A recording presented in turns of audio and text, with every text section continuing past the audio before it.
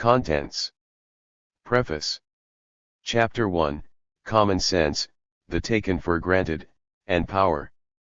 Chapter 2, The Current Common Sense, Capitalist Realism. Chapter 3, Capitalism and Militarism. Chapter 4, Capitalism versus the Environment. Chapter 5, Neoliberalism, Globalization and Financialization. Chapter 6, Resistance and Response. Chapter 7, Social Change. Capitalism and COVID-19, a concluding coda. Preface. Rampant, seemingly endless wars, both hot and cold. Widespread and wide-ranging environmental catastrophe. Unparalleled levels of global wealth and income inequality. And, in response to these and other symptoms of system breakdown, increasingly repressive and authoritarian regimes, playing upon virulently divisive rhetoric. Conditions that characterize everyday life for billions on the planet at this moment. This book is based on a course that we have co-taught at the University of Arizona over the past 3 years that has attempted to connect the set of existential conditions to their underlying, systemic causes. The course has also endeavored to make these connections in ways that point to coalitional politics and efficacious actions. The principal aims of the course, and now of this book, are to think about the predominant way society is organized socially, politically, economically, culturally, and then to make the theoretical, historical, and practical connections between that way of organizing society and the kinds of consequential outcomes that are produced by doing so. And secondly, by demonstrating the systemic structural underpinnings of these seemingly disconnected issues, we hope to provide a set of rationales for political cohesion and coalition among the numerous and diverse groups that are working toward economic, social, political, and environmental justice. Particularly as presented by the major mechanisms that shape widely shared worldviews, these phenomena almost always appear, on the surface, as though they are completely unrelated to each other. This predominant characterization is true even for practitioners and activists, and therefore rarely elicits the kinds of political cohesion and coalition that are necessary for effective, coherent, and progressive responses. Clearly, a great deal has changed on the U.S. and international political stage since we first offered the course in 2017, but our goal, over the past 3 years, has been to try to emphasize the continuities in the issues that are of concern to us. That is, while we are interested in reflecting on changing conditions, we are principally focused on contextualizing such change within a broad sweep of historical, political, economic, and social phenomena. We want to make these changes explicable and highlight their inherent connections, rather than simply leave them, as often is done, as unrelated and distinct events. We endeavor to illuminate some of the new forms and emphases these issues have taken over the past several years, but again in a manner that demonstrates their linkages and grounding in long-standing systemic and institutional frameworks. We begin, both in the course and in this book, by asking a very basic question: how do we know what we think we know about the world? In this initial inquiry, we take up a set of questions that examine the ways in which people come to understand how the world works. This set of processes, usefully understood as the production, reinforcement, and changing of common sense, is a constant project.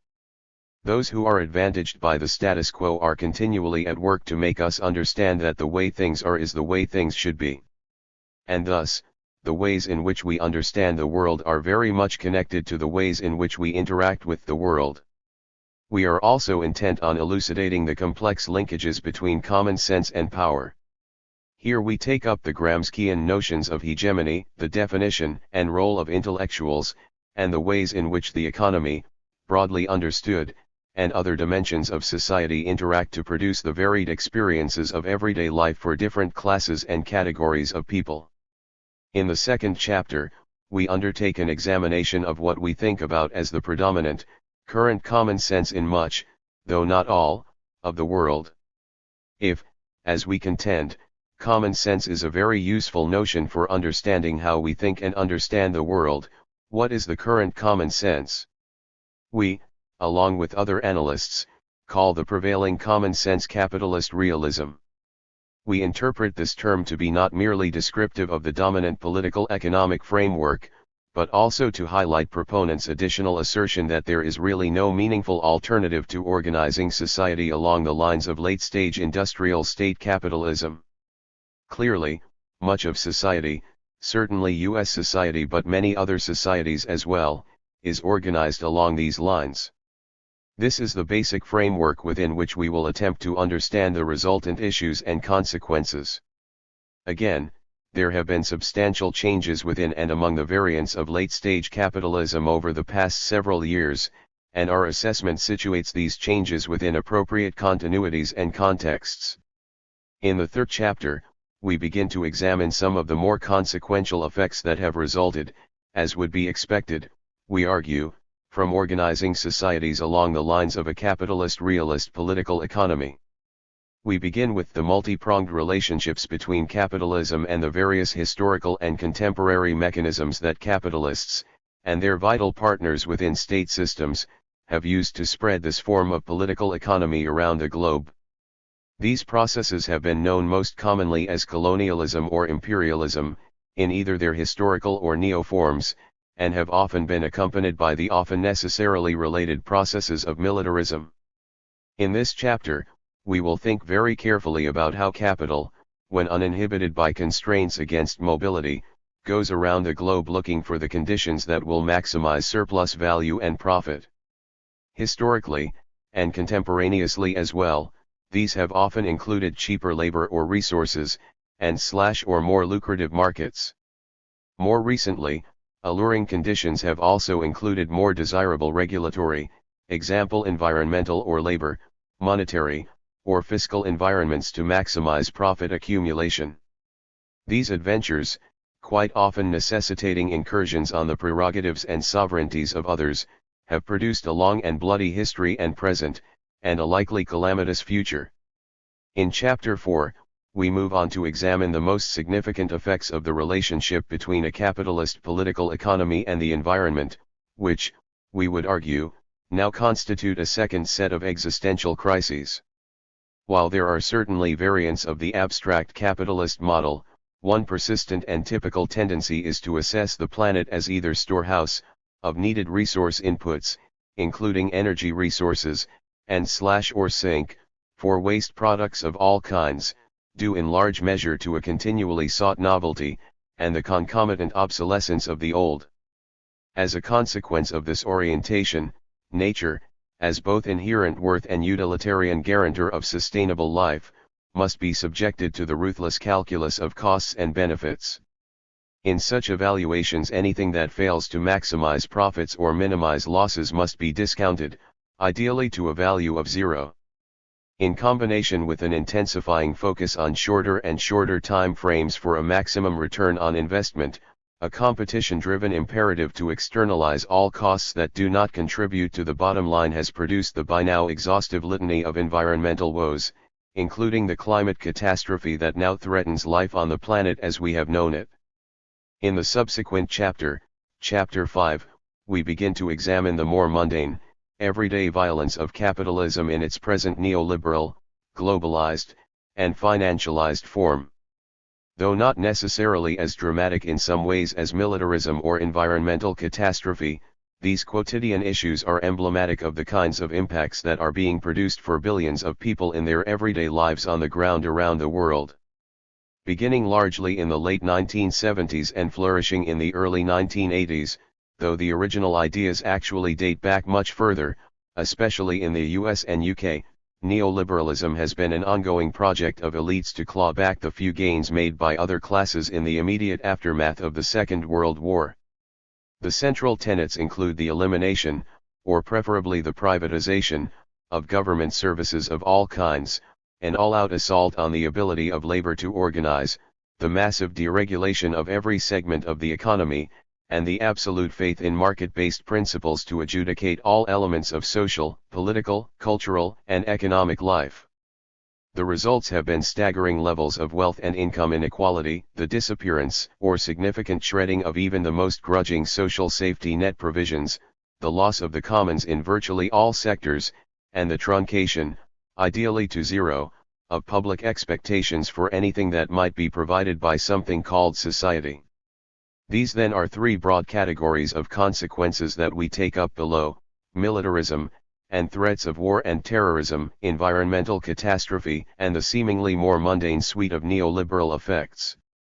But these phenomena produce reactions. Once these effects are out in the world, we need to think about the way in which social movements cohere around them, and demands for progressive change are asserted.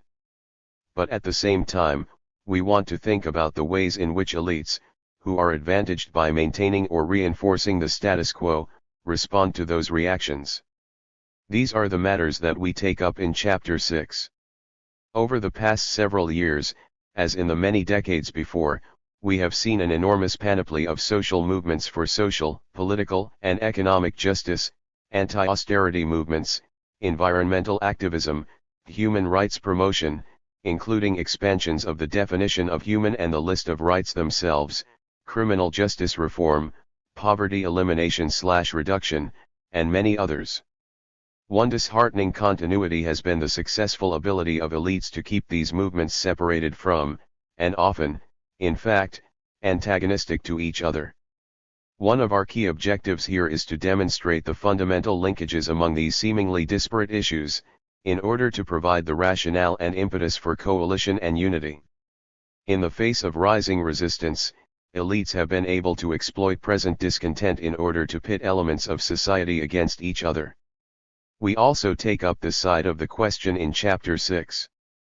Often this set of strategies is delivered in the guise of so-called populism, or nationalism, or patriotism, or nativism, etc., in which blame for present conditions is placed on the most vulnerable segments of populations: immigrants, non-dominant communities, the old, the young, the differently abled, deviants from sexual or other norms, who are then relentlessly scapegoated for the sake of the virtuous and deserving elements of society. This has, at least, the twofold effect of vesting additional power in the hands of authoritarian populists who will protect the worthy from the unworthy, and of diverting attention and blame away from those in the society who really make the decisions that produce the unwanted consequences. In the final chapter, we examine some concrete elements involved in working toward progressive change, as well as some of the obstacles that constrain those efforts. It is crucial to bear in mind, as we try to convey to students in our courses, that these issues and problems do have solutions. There are people working on answers and implementing them. Their work demonstrates that useful change can be accomplished, but also that there are barriers, almost always quite significant barriers. Many of these obstacles are institutional and built into the systems of power. As an important part of any remedial work, we have to try to understand these barriers, and configure ways to overcome them. Despite such impediments, however, strenuous attempts at remedies cannot be avoided. That, then, is the arc of the book. We begin by examining how we think we understand the world, thinking about how the world is principally organized, at least for the purposes we want to talk about, some of the most crucial consequences of that organization, and then thinking about the ways in which movements organize around those kinds of impacts. Each chapter is composed of, rather lightly and somewhat amended, edited versions of the lectures we have given over the past 3 years, but relying principally on those we delivered in the spring of 2019. Reflecting their differing, though linked, intentions, the two parts of each chapter are quite distinctive stylistically. In the first part of each chapter, based on Waterstone's lectures, we endeavor to elaborate a theoretical, conceptual, and historical overview of the particular topic. The more formal style, therefore, generally elaborates this analytic and deliberately abstract emphasis. In the second part of each chapter, based on Chomsky's lectures, we present a set of quite concrete historical and contemporaneous illustrations to drive home the more abstract points. Here, the tone and style, driven by the grounded empirical nature of the material, take on a more narrative and conversational tenor. Though in the course these two components have actually comprised separate lectures, in our delivery of them, we have been able to point out their most important linkages quite explicitly. Based upon extensive feedback, For the more than 1,000 students who have taken the course over the past 3 years, this combination and integration of content and style has proven to be both provocative and productive. At every opportunity, here, as we hope to broaden the circulation of these ideas beyond the classroom, we will repeat that approach of drawing out the connections between the two complementary parts of each chapter. One final word about organization and content. In order to substantiate and reinforce the points about the necessity and possibility of progressive change, and to help relieve some of the doom and gloom of the lectures, in the most recent version of the course, we included twice-weekly visits, with 2 exceptions, when we only had one visitor in a particular week, from activists and practitioners working on the issues under discussion during that week. Some of these were local guests who visited the class in person, others were virtual visitors who came in electronically from around the country. As part of a section for each chapter on further resources, located all together at the end of the book, which will include all of the required and suggested readings for each chapter as well as a few key, additional references, we will also present a very brief overview of the presentation by each of our visitors, as well as links to their organizations. Again, our sense, from student feedback, is that these visits accomplished our intended purpose of providing class participants with hope that change is possible, and with some entree into that sphere of activity. The younger generation in our courses, and those reading this book, are facing problems that have never arisen in human history, in all of history. Will the species survive? Will organized human life survive? Those questions cannot be avoided. There is no way to sit on the sidelines. If one takes that option, it is essentially making a choice for the worst. This book is our attempt to articulate what more efficacious actions might look like and how they might be undertaken. Chapter 1. Common Sense, the Taken for Granted, and Power. Waterstone Lecture, January 15, 2019. How do we know what we think we know about the world? How do we navigate through our day-to-day lives, and how do we negotiate novel situations? In this first chapter, we are interested in taking up questions about the mechanisms involved in producing, reinforcing, and sometimes changing the interpretive processes through which people come to conclusions, sometimes correct, but often incorrect or inaccurate, about 1. How the world does operate in specific circumstances, and 2. How the world might or should operate. While we begin this discussion at a somewhat abstract and general level, we are concerned throughout with thinking about such matters within the contexts that are of foremost interest to us, that is, in public social, political, and economic contexts rather than in predominantly private spheres of thought and activity. As a beginning shorthand, we will term what many people in a particular time and place believe common sense. The notion of common sense. Central to the notion of common sense is that its truths need no sophistication to grasp, and no proof to accept. Their truth is agreed to by the whole social body, and immediately apparent to anyone of normal intelligence. This definition, from Kate Crahan's book, 2016, includes a number of very slippery concepts, things that we should be very troubled by whenever we see them, things like the whole social body, anyone of normal intelligence, and things or ideas that we accept simply on their face without proof. All of those things should be alerts to us. But they are elements clearly of what we think we understand about the notion of common sense. In fact, that's part of how common sense works, through these kinds of unexamined, taken for granted mechanisms. There are several different senses of common sense. The first one from Aristotle is that common sense is actually a sixth sense that organizes the other 5 senses and allows us to understand the world. In other words, we experience all kinds of sensory input, whether it's through hearing or through sight, smell, touch, or taste, but there is a sixth sense, which, according to Aristotle, allows us to integrate all of that and make things that come into our brain meaningful. That's one notion of common sense, a kind of mechanistic notion. Second is what people in a particular time and place know about the world and how it works. Scale actually matters here, that is, the closer you are, the more proximity you have to others, the more common is your common sense, at least as posited in this sort of framing, and the more distinguished from distant others. This notion is where we get a phrase like, well, it's only common sense. Of course that's how things operate. That's another sort of notion of common sense. A third one is one that actually puts a normative valence on some common sense and gives it a kind of positive inflection. This notion of common sense makes it the equivalent of good sense. This variant is sometimes characterized as street smarts versus book smarts. You know what your gut tells you. We have many people who operate in society that way.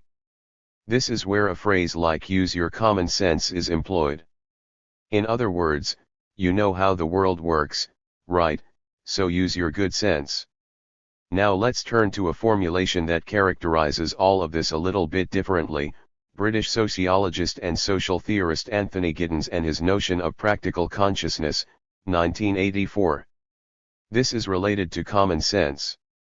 The first two of the framings of common sense just described, the Aristotelian notion and the notion of what everybody sort of knows about how the world works, are related to what Giddens thinks of as practical consciousness, which he describes as an accumulation of learned behavior for navigating the situations that confront us in our everyday lives. He calls it practical consciousness, and he distinguishes it from what he defines as discursive consciousness, 1984. When utilizing discursive consciousness, one must have an internal conversation that tells you how to operate in the world. You have to think about things very carefully. Practical consciousness doesn't work that way. You actually sort of know, under many circumstances, how to behave, what to expect, what will happen in the world if you behave a particular way, which is why last year I opened by yelling at people because it's not what we think we understand about a situation like this. It's not part of the decorum. It's unexpected.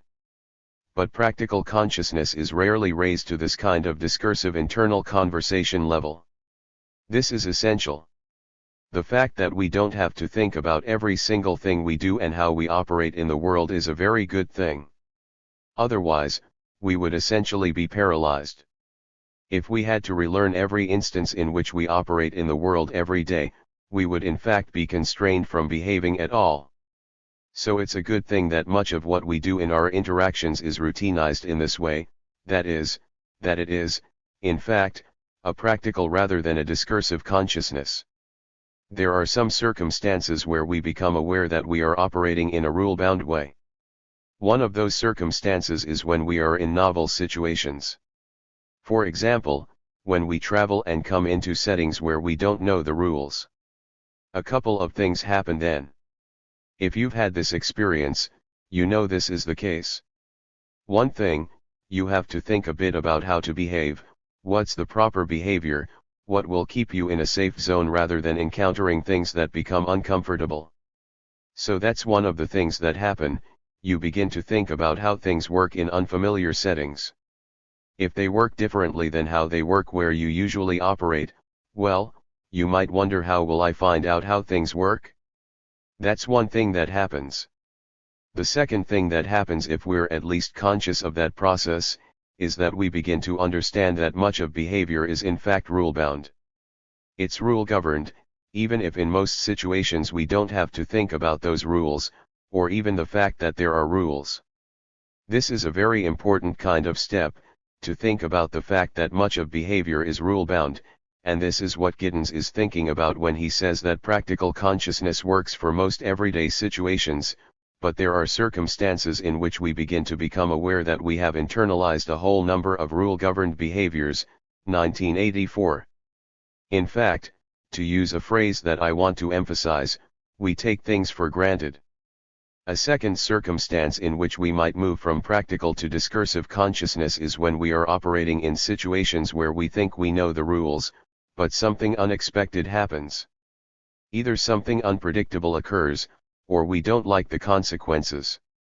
But again, this kind of situation produces in us this notion that life is rather rule-bound and that we need to understand how things work. One important question that Giddens asks about all of this, and that we'll come back and think about, is where do all these rules come from? How do these rules of behavior come into play? I'll come back to this in a little bit more detail in a minute, but just for the moment, let me introduce this very unfortunate word that Giddens coined. This is a process that he calls structuration, 1984. What he means by that is that people through their practices make and reinforce the rules, but then forget about the fact that they are people-made rules. The rules begin to take on a character that looks like they simply operate independently of society. That issue where we forget that we are the rule makers is what makes the status quo so persistent to some degree. Again, we come to take the rules of everyday life for granted. This is how things work, this is how things should work. It's just common sense. I'll come back and talk about that. I also want to make clear, at this point, that not everyone is in an equal position in making these rules and making them stick, and we'll come back and think about that. Where does our common sense come from? How do we learn these rules? One quote from Kate Crahan again: in a sense, we all have our own particular stock of common sense. Much of this will be shared by others in our immediate environment, that is this proximity issue, diverging as those others become more distant. So we're acculturated into understanding these rules. 2016. The earliest influences clearly, and this will be fairly prosaic, are our parents and immediate family. There is some notion that some of this learning actually occurs in the womb, but not going to get into that at the moment. After our immediate family, our extended family, our friends, the educational system, including religious education if that's part of our background, the media, very broadly defined, the culture apparatuses, the kinds of things that get our attention, and then our own accumulated experience. I just want to note here a little caution, which again I'll say a bit more about in a bit. Our own accumulated experience becomes increasingly solidified over time. That is, we start to think we know how the world works, and things that accord with that evolving viewpoint we take in much more easily than things that seem to contradict how we think the world works. This evolution is a kind of ongoing process to the extent that we need to understand further and further how the world works. It's also important here to distinguish between what's possible to know and understand firsthand from information that must be delivered third, fourth-hand via various media, that is, mediated information, which is more and more the case. I mean, we know less and less about the world firsthand than we do through other sources of information. It is also critical to point out that nothing enters our brains or minds unfiltered. Going back to the idea from Aristotle, the first definition of common sense, i.e., the extra sense that allows us to make meaningful what other senses tell us about the world, sidesteps the very important question of how this additional sense is itself built. What I'm suggesting is that part of our acculturation, part of the way we develop a sense of the common sense, is to develop a set of filters that tells us what's important, what's not important, how we should interpret what we get as stimuli. Some of that can be right, some of it can be wrong. So the issue of taken for grantedness, and reinforcement of common sense, is a very important phenomenon. This is, in fact, what I just described, that is that we begin to filter those things that don't really accord with how we think the world works, and we reject those things that really are contradictory. This is especially the case, I would suggest, and is becoming increasingly the case, through what we think about as either this bubble or silo effect.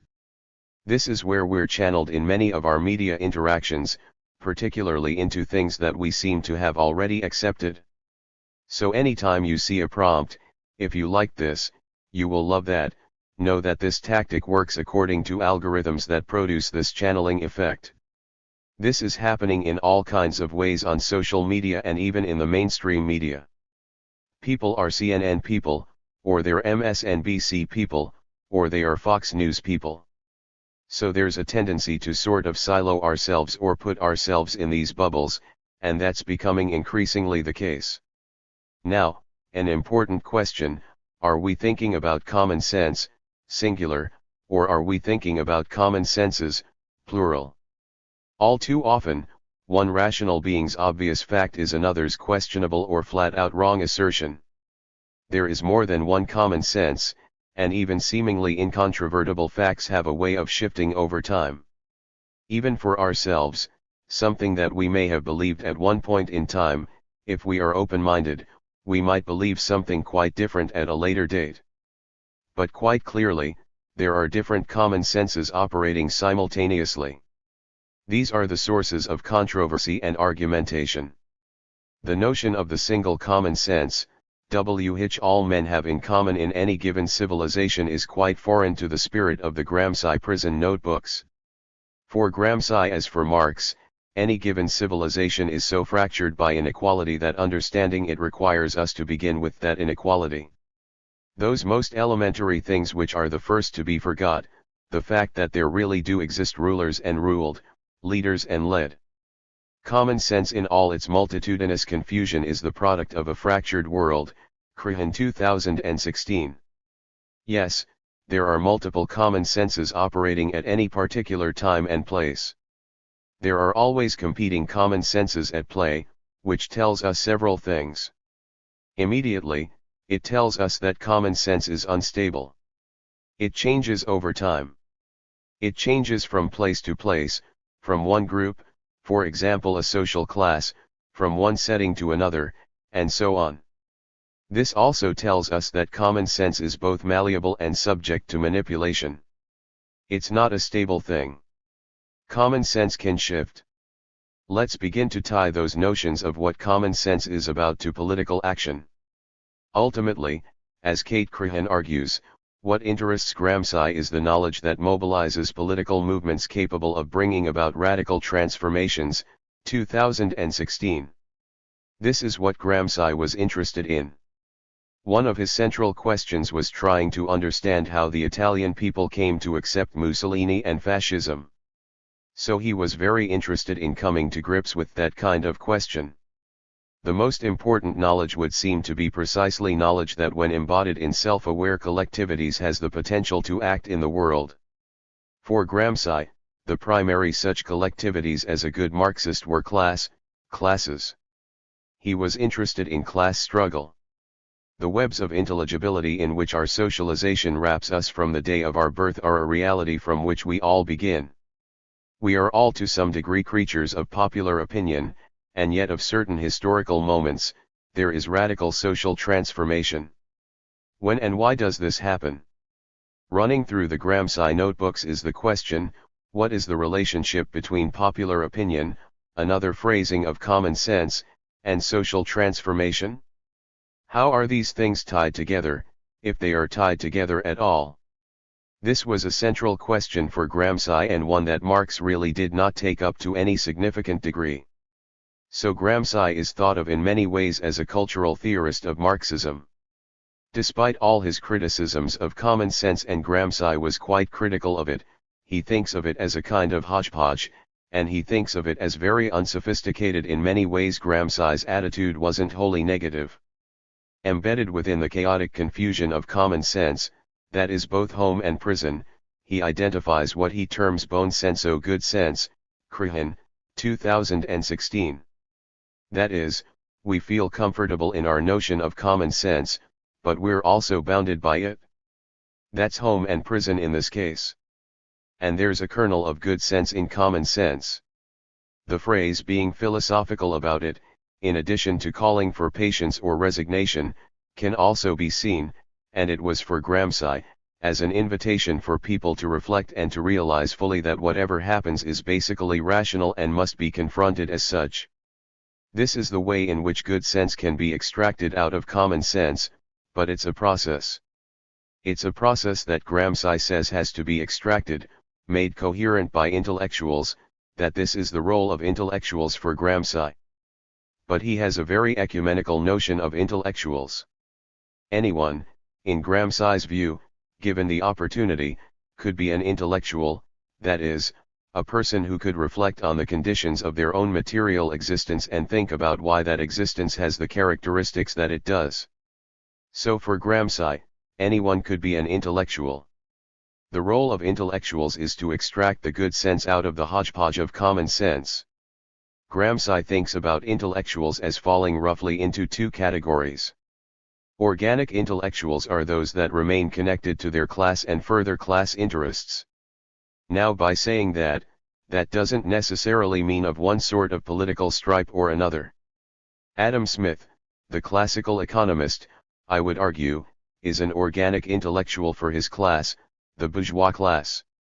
Traditional intellectuals, as Gramsci describes them, are people who are interested in being apologists or explainers or supporters of the status quo. The traditional intellectuals are also what Marx would have called the vulgar economists, with whom he was engaged in conversation and contention. So the role of intellectuals is to extract the kernels of good sense out of common sense. Okay. Now, let me turn from the abstract for a minute and think about a concrete example of something that we think about as common sense, which we will come back to in certain ways through other parts of the course. So as common sense, the American dream. If I say that phrase, do you get a picture in your mind immediately? What does it look like? The American dream, here it is, in America, and this is not just confined to America of course. If you work hard, play by the rules, you will succeed. Work hard, play by the rules, you will succeed. That's part of the dream. Typically, it also includes a metric for what constitutes success. It almost invariably takes a commodified form, success. Since that's the kind of reward a capitalist system can and must deliver. For example, a recurrent formulation is a home of one's own. Now, I don't want to go very far into a discussion of why this particular measure of success, that is, a home of one's own in the suburbs and so forth, was the preferred form of connoting and illustrating the American dream. But it had a great deal to do with the rise of mass consumption. The phrase itself, the American dream, was coined in the 30s basically in the heart of the Depression. Much of this framing was pointed at the need to keep the economy rumbling at a great pace when World War II ended. So one of the ways in which industry could keep going was to promulgate not collective consumption, but individual consumption. So everybody had to have their own house. And, consequently, everybody had to have their own Kelvinator, their own appliances. You couldn't share these things in common. That wasn't enough market. So the American dream takes a particular, that is, a commodified, form. The American dream, as common sense, also has some taken for granted presumptions underlying it. The first is that America is a meritocracy. That is, a system in which people's success in life depends on their talents, abilities, and efforts. This is one of the presumptions underlying the notion that if you work hard, play by the rules, you will succeed. There's an ethos of individual achievement. You get this on your own, the self-made man, the self-made woman. This translates into a number of other societies. Some of you may remember the Iron Lady, Margaret Thatcher. One of her many quotable quotes was, "There is no such thing as society," spoken as she was dismantling British society at the time. There is no such thing as society. There are only individual men and women, and then it's kind of, after that, and their families, okay, if you can keep them together under those circumstances. Another tacit presumption is that the rules are fair and are known or knowable to all, that is, that we operate on a level playing field. If these presumptions are violated, then the formulation of the American dream is very much in jeopardy. But if we presume that these things are the case, then we might be persuaded that the American dream is in fact a viable conception of society. But I'm not going to suggest. I'm just going to say, there's an obverse meaning to take away from the common sense understanding of how our society operates. That obverse meaning is this: in America, if you don't succeed, you are either not working hard enough, or you are not playing by the rules, or both. So if you don't succeed, and this is the obverse of thinking about the American dream as it's laid out, essentially, your failure is your own fault. This is another corollary of the individualized notion of how society works. All the opportunities are there. If you fail, it is your fault. There is nothing structural or systemic or unfair getting in your way, either historically, contemporaneously, or into the future. Let's think about these presumptions and the obverse for a minute. How can you work hard if there are no jobs for you? Which is increasingly the prospect, as we think about the export of jobs that has occurred, as we think about automation taking jobs away, as we think about productivity going up but the demand for labor going down. One of the problems might be, well, I'd like to work hard, I just can't find work. Or what if your job pays so poorly that despite working very hard, and sometimes at more than one job at a time, you still can't make ends meet? So the pay structure doesn't allow success, despite hard work. Anybody who's interested in this kind of thing, I'd recommend any of the works by Barbara Ehrenreich, either nickel and dimed or some of her more recent works, in which she talks about the fact that many people are working really, really hard and simply can't get by. What if the rules are rigged against you in some way and are unfair? I know we are in a post-racial society, but I suspect there are still a few impediments. We are also now in the feminist utopia. So 59 cents on the dollar should go just as far as $1 on the dollar, right? Or what if there are unwritten or unspoken rules that discriminate against some people? Or what if there are early impediments to equal educational opportunities or family connections or other factors that make the playing field anything but level, which, as I suggested, should be the hallmark of a meritocracy? An interesting study was done by the Center for Budget Priorities called Born on Third Base. This is an analysis of people who are on the Fortune 400. This is not the Fortune 500, which charts companies, but the Fortune 400, which lists the richest individuals in the world. This study does an assessment of how those people started out. Third base means you've inherited at least $50 million. So our current president wouldn't qualify at least in his first 6 years of life. But then they go all the way down to first base, which is still pretty substantial. A first base person would be someone like Bill Gates, who's one of the poster children for the self-made person.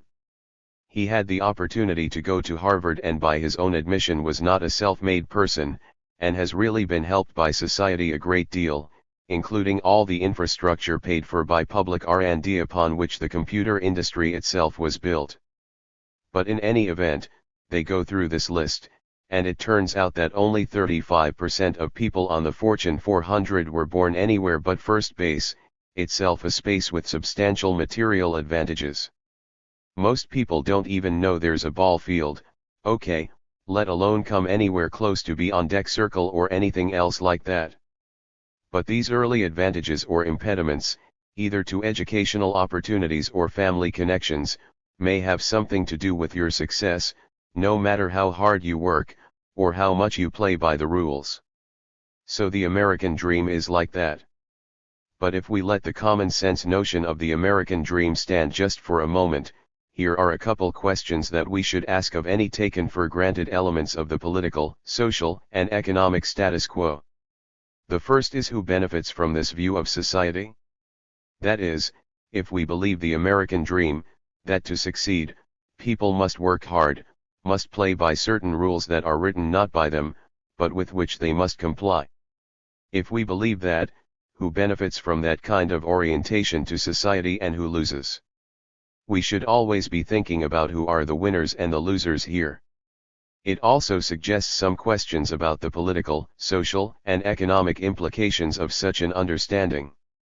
For example, what does it mean about the role of government? If everything is by your own bootstraps, does government have any role in helping people out? Or what about civil society? Does anything require the intervention of civil society? Or should we just let the tender mercies of the market tell us how things ought to operate? But taking the American dream in its typical formulation has very serious implications for what we think about the role of any of these institutions. So we need to think carefully about that. And it's one of the reasons we can see assaults on things like welfare, unless it's called a subsidy, assaults on entitlement programs, so-called, even though we've paid for them. But if your belief is that people just make it or don't make it simply on their own by their own dint of activity and effort, then there really is no role for society. People simply make it or they don't make it. But as I say, thinking about this has some implications for that. If you have a high tolerance for obscenity, I would urge you to find this on YouTube. The late George Carlin. I'd urge you to take a look at the American Dream. You have to be asleep to believe it. Alright. Now let's turn to the relationship between common sense and power. Here's a quote from the late cultural theorist Stuart Hall. It's a little bit long, but it's worth going through. Why then is common sense so important?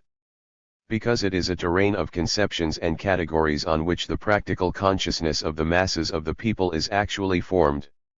It is the already formed and taken for granted terrain on which more coherent ideologies and philosophies must contend for mastery, the ground which new conceptions of the world must take into account, contest, and transform if they were to shape the conceptions of the world of the masses and in that way become historically effective. Hall 1986. Basically, what Hall is talking about here is that we have embedded within us very heavily cemented notions of how the world works.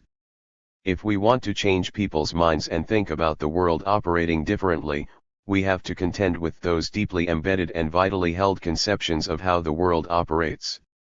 He uses this language quite deliberately. We have to contend. This is a struggle.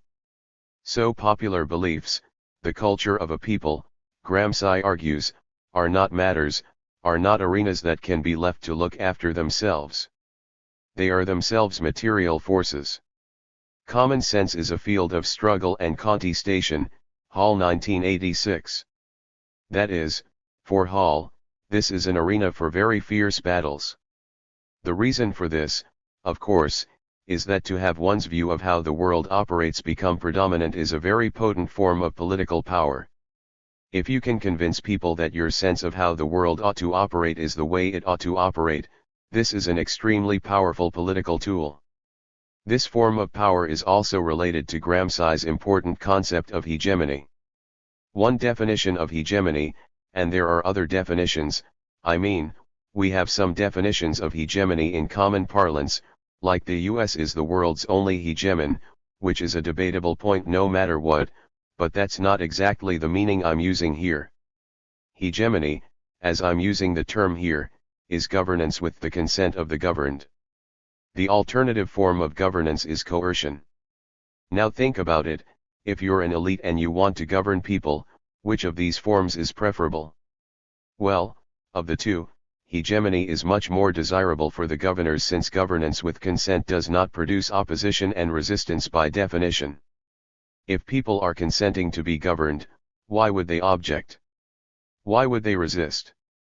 It should also be noted, though, that these two forms are never mutually exclusive, but rather they exist on a continuum, since governance structures invariably reserve to themselves the exclusive and legitimate use of coercion when necessary or when consent fails. These forms are related to each other. But given the option, governors would prefer the hegemonic form rather than the coercive form, which does produce resistance. But why do people consent to be governed? This is the way in which we're going to now begin to tie this back to questions of common sense and so forth. It's a question of legitimacy. The ruled must believe that the rulers are operating in their interest. This is the basis upon which people cede consent or give consent to be governed. They think the governors, their rulers, are operating in their interest. So they accord those rulers legitimation. In fact, the failure of this form of governance is often referred to or often is contained in a legitimation crisis, that is, when legitimacy begins to fail. How is this belief developed, that governors act in the interest of the governed? By the rulers promulgating and constantly reinforcing a particular common sense about the world. Not only is the way they are operating the way the world is, but it's the way the world should be. I just want to emphasize that this is a constant project. Rulers have to constantly promulgate and reinforce this idea that they are operating in the public good on behalf of the governed. It is a constant project. In the second half of this chapter, we present a number of cases, both from recent history and from contemporary situations that illustrate the ends of this continuum. We make the point that for societies that purport to be democratic, consent, based upon a constantly reinforced common-sensical understanding of the legitimacy of the rulers, is not only the most desirable form of governance, but is necessary to maintain the veneer, whether thick or thin, of democracy itself.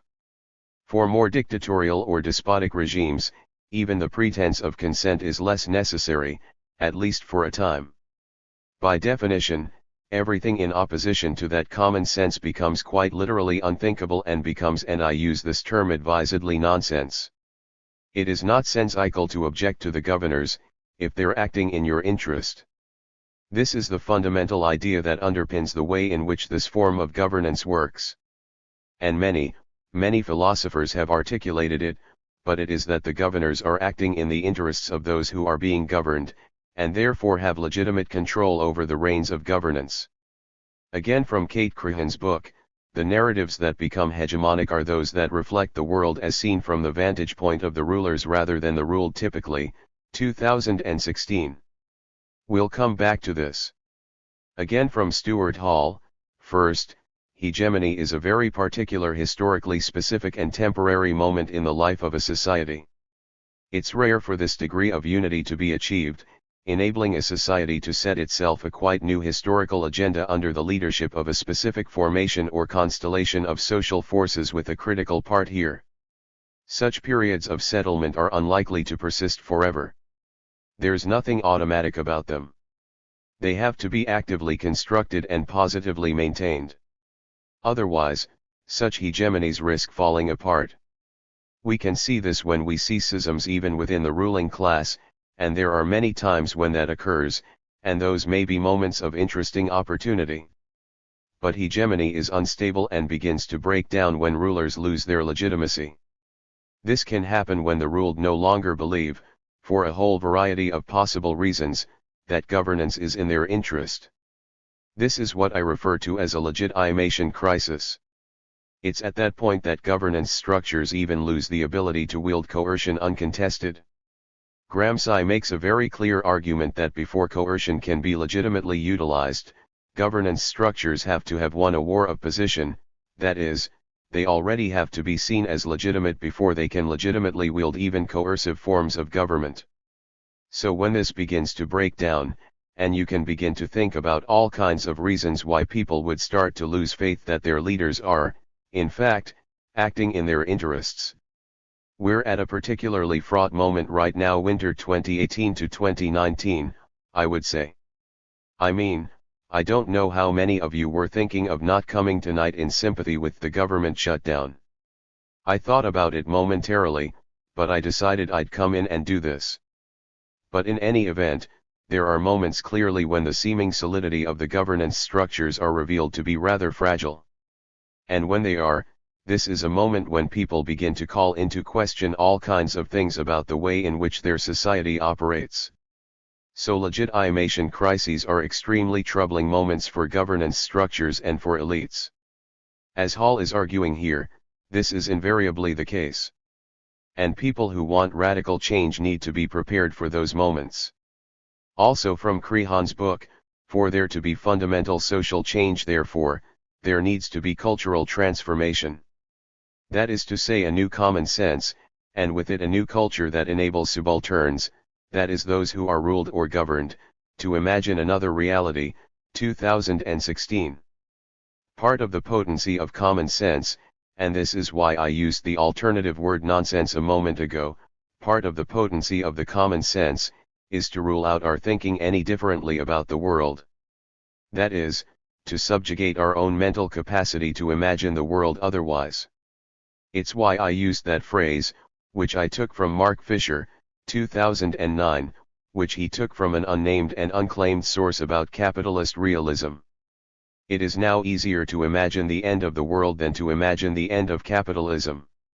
That's an emblematic form of this kind of notion of the constraints on our own imagination. We know we're hurdling over several different cliffs, as Noam talked about last Thursday, and yet we can't seem to imagine our way out of this form that is so genocidal, suicidal, planecidal, right? As Krahan is arguing, based on Gramsci, we need to be able to formulate a new common sense to combat the existing one and open up the possibilities of different imaginaries.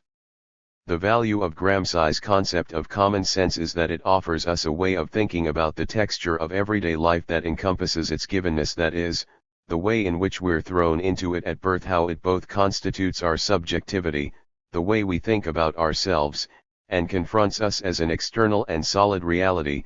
2016. This is back to Giddens's notion of structuration, 1984. The way the world works doesn't seem to have been created by us. It simply seems to confront us as a kind of materiality that we have no say in changing. This is what we really need to be combating.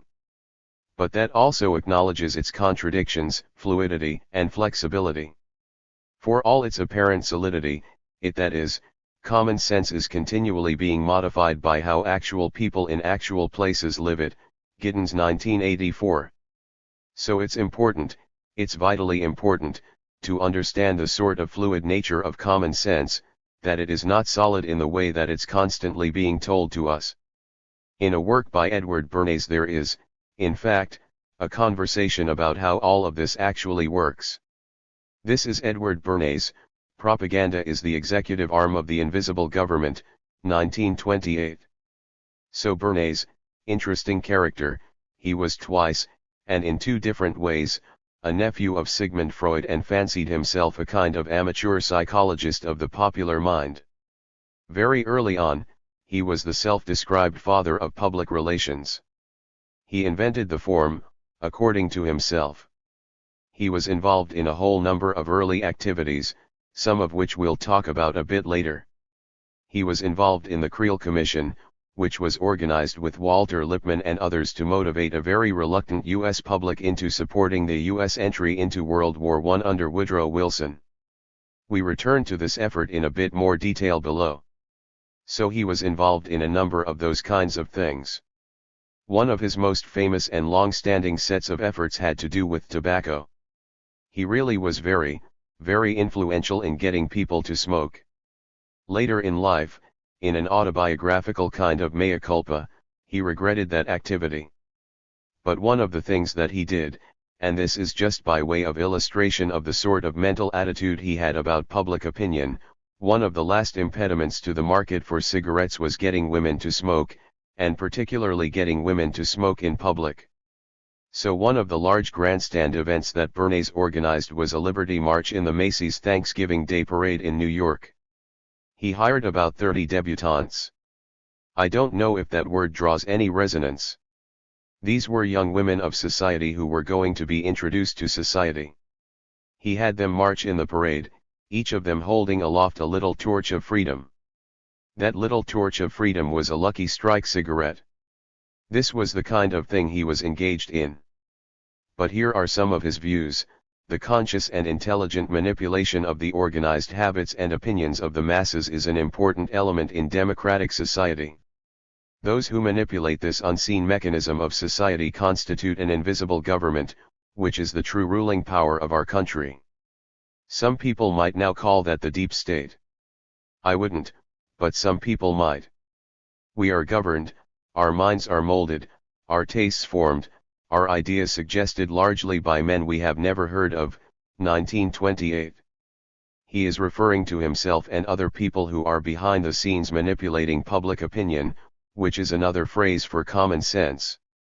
In almost every act of our daily lives, whether in the sphere of politics or business, in our social conduct or ethical thinking, we are dominated by the relatively small number of persons, who understand the mental processes and social patterns of the masses. It is they who pull the wires which control the public mind, 1928. Now for Bernays, this was a very good thing. I mean, in his mind, this was a good thing, and this is the reason for it: truth is mighty and must prevail. And if anybody, and any body of men believe that they have discovered a valuable truth, it is not merely their privilege, but their duty to disseminate that truth. If they realize, as they quickly must, that this spreading of truth can be done upon a large scale and effectively only by organized effort, They will make use of the press and the platform as the best means to give it wide circulation, 1928. So he was engaged, remember, in the onset of public relations and mass marketing.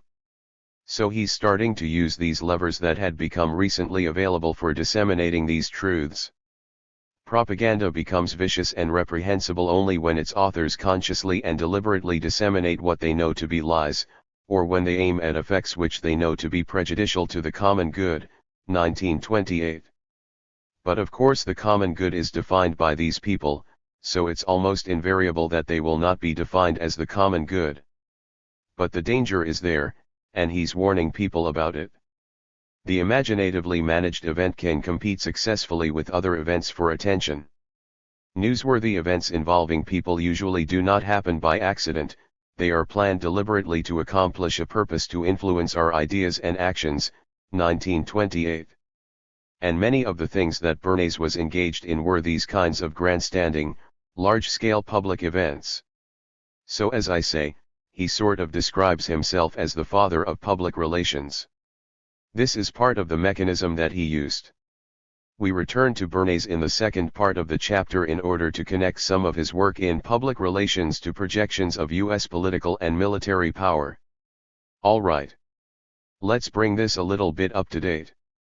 This is in a piece by Chris Hedges called The Permanent Lie, and it will now start to resonate in slightly different ways with the contemporary moment. The most ominous danger we face comes from the marginalization and destruction of institutions, including the courts, academia, legislative bodies, cultural organizations and the press that once ensured that civil discourse was rooted in reality and fact, helped us distinguish lies from truth, and facilitated justice, 2017. The permanent lie is not circumscribed by reality. It is perpetuated even in the face of overwhelming evidence that discredits it. It is irrational. Those who speak in the language of truth and fact are attacked as liars, traitors, and purveyors of fake news, Hedges 2017. So this is what Hedges is concerned about happening at the moment. Then he quotes Hannah Arendt from her book The Origins of Totalitarianism. The result of a consistent and total substitution of lies with factual truth is not that the lie will now be accepted as truth and truth be defamed as a lie, but that the sense by which we take our bearings in the real world and the category of truth versus falsehood is among the mental means to this end is being destroyed, quoted in Hedges 2017. So it's not that a particular lie is believed, or that a particular truth is devalued, but the mechanisms that we have for discerning one from the other are themselves under assault. This is what Arendt was concerned about and what Hedges now sees coming back around. The press and the media more generally are often described as the enemy of the people, which has some very long. There's a long history of such attacks as part of authoritarian regimes, which we'll discuss further a little bit later on. Assaults on journalism and journalists. So the pieces that are in today's readings describe a very significant uptick in the sort of ways in which journalism, journalists, and facticity and evidence are really being very much undermined by activities. Finally, Edward Bernays again. Freedom of speech and its democratic corollary, a free press have tacitly expanded our Bill of Rights to include the right of persuasion, 1947. Again, he's justifying this activity of his. This development was an inevitable result of the expansion of the media of free speech and persuasion. All these media provide open doors to the public mind. So he's saying that this is just, it's a kind of technological determinism. Once you have the platform there, of course people are going to use it for these purposes. Any one of us through these media may influence the attitudes and actions of our fellow citizens. I've added those emphases just so you'll know which words are again a little bit suspect and slippery. So we've already established the fact that common sense is malleable. Now we have to look at the very uneven power landscape on which such contests, over the common sense, are waged.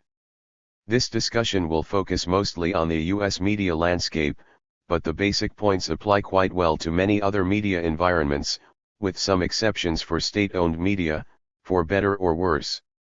It's clear from the Bernays piece that even at that time, 1947, particular actors in society are in much more advantageous positions to influence public opinion than others, another name for common sense. What's happened since that time? This a quote from Katharine Graham, the former publisher, during the Watergate episode, of the Washington Post. News is what someone wants suppressed, everything else is just advertising. What's happened since that time? Mass media, and I'll talk about social media in a minute. At the moment, and this is always in a little bit of flux and a little bit confusing, 6 corporations control 90% of what we read, watch, or listen to. 6 corporations. It's a little bit mystifying for me to put it that way. When I say 6 corporations, it makes it sound as though there's nobody there really making decisions, but in fact corporations don't decide, people in them decide things. We'll talk about the ways in which these corporations decide things in a minute. In 1983, 90% of what Americans saw, watched, heard, and so forth, was controlled by 50 corporations. By this point in 2012, 6 corporations. And the number 6 is a little bit misleading, because all of the cross-linkages among these companies make it even fewer than the apparent 6 in some ways. There are all kinds of joint ownership operations, and all kinds of cooperative agreements, so that any particular cultural or media entity or product has very few hands on it. Another way to look at it, same 6 corporations. If you follow the business news, you will see mergers being suggested all the time even among these 6 corporations of various sorts. Some have gone through in the last couple of years, some have been thwarted. I would also suggest, and we'll talk about this when we talk about neoliberal financialized, globalized capitalism, this is not unique to the media industry. That this kind of merger, this kind of consolidation of ownership is now system-wide. And there are lots of very good reasons why this makes sense to the corporations themselves. So these 6 corporations, and more precisely, the key decision makers within them, set the boundaries on acceptable debate on what's socially, politically, economically possible. They make their decisions on those things based on profit maximization, both short and long term. If you think they're making their decisions on anything else, you are mistaken. I'll just put that out as a very bald assertion, okay.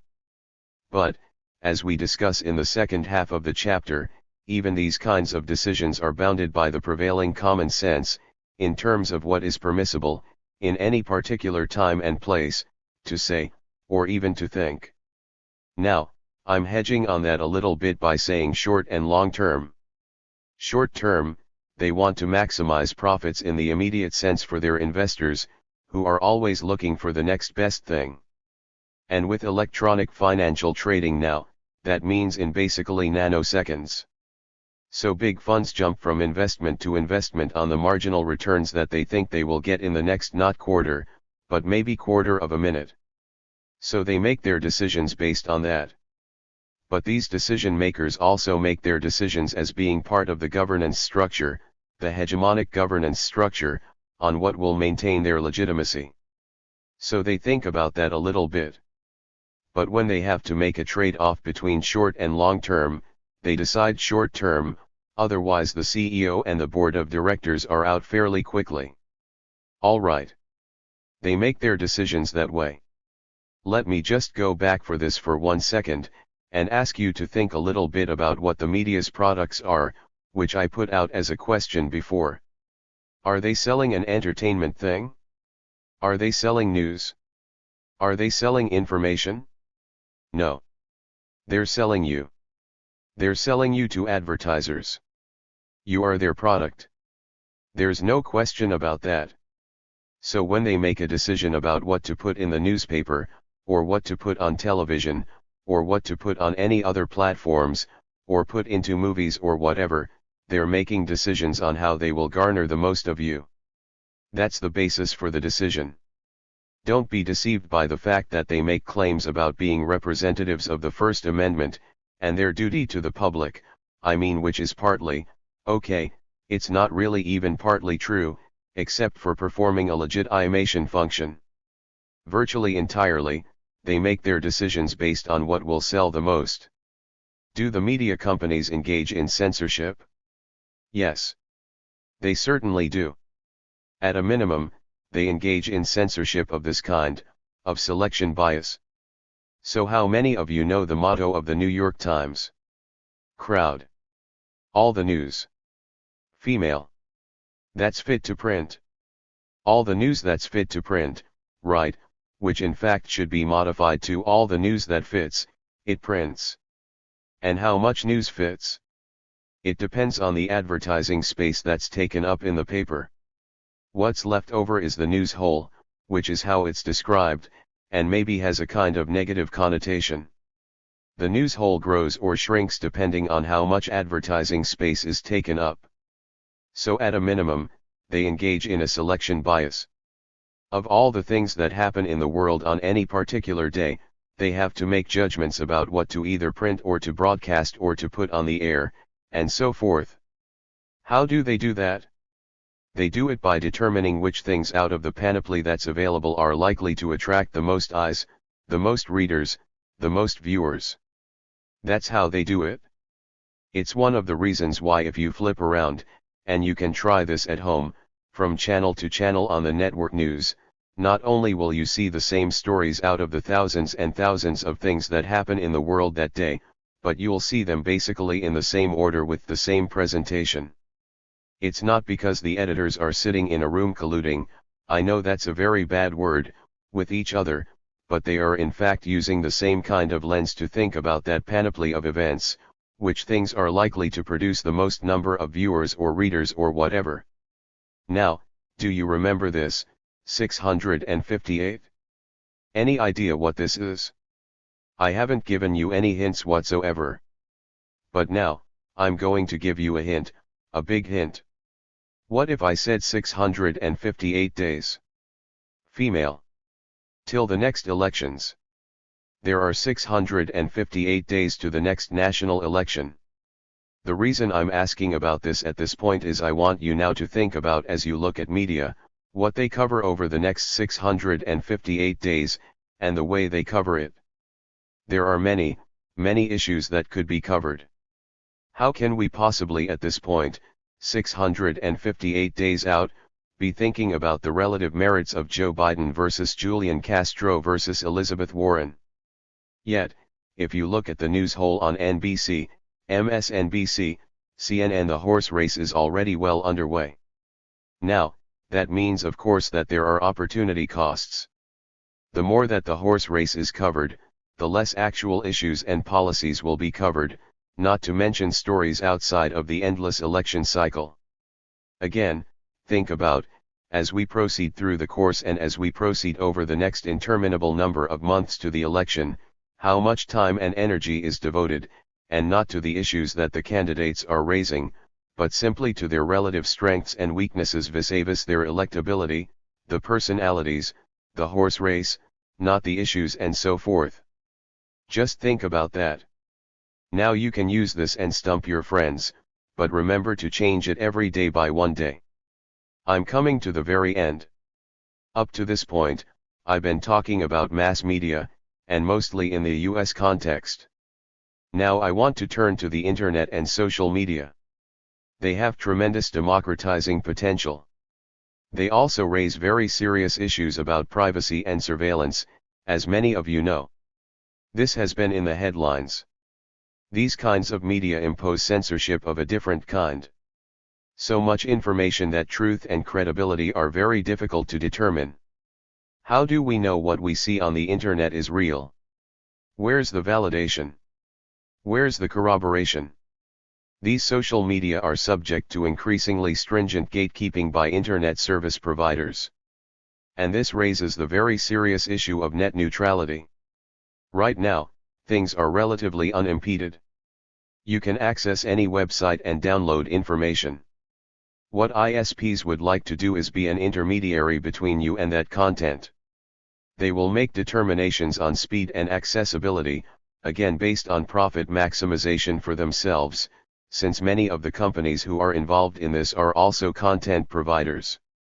They want to charge differential rates for different sites and different content and so forth. That's a very different view of how the internet would operate than the way it operates currently. Now we're back to the starting point regarding filters that we use to make sense of the world. Because we take certain things about the world for granted when we encounter new data, we accept it or reject it based in large part on whether it corresponds with or contradicts what we think we already know. This is what I had said earlier. This is being increasingly reinforced by the so-called bubble or silo effect in which computer algorithms channel our online behavior so that we rarely encounter views with which we disagree. Unless we train ourselves to be open-minded and skeptical, which is actually what critical thinking and learning are all about, we continue to accept the status quo even when we are disadvantaged by it. We are also diminished in our capacity to imagine alternatives to the taken for granted status quo, and we come to accept its inevitability. Being open to new views is a very difficult and destabilizing proposition, since we have a stake, a very potent stake in thinking we know how the world operates. That practical consciousness that I described at the beginning is extremely useful for us. We have to have it. So we abandon it very, very reluctantly, and we abandon it in large measure depending on what's at stake. But it's necessary to break down the taken for granted common senses that are not in our interest, and that's partly what this course is about. We're going to think about what is the prevailing common sense in the next chapter and then begin to think about what are the consequences of accepting that as inevitable. Chomsky Lecture, January 17, 2019. The main topic that we're discussing this week is Gramsci's concept of hegemonic common sense, and how it plays out in practice. The assigned reading for today was chosen in part because it provides many striking illustrations of the effective imposition of hegemonic common sense. But also, in part, because it quotes an early and perceptive commentary on this concept, in the mid-18th century, by Scottish philosopher David Hume, one of the great figures of the Enlightenment and a founder of classical liberalism. The quote is from a study of his called Of the First Principles of Government, a very important work on democratic theory. In the background is the first modern democratic revolution, in England in the preceding century. In the opening paragraph, Hume gives a brief exposition of something like the Gramscian concept. Hume writes that he found nothing more surprising than to see the easiness with which the many are governed by the few, and to observe the implicit submission with which men resign their own sentiments and passions to those of their rulers. When we inquire by what means this wonder is brought about, we shall find, that as force is always on the side of the governed, the governors have nothing to support them but opinion. 'Tis therefore, on opinion only that government is founded, and this maxim extends to the most despotic and most military governments, as well as to the most free and most popular. Words worth pondering. The maxim applies with far more force to governments that are free and popular governments like ours than to despotic and military governments. These can freely resort to violence, which often suffices, whatever public opinion may be, at least as long as those who exercise the violence, the security forces, remain loyal. I discuss Hume's essay in my book Deterring Democracy. The book opens with Hume's remarks on consent and goes on to discuss the exercise of violence in despotic and military governments. For quite substantial reasons to which I'll return, it concentrates on the US-supported military dictatorships in Central America in the 1980s, which carried out a brutal war against their populations. Hundreds of thousands were killed, huge numbers hideously tortured and mutilated. The countries were ruined. The trauma persists. The book was published 30 years ago, so the examples might seem no longer pertinent. But that's a mistake. In fact, they're quite relevant today. They provide a crucial background for front-page news as Trump demands a beautiful wall to protect us from the invasion of rapists, murderers, Islamic terrorists, and the like. The reality of the invasion is very vivid in our immediate experience here in Tucson, not far from the harsh desert where miserable people fleeing from our destruction of their countries are dying in the searing heat and sometimes being given some succor by the heroic activists of No More Deaths. All happening right here. Many are fleeing from the horrors of the 1980s and the brutal legacy that they left, others from more recent US crimes to which we'll return. As many of you know, there's an ongoing trial of volunteers from No More Deaths at the federal court in Tucson in one case, a felony charge that could bring 20 years in prison. The trials are for such crimes as leaving food and water in the desert for desperate people who are fleeing the results of our crimes. In the past, No More Deaths had a tacit agreement with the border patrols, which allowed them to carry out their humanitarian work with a certain degree of impunity, but that's changed. Enforcement has sharply increased under the Trump administration's hardline immigration stance. Hence the trials, and also a lot of sadistic acts, like border patrols destroying food and water so that people will die of thirst and starve when they wander in the desert. Sometimes helicopters hover over groups of refugees and scatter them into the desert so that they'll get lost and be more likely to die in agony and join the many corpses that are constantly being found. We cannot emphasize too often that these rapists, criminals, and Islamic terrorists are fleeing from the wreckage of U.S. crimes in Central America, some of which are discussed in today's reading. Now, these days, that reading should probably have trigger warnings. For example, Father Santiago's vivid description of the hideous scene he witnessed with his own eyes, just an instance of what was happening throughout the region, Chomsky 1991. In the last year or two, the flight of refugees is mostly from Honduras. There's a caravan being formed right now in Honduras. You've probably read about it. There's a reason why the refugee flow is now coming from Honduras. In 2009, a mildly reformist government came into office in Honduras, breaking with a brutal history of terror and repression. The president, Mel Zelaya, proposed some measures to overcome the horrors of the traditional Honduran system, in which the U.S. had been directly involved, particularly during Reagan's wars in the 80s, when Honduras was turned into a base for US-run terrorist operations in the region. Zelaya's efforts didn't last long. He was thrown out by a military coup, which was condemned throughout the hemisphere, throughout the world. With an exception.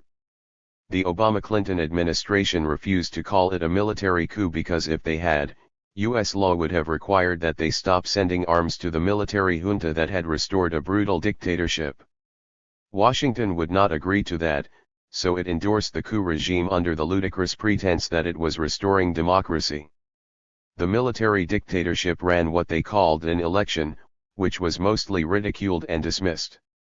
Again, with one notable exception. The Obama-Clinton administration praised it as an encouraging step toward democracy, so we could continue to support this promising new regime as it instituted a reign of terror. Honduras, which was always dangerous enough, became maybe the homicide capital of the world. There were huge atrocities, and soon people were fleeing in desperation. Honduras was the source of the plurality of the refugees fleeing from Central America in the last few years, and that's where the caravans are starting from. The U.S. role in the flight of refugees is not secret. It's all public. You can easily find out about it except on the front pages of newspapers, where it should be highlighted. Throughout the hideous decade of the 1980s, there was never any secret about what was happening. It was reported extensively by church sources and all the major human rights and aid groups, by solidarity organizations, and by the thousands of Americans who flocked to Central America to help the victims, something entirely new in the gruesome history of imperialism, and a tribute to important strains of American society and culture. Like No More Deaths today, right here in Tucson. The earlier role of the U.S. in Central America, Latin America altogether, is terrible enough. We'll come back to that later. But the crimes escalated sharply under Reagan in the 1980s. The terrible decade opened with the assassination of Archbishop Oscar Romero, recently designated as a saint. He was known as the voice for the voiceless. He was a simple man, of remarkable integrity and courage, who understood well that the course he was following would probably lead to martyrdom. He was assassinated while reading Mass, by close U.S. allies, as was known at once and reported by U.S. Ambassador to El Salvador Robert White, who was withdrawn, because he was considered a little too open about what was happening. The voice for the voiceless was stilled by the assassins shortly after sending a letter to President Carter urging him to withhold military aid from the governing junta, which, he warned, will use it to sharpen injustice and repression against the people's organizations struggling for respect for their most basic human rights. Exactly as happened. Right after the assassination, the Reagan administration came into office, and sharply escalated the war. Archbishop Romero's successor, Bishop Arturo Rivera y Damas, described the US-backed crimes as a war of extermination and genocide against a defenseless civilian population. That was El Salvador. They were sort of lucky. It was still worse in Guatemala in those years. In both countries, the crimes go back much earlier. In Guatemala they intensified after the overthrow of a popular democratic government by a CIA coup in 1954. That initiated decades of state terror and repression, raised to new horrors under Reagan. What was taking place in Guatemala in the 80s was so horrendous that Congress intervened and imposed constraints on the U.S. supply of weapons to the mass murderers who were running the country. Undeterred, Reagan created an international terror network to replace direct U.S. participation in the slaughter. There are others who create international terrorist networks, highly publicized and bitterly condemned for their crimes. They hire killers, like the infamous Carlos the Jackal. The U.S. is a much bigger player, so we hire terrorist states, not just individual killers. They're much more effective. The primary component of Reagan's terror network was the Argentine neo-Nazi regime that was the worst of all the Latin American monsters of those years. The competition for that honor is pretty fierce, but they were the winners. They were also the favorite of Henry Kissinger, Ronald Reagan, and their associates. So it's natural that they should be picked to direct the slaughter and torture in Guatemala when Washington had to pull out directly. But that didn't last long. The Argentine military dictatorship was overthrown. A democratic regime was slowly introduced, so Argentine neo-Nazi killers were no longer available for service in Guatemala. Washington's international terror network had to turn to others, Taiwanese mercenaries, but primarily, Israel, which provided direct support and weapons for horrifying crimes, using its considerable expertise in repression and violence. To this day, the Guatemalan military, which continues its rampages, is supplied with Israeli weapons, standard issue for their forces. In the early 80s, the atrocities amounted to virtual genocide in the Mayan highlands of Guatemala under a killer later sentenced for genocide. While it was underway, he was lauded by Reagan as a fine man, totally dedicated to democracy and given a bum rap by human rights organizations. People are still fleeing from that bitter legacy. The decade of the 80s began with the assassination of the Archbishop and closed in 1989, symbolically, with the assassination of 6 leading Latin American intellectuals, Jesuit priests, in their rooms at the Jesuit University of San Salvador. The assassins also murdered their housekeeper and her daughter to make sure there would be no witnesses. This was right at the time of the fall of the Berlin Wall and the celebration of the liberation of Soviet satellites. The murderers were from a US-trained brigade, the Atlasatl Brigade, known as El Salvador's finest, which had already compiled a horrible record of murders and atrocities. We can find out more about this from the foreign press. Several years ago, November 21, 2009, a major Spanish journal, El Mundo, published facsimiles of official documents showing that the assassination was undertaken on the direct orders of the Salvadoran High Command, which was, of course, always in close contact with the U.S. Embassy. As far as I can determine, the media here never published that crucial information, but you can find it. I published it, the only reference here to my knowledge. The free press has other priorities. A good bit has been learned about the wars in El Salvador and Guatemala since Deterring Democracy was published 30 years ago. As the wars wound down, truth commissions were established in both countries. Their research revealed that the overwhelming majority of the crimes were carried out by the security forces that were armed, trained, directed by the Reagan administration. I'll come back to all of that and its backgrounds, particularly since the Kennedy years. This is bipartisan. It's highly instructive. There has never been a truth commission here. That's unthinkable, a violation of common sense. Truth commissions often have a considerable impact, in Argentina, to take one case. So does their absence. The most important country in Latin America, Brazil, did not have one. They had a brutal military dictatorship, but there was no reckoning. Actually, the Catholic Church did publish an inquiry, but there was no real truth commission. The effects are in the headlines right now. In Brazil, something similar to military dictatorship is taking shape. It's tolerated, even supported, in part because people don't even remember the military dictatorship and its many crimes. Younger people may not even know about it. The new Bolsonaro administration even denies that there was a military dictatorship. Rather, the military coup and the brutal national security state it imposed were a rescue operation, saving the country from a mythical communist plot to destroy Brazilian democracy. Bolsonaro, himself a Trump favorite, not surprisingly does criticize the military dictatorship. It was too soft. It should have killed 30,000 people, as in neighboring Argentina. This softness in Brazil goes far back. He also criticizes the 19th century Brazilian military, which did not duplicate what its counterpart was doing in the US, virtually exterminating the indigenous population. Therefore, Brazil is stuck with these Indians who, Bolsonaro has made clear, must be driven from their reservations in the Amazon for their own good while the great tropical forest is handed over to agribusiness and mining, and foreign investors, to exploit and destroy. Incidentally, a serious contribution to the dire threat of global environmental catastrophe.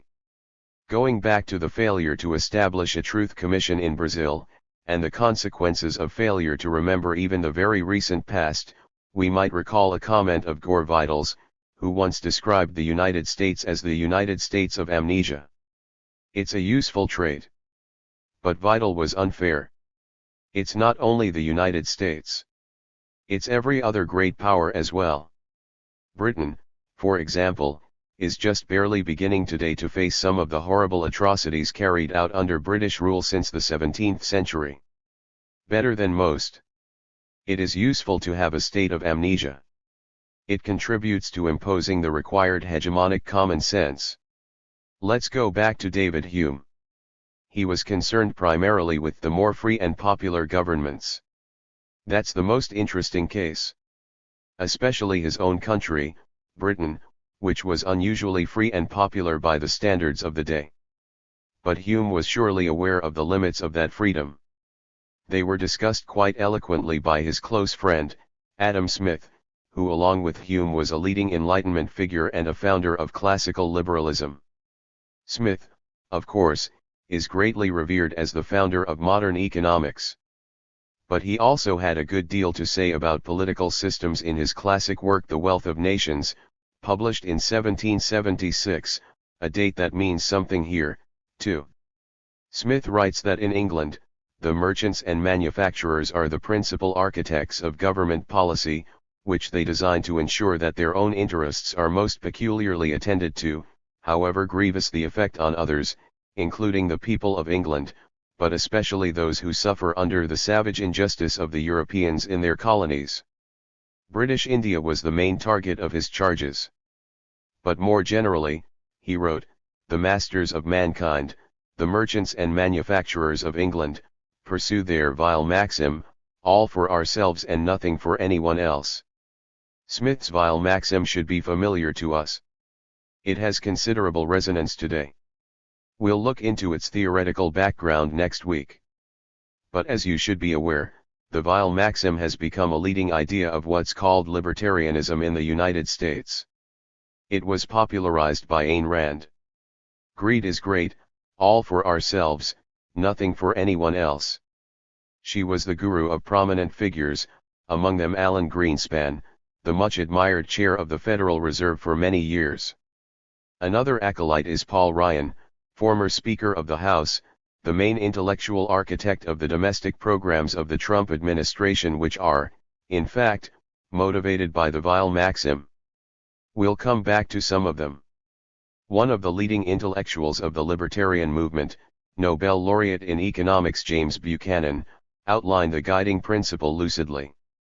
In his major work Limits of Liberty, he pointed out that the ideal society should accord with fundamental human nature, which makes good sense.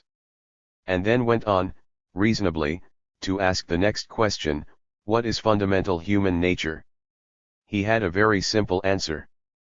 In a strictly personalized sense, any person's ideal situation is one that allows him full freedom of action and inhibits the behavior of others so as to force adherence to his own desires. That is to say, each person seeks mastery over a world of slaves. That's libertarianism, the ultimate in liberty. And it's your fondest dream, in case you hadn't noticed, fundamental human nature. That's the vile maxim in modern terms. Actually, it's a thought that Adam Smith would have regarded as pathological, as would David Hume or John Stuart Mill or Thomas Paine or Abraham Lincoln or anyone at all close to the classical liberal tradition. It's an interesting indication of things that have been happening here, of how remote classical liberalism is from the moral basis of what's called libertarianism in the United States. Something else to think about. Well, let's go back to the main theme. Hume's insight, developed by Gramsci, explains why elites are so dedicated to indoctrination and thought control. You have to make sure to engineer consent, as Edward Bernays explained in work that Marv talked about in our last meeting, Bernays 1947. They're pretty frank about it, which is useful, because then we can find out what they have in mind. I'll keep to the left liberal end of the spectrum, which is in many ways the most revealing because it sets the limits on what's admissible. It says you can go this far, not a millimeter farther. Therefore, it's always quite interesting to look at the liberal extreme of opinion. So let's do so. Bernays is an important figure, a founder of the huge public relations industry, which spends hundreds of millions of dollars a year to engineer consent. Bernays was a Wilson Roosevelt Kennedy liberal. As Marv mentioned, one of his first great successes, which propelled him to fame and fortune, was getting women to smoke. The lethal effects of that were well known but effectively suppressed for a long time. We'll come back to that. Another notable achievement of Bernays's liberal record was in the early 1950s when he was employed by the United Fruit Company, which virtually owned Guatemala, in fact much of Central America. In the early 50s they were threatened by a new reformist democracy in Guatemala, which overthrew the dictatorship and intended to take unused lands owned by the fruit company and distribute them to poor peasants, along with other reforms. Bernays was hired to do something about that. He developed a very successful propaganda campaign to engineer consent among the American public for a military coup, the 1953 military coup, which ended these heresies and protected the power of the fruit company under the new military dictatorship. The theme of his campaign was, of course, a Soviet base not far from our borders, a communist threat, which was derisory, but worked. The military dictatorship was firmly established. That led to decades of terror and destruction, ending any threat of democracy and social reform, escalating in the Reagan years as I mentioned. And still a major factor in the flood of refugees fleeing here to the border. Edward Bernays is actually a liberal hero. That's particularly true in Cambridge, Massachusetts, where I spent most of my life. The heartland of American liberalism. He's honored because one of his achievements was to carry out a pro bono propaganda campaign to stop a real atrocity that was going to happen in Cambridge. There's a highway that goes by the river, Memorial Drive. Valeria and I lived there for a while. It has lovely old sycamore trees along the drive. A very pleasant place, we can testify to that. The city was thinking of widening the highway and cutting down the sycamores. Bernays intervened and organized a campaign that got the city to back off. So the sycamores are still there. And that apparently effaces the rest of the record, as far as liberal opinion is concerned. Bernays explained his principles in 1947, in the Annals of the American Academy of Political and Social Science. He informed the world of science that leaders, with the aid of technicians in the field who have specialized in utilizing the channels of communication, have been able to accomplish purposefully and scientifically what we have termed the engineering of consent. This phrase quite simply means the use of an engineering approach, that is, action based on thorough knowledge of the situation and on the application of scientific principles and tried practices to the task of getting people to support ideas and programs. The engineering of consent is the very essence of the democratic process, the freedom to persuade and suggest. A leader frequently cannot wait for the people to arrive at even general understanding. Democratic leaders must play their part in engineering consent to socially constructive goals and values. The responsible leader, to accomplish social objectives, must therefore be constantly aware of the possibilities of subversion. He must apply his energies to mastering the operational know-how of consent engineering, and to outmaneuvering his opponents in the public interest. Bernays, 1947. Bernays's conception was given scientific endorsement in 1971 by B. F. Skinner, the leading figure in the behaviorist movement that became highly influential in the post-World War II period. As Skinner put it in his book Beyond Freedom and Dignity, keeping to careful scientific concepts, ethical control may survive in small groups, but the control of the population as a whole must be delegated to specialists, to police, priests, owners, teachers, therapists, and so on, with their specialized reinforcers and their codified contingencies. The responsible leaders, dedicated to the public interest. Since democratic leaders can't wait for the people to arrive at even general understanding and have to engineer consent to socially constructive goals and values, some obvious questions arise. Who makes the decisions about these goals and values? What factors enter into the decisions of democratic leaders? How is their responsibility and dedication to the public interest established? Bernays avoids the questions, but when we look into them we find that very much as in Adam Smith's day, the decision makers are primarily the masters of mankind, who have far higher priorities than the public interest, much as Smith described. They are the ones with the power to exercise the freedom to persuade and suggest, the essence of the democratic process, power that is not exactly equally distributed. And they are the ones who judge what is socially constructive.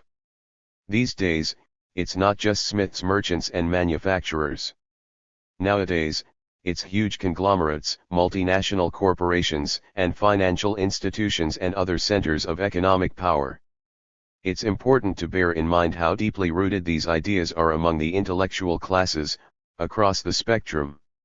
I'll still keep to the liberal extreme of the spectrum. One important example is perhaps the most prominent and respected public intellectual of the 20th century, Walter Lippmann, also a Wilson Roosevelt Kennedy liberal, like Bernays. Wilson, like Bernays, had been a member of the Creel Commission, which Marv mentioned in our last session, the commission that Woodrow Wilson set up to try to convince the American population to join the First World War. Wilson was elected in 1916 on the slogan "Peace without victory." But he quickly changed that to "Victory without peace." There was then a problem of getting a pacifist population to become raving anti-German hysterics. It was achieved. So, for example, the Boston Symphony Orchestra couldn't play Beethoven, and similar things were happening around the country. It was achieved very quickly by a grand propaganda campaign, and it greatly impressed the people who were involved, including Lippmann and Bernays. As Lippmann wrote afterward, this achievement shows that what he called manufacture of consent, Bernays's engineering of consent, is a new art in the practice of democracy. Lippmann was a major figure in many domains, including political theory. The main collection of his political essays is called Political Philosophy for Liberal Democracy. In these essays he explains that the public must be put in its place so that the intelligent minorities may lie free of the trampling and roar of the bewildered herd, the public. Members of the bewildered herd are supposed to be spectators of action, not participants. They do have a function, however. Their function is to show up periodically to push a button to vote for a selected member of the leadership class. Then they are to go away and leave us alone. That's progressive democratic theory. I won't talk about the harsher versions. Another influential liberal figure, Harold Lasswell, one of the main founders of modern political science, also had something to say about these matters. In the Encyclopedia of the Social Sciences, he explained that we should not be deluded by democratic dogmatisms about men being the best judges of their own interests. They're not. We are. Continuing, the modern propagandist, like the modern psychologist, recognizes that men are often poor judges of their own interests, flitting from one alternative to the next without solid reason or clinging timorously to the fragments of some mossy rock of ages. The older democratic doctrines allowed the nominal leader to escape his task of leadership by some procedural rigmarole. A general will was supposed to be out there, and the leader's duty was to watch carefully for it to manifest itself through the machinery of balloting and legislative discussion. But we must put such nonsense behind us in the modern age of scientific psychology and political science.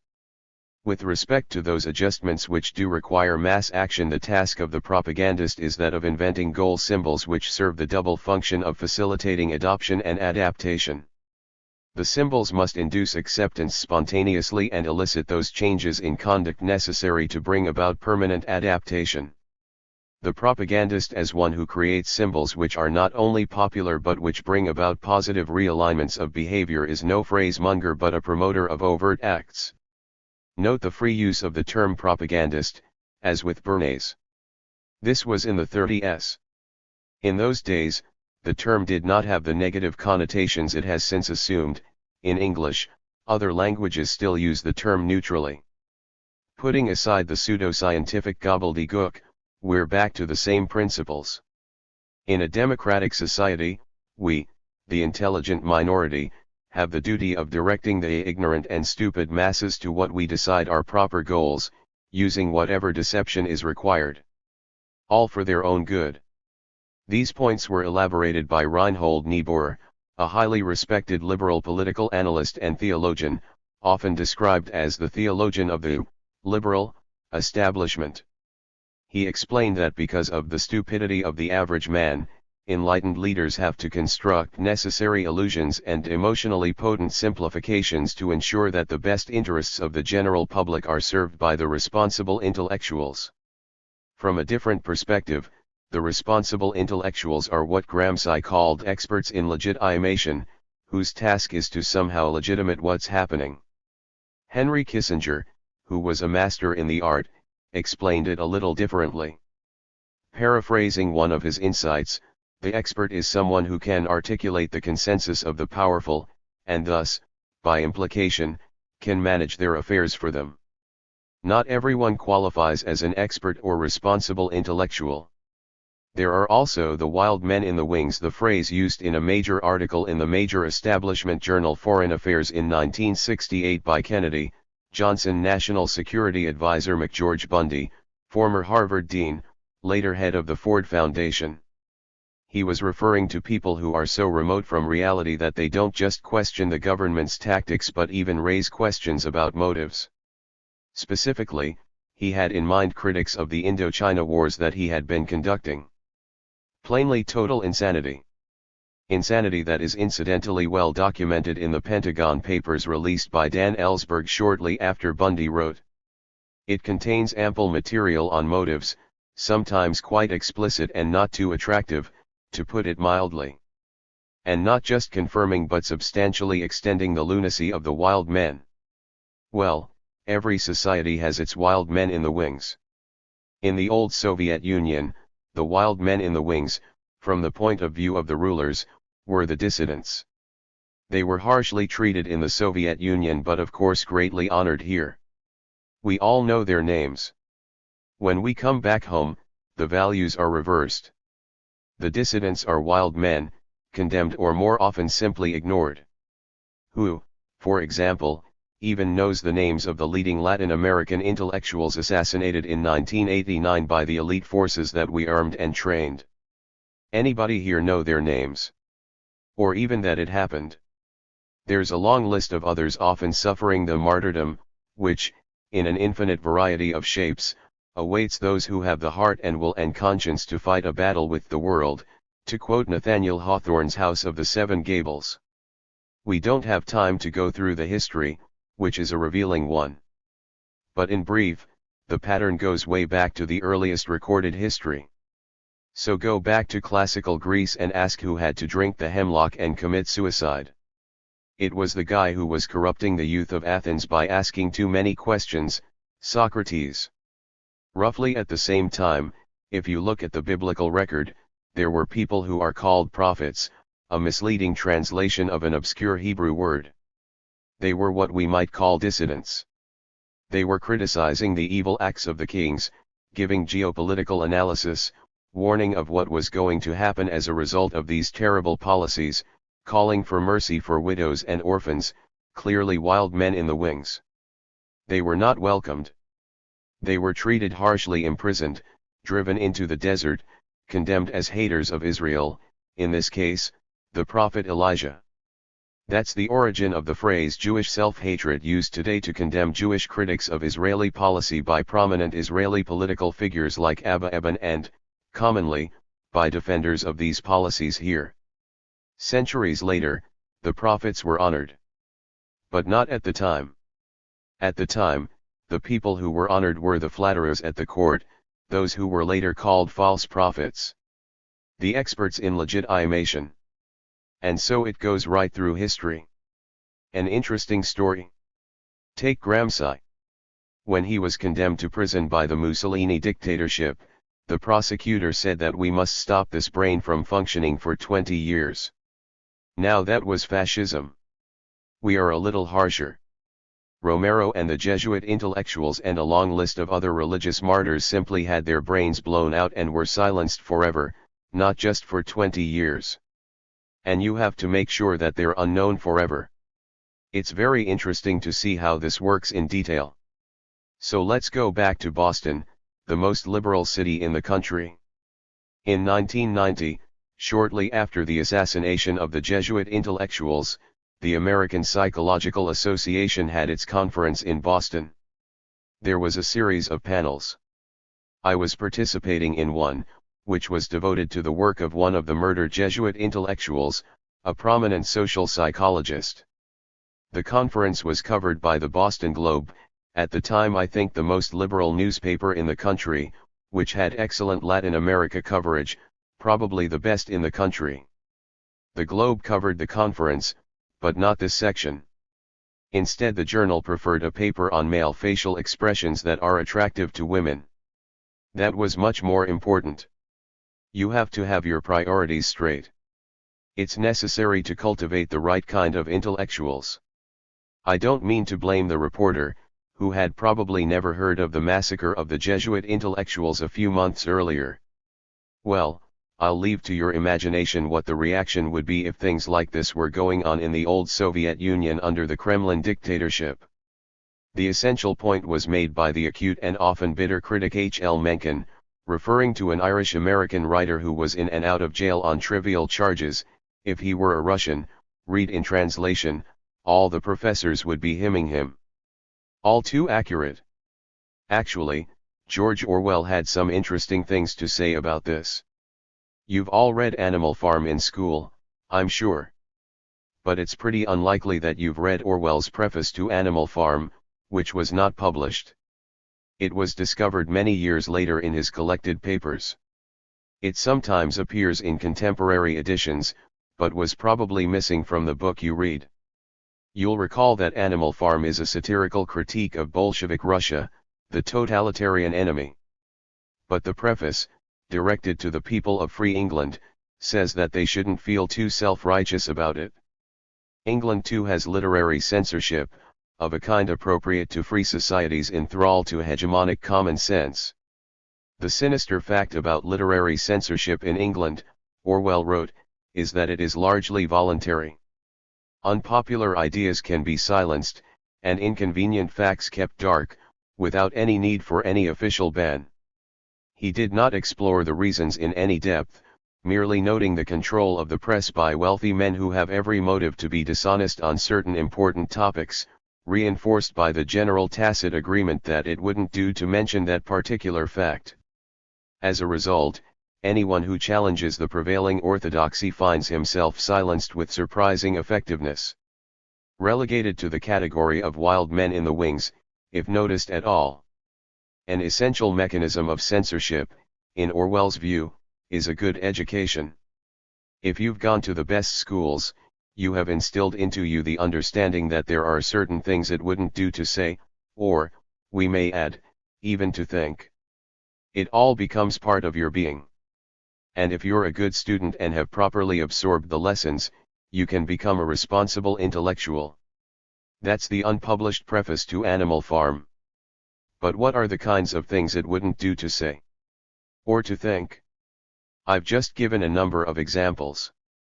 U.S. crimes in Latin America, for example, and also the very interesting comparison of Latin America, U.S. domains, with Russian domains in Eastern Europe. There are some quotes in the reading. Latin American intellectuals recognized that Eastern Europeans are in a way, luckier than Central Americans, one wrote the publisher of a journal that was blown up by Uzbek state terrorists, arousing no interest in the United States. While the Moscow-imposed government in Prague would degrade and humiliate reformers, he continued, the Washington-made government in Guatemala would kill them. It still does, in a virtual genocide that has taken more than 150,000 victims. In what Amnesty International calls a government program of political murder. One is tempted to believe that some people in the White House worship Aztec gods, with the offering of Central American blood.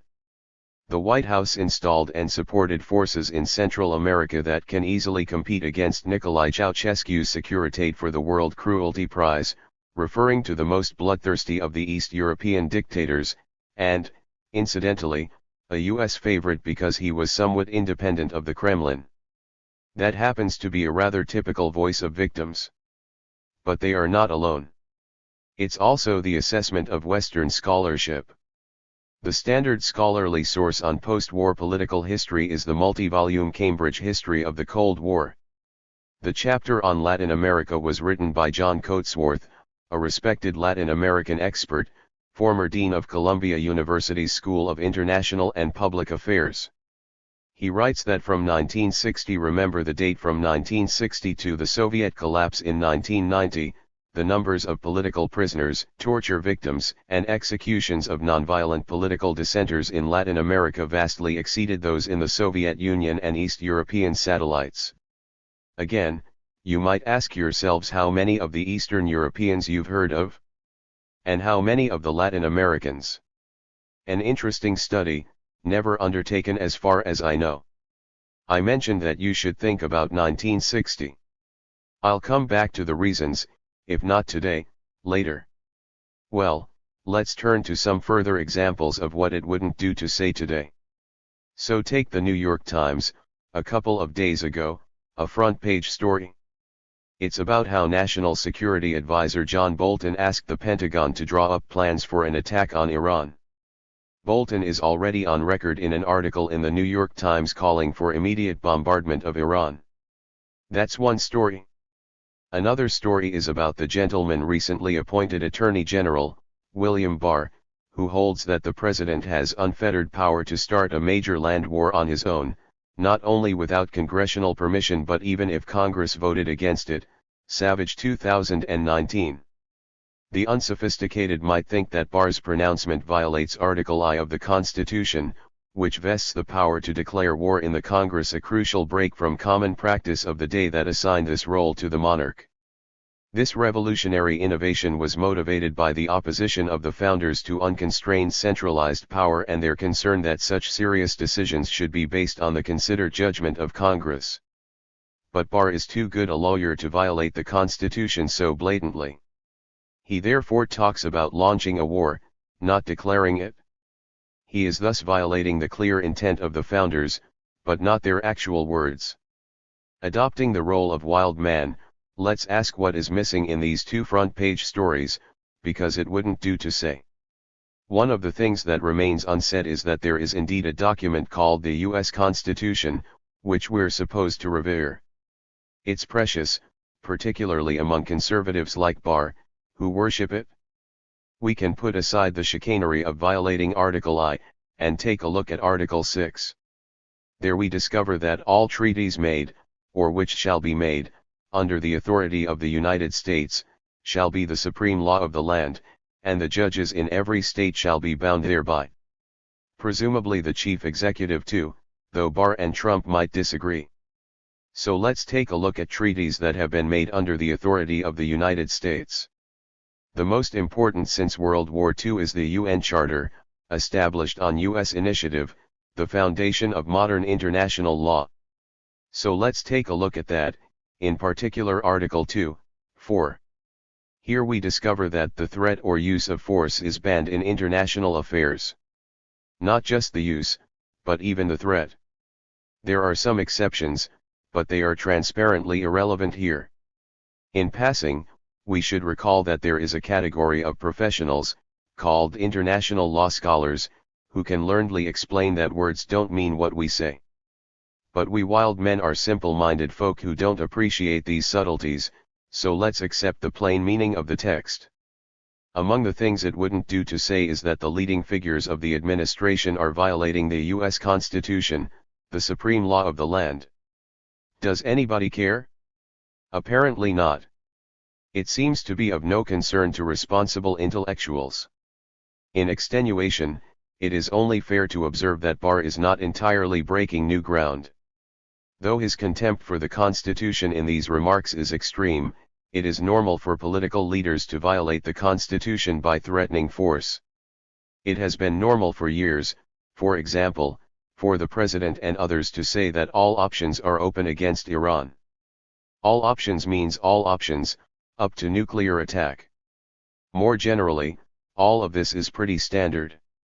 So take the invasion of Iraq, 2003, a textbook example of aggression without credible pretext.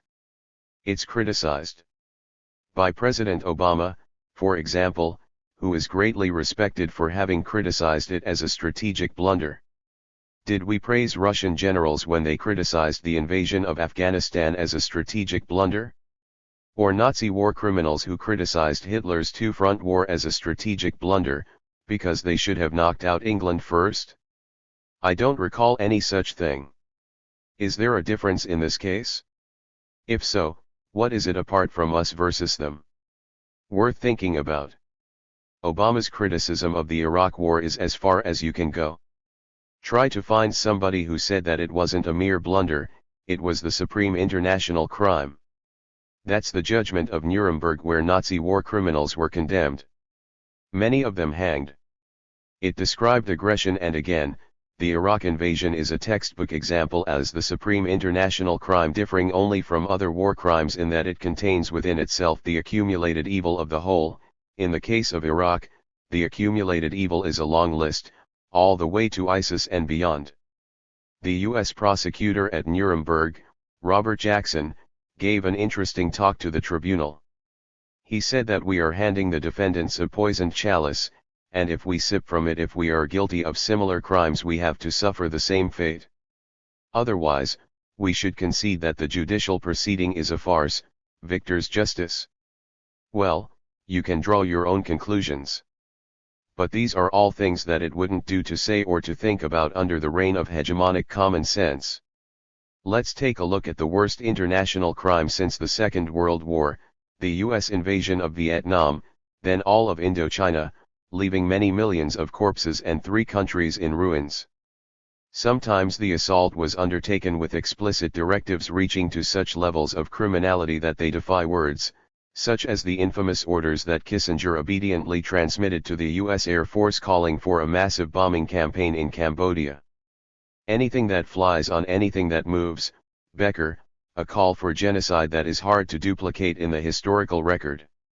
Orders that were carried out, providing a major stimulus for the creation of the Khmer Rouge, as revealed by scholarship, Ben Kiernan and others, but hardly penetrates to common sense.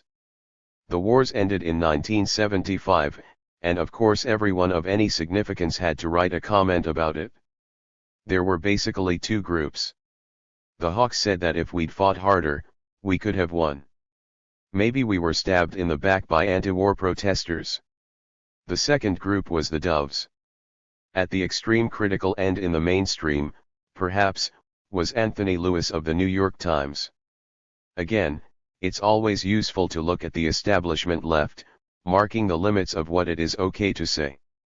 Lewis wrote in New York Times, May 1, 1975, that the war began with blundering efforts to do good. How do we know that? Because it's an axiom, a necessary truth. If the United States did it, it was an effort to do good. You don't need any evidence for that. That's hegemonic common sense. Why blundering efforts? Because it didn't work. So the war began with blundering efforts to do good, but by 1969 it was clear to most of the world and most Americans that the intervention had been a disastrous mistake. The argument against the war was that the United States had misunderstood the cultural and political forces at work in Indochina, that it was in a position where it could not impose a solution except at a price too costly to itself. That's the extreme left criticism expressible in the mainstream. There was another view expressed at the same time, that the war was fundamentally wrong and immoral, not a mistake, really 1987. But that's of course the kind of anti-American hysteria you expect from the wild men in the wings, so it was quite reasonable to deny it expression. Except that the wild men in the wings in this case were the large majority of the population. There are regular studies of U.S. public opinion on international affairs.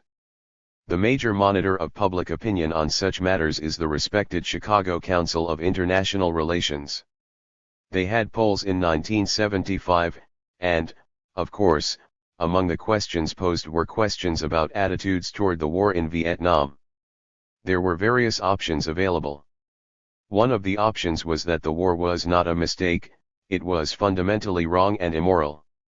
That option was selected by 70% of the population.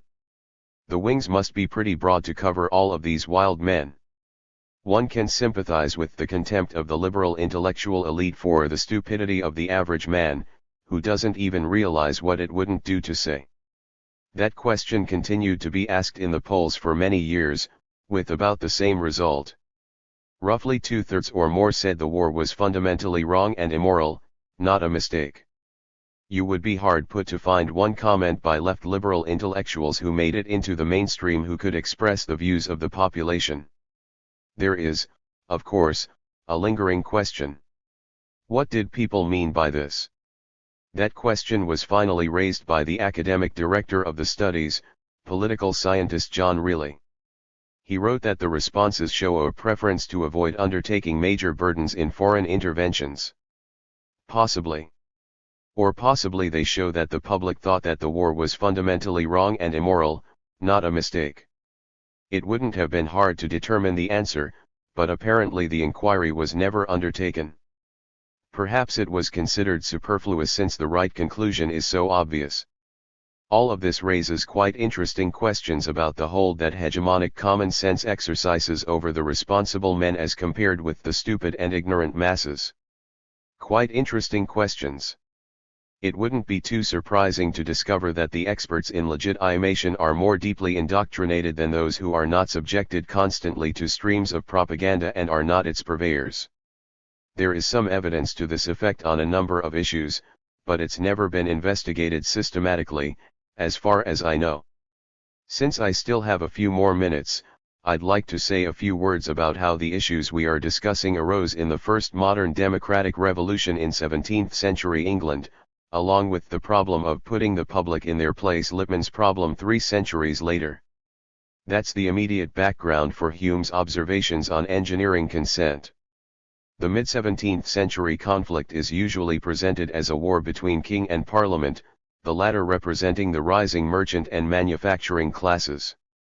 The final glorious revolution established the primacy of parliament, and also registered victories for the rising bourgeoisie. One not inconsiderable achievement was to break the royal monopoly on the highly lucrative slave trade. The merchants were able to gain a large share of this enterprise, a substantial part of the basis for British prosperity. But there also were wild men in the wings, much of the general public. They were not silent. Their pamphlets and speakers favored universal education, guaranteed health care, and democratization of the law. They developed a kind of liberation theology, which, as one critic ominously observed, preached seditious doctrine to the people and aimed to raise the rascal multitude, against all men of best quality in the kingdom, to draw them into associations and combinations with one another, against all lords, gentry, ministers, lawyers, rich and peaceable men. Particularly frightening were the itinerant workers and preachers calling for freedom and democracy, the agitators stirring up the rascal multitude, and the authors and printers distributing pamphlets questioning authority and its mysteries. Elite opinion warned that the radical Democrats had cast all the mysteries and secrets of government before the vulgar, like pearls before swine, and have made the people thereby so curious and so arrogant that they will never find humility enough to submit to a civil rule. It is dangerous, another commentator ominously observed, to have a people know their own strength, to learn that power is in the hands of the governed, in Hume's words. The rabble did not want to be ruled by king or parliament, but by countrymen like ourselves, that know our wants. Their pamphlets explained further that it will never be a good world while knights and gentlemen make us laws, that are chosen for fear and do but oppress us, and do not know the people's sores. These ideas naturally appalled the men of best quality. They were willing to grant the people rights, but within limits. After the Democrats had been defeated, John Locke commented that day laborers and tradesmen, the spinsters and dairymaids must be told what to believe, the greatest part cannot know and therefore they must believe. The second modern democratic revolution, the American Revolution, launched a century later, exposed somewhat similar conflicts, which entered crucially into the framing of the Constitution. It's a very important topic, with many crucial lessons and consequences. Too late to talk about it now. We'll return to it. As an important update, as of November of 2019, one member of the group, Dr. Scott Warren, was acquitted of the only felony charges levied against No More Deaths volunteers. Chapter 2. The Current Common Sense, Capitalist Realism.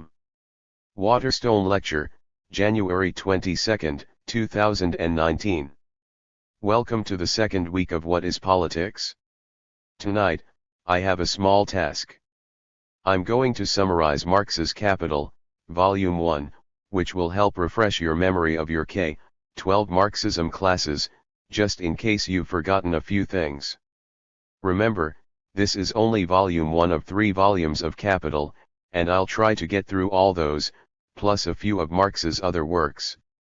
Tonight's topic, Capital and Capitalist Realism, which is the title of Mark Fisher's book Capitalist Realism. This phrase, which I've used before, I think captures in an interesting way this notion of capitalist realism, which is Fisher's term for a capitalist common sense. That is, it's now easier to imagine the end of the world than to imagine the end of capitalism. This is appropriate, I think, the day after Milk Day. As Martin Luther King Jr. said, I'm convinced that if we are to get on the right side of the world revolution, the nation must undergo a radical revolution of values. We must rapidly begin to shift from a thing-oriented society to a person-oriented society. When machines and computers, profit models, and property rights are considered more important than people, the giant triplets of racism, materialism, and militarism are incapable of being conquered. The context in which Martin Luther King made this comment was a pivotal point in his own career. This is his Beyond Vietnam speech, after which virtually all of his former allies turned against him. He was isolated after giving this speech. The beginning of the speech basically is, one cannot remain silent. He says this in the title of this talk, A Time to Break Silence, which he did.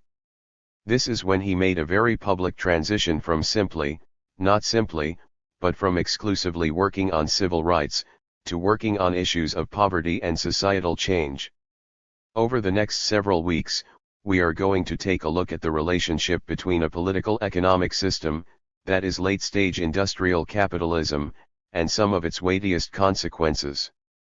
The relationship between capitalism as a political economic system, and militarism, between capitalism and environmental catastrophe, and between capitalism and the effects produced from its globalized financialized form. But before we examine those connections, we have to have a clear understanding of what capitalism is, and must be, as a way to organize the political economy of society. In the presentation that I'm going to give this evening, I'm talking about capitalism in a kind of idealized sense, in the best sense in which it presents itself. This is not necessarily the form that it takes in everyday life.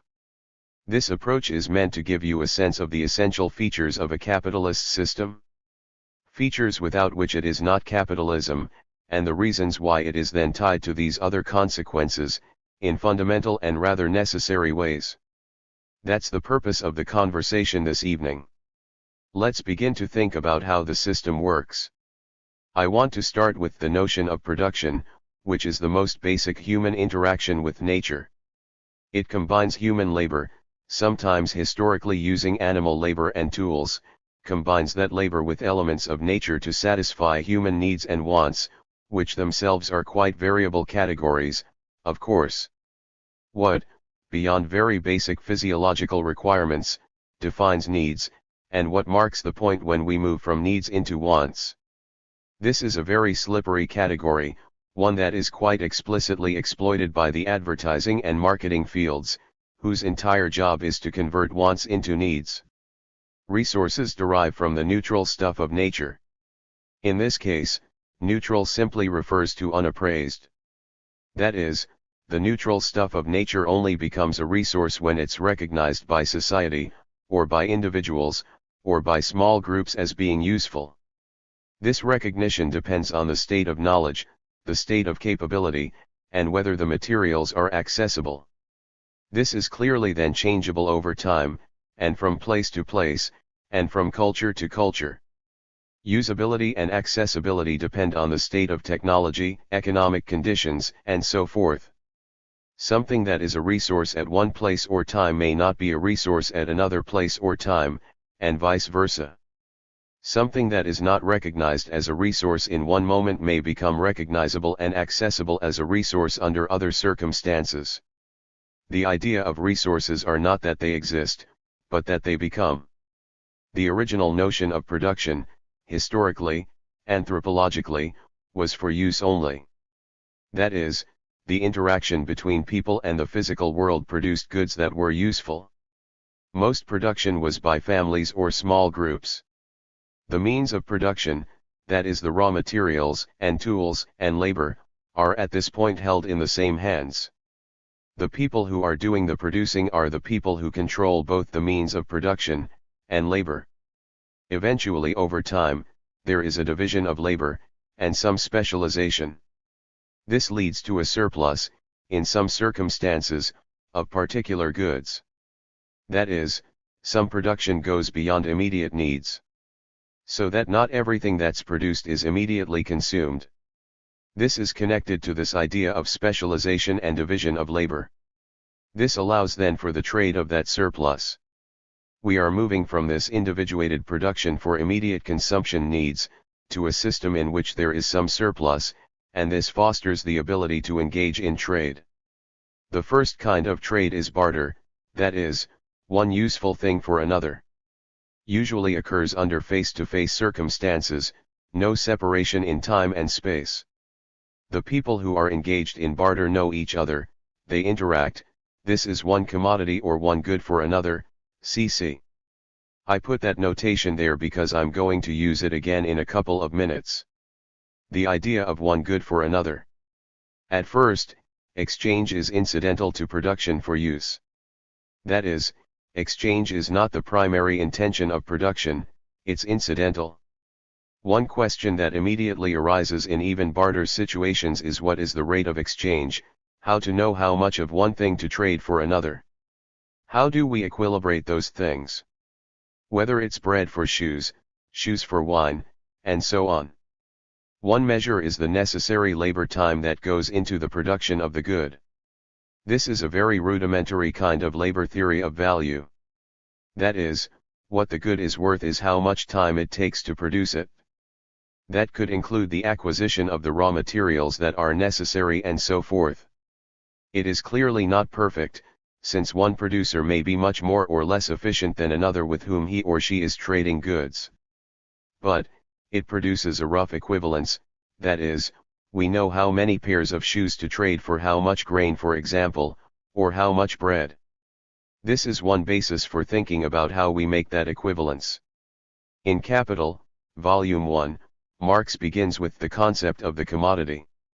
It's the first chapter in the book. It's a very interesting story about how he gets to that. In a previous work called the Grundriss, which is an outline of his major work on capital, or political economy, he ends the Grundriss with a little tiny note on the notion of the commodity.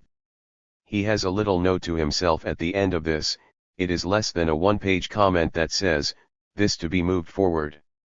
Then he begins Capital by speaking about the commodity, which he thinks about as the most basic element of capital. The commodity includes two components: use value, that is, the commodity has to be useful for someone for something.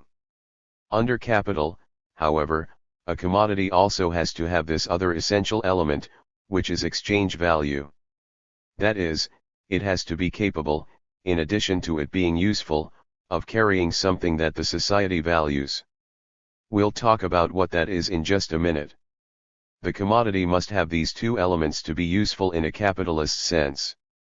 To perform its function, as I say, it has to include both elements. These elements are reciprocal and antithetical to each other. That is, to operate as a capitalist bearer of value, in an exchange, one has to give up the use value to get the exchange value, and vice versa. That is, if you come to a market with a pair of shoes, but you can't give up the pair of shoes, because you need them, you can't put them into the exchange and get the exchange value. Vice versa, if you come to the exchange with money, which we'll discuss in a moment, you must give up that money to get the use value. These things are embodied in the commodity, but as I say, they are held in an interesting kind of antithetical tension with each other. You must give up one to get the other.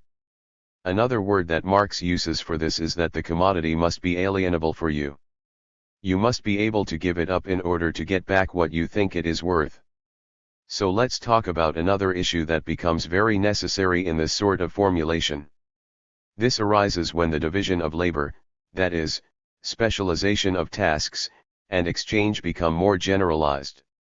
That is, when they are not simply incidental to production as a little bit of surplus, but when this becomes a dominant part of the pattern of society. When specialization and exchange become generalized, there is a need for something called a universal equivalent. Under such circumstances, a universal equivalent is a particular commodity in terms of which all other commodities can be valued. It gets very awkward if you have a lot of goods being exchanged, to think about simply talking about the amount of labor time, or average labor time that went into them. Rather than being able to talk in those terms, we need something called a universal equivalent. That universal equivalent we call money. Performing as the universal equivalent is one of the functions, one of the several functions, that money performs, but I'm going to stay just with this one for tonight. Anything can serve as money. Historically, many things have served as money over time. You know the word salary comes from the word salt, and salt at one point was a form of money. For reasons historical, other reasons of portability, durability, consistent quality, things like gold and silver, and sometimes copper and other precious metals, have served most typically over time as money. The important point to note here is that money performs this function of a universal equivalent. The value of every other commodity can see itself in money. Let's start now by thinking about how this works. This is the most basic form of commodity exchange, CMC. C, commodity, M, money, C, another commodity. This is selling in order to buy. You come to market with a commodity, Say you have a surplus of shoes, but you don't specialize in making bread. You come to market, you sell the shoes, you get money, you use the money to buy bread. Exchange, rather than use, starts to become the rationale for production. Early in the production cycle, remember, use is the predominant rationale for production.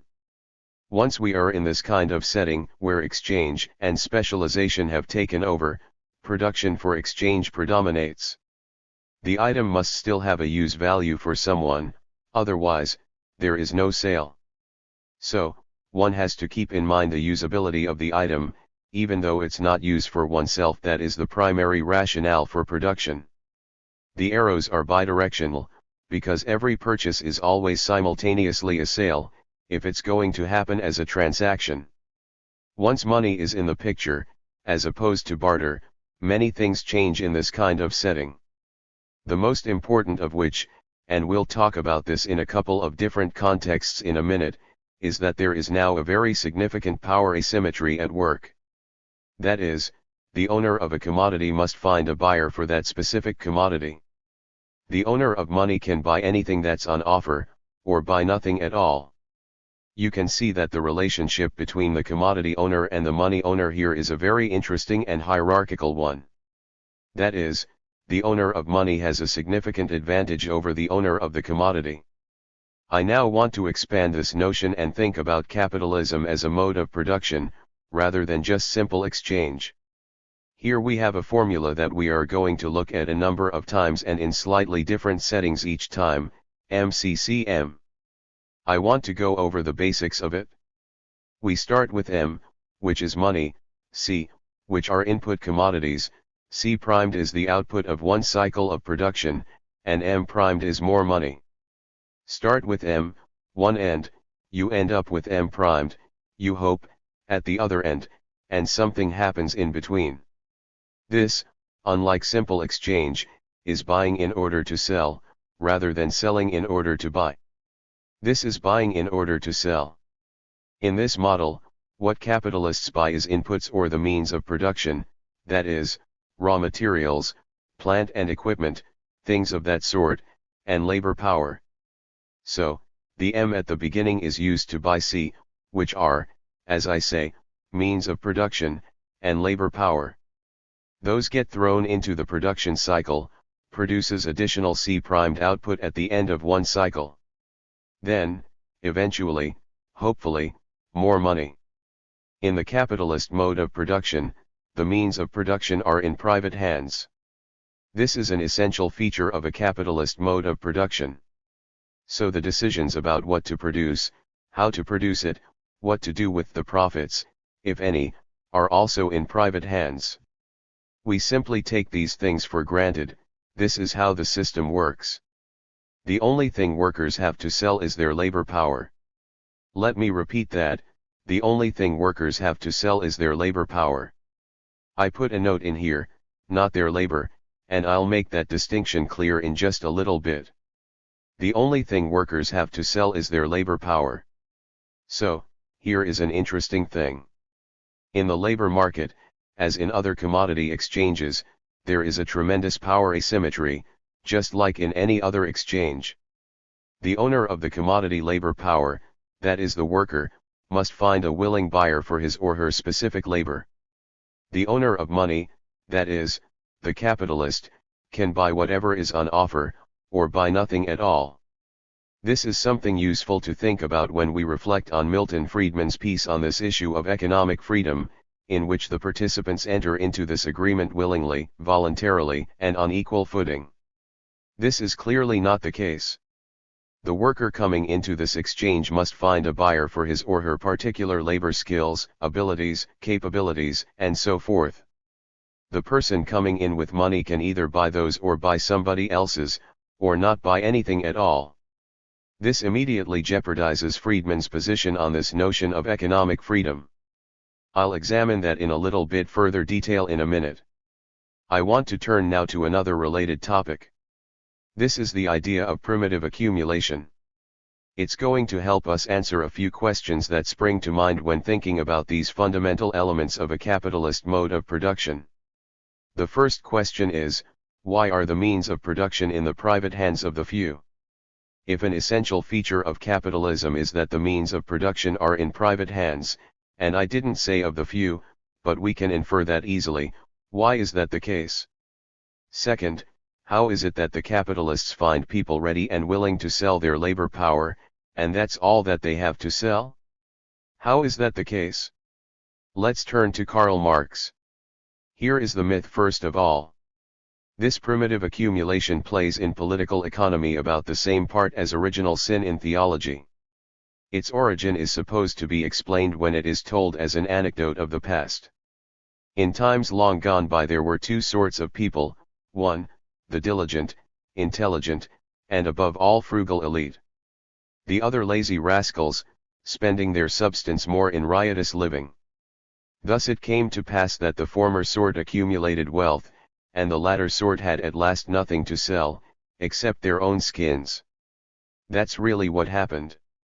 From this original sin dates the poverty of the great majority, that despite all its labor has up to now nothing to sell but itself, and the wealth of the few that increases constantly although they have long ceased to work.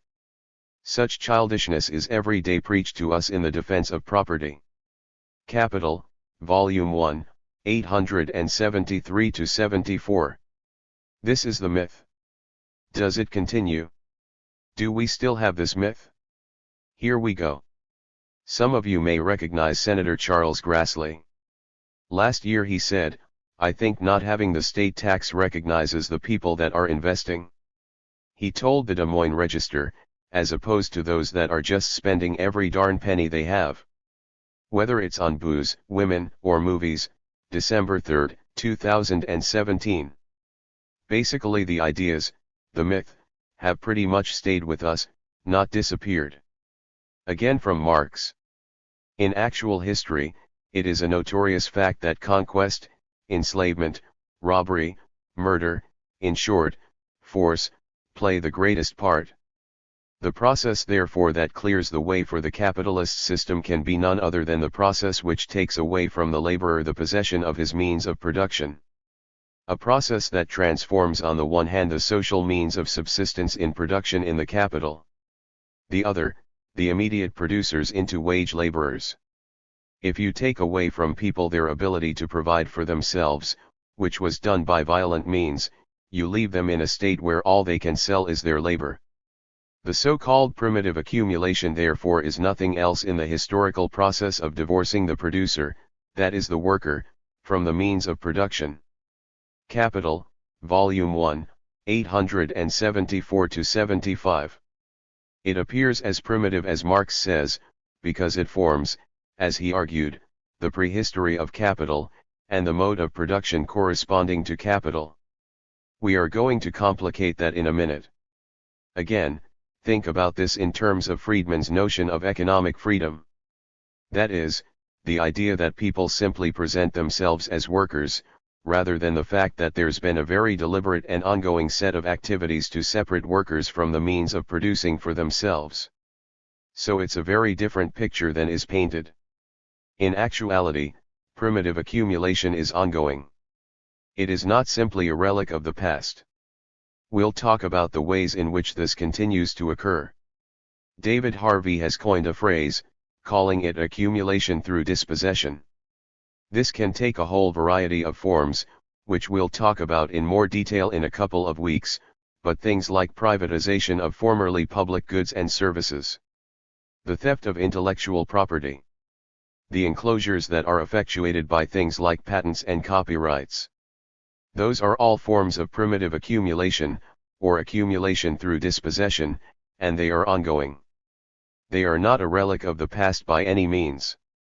One other crucial element, this is an especially important component of the ways in which people are separated from means of subsistence and production for themselves. This idea of communal property, always distinct from the state property which Marx just dealt with in another book, it was an old Teutonic institution, which lived on under cover of feudalism. We have seen how the forcible usurpation of this generally accompanied by the turning of arable land into pastoral land. That is, there were common spaces that were available to people to grow food, to graze their own animals and so forth. People were violently thrown off of that land, so as to not be able to produce for themselves. It begins at the end of the 15th and extends into the 16th century, but at that time the process was carried on by means of individual acts of violence, against which legislation for 150 years fought in vain. Didn't fight that hard, but it tried to prevent these usurpations. The advance made by the 18th century shows itself in this, that the law itself becomes now the instrument of the theft of the people's land. Although, the large farmers make use of their little independent methods as well.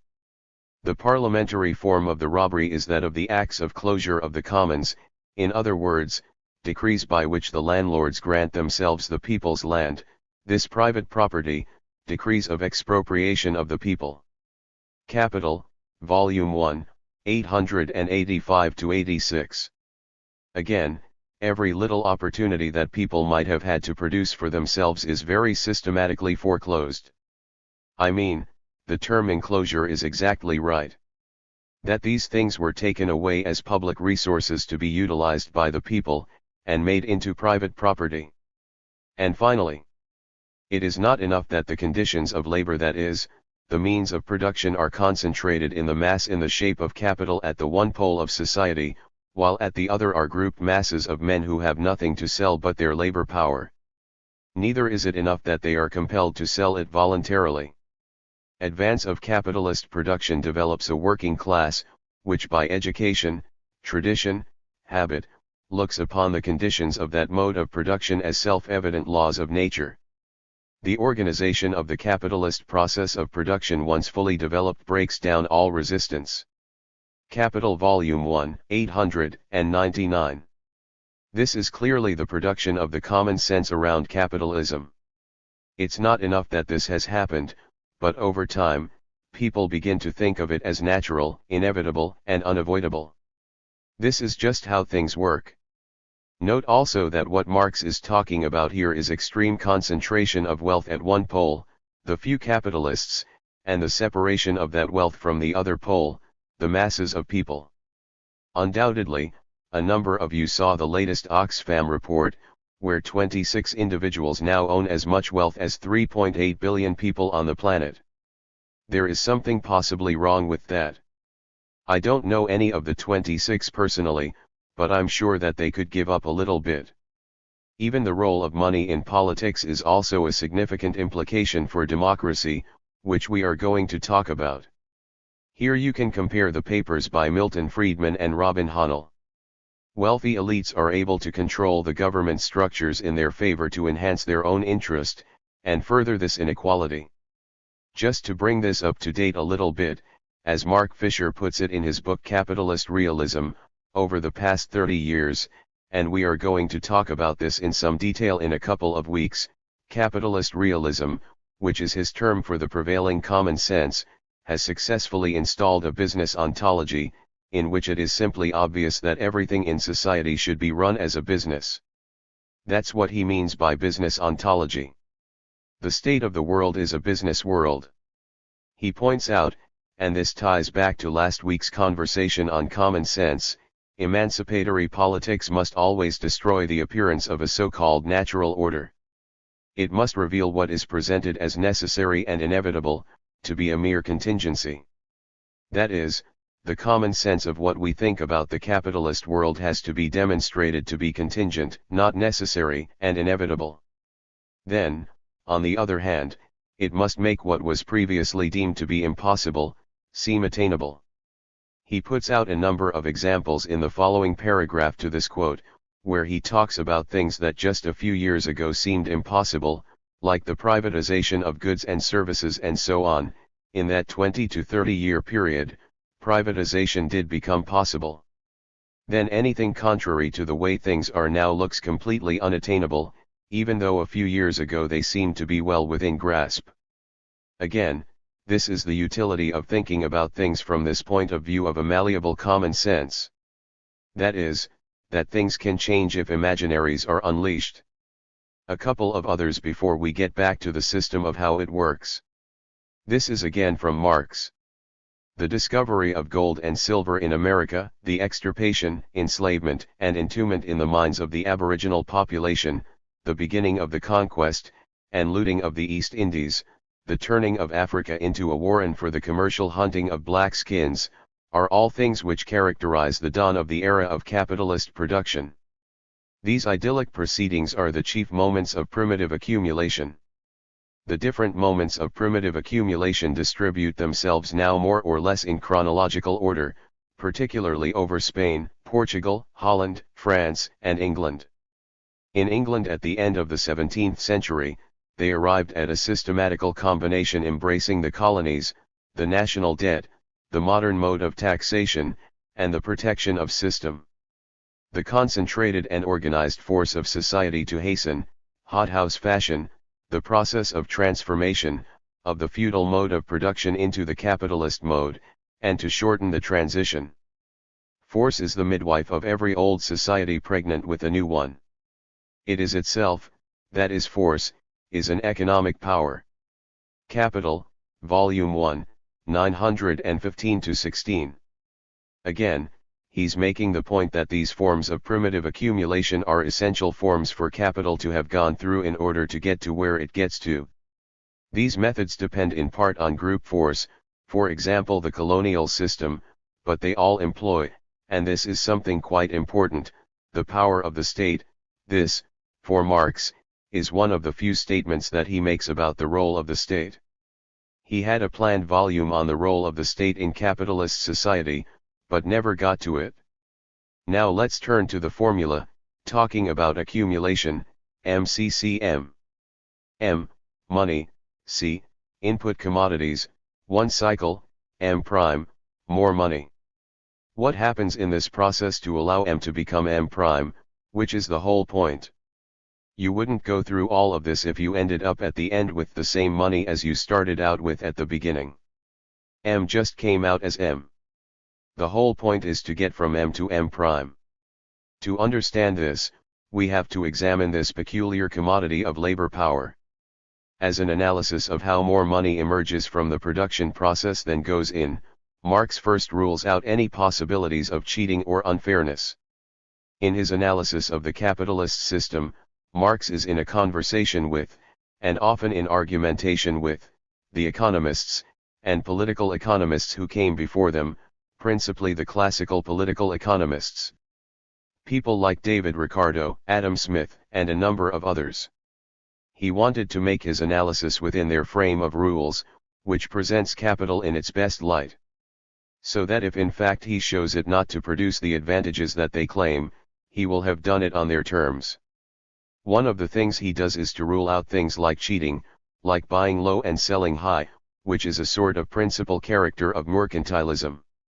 The reason he rules this out is, he says, that on balance in society, this doesn't produce any additional surplus value or wealth. It simply redistributes what value or wealth already exists. That it all averages out. If you cheat somebody, you may have gotten something, but they lost something. It's a kind of zero-sum thing. He rules that out. Everything in the process as Marx analyzes it trades at its true value. The means of production cannot be the source of the additional value. Remember, he's trying to figure out in his process how we get from M to M prime. One of the things that capitalists do is by means of production. He says, those cannot be the source of additional value. The reasons are this. They either transfer part of their value to the new products, or, for example, you depreciate machinery over time. You can calculate how much of the value goes into a production in each cycle of production. Or the means of production actually end up incorporated into the new product itself, but there is no new value there. So, if you make something, if you make bread out of wheat, it becomes incorporated in the bread, but there is no new value there. It's necessary for the capitalists to find on the market the commodity that produces more value than it itself costs. That's the trick. This unique commodity is labor power, and is the only element in the process that produces surplus value, which is the source of profit. It's a unique commodity in that regard. How does this work? Fortunately, there is a simple answer. I hate to be bearer of bad news, but this is how it works: exploitation of the worker. How does this operate? To understand this process, we have to begin by understanding wages, particularly the notion of a prevailing average wage. Such a prevailing average wage can fluctuate around a mean, depending on supply and demand for labor, but is set by how much it takes to enable the worker to reproduce him or herself on a daily basis. That is at a minimum to feed, clothe, shelter him or herself, so as to be able to return to work the next day. This is how the wage is set. This prevailing average wage, that is the price of the reproduction of labor, is dependent on the cost of a so-called basket of commodities, that constitute a set of reasonable expectations of compensation in a given society, at a given time and place. Marx very problematically used the nation-state as the scale for this. There could be enormous fluctuations within that. You think about what it takes to feed, clothe, shelter, and so forth, a person at a particular time and place. This is sort of the average wage, and it's this basket of commodities. Quite clearly, this average wage varies over time, and from place to place. What is a reasonable set of expectations in the US in 2019 is clearly different than it was in 1950 or 1970, or what it might be at present in Bangladesh or Germany. Just as a side note, average wages in 2019 in the US are about where they were in 1970. We'll come back to that in a couple of weeks. What is reasonable in one time and place is clearly different than it might be in another time and place, but the mechanism for determining the prevailing average wage remains the same. That is, you determine a wage by calculating the cost of a basket of commodities. What varies from time to time and from place to place is what goes into the basket.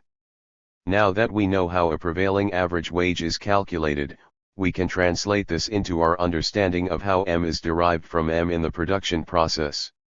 We begin by asking, what does the capitalist buy when he or she buys the commodity of labor power? What is the capitalist actually purchasing? It is the worker's ability to labor. The capitalist gets to decide how that ability will be put to use. This is the difference between buying labor power and buying labor. If you buy labor, it's already embodied in a good or service. If you buy labor, the worker has already determined how to expend that labor power. If you buy labor power, you, as the capitalist, get to determine how that will be directed and used. The capitalist buys the worker's ability to labor. Does the capitalist buy the worker's entire life? Certainly not. That would be slavery, which is too expensive for capitalists, because they have to then pay for the upkeep. Much better to rent the wage slave, than to purchase the actual slave. The capitalist buys the worker's capacity to work for a specified period, which is the working day. The length of the working day, I should note, has been a long-standing site of enormous class struggle. At the time Marx was writing Capital, an average working day could be 16, could be 18 hours, or even longer. The fight, historically, for what we now typically think about as the 8-hour day, or the 40-hour week, was a long struggle. But back to the process, basically what the capitalist is buying is the worker's capacity to work, but for a specified period of his working day. From the capitalist's point of view, this working day is, of whatever length it turns out to be, divided into two parts. This is from the capitalist's point of view, although the capitalist doesn't think about it this way, either. I'll say something about that in a second. Part of the day is what's called the necessary labor part of the day. That's the part of the working day in which the worker reproduces his or her own cost, and for which he or she is paid through the wage. The basket of commodities that constitutes the prevailing average wage has a value. A worker has to work so long in a day to produce that value in goods and services. That's the necessary part of the working day. If that part of the working day coincided with the entire workday, there would be no surplus whatsoever. That's clear. If the working day was 16 hours, but it took 16 hours to produce the value of that basket of commodities, there is no surplus. The other part of the working day, called the surplus labor part of the day, is the part in which the worker continues to produce goods or services, but for which she or he is not paid. This is the process that produces surplus value, and it's the source of all of the capitalist's profits. The working day, let's say it now consists of 8 hours, but if the worker reproduces him or herself in anything less than that time, then everything above that is surplus. The capitalist has not paid for it, and so this is the source of surplus value and profit. All of this works behind the backs of both capitalist and workers. Nobody sees the working day in this way. We have this mythology, a fair day's work for a fair day's wages. In fact, that's not how the working day works at all. If it were, capitalism would grind to a halt instantly. The time that it takes to reproduce the worker is always something less than the time that the worker works. It's clearly in the capitalist interest to reduce the necessary labor part of the day, that is, the time that the worker is paying for him or herself, as much as possible, and to increase the surplus labor time part of the day as much as possible. If you could go from the necessary working day being 3/4 of the day to 1/4, you've increased the surplus by that much. Marx identified two ways in which this could happen. One was called absolute surplus value. That is, you could do this by increasing the length of the working day.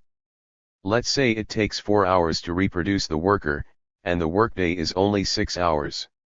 Well, if you increase the length of the working day to 8 or 12 hours, and all else remains equal, that is, it takes the same amount of time to reproduce the worker, you've increased the surplus time. This ability to increase the length of the working day has both biological limits, that is, you can only work for so long before productivity begins to decline precipitously, and now has, in many places, legal limits. Not every place. There are a lot of places where there are no prohibitions on the length of the working day. At some point the biological constraints do begin to play a factor. You can't do this continuously. And so another way to increase the surplus part of the day is what Marx called relative surplus value, and this you can do by increasing the intensity of the labor process. Through things like reorganizing the labor process, so there is more cooperation, more efficiency, your throughput becomes quicker, you can speed up the line in a manufacturing setting. At the turn of the last century, there were all these time and motion studies that were trying to actually anatomize each work process to make it as efficient as possible. All those are things that you can do to increase the intensity of the work process, and, importantly, for which the capitalist pays nothing. So again, this is another way to increase the surplus part of the day. Let's return to this formula one more time, MCCM. We now know where M' comes from. It comes from exploitation of the worker. If at the end of each cycle the capitalist simply spends the surplus, that is, the M', on his or her own consumption, or simply hoards it, sticks it in an offshore account, or something like that, and spends it all up, this is called simple reproduction, and does nothing to add to economic growth. It's a very uninteresting part of all of this. If, on the other hand, part of the surplus is thrown back into the production process for another cycle of production, by buying more means of production, or buying more labor power, this is called expanded reproduction, and this is what leads to economic growth. Engaging in this process means that some decisions have to be made. In expanded reproduction, at the beginning of each cycle, the capitalist must decide how much to reinvest, and interestingly, how to divide that reinvestment between labor power, i.e., living labor, called variable capital, and means of production, which are called constant capital or dead labor. The reason they are called that, if you think about tools and equipment and raw material, they have labor embodied in them, but they don't have living labor in them. You take a machine, it has labor in it, but that labor has already been expensed. It's called constant capital or dead labor. At the beginning of each new cycle of production, then, capitalists divide their reinvestment between means of production and labor power. There is a decision to make, how much to reinvest, and how to divide that reinvestment between these two components of capital investment. These decisions are based at least in part, and often in large part, on how the production process is being modified by the capitalists' competitors. Capitalists do not operate in a void typically. That is, they are in a segment of capital, or in a segment of the market, where they have competition. The decisions that other competitors are making compel capitalists to keep up in one way or another. Under the compulsion of this constant competition, capitalists constantly revolutionize the production process to stay one jump ahead, and thereby maintain, and maximize, their own profits. Others must then either follow them, innovate on their own, or go under. This is why Marx thought of capitalism in very admiring terms in many ways as this revolutionary system. That is, if all of this kind of constant innovation could be turned to other ends, and not simply profit maximization for the few, this had some real promise. Marx was quite admiring of this potential. The only escape for individual capitalists from this constant competition is monopoly. Over time, this is a trend in capitalism, the big eat the small. When we look at media consolidation, or we look at consolidation in other sectors, this is the driver. The only way in which capitalists can escape this constant competition is by developing a monopoly control over their market segment. This is why they strive for mergers and acquisitions to rule out their competition. It means they can get off of this sort of revolutionizing treadmill. For a variety of reasons, mostly having to do with the need to control the vagaries of living labor, capitalists tend, over time, to increase the amount they invest in constant rather than variable capital. That is, they tend to put more money into the means of production than into labor. A lot of this has to do, as I say, with a living labor force being somewhat problematic. One common form of this phenomenon that we see all the time now is automation, that is, replacing living labor with dead labor, machines. This has several important effects. Some of which are social, some of which are economic. Skill is invested in the machines, and the workers become desk-eyed machine menders. This is a very useful thing for capitalists. It doesn't mean that as you automate there might not be the production of some new jobs that have real value, but in a much more generalized sense, workers are desk-eyed. They then become quite easily replaceable by other workers. For example, over the history of technology, in industrial technology, we see women replacing men, children replacing adults. As the necessary strength for a skill gets invested in the machine, or the necessary artisanal skills get put into the machine, you can get much less skilled workers to do the same sort of thing. This has an enormous disciplining effect on existing workers. That is, if you know, not only that there are a number of people waiting to take your job, but that they don't really have to know much, this makes you rather docile in the workplace. Over time, the same amount, or even an increase in production, takes fewer and fewer workers. We are seeing this now. We'll talk about this again in a couple of weeks. This may also add to a reserve of unemployed labor, or underemployed labor, which is another disciplining effect. We have a very low official unemployment rate in the US now, about 4% or even less. Many people, though, have either given up looking for work, or are vastly underemployed. We've got to keep in mind that the true unemployment rate is very different than that. Even people who are employed, many of them are not employed in jobs that pay enough to actually subsist. Having that reserve army out there is again another disciplining effect. This process of investment in constant versus variable capital, that is, in means of production versus living labor, produces two major problems for capital. We are seeing these now. The first problem, since living labor is the only source of surplus value, shifting from living to dead labor may contribute to a falling rate of profit.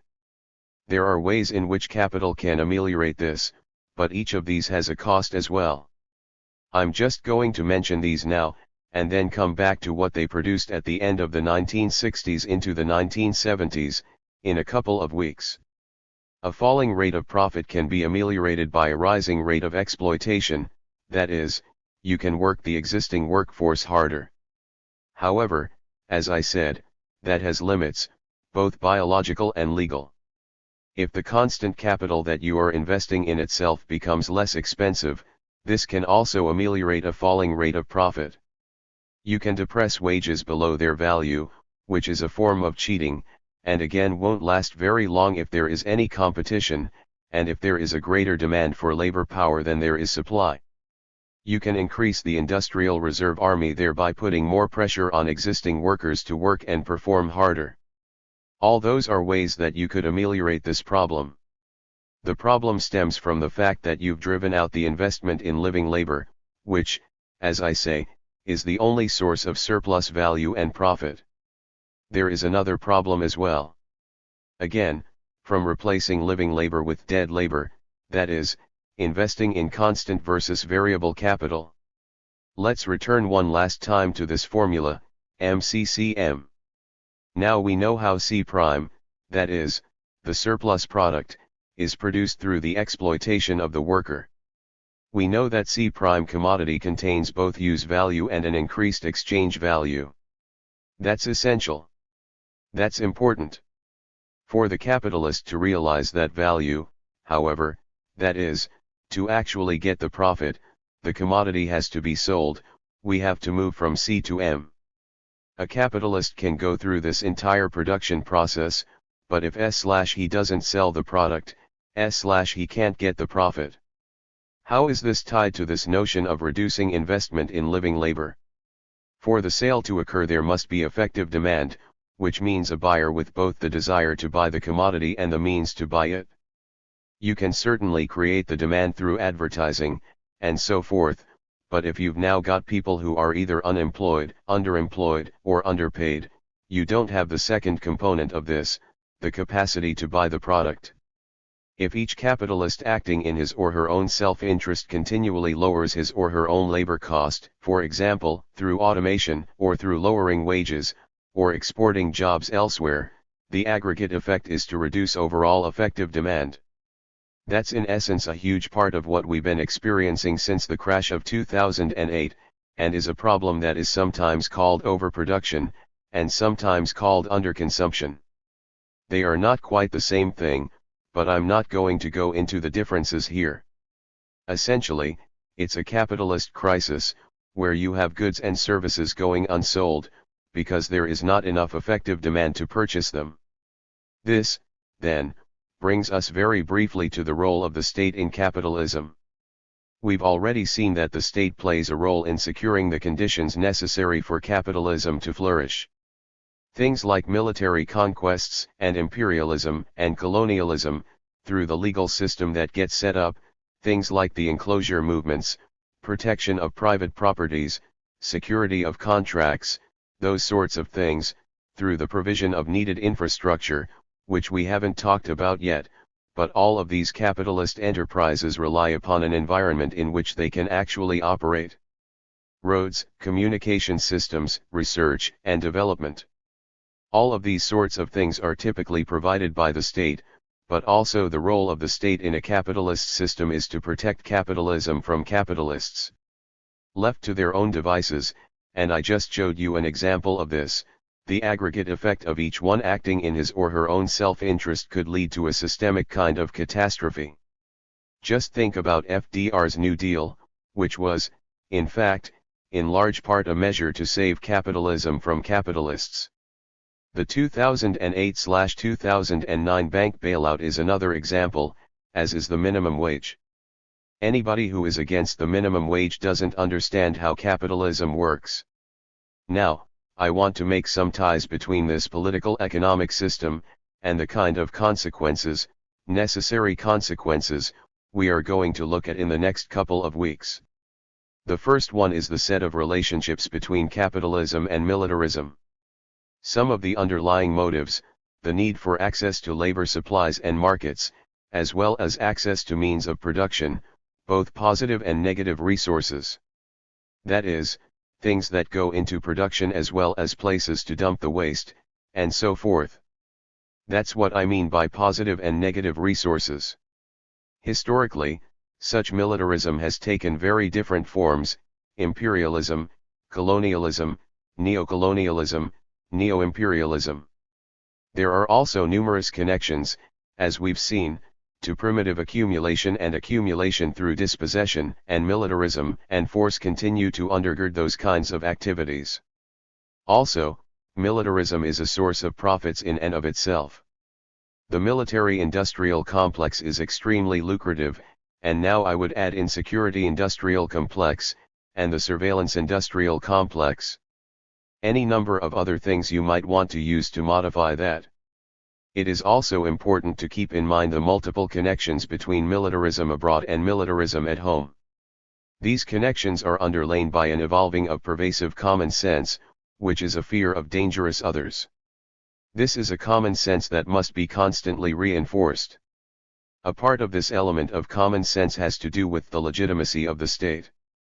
Given a globalized economic system, individual nation-states can't guarantee the economic security of their own citizens in many cases. The decisions that need to be made about the economy are not made by states.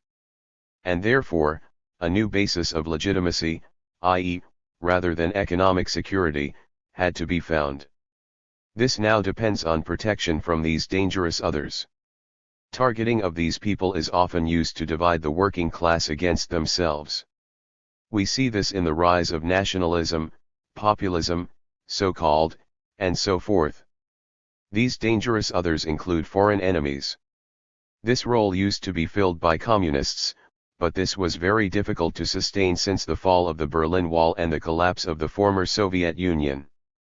Communism has, therefore, become much less of an issue, so we've had to switch to a different enemy, the global terrorist, along with immigrants and refugees.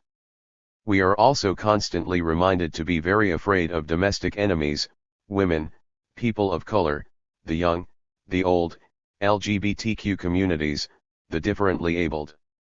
All of these are constantly targeted as dangers from which we need protection. And that's part of the way in which the state in 2019 establishes its legitimacy, as well as a way to bring militarism home. The second set of connections is between capitalism and environmental catastrophe. Again, these are necessary connections between a capitalist political economy and its consequences. The underlying motive is the need for continuous capital growth and expansion. Competition drives it in a lot of ways that we'll talk about. Unfortunately, however, we are in a finite world. Some of the results include widespread resource depletion, as well as pervasive environmental pollution, including climate change. Many of these consequences occur because of capitalism's dependence on externalizing, that is, putting the burden on others, any costs that detract from the bottom line. The issue of externalities, which we'll talk about in a couple of weeks. Pervasive common sense that underlies this tension is that quality of life, happiness, and satisfaction must be defined by the acquisition of things. That results in rampant and endless consumerism, novelty, obsolescence, and waste, because these are things that capitalism produces. Finally, there is a set of connections between capitalism, in its neoliberal, financialized, and globalized form, and a set of consequences resulting from that form. I'm just going to go through these very, very quickly, because we are out of time, but we are also going to cover them in a couple of weeks. The underlying motive for capital to have taken on this form is that, at the end of the previous period, which was roughly 1945 to 1970, capital came up against steeply falling rates of profit. Capital needed a new form, new areas for invasion and accumulation. Capital, under the right circumstances, is free to roam the globe, depending on the nature and extent of your sunk, or fixed, costs. That is, if you have a lot of investment in a place, and plant equipment, you are not so free to roam. But if you are not encumbered by such investment, as a capitalist you can roam around the globe in search of cheaper and/or more submissive labor, newer cheaper resources, new markets, places to dump pollution, and so forth. Other opportunities for renewed accumulation and profit include the privatization of previously public goods and services. This is a form of accumulation by dispossession and update of primitive accumulation. Finally, extensions of new intellectual property rights, colonization of indigenous and traditional knowledge can all be used as profit sources. While capital is free to roam around, labor is held in place. If workers could travel freely to areas of higher wages or better working conditions, this would dampen capitalists' power. This is a large part of the reason we have these incredible controversies about so-called immigrants and refugees. Pervasive common sense underlying this neoliberal form is the market or business ontology that I discussed before: markets good, government bad. Finally, there is a relationship between all of these effects and the resistance and response that the issues generate. There are labor movements, peace movements, environmental movements, social justice and equality movements, civil rights movements, identity politics movements, and on and on. However, they are often disconnected from each other. A crucial point of the lecture, and the course more generally, is to demonstrate that these varied movements should be bound together, because all have the same underlying structural systemic causes. I will stop with that. Chomsky Lecture, January 24, 2019. I'll start with some good news, or at least not awful news. As maybe you've seen, the doomsday clock was set this morning, and contrary to many people's fears, mine included, it was not moved closer to midnight. It's staying at 2 minutes to midnight, which is as close as it's been to terminal destruction since it was set. The original setting in 1947 was 7 minutes to midnight. It reached 2 minutes to midnight in 1953 when the United States and the Soviet Union set off thermonuclear explosions, informing the world that humans, in their magnificence, had achieved the ability to destroy everything. Since then, the minute hand has oscillated, but it never returned to 2 minutes to midnight until January 2018 after Trump's first year in office. And that's where it stays today. My personal guess is that the analysts felt that if they moved it closer to midnight, within a year or two we'd reach the limit, goodbye, so they're holding back. Well, let's turn to our current topic, hegemonic common sense, particularly as shaped and reflected in the intellectual domains, including the political and social sciences. Research in these areas is quite hard, for many reasons. One is that you can't set up controlled experiments the way you can in the hard sciences. But occasionally, history obliges and constructs a pretty good one for us. Actually, that happened for market fundamentalism, the Friedmanite market fundamentalism that Marv was talking about in our last meeting.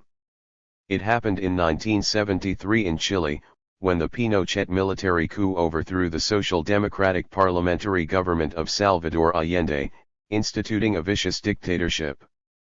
That was another chapter in the plague of repression that swept over the hemisphere from the early 1960s that I alluded to before, and that we'll return to later from its interesting origins on. There is a background to this, which is worth a couple of minutes' reflection. From the late 1950s, the CIA was running one of its major operations in Chile to try to prevent Allende from being elected. It included massive electoral interference and numerous other forms of subversion, rather normal, hence unremarked. There was also large-scale economic support for the effort from the U.S. corporate sector, the U.S. government, the World Bank, all doing everything they could to make sure that this catastrophe didn't take place. It worked until 1970, when Allende was elected.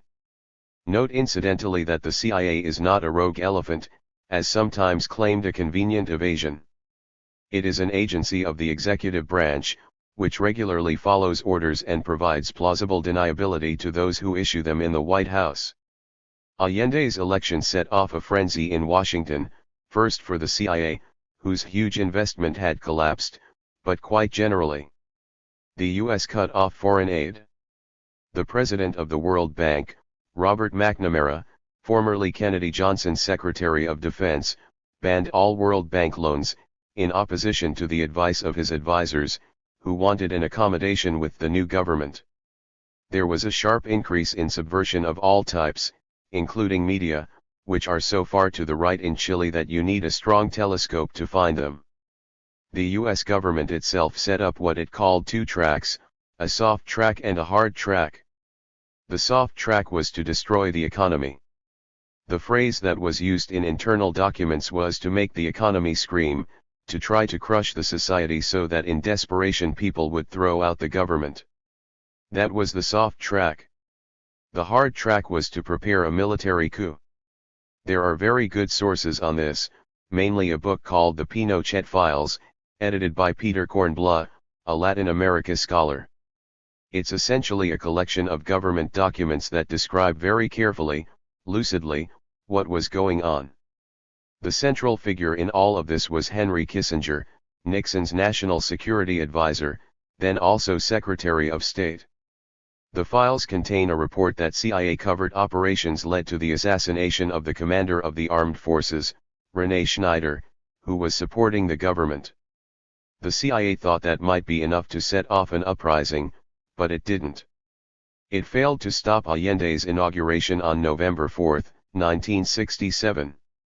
After the failure, Kissinger lobbied President Nixon to reject the State Department's recommendation that the U.S. seek a modus vivendi with Allende. In an 8-page secret briefing paper that provided Kissinger's clearest rationale for regime change in Chile, he emphasized to Nixon that the election of Allende as president of Chile poses for us one of the most serious challenges ever faced in this hemisphere, and your decision as to what to do about it may be the most historic and difficult foreign affairs decision you will make this year. Remember, this was right at the peak of the Vietnam War and many other things, but overthrow of the Allende regime was of transcendent importance. Kissinger goes on to say that not only were $1 billion of U.S. investments at stake, but also what he called the insidious model effect of Allende's democratic election. There was no way for the U.S. to deny Allende's legitimacy, Kissinger noted, and if he succeeded in peacefully reallocating resources in Chile in a socialist direction, other countries might follow suit. The example of a successful elected Marxist government in Chile would surely have an impact on and even precedent value for other parts of the world, especially in Italy. The imitative spread of similar phenomena elsewhere would in turn significantly affect the world balance and our own position in it. The Marxist government was in reality a social democratic government, but as Dean Acheson had explained much earlier, it's necessary to be clearer than truth when seeking to bludgeon the mass mind of government. As for Italy, Kissinger didn't have to explain. He and Nixon knew why Italy was a problem. There were major left parties and a huge CIA operation had been going on since 1948 to subvert Italian democracy, one of the CIA's major operations. So the Chilean moves towards social change by parliamentary means might well have an effect on Italy and beyond.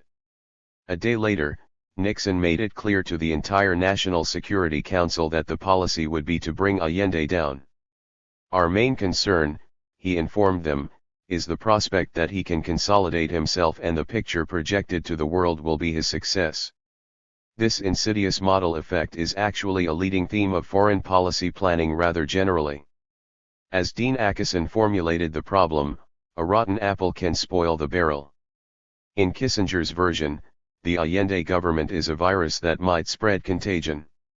The solution to that dilemma is clear: you kill the virus and you inoculate potential victims, if necessary by violent and repressive military dictatorships.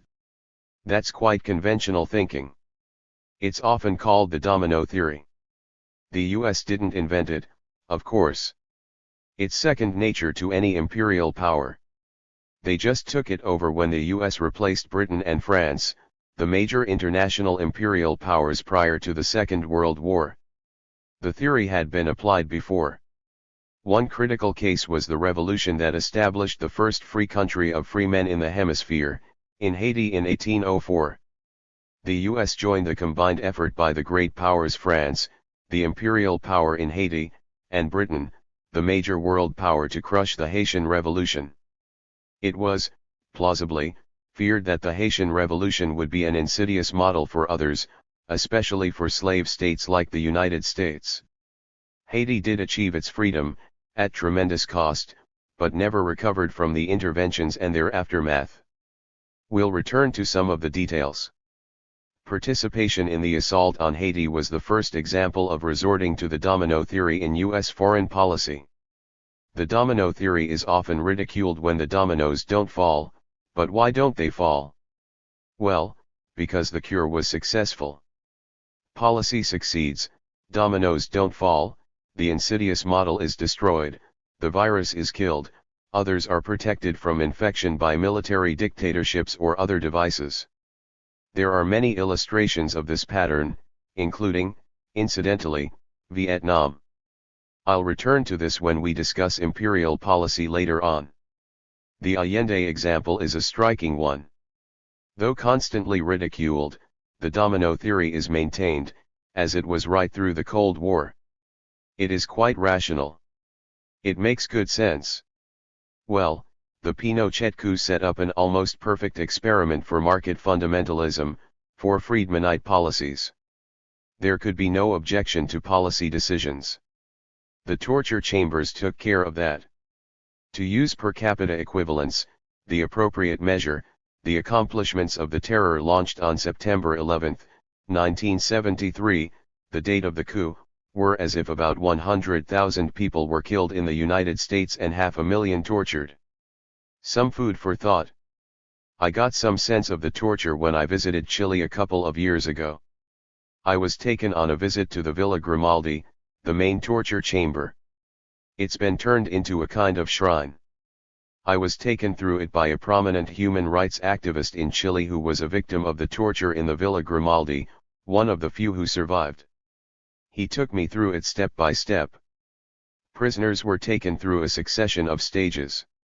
First, mild torture, then harsher torture, then on and on until, at the last stage, if they'd survived so far, they were thrown into a nearby tower, which few survived. He was one. He said at each stage there was a doctor present to make sure that the patient didn't die so he could go on to the next and harsher stage. I asked him afterward, what happened to the doctors after democracy was restored? He said that they're practicing in Santiago. That's one of the effects of not having a truth commission, not having any investigation of crimes of state. I mentioned earlier that that's something that we can think about with regard to ourselves. In any event, there couldn't be any objections to any of the regime's policies. Furthermore, the dictatorship had huge external support. During the Allende years, as I mentioned, everything was cut off, but as soon as the dictatorship was imposed and the frenzy of murder and torture was underway, the spigot was opened. There was a flood of U.S. aid. The World Bank provided new loans, quite substantial ones. Multinational corporations came in to profit from the grand experiment, and to help maintain the dictatorship. The market model was imposed by students of the doctrines of Friedman and his associates, the so-called Chicago Boys, Chileans who studied economics at the University of Chicago. They were operating with the advice of their neoliberal mentors, Friedman, and other leading market economists who visited regularly. And who were much impressed, not just by the economic policies but even by the freedom under the dictatorship. One of the patron saints of neoliberalism and libertarianism, Friedrich Hayek, said, "I have not been able to find a single person even in much maligned Chile who did not agree that personal freedom was much greater under Pinochet than it had been under Allende." Which may tell us something about whom he chose to see. The Chicago Boys and their mentors had the good sense to maintain the highly efficient, nationalized copper producer Codelco, the world's largest. That's, of course, a radical violation of market principles, of neoliberal principles, but worthwhile since the company was the source of much of Chile's export earnings and the basis of the state's fiscal revenues. In general, it was close to a perfect experiment. It looked like a great success, if you ignored the human costs. In 1982, Friedman published the second edition of his manifesto, Capitalism and Freedom, celebrating the triumph of the cause. The timing was auspicious. In 1982 the Chilean economy crashed and had to be bailed out by state intervention.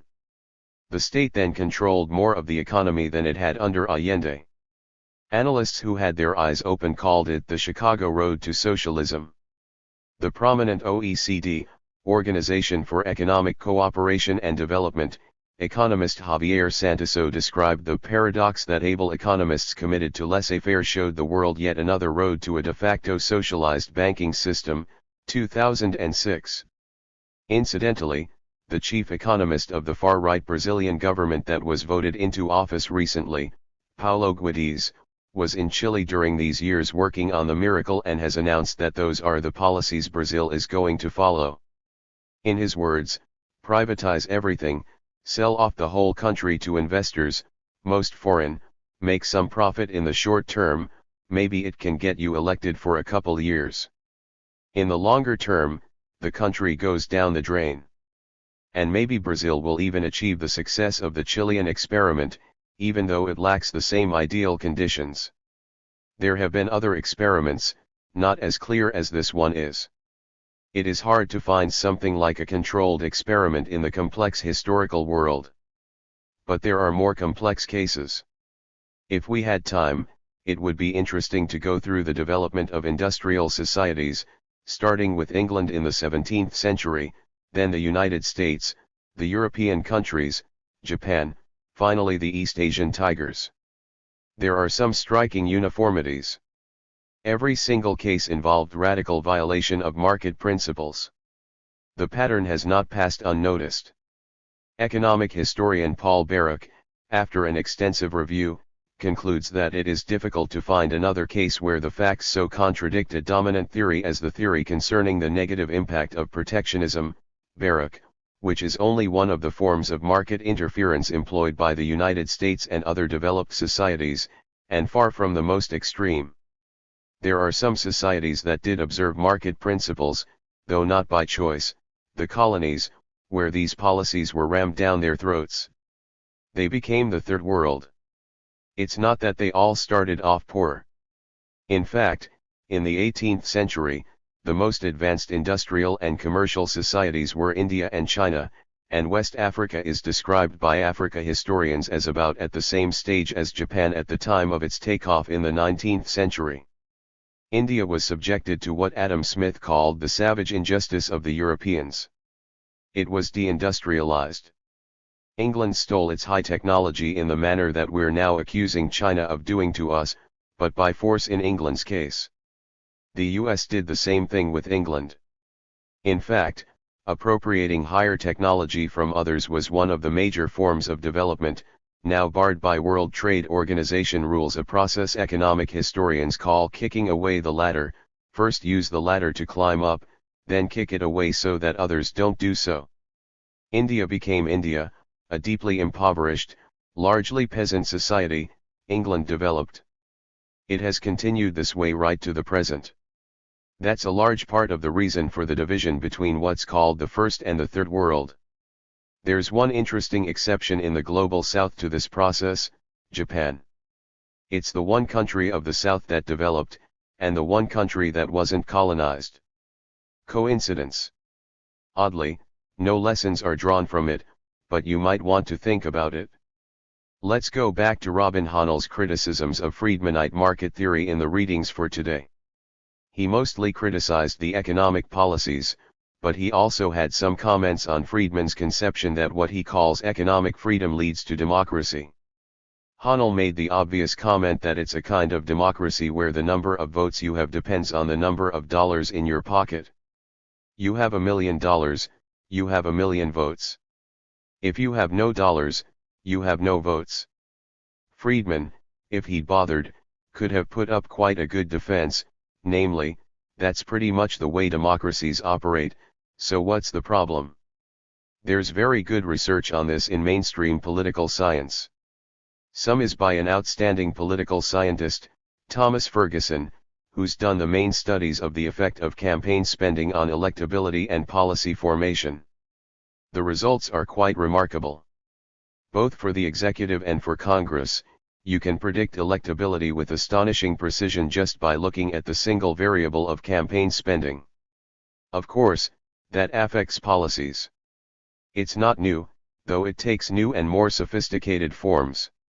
In 1895, there was a famous campaign manager, Mark Hanna, who was celebrated for running successful campaigns. He was asked once what it takes to run a successful campaign, and his answer was, "There are two things that you need. The first one is money, and I've forgotten what the second one is." Ferguson's investment theory of politics, the idea that investors form coalitions to control the state, places Hanna's conclusions from practice on firm ground with a rich historical record, up to the present moment. That's just the bare beginning. Campaign spending is overwhelmed by lobbying, which expanded rapidly from the 70s and through the neoliberal period. An effect of these developments is something like Friedman's concept of democracy: your votes reflect your dollars. As I discussed earlier, the basic pattern goes back to the first democratic revolution in 17th century England and continues to the second one a century later in the newly liberated colonies, to which we'll return. But we shouldn't overlook the fact that, however flawed, these democratic revolutions constituted real progress toward democracy and rights. Establishing parliamentary sovereignty in England in 1689 was no small achievement, and the American Revolution opened a new era in functioning democracy. In fact, simply the phrase, "we the people," was a very radical idea, a revolutionary idea, however flawed it was in formulation and implementation. From the perspective of the powers of the day, the American Revolution was one of those terrifying dominoes. King George III feared that if successful, the American Revolution might lead to erosion of the British Empire by the domino effect, one reason why the British clamped down harshly on the colonies as revolutionary sentiment was brewing. And after its success, the revolution deeply concerned the reactionary powers of Europe. The Tsar and Metternich feared that the pernicious doctrines of republicanism and popular self-rule spread by the apostles of sedition in the colonies that had cast off the British yoke might encourage similar vicious principles beyond. A century after the Tsar and Metternich warned about the domino effect of republicanism, American leaders were expressing similar fears about Russia. Woodrow Wilson's Secretary of State Robert Lansing warned that if the Bolshevik disease were to spread, it would leave the ignorant and incapable mass of humanity dominant in the earth. The Bolsheviks were appealing to the proletariat of all countries, to the ignorant and mentally deficient, who by their numbers are urged to become masters, a very real danger in view of the process of social unrest throughout the world. Gardner. President Wilson thought that it might already be happening. A notorious racist, he was concerned that the establishment of soldiers and workers' councils in Germany would inspire dangerous thoughts among the American Negro soldiers returning from abroad. Already, he had heard, Negro laundresses were demanding more than the going wage, saying that money is as much mine as it is yours. Among other disasters, Wilson feared that businessmen might have to adjust to having workers on their boards of directors if the Bolshevik virus were not exterminated. Gardner 1987. The threat of Bolshevik appeals to the ignorant and mentally deficient working class was so dire that the US and other Western powers were entirely justified in invading Bolshevik Russia in self-defense against the revolution's challenge to the very survival of the capitalist order. Gaddis 1987.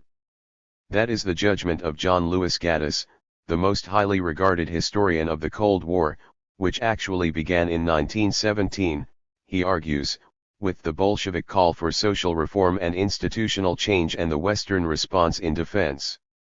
It was no less important to defend the civilized order against the popular enemy at home.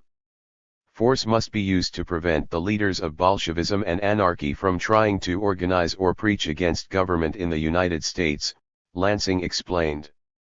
The Wilson administration recognized the threat and launched the most severe repression in U.S. history, which successfully undermined democratic politics, unions, freedom of the press, and independent thought, as usual, with the general approval of the media and elites, all in self-defense against the ignorant rabble. Much the same story was reenacted after World War II under the pretext of a communist threat, and a few years later once again as the civil rights movement and other miscreants threatened properly functioning democracy, matters to which we will return. There's nothing original about the regular resort to the domino theory in U.S. post-World War II planning, in the international arena and at home. Viruses can indeed spread contagion. I mentioned earlier the second modern democratic revolution, the one that should primarily concern us, particularly the formation of the Constitution. It's worth some elaboration. During the 1780s, there was an impressive level of activism, discussion, debate, and popular meetings. There was a very lively pamphlet literature, meetings, all kinds of groups and associations. And rebellions, including a major rebellion in Massachusetts, Shays' Rebellion, in 1786 and 87, farmers who were protesting economic injustice at about the time that the Constitutional Convention was meeting. The rebellion enhanced the concerns of the framers about the dangers of democracy, and was part of the reason for the framers' coup that established the Constitution. The best source on these matters is the scholarly study by Michael Klarman, with that title, 2016. It provides a very revealing record of the popular discussions, debates, and interchanges that were going on in the background, and also of what actually transpired at the Constitutional Convention. The framers themselves were comparatively wealthy, the elite. Poor farmers couldn't make the long trek to Philadelphia and spend several months there. Remember, there was almost no transportation.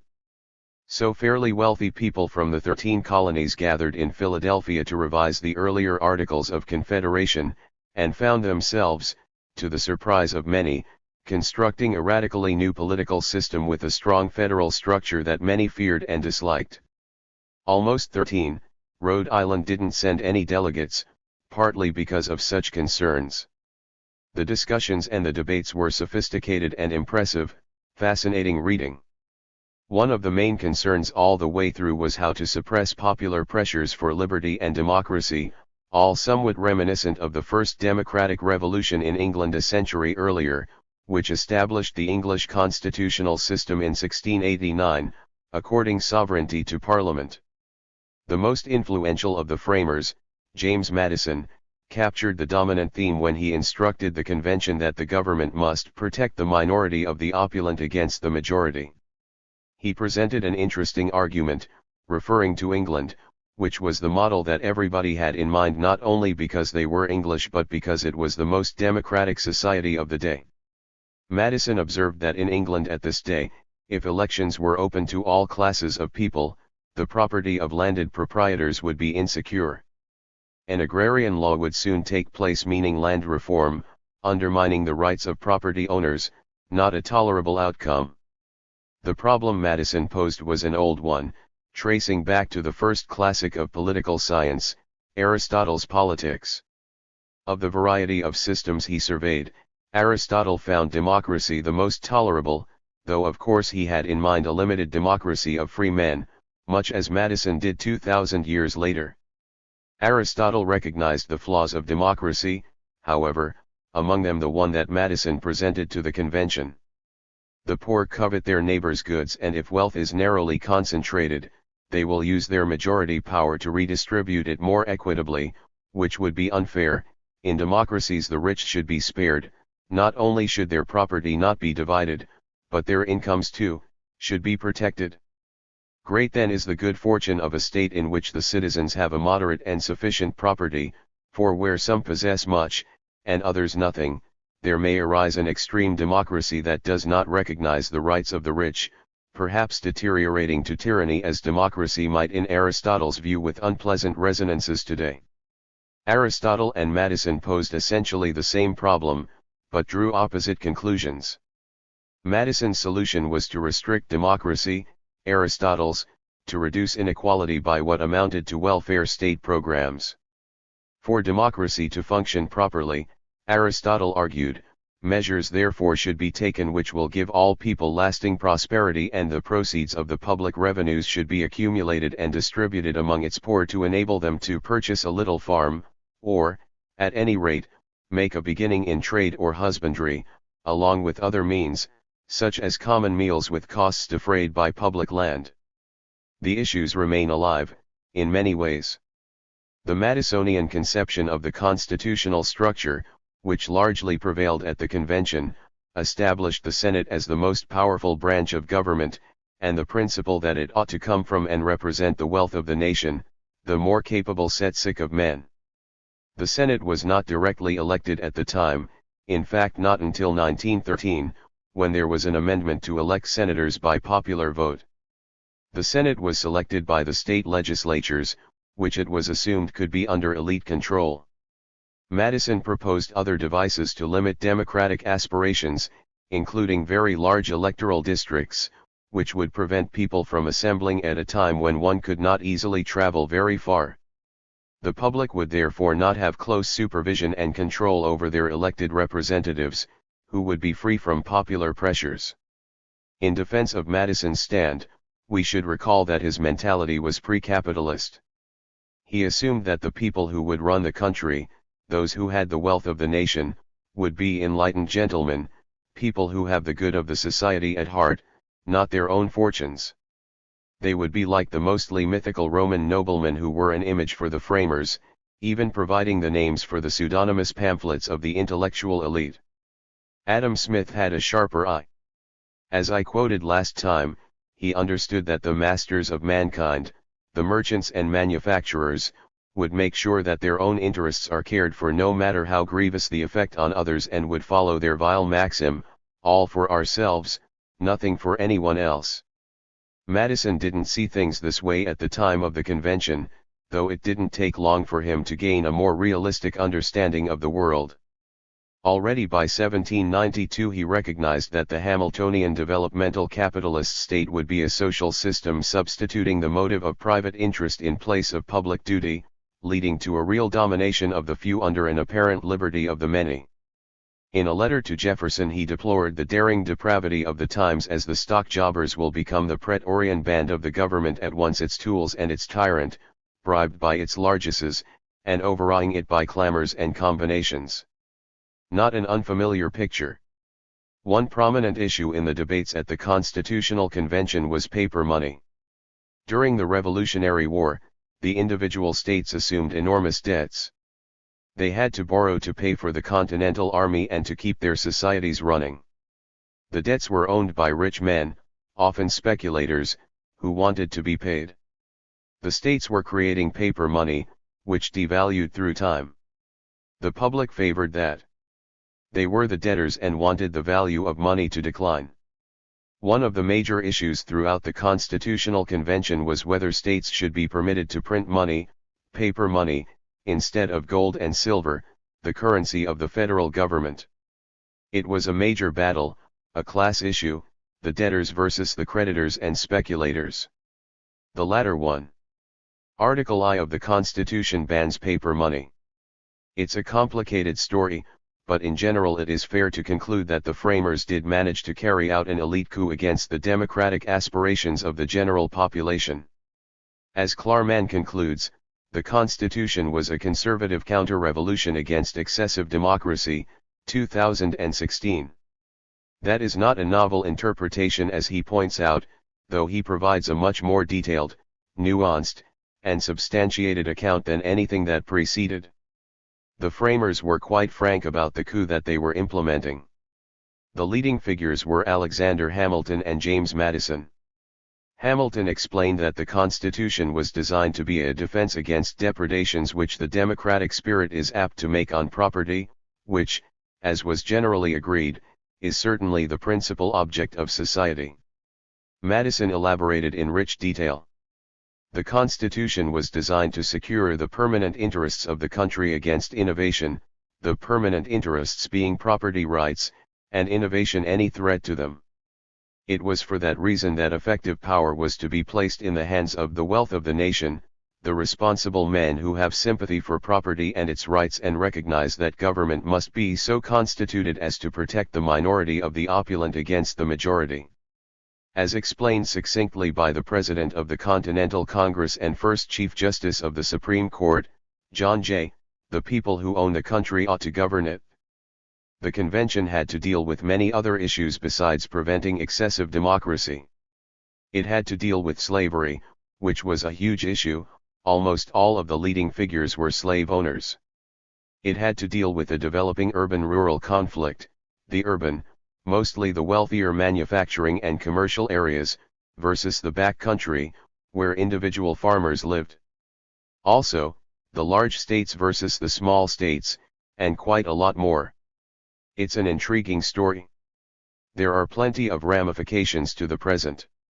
One of them is the radically undemocratic structure of the Senate, with inhabitants of small states having far greater voting power than those of the larger ones. That arrangement was a necessity. There was no other way that the small states would ratify the Constitution. A very serious matter today, to which we'll return. All of our discussion so far has dealt with one aspect of government, political government, though class conflict lurks close to the surface. Political government is usually understood to exhaust the concept of government. But that's a conceptual error. There are also private governments alongside the formal government. An interesting book recently appeared about this topic by political philosopher Elizabeth Anderson, critiquing hegemonic common sense. You might want to take a look at it. It's very readable. Anderson discusses something we are all quite familiar with, but do not see, the fact that in reality the great majority of the population is governed for most of their waking lives by private governments, more accurately, private tyrannies, 2017. When you rent yourself to some concentration of capital in the private sector, that's what taking a job is. You're giving your life over to a dictatorship, in fact, an extreme form of dictatorship that reaches far beyond political dictatorships. The tyranny to which you are handing yourself over to has almost total control over you. It controls every minute of your working day, what you wear and are allowed to say, when you're allowed to get a bathroom break, how your hands and legs move, whether you smoke cigarettes at home. Just about everything in your life is controlled by this extreme dictatorship, which goes far beyond any totalitarian dictatorship in the degree of control it exercises. That raises some questions. One is whether a socio-economic system is legitimate if it subjects people to extreme forms of tyranny for most of their lives. And that leads to the next question, whether the wage-labor contract is itself legitimate. The argument in favor of legitimacy is that the contract is freely undertaken in the sense of Anatole France's remark that the rich and poor are equally free to sleep under the bridge at night.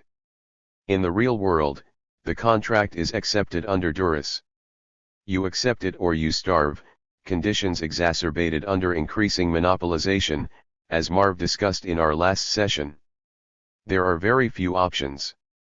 Even if there are options, questions arise about the legitimacy of a system in which people have to rent themselves to dictatorships to survive. Does such a system violate rights, inalienable rights of human beings, like the right not to be a slave, for example, or the right not to be property, to be a person, not property?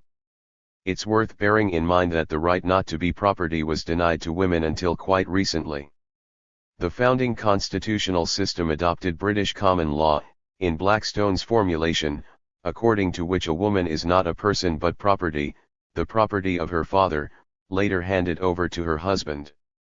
That lasted quite long, in some respects as late as 1975, when the Supreme Court finally determined that women are peers, not property. They have a right to serve on a federal jury. Anderson draws an interesting analogy. She points out that in the political sphere, we regard Mussolini as a dictator even though people were free to emigrate, to leave Italy. It's rather like Friedman's concept of freedom, you're free to leave the job, so the enterprise that employs you is not a dictatorship. She also points out that we regarded Kremlin-run Eastern Europe as a dictatorship, even though people were free to go from one country to another. You could take a job in Poland or the Ukraine, very much as you can leave a job at GM and if you're lucky find one at Ford. Well, we didn't regard that as freedom. The analogy to the private economic system is close, which again raises questions about the legitimacy of private governments. Actually, these questions are not new. They were central to the tradition of classical liberalism, which, Anderson argues, regarded wage labor as a violation of inalienable rights. That perspective lasted pretty much through the mid-19th century, when the Industrial Revolution and capitalist hegemony fostered common sense of a sharply different kind. In earlier days, advocacy of free markets was a progressive doctrine. It was upheld by the rascal multitude and the radicals of the English Revolution. The idea was that free markets would eliminate hierarchy and subordination to authority. They would free people from autocratic systems, from state, church, landlords. Free markets would enable them to become self-employed, self-ruled. That was the ideal for John Locke, Adam Smith, Thomas Paine, Abraham Lincoln, other classical liberals. All of that crashed with the Industrial Revolution of the 19th century. Everything changed, but it's very important to understand the classical liberal reasoning, which has considerable resonance right to today. Take Adam Smith again. All people have an equal right to the earth, he held, and it's absurd to claim that land ownership should be restrained by the fancy of those who died perhaps 500 years ago. Great estates should be broken up and sold equitably. Smith also gave an argument for markets. If free, he argued, they would tend toward equality. Commerce, manufacturing, small-scale enterprises, should be run by independent artisans and merchants. His model for efficient division of labor was a pin factory, with a handful of workers, who might participate in some ways in its governance. Smith, as you know, did value division of labor. You've all heard about the butcher and the baker and so on all enjoying self-rule. He's famous for that. But he's less famous for his harsh criticism of division of labor when the principle of self-rule is violated. In Wealth of Nations, he wrote that a person who keeps to repeated simple operations under division of labor becomes as stupid and ignorant as a person can possibly be, but that will be the fate of the laboring poor under a regime of division of labor for those who rent themselves to survive. It's a fate, he said, that must be prevented by government intervention in any civilized society. That's not exactly what you learn about Smith and division of labor in courses and texts. Actually, in the standard scholarly edition of Wealth of Nations, the University of Chicago Bicentennial Edition, this passage is not even cited in the index under division of labor. There's more to say about how Smith is generally interpreted, but I don't want to run too far over. Just take his most famous phrase, invisible hand. Everybody's learned about the wonders of the invisible hand, but it's very unlikely you've learned how Smith used the phrase. Actually, he almost never did. He used it twice in any relevant context, once in Wealth of Nations, once in his second major book Moral Sentiments. In Wealth of Nations he uses the phrase invisible hand in what in effect is an argument against neoliberal globalization. He observes that if the merchants and manufacturers of England imported from and invested in foreign countries, they might make more profit, but it would be harmful to the people of England. Fortunately, however, they have a home bias. Their concern about the people of England is such that they won't care about making more profit and will invest and purchase at home. So as if by an invisible hand, the people of England will be spared the ravages of what we now call neoliberal globalization. The other major founder of modern economics, David Ricardo, was even more outspoken about this. He's famous for the theory of comparative advantage, but he wrote that he hoped that the merchants and manufacturers of England wouldn't follow it but would instead be concerned with their own people. The other example of Smith's use of the phrase invisible hand is in an interesting argument in Moral Sentiments. England was then, of course, mostly an agrarian society. He considers the possibility that one landowner would obtain almost all the land, a sharp concentration of wealth. Smith argues that it won't matter much. Because of his sympathy with other people, whatever its roots, he would divide his wealth in such a way that as if by an invisible hand, its distribution will be relatively egalitarian. That's the totality of Smith's relevant use of the phrase. The idea that wage labor is basically a form of slavery and becomes tolerable only if temporary, lasting only until you become independent, was widely held well into the mid-19th century. Abraham Lincoln, for example, was a strong advocate of that position. In fact, it was a slogan of his Republican Party. Wage labor was regarded as essentially the same as chattel slavery except insofar as it's temporary, a step toward freedom. The ideal is self-rule. Other contributors to the classical liberal canon went much further. More significant, Similar ideas were upheld by working people in the early Industrial Revolution. In the United States in the 19th century, in the early days of the Industrial Revolution in eastern Massachusetts, there was a lively labor press written, edited, and produced by the men and women who worked in the factories. Many were women, called factory girls, young women coming from the farms to work in the mills. Their writings are very interesting. There's good work about them, the first major work on American labor history, by Norman Ware, 1924. The original documents are available in a publication edited by Philip Foner. The independent labor press condemned what it called the blasting influence of monarchical principles on democratic soil. Working people recognized that the assault on elementary human rights in the capitalist industrial system, including wage labor, will not be overcome until they who work in the mills will own them and sovereignty will return to free producers. Then working people will no longer be menials or the humble subjects of the foreign despot, the absentee owners, slaves in the strictest sense of the word who toil, for their masters. Rather, they'll regain their status as free American citizens. The Knights of Labor, the first major labor organization, had essentially the same ideas. The capitalist industrial revolution instituted a crucial change from price to wage. When the producer sold his product for a price, Ware writes, he retained his person. But when he came to sell his labor, he sold himself, and lost his dignity as a person as he became a slave, a wage slave, the term commonly used, 1924. Working people in New England implicitly adopted the insight of the great humanist Wilhelm von Humboldt, the founder of the modern research university, that if an artisan produces a beautiful work on command, we may admire what he did but we despise what he is, a slave in all but name, not a free human being. In the late 19th century, a populist movement developed. It was nothing like what's now called populism. It was a major popular movement of independent farmers, starting in Texas and spreading to Kansas and most of the Midwest. Farmers wanted to free themselves from the control of northeastern bankers who lent them money to plant and then gouged them to pay it back. They established and ran their own cooperative enterprises for banking and marketing. For a time, it seemed as if the Knights of Labor and the agrarian populists might unite, bringing about a real radical democratic revolution. But it was not to be. Both the workers' and farmers' movements were beaten down with plenty of state corporate violence. The U.S. has an unusually violent labor history, well into the 20th century.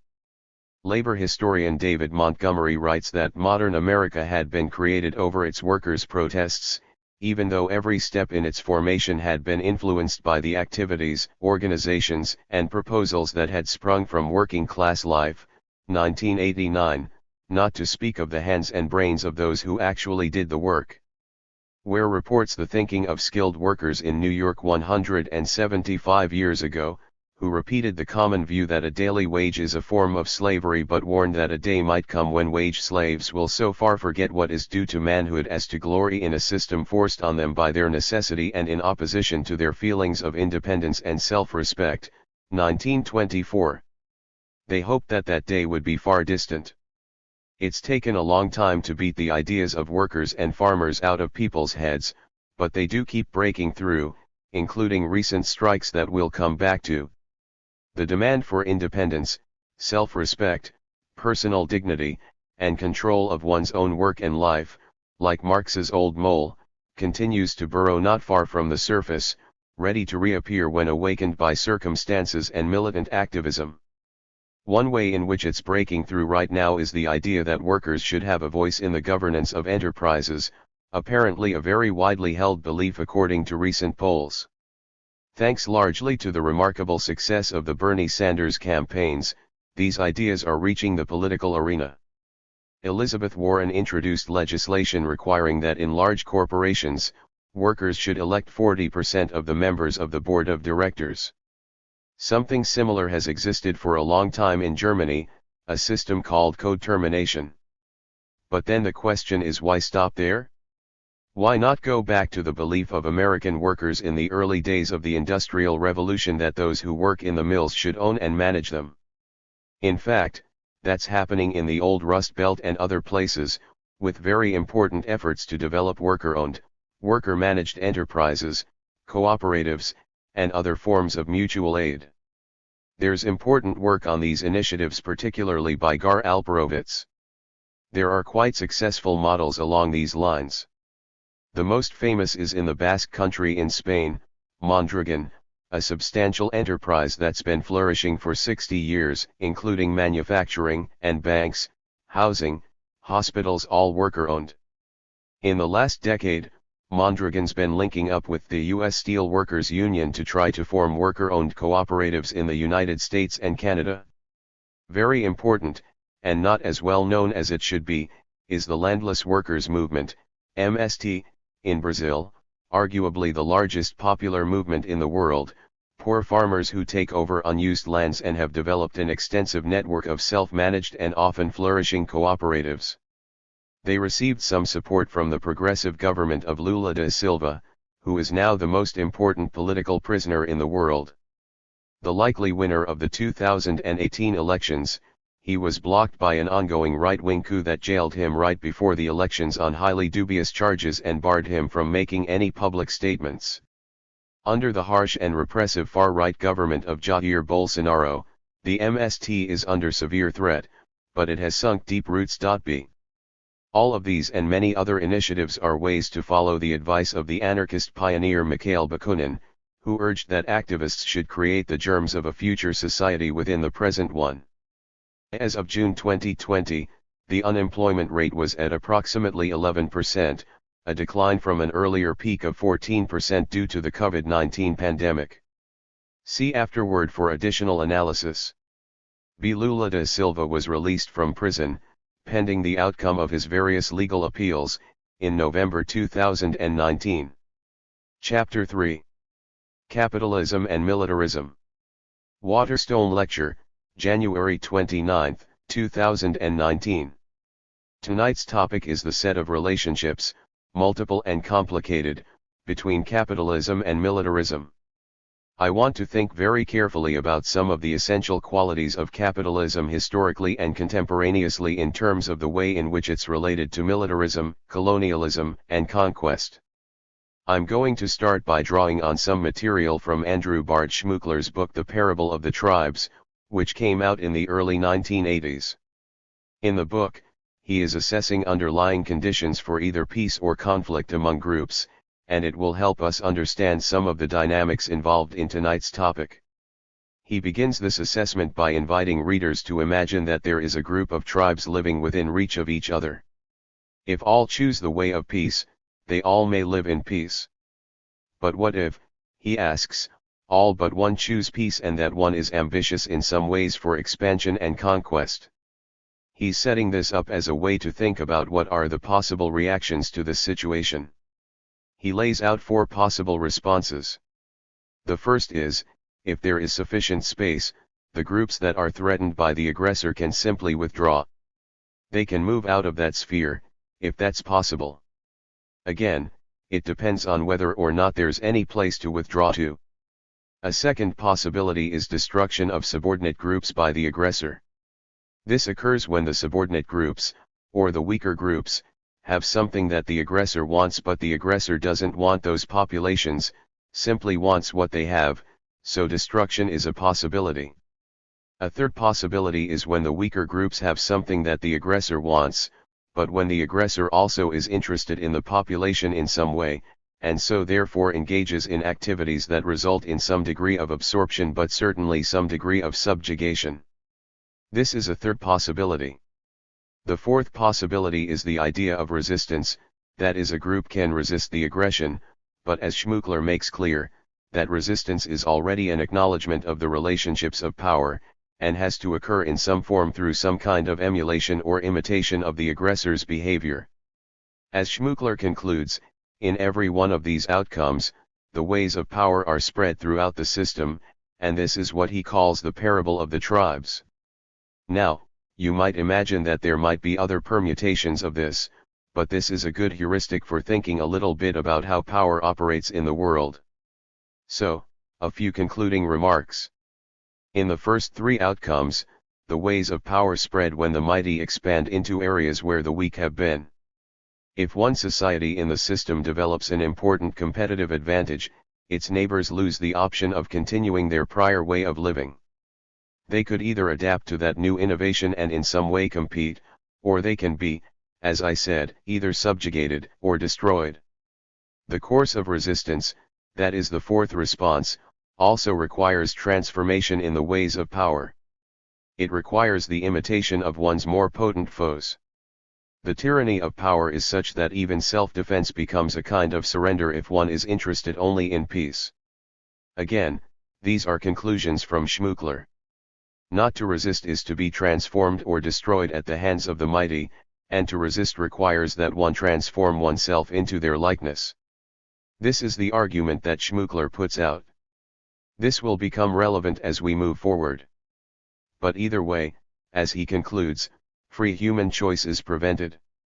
All ways but the ways of power are blocked once power is unleashed in the world. This is the argument that Schmuckler is making, and I'll return to this a couple of times as we think about some specific cases, both historical and contemporary. Clearly, militarism, imperialism, and colonialism predate capitalism. There have been numerous empires throughout history. There was the age of exploration, which might also be thought of, I think quite legitimately, as the age of extermination around the globe. These activities have most often involved a search for resources, for markets of various kinds, and for labor, often slaves. The endeavors have often been aided by, and in turn have stimulated, changes in both transport and communication over time. Military might has historically provided protection for trade and mercantilism. Even before the capitalist era, we have a lot of adventures around the globe. Let's now think about how we might explain this, particularly as we begin to move into the capitalist mode of production. In the Communist Manifesto, Marx and Engels said, "The need of a constantly expanding market for its products chases the bourgeoisie over the whole surface of the globe. It must nestle everywhere, settle everywhere, establish connections everywhere. All old established national industries have been dislodged by industries that no longer work up indigenous raw material but raw material drawn from the remotest zones. Industries whose products are consumed not only at home but in every quarter of the globe. In place of the old ones satisfied by the productions of the country, we find new ones requiring for their satisfaction the products of distant lands and climes." Marx and Engels 1848. In 1848, this system was hardly underway, really. In that period, Marx and Engels were already foreseeing what we now think about as a kind of globalized capitalism. According to Lenin, in imperialism, the highest stage of capitalism, 1916 to 1917, an adequate definition of modern imperialism needs to embrace 5 essential features. The first is when the concentration and production of capital develops to such a high stage that it creates monopolies which play a decisive role in the economic life. We have already talked a little bit about why monopolies become such a favored form. The second condition is the merging of bank capital with industrial capital and the creation on the basis of this finance capital of a financial oligarchy, 1916 to 1917. Remember, Lenin is actually writing at the very turn of the 20th century, so this is, again, still quite early on. The third feature of imperialism is the export of capital as distinguished from the export of commodities, which becomes extremely important, 1916 to 1917. I'll talk about this a bit later on. Rather than simply moving commodities from place to place, capital was looking for places to realize itself and to valorize itself and, in fact, to foster maximum accumulation. The fourth condition is when we see the formation of international capitalist monopolies, which share the world among themselves. And finally, the territorial division of the whole world amongst the greatest capitalist powers is completed. Again, recall that Lenin was writing this in 1916 and 1917. Hannah Arendt, contrary to Lenin, called the imperialism that arose toward the end of the 19th century, the first stage in the political rule of the bourgeoisie rather than the last or highest stage of capitalism. She saw this as a new set of phenomena basically. There are three periods in this evolving relationship between capitalism and militarism, in its various forms, that I want to cover. The first is a period from 1870 roughly. These are not finite, precise dates but roughly 1870 to 1945, which we can think about as bourgeois imperialism. Second is a period from 1945 to 1970, so immediately post World War II, when the US began to consolidate its domination, military and economic, over the globe. The final period, 1970 to 2008 and beyond, neoliberal hegemony, where different forms of domination begin to take center stage. This entails some shifting of emphasis from overtly or exclusively military interventions to the use of varying kinds of financial instruments to exert control over others. But since the threat of military means constantly lurks just under the surface, we might think about this period as the iron fist in the velvet glove. As we'll discuss in more detail in a couple of weeks, since 2008 the gloves are coming back off. Some of this explanation is based on the very cogent analysis that David Harvey provides in The New Imperialism, 2003, a book that I'd recommend highly to people who are interested. During these periods, the US and the European cases are a bit different. I'll speak about them a bit separately but then bring them back together. Let's think, first of all, about this period, 1870 to 1945, which is called bourgeois imperialism, and let's speak about the European case first. One of the first major crises of capital overaccumulation, meaning surplus capital with no means to valorize itself, that is, no investment opportunities that were sufficient to entice capitalists, was a European economic collapse from 1846 to 1850. So very early on, capitalists started to experience these kinds of crises. The temporary way out of this crisis was twofold. That is, there were two main venues available for capitalists looking for places to invest, to be able to accumulate surplus value and profit. One of these was internal, i.e., domestic, investments in vast infrastructure projects in transportation, water and sewage, housing. This is, for example, when Georges Eugene Haussmann redesigned Paris. There are all these domestic projects where capital could be invested and a return on capital could be developed. Most of these, of course, involved the cooperation of the state. The second investment opportunity was outward geographic expansion of capital investment focused in large part on the Atlantic trade, with the US playing a very important role in absorbing some surplus capital.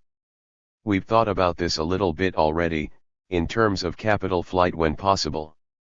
However, the declining ability to absorb excess capital in internal projects, i.e., these kinds of infrastructure projects, and the interruption of the Atlantic trade by the US Civil War limited the capacity of these mechanisms to solve the crisis. This failure, in turn, produced an enormous wave of international financial speculation and geographically expanded trade on the part of European, and also US, capitalists. Because these kinds of activities need a safe and secure environment, capitalists required that their nation-states develop a geopolitical rationale for aiding them, militarily if necessary, in opening up new areas and for protecting investment. In other words, capital has a logic that is dictated by its need to maximize profit and return, but that's not always matched by the logic of the state. In this situation, capital needed states to develop a geopolitical logic to accompany its own expansionist logic. But this presented a contradiction that needed to be resolved. Nation-states, which had proliferated in Europe from the mid-1600s onward, had been built primarily on the idea of internal solidarity and sovereignty rather than on foreign engagement. In fact, in large measure, that's what a state is. It's a relatively homogeneous inside population, and separated from a differentiated and heterogeneous outside. The two logics did not really match up. If capital wants or needs to roam the globe looking for investment opportunity, and it requires the protections that states provide, states at that point didn't really have the rationale to justify these foreign engagements. How then, as Harvey and other analysts have put it, could the problem of overaccumulation and the necessity for a global spatio-temporal fix, i.e., new and different areas for investment and profit-seeking, what Harvey means by a fix, find an adequate political response through the mechanism of the nation-state? This is a problem. In other words, how could national solidarity, up to that point, based largely on internal cohesion, justify foreign adventure? Let's put it briefly. The answer was the mobilization, which is now, I would suggest, more resonant than ever, of nationalism, patriotism, jingoism, and racism to justify such foreign adventures and to legitimate what becomes known as accumulation through dispossession, which I talked about last time when I talked about primitive accumulation. This is another framing of it. This is one of the ways in which these foreign engagements could be justified. Perfectly reasonable, it was argued, to conquer and exploit the barbarians and inferior peoples who could not put their resources to their highest and best uses. This is a paraphrase of a philosophical position from John Locke. This launched a brutal period of competing racist-based national imperialisms, colonizations, and conquests by the British, French, Dutch, Germans, Belgians, Japanese, and Italians. These adventures were further justified by emerging social Darwinian ideas of the white man's burden. This is the way in which these two logics, capital and state, were brought together. The underlying contradictions between nationalisms and imperialisms could not be resolved, however, and this resulted in more than 50 years of clashes between nation-states, just as Lenin had predicted. Eventually, all of this devolved into a carving up of the globe into separate spheres of control or influence, exemplified, for example, by the grab for Africa. Toward the end of the 1890s, Africa had been only 10% colonized. By 1914, it was 90% colonized. So just within a couple of decades, we can see the ways in which capital, looking for investment or resources and so forth, began to divide the globe up for itself. This competition resulted in divisions resulting from the Versailles Treaty after World War I, including arbitrary divisions of the Middle East into newly formed states ruled over largely by Britain and France. We're still living with some of the results of these actions today. That is, many of the countries that constitute the current Middle East were whole-cloth creations that were produced after the Treaty of Versailles, which divided the region up among the reigning powers and often contradicted long-standing historical arrangements. As violent and racist as all this imperialism and conquest was, it never adequately resolved the problems of surplus capital. This eventually produced the Great Depression of the 30s, which was worldwide and underpinned the catastrophe that was World War II. The same clashes keep coming back, and they're still not resolved. Now, let me speak a bit about the US case, which is somewhat different, but results in very similar kinds of outcomes in some ways. First of all, the US was bourgeois from the outset. That is, there was no need to overthrow older forms of aristocratic or feudal power. The government represented industrial and upper-class interests, and so was opposed from the beginning to any threats to private property rights or profit maximization. Secondly, the US was already a multi-ethnic, immigrant population. Appeals to homogeneous nationalism had to be constructed against non-Caucasians. Of course, the concept or category of whiteness is itself an ever-evolving category. So non-Caucasian was a moving target, and the unifying animosity eventually had to be directed against outside others. Historian Richard Hofstadter has characterized this ongoing feature of U.S. politics as the paranoid style, the perennial fear of outside others. And this, we will see, comes back repeatedly to haunt the geopolitics of the U.S. Finally, the U.S., unlike Europe, had enormous possibilities for internal geographic expansion once the inconvenient indigenous population was removed. This was, again, something quite different than the European case with its extensive external colonies. Although there were periods of actual overseas geographic expansion, notably at the end of the 19th century and then during the so-called Spanish-American War, when the US did acquire a number of overseas territories. Again, we're living with some of the results still. The US began to cover its expansions and occupations under the notion of spreading American values.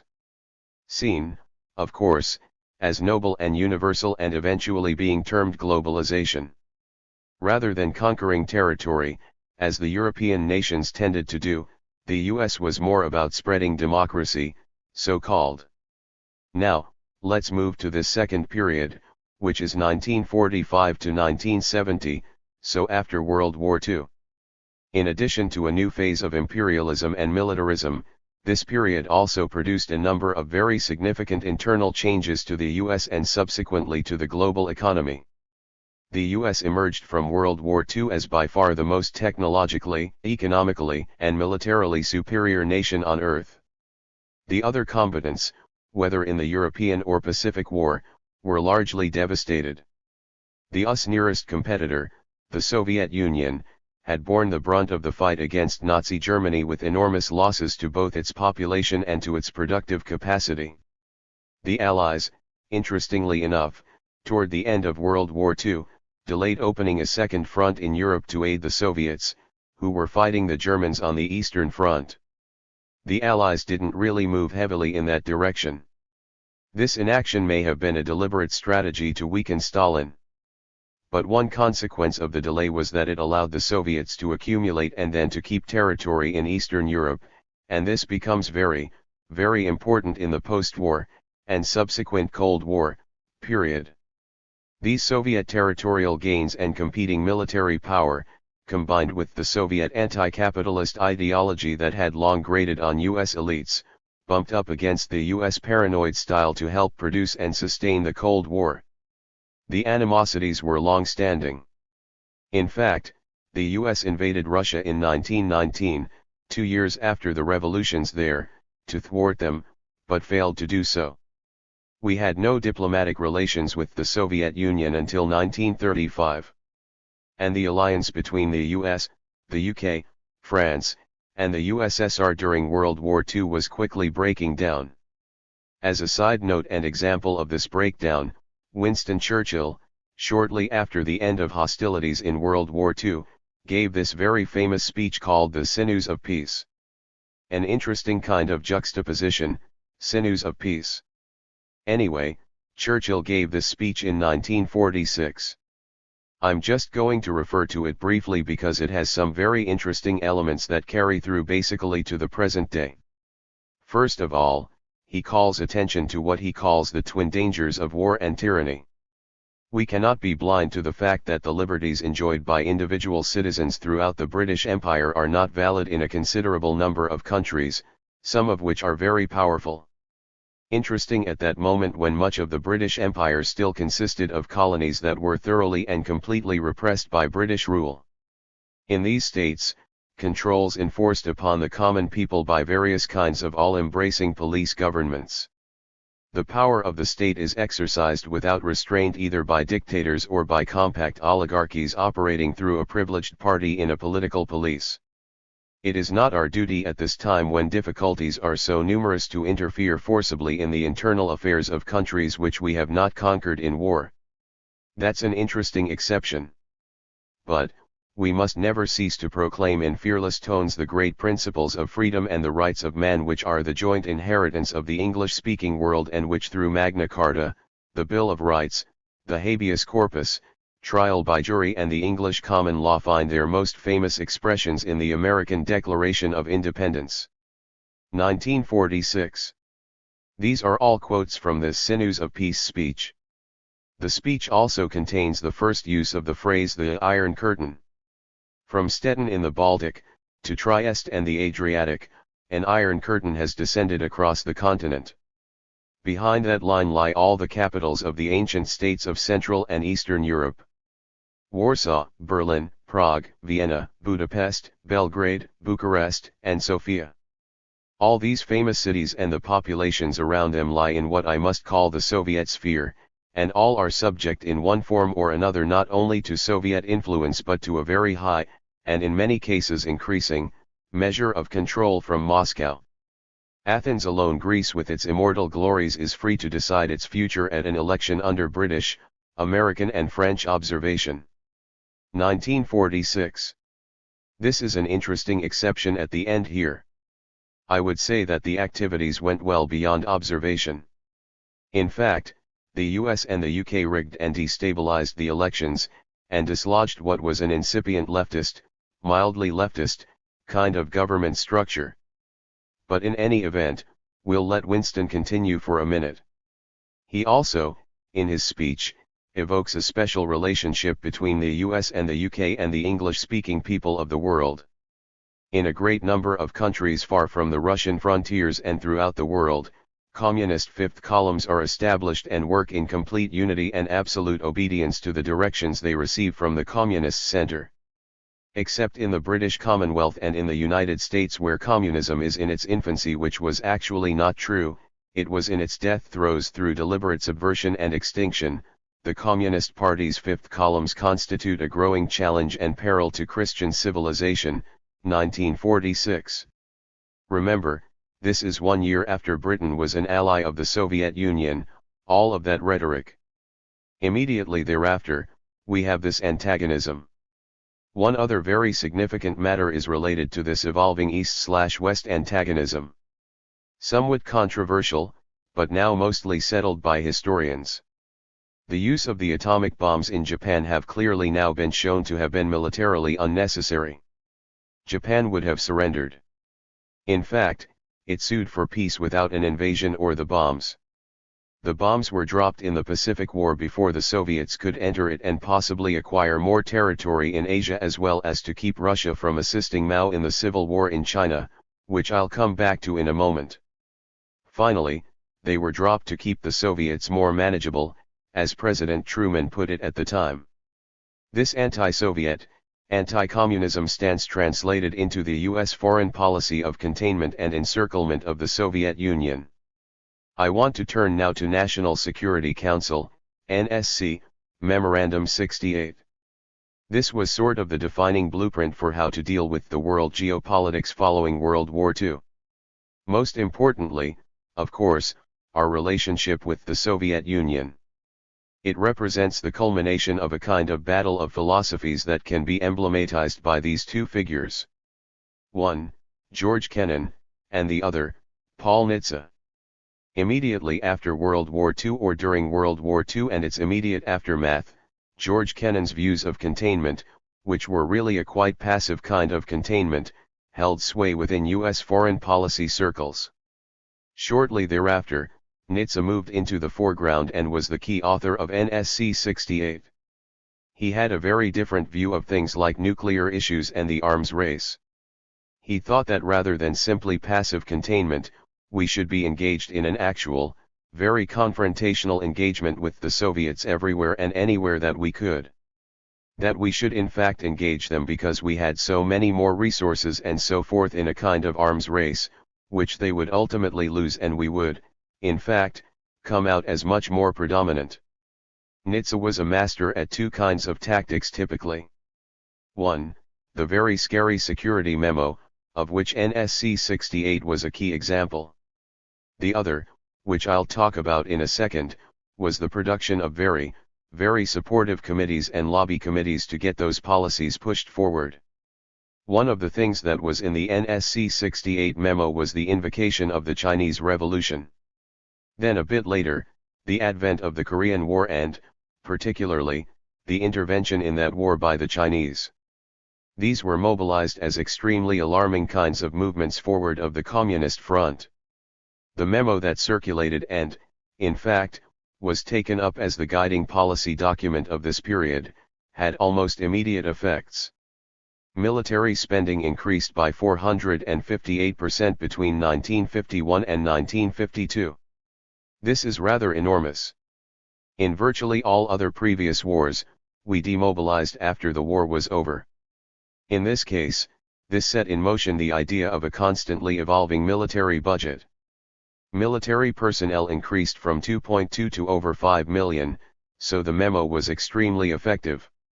In the name of anti-communism and the spread of freedom, usually meaning free markets and the rights of private property, following the Nitze Doctrine, the U.S. bolstered friendly regimes through military aid, trade arrangements, credit, and so forth, and opposed or toppled regimes through military confrontation, covert actions, interference in internal politics, regime change, assassination, trade and financial sanctions, and so on.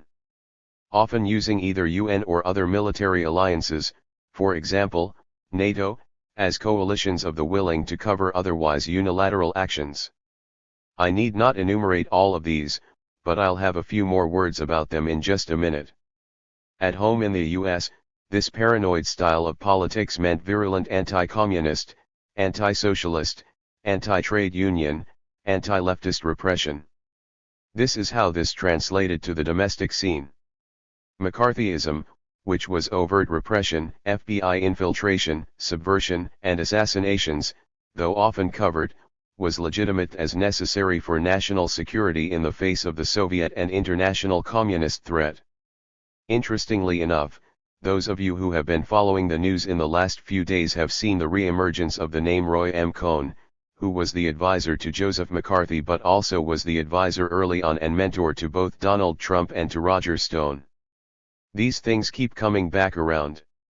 Whenever there was a conflict between democracy and order, defined as the protection of elites in capital accumulation, the US came down on the side of the latter. This 1945 to 1970 period also gave rise to the military-industrial complex, MIC, and the related speech by Dwight Eisenhower warning of the incipient power of the MIC and its ongoing control and influence of US economic and military policy. To generate profits in that sector, there must be continual and expanding arms sales and therefore the constant proliferation of enemies. In addition to building the power of the MIC economically and politically, this has contributed to the ongoing and dangerous militarization of the planet, including proliferation of nuclear weapons. We can see this ongoing. I'll say more about this in just a minute. Brief update from the Stockholm International Peace Research Institute. Total arms sales in 2017, and this is just from the top 100 arms companies. Nearly $400 billion, and the US share of that is nearly 60%. I'll say more about these figures in a minute. The second stage ended around 1970 for several reasons. The costs to contain communism were higher than had been anticipated. The Vietnam War costs kept escalating in every dimension. Lives lost, blood and treasure. Not too much concern for what happened over there. These military costs clashed with the ability to satisfy growing consumerism, a guns versus butter issue. To deal with these problems, the US began printing money, which led to a worldwide inflation and the collapse of the Bretton Woods system, which we'll discuss again in the week after next.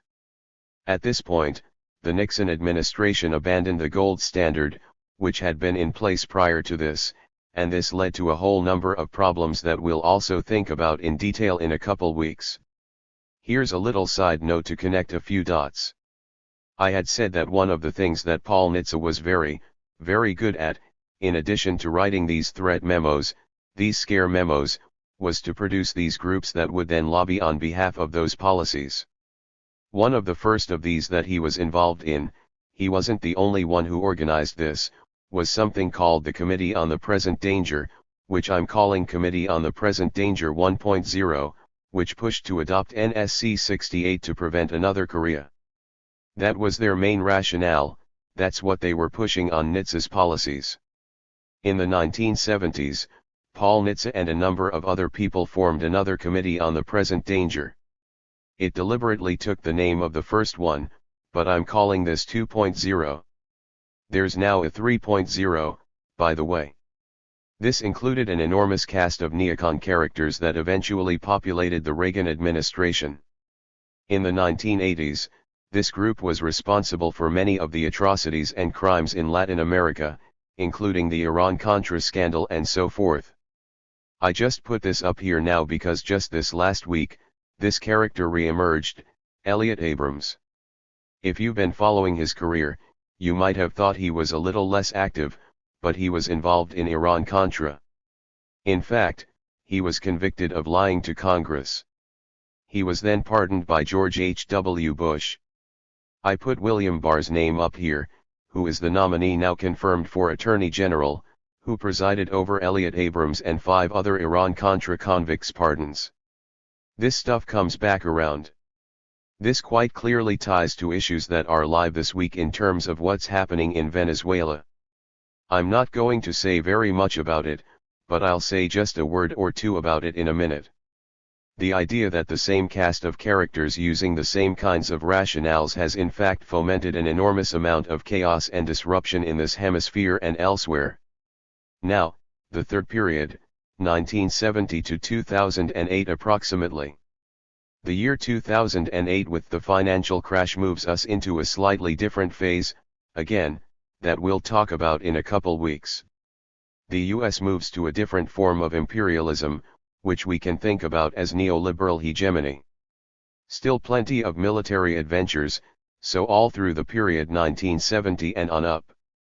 We've been at war basically since I would say 1776, roughly without interruption.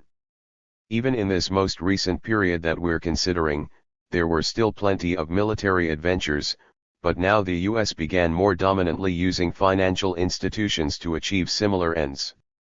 The IMF, the World Bank, the World Trade Organization, NAFTA, many other multi- and bilateral trade arrangements to force open financial markets around the world and continue to exercise US dominance. I posted a piece by Joy Powers, Off Target, How US Sanctions Are Crippling Venezuela, talking about the Venezuela situation and financial and economic terms that I hope you'll take a look at. Setting in motion a set of policies that have literally hamstrung the Venezuelan government. It can barely govern because of the kinds of tight constrictions that have been placed upon it, including the ones that have been put in place just in the last day, the Venezuelan oil company.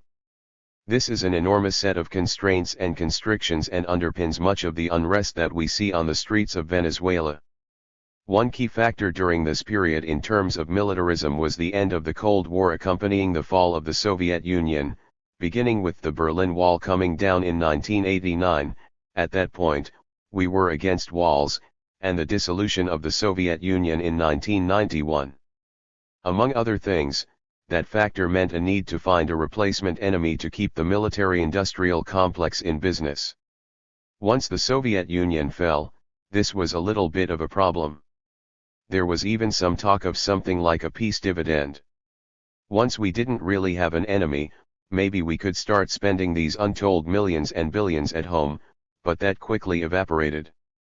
Basically, what we did, we found a new enemy. The global war on terror is the perfect enemy.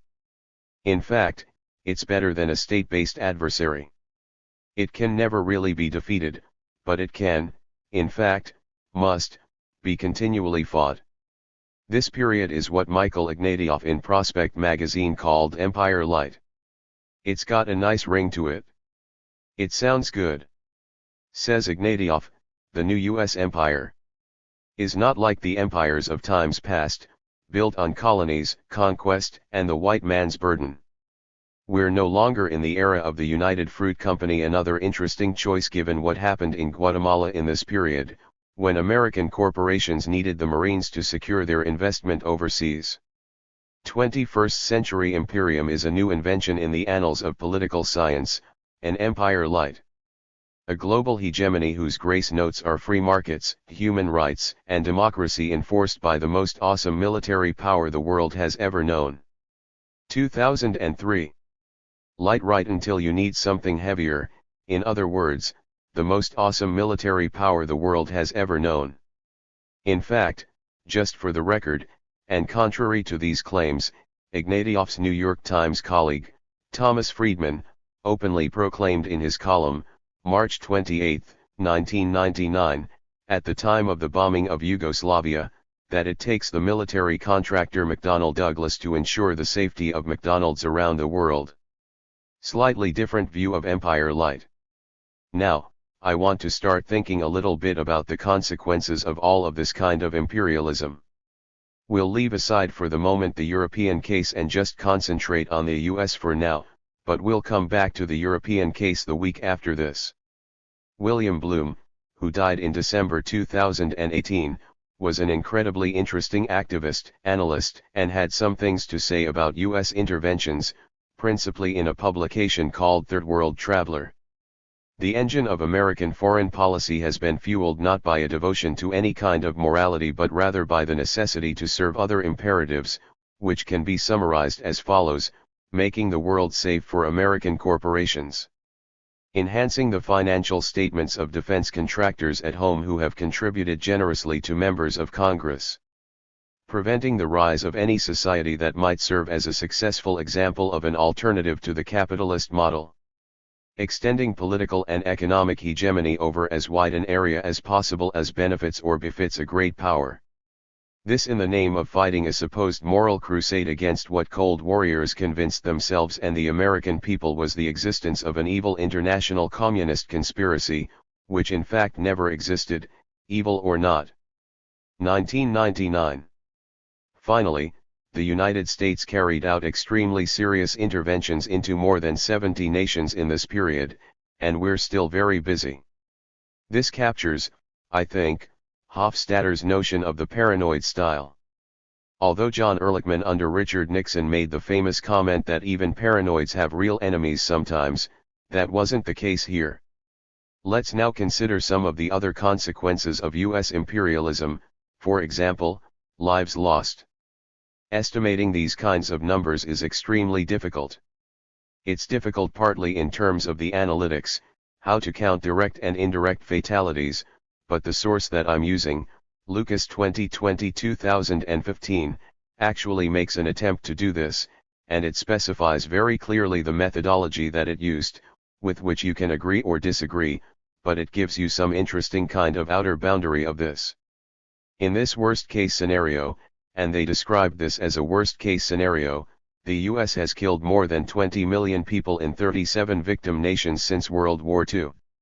Even if they're off by a factor of 10, an order of magnitude, this is still an enormous number of fatalities. This is a quote from this study. The causes of wars are complex. In some instances, nations other than the US may have been responsible for more deaths, but if the involvement of our nation appeared to have been a necessary cause of a war or conflict, it was considered responsible for the deaths in it. In other words, they probably would not have taken place if the US had not used the heavy hand of its power. The military and economic power of the United States was crucial. Lucas. Another consequence of US imperialism, the proliferation of US bases. People are just not aware of this. It doesn't get covered very much. The definition of what constitutes a base is also very difficult to pin down, but again, this is the sort of best estimate. This is according to Dave Vine, who was writing in The Nation in 2015, but this has just been updated. While there are no freestanding form bases permanently located in the United States, there are now around 800 US bases in foreign countries. 70 years after World War II and 62 years after the Korean War, there are still 174 US base sites in Germany, 113 in Japan and 83 in South Korea, according to the Pentagon. Hundreds more dot the planet in around 80 countries. Although few Americans realize that the United States likely has more bases in foreign lands than any other people, nation, or empire in history. Rarely does anyone ask if we need hundreds of bases overseas or if at an estimated annual cost of perhaps $156 billion or more, the United States can afford them. Again, this doesn't really come up very much in conversation, but is an existential fact. Rarely does anyone wonder how we would feel if China, Russia, or Iran built even a single base anywhere near our borders, let alone in the United States. 2015. The presumption behind these installations is itself very interesting. That the US has a largely undisputed right, as the indispensable nation, to install these anywhere, while the notion of another country doing so is largely unthinkable. Well, there was one interesting counter case. This was reported in Reuters in 2007. Ecuador wants a military base in Miami. In fact, Rafael Correa said Washington must let him open a military base in Miami if the United States wants to keep using an air base, the Manta base on Ecuador's Pacific coast. Well, have you seen Ecuador's base in Miami? Okay. It didn't really get there, but the Manta base did close. You could see how preposterous this seems that we would even begin to entertain the idea that another country might install a base here. Just not possible. Finally, the cost of the bases, in addition to the economic costs that I already mentioned, about $156 or $157 billion annually. There's also a human toll exacted by these activities. There's a tremendous strain on military families. There's an enormous amount of sexual violence around U.S. military bases. There is a tremendous amount of environmental damage in the host area from the bases and so forth. They also become targets of anti-American activity and animosity, just the emplacement of them. For example, the U.S. military presence in Saudi Arabia was an overtly stated motive that Osama bin Laden gave for the 9/11 attacks. There was an installation of the barbarians in the Holy Land. These emplacements also make foreign wars more thinkable, and thus make the world more dangerous. That is, as we have people positioned in place, we think about a military solution to a particular kind of issue. Finally, I urge you to look at this report and then an update, a very good update, by Nick Terz, entitled Bases, Everywhere, except in the Pentagon's report. In addition to the factors I've just discussed, there are also the extravagant monetary costs of militarism. U.S. military spending is higher now than at any time other than the height of the Iraq War, adjusted for inflation. The 2019 budget is $716 billion. That's just the amount shown on the books. According to the Stockholm International Peace Research Institute, the U.S. outpaces all other nations in military expenditures. World military spending totaled more than $1.74 trillion in 2017 and was up 1% from the previous year. The U.S. accounted for 35% of that total. U.S. military expenditures are roughly the size of the next 8 largest military budgets around the world. A recent article on Overmatch by Michael Clare indicates that we have now diverged from simple containment, which was the policy basically post-World War II, to now being the preeminent power everywhere all the time, and whatever it takes to achieve that in terms of blood and treasure, we will apparently expend. By we, I mean you and I. Remember, this is taxpayer funded. In terms of the share of world military expenditures, at 35% of the total, the US is vastly predominant. I would guess we are overmatching. By contrast, the UN was created after World War II with leading efforts by the United States and key allies, with a commitment to preserving peace through international cooperation and collective security. That is, non-military means to deal with each other, through diplomacy and so forth.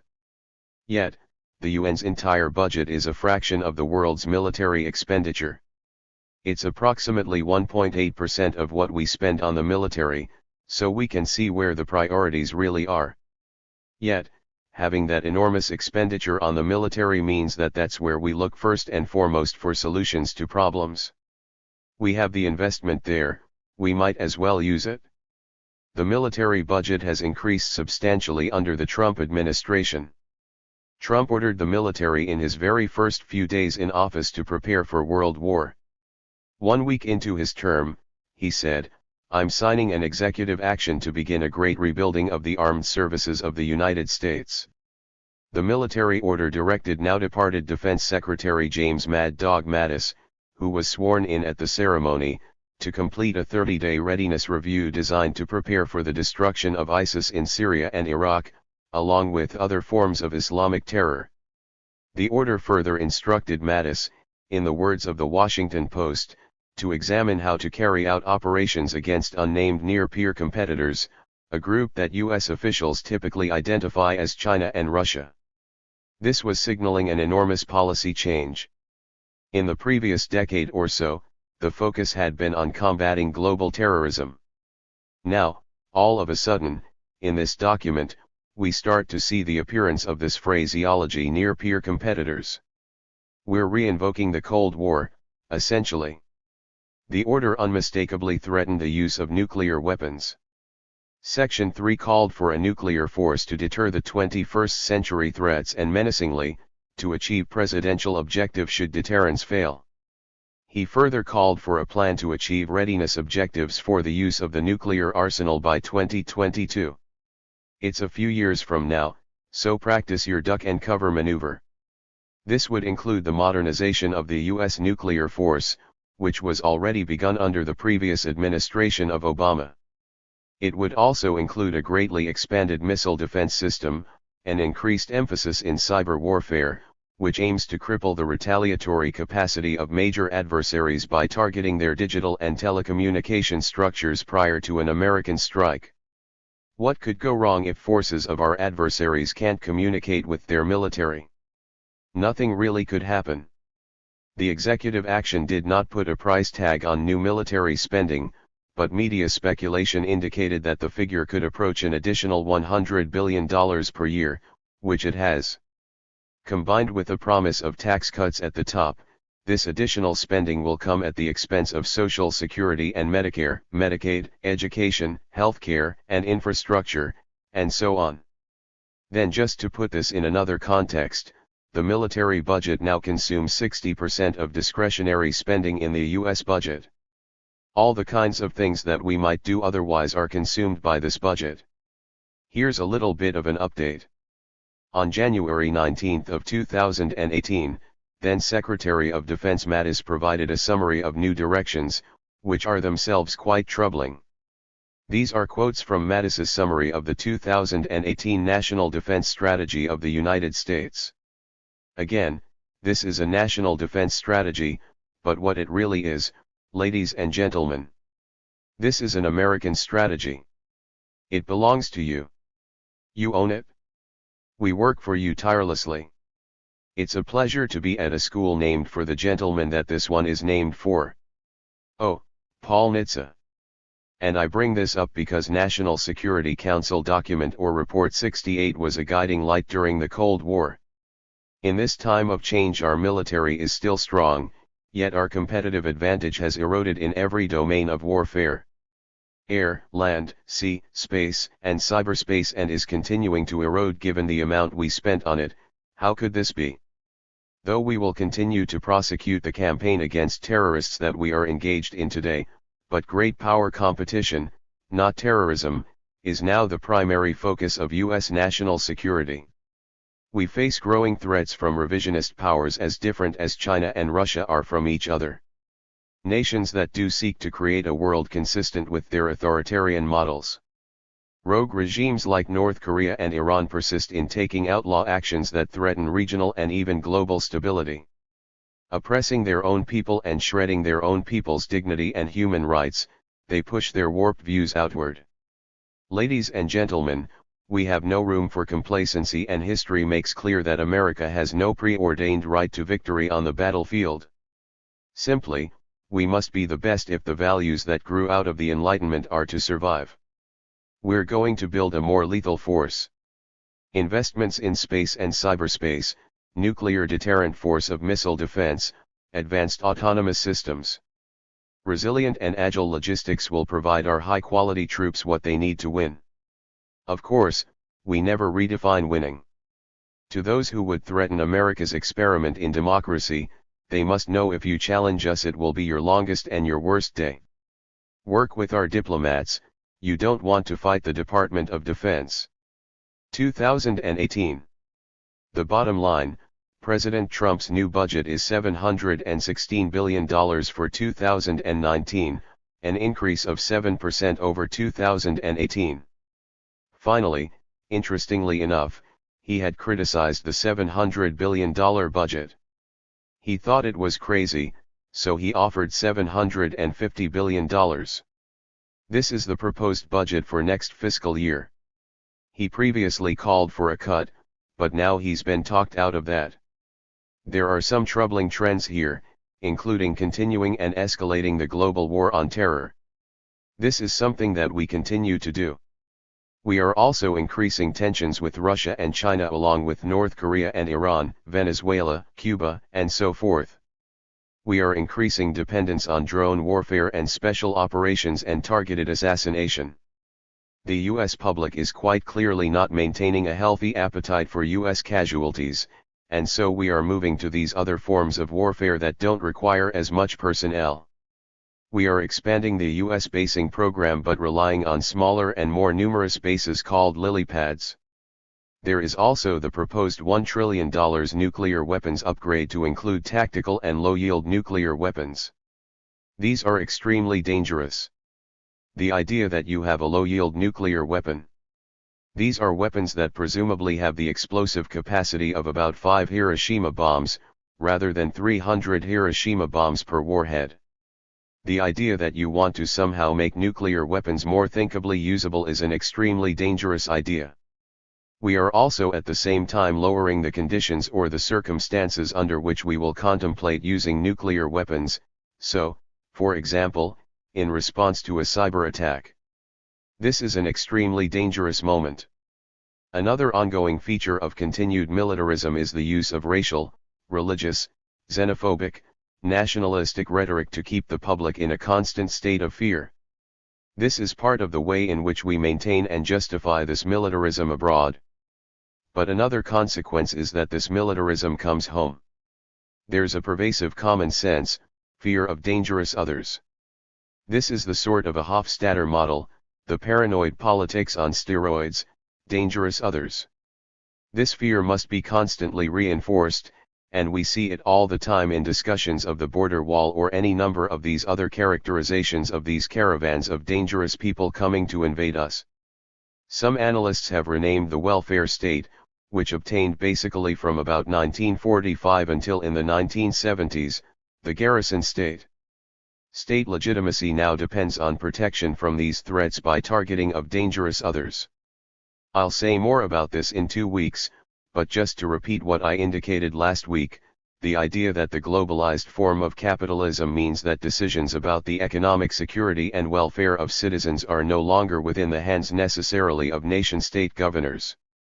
To preserve their legitimacy as governors, they need to find a new basis for legitimation. Some people are arguing, and I would agree with much of this, that this is the new basis. The protection from dangerous others.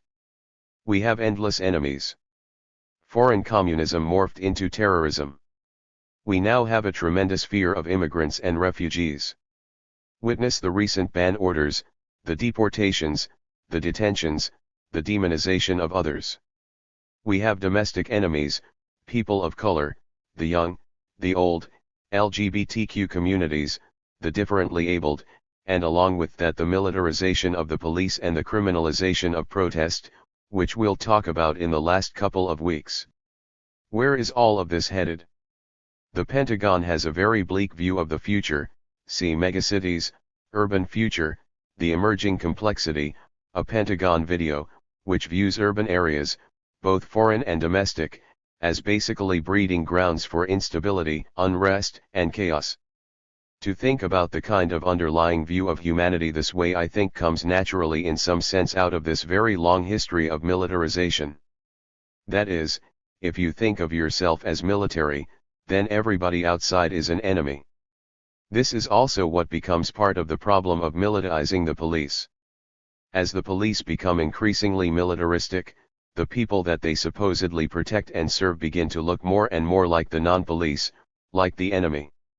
This is, I think, an extremely dangerous kind of trend that we're seeing. The forecast that this is the way in which the military will sort of reproduce itself by now being able to respond to these kinds of future threats where the mass of humanity is either an enemy or is in a witting or unwitting cloak for enemies. It's extremely dangerous. One we should think very carefully about, but this is the Pentagon's view largely of what that future looks like, and it is, in fact, urban, militarized, and dangerous.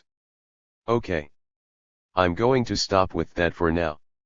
Chomsky Lecture, January 31, 2019. In the last few lectures, among other things, I've been discussing elite attitudes toward democracy. I sketched a line from the first democratic revolution, with its fear and contempt for the rascal multitude who were asking for ridiculous things like universal education, health care, and democratization of law, wanting to be ruled by countrymen like themselves who know the people's sores, not by knights and gentlemen who just oppress them. From there to the second major democratic revolution establishing the U.S. Constitution, which was, as discussed last time, a frammer's coup, the title of the main scholarly work, a coup by elites that the author describes as a conservative counter-revolution against excessive democracy. On to the 20th century and such leading progressive theorists of democracy as Walter Lippmann, Edward Bernays, Harold Lasswell, and Reinhold Niebuhr, and their conception that the public has to be put in its place. They're spectators, not participants. The responsible men, the elite, have to be protected from the trampling and the roar of the bewildered herd, who have to be kept in line with necessary illusions, emotionally potent oversimplifications, and, in general, engineering of consent, which has become a gigantic industry devoted to some aspects of the task, while responsible intellectuals take care of others. The men of best quality through the ages have to be self-indoctrinated, as Orwell discussed. They must internalize the understanding that there are certain things it just wouldn't do to say. It must be so fully internalized that it becomes as routine as taking a breath. What else could anyone possibly believe? As long as all of this is in place, the system functions properly, with no crises. This picture, I think, captures crucial features of thought control in the more free societies, but it is misleading in essential ways. Most importantly, it largely omitted the constant popular struggles to extend the range of democracy, with many successes. Even in the last generation, there have been quite substantial successes. Such successes typically lead to a reaction. Those with power and privilege don't relinquish it easily. The neoliberal period that we're now enduring, long in planning, is such a reaction. We'll come back to details. It's also misleading because there have been significant elite exceptions to this dominant tendency. During the Constitutional Convention, the most respected of the delegates was Benjamin Franklin, who objected to what was going on. He expressed his dislike of everything that tended to debase the spirit of the common people and reminded his colleagues that some of the greatest rogues he was ever acquainted with were the richest rogues, Clarman, OPCIT. Rather like some of Adam Smith's reflections. Franklin was a lone voice at the convention. Thomas Jefferson expressed somewhat similar sentiments, but he wasn't there. He was then ambassador in Paris. In any event, the coup did proceed on course with consequences to the present, though there was plenty of conflict in the country at the time, hence a coup, and in the years that followed, to the present.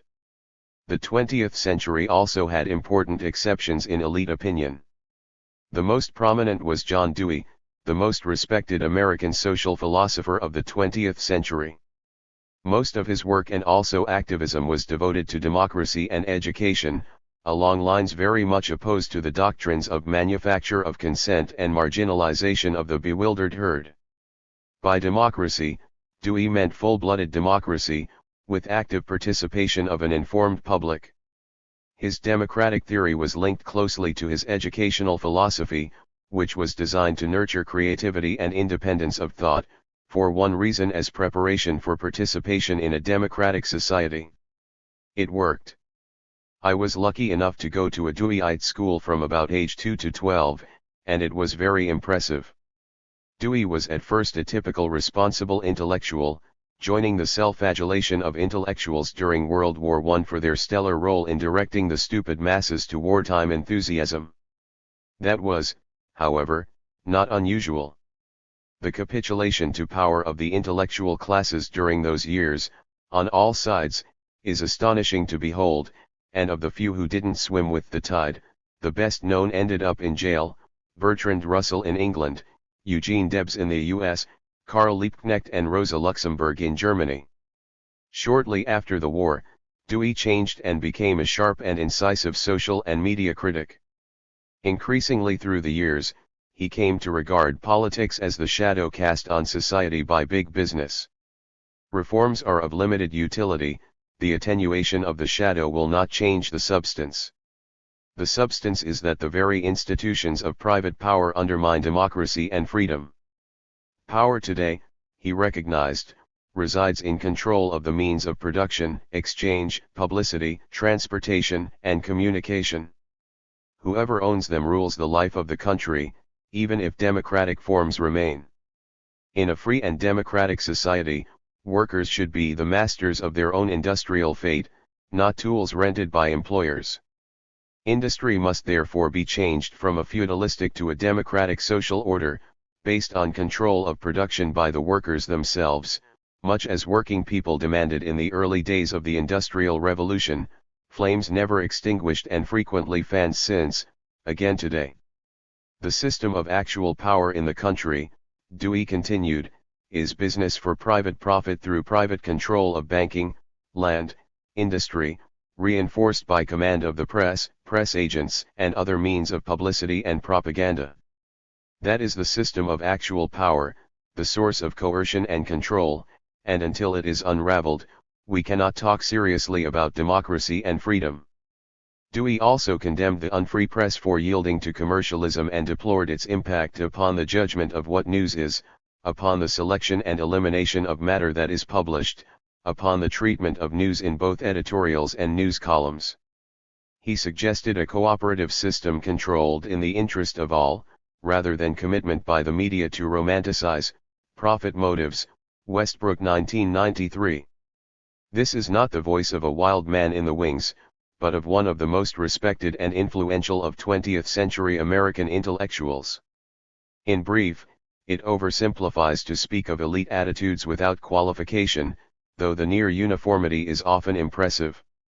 Dewey's condemnation of wage labor is reminiscent of the stand of Abraham Lincoln and other leading figures of classical liberalism, and of working men and women, as we've seen. And his critique of the media should remind us of a progressive feature of the Constitutional Convention that has an instructive history in the years that follow, with important lessons for today. I have in mind the way the founders interpreted the First Amendment, specifically, freedom of press. It is a common practice to distinguish negative from positive rights. Negative rights reduce in essence to "don't tread on me." Positive rights involve enhancement of welfare and opportunities, what economist Amartya Sen calls capabilities. The current prevailing interpretation takes the First Amendment to confer negative rights on the media, the state should not interfere with their work. Even that is a fairly recent innovation, dating back to an important 1964 case involving the civil rights movement, New York Times v. Sullivan. The negative rights interpretation is a sharp departure from the perspective of the founders, who interpreted the First Amendment more liberally, as conferring positive rights, matters discussed in penetrating work by media critics Robert McChesney, 2007, and Victor Pickard, 2020. The founders wanted media to be free, vibrant, independent, not the unfree press that Dewey condemned for its subordination to owners and advertisers. And varied, the press of the day was often sharp and adversarial. For the founders, this was not just a rhetorical commitment. They believed that the government should be directly engaged in fostering a truly free press. The method used was, essentially, subsidy. The U.S. Postal Service was designed as a substantial subsidy to independent media, providing widely available distribution at very low rates. The large majority of postal traffic in the early years was newspapers. As already discussed, the founders were in crucial ways pre-capitalist in mentality. But the U.S. soon turned into a business-run society, to an unusual extent. Accordingly, hegemonic common sense came to oppose positive rights, which typically infringe on prerogatives of private capital. And over the years, the founders' liberal interpretation of the First Amendment has been narrowed to the negative rights interpretation of today. The matter was highly contested through the 20th century, first with the advent of radio, then television, finally the Internet. In the 1930s, there was strong public opposition to the government decision to hand over the public airwaves to private enterprise, with only the most marginal concern for the positive rights of the public to information, free discussion, and public service.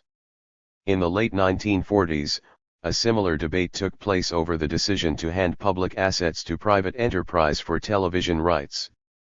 The issue arose again in the mid-1990s, when the neoliberal Clinton administration passed the Telecommunication Act of 1996, handing the Internet public property and largely publicly created to private ownership, furthermore deregulated and soon converging in the usual manner to monopolization, contrary to the predictions of advocates and most economists but as anticipated by critics and a regular feature of the neoliberal call for deregulation and market worship. As a consequence, the US is alone among formally democratic societies in lacking major public media that are not subject to the pressures of Dewey's unfree press, though the neoliberal assault has taken its toll elsewhere, notably on the BBC, quite visibly since Thatcher and her Tina doctrine. There is no alternative to neoliberal orthodoxy.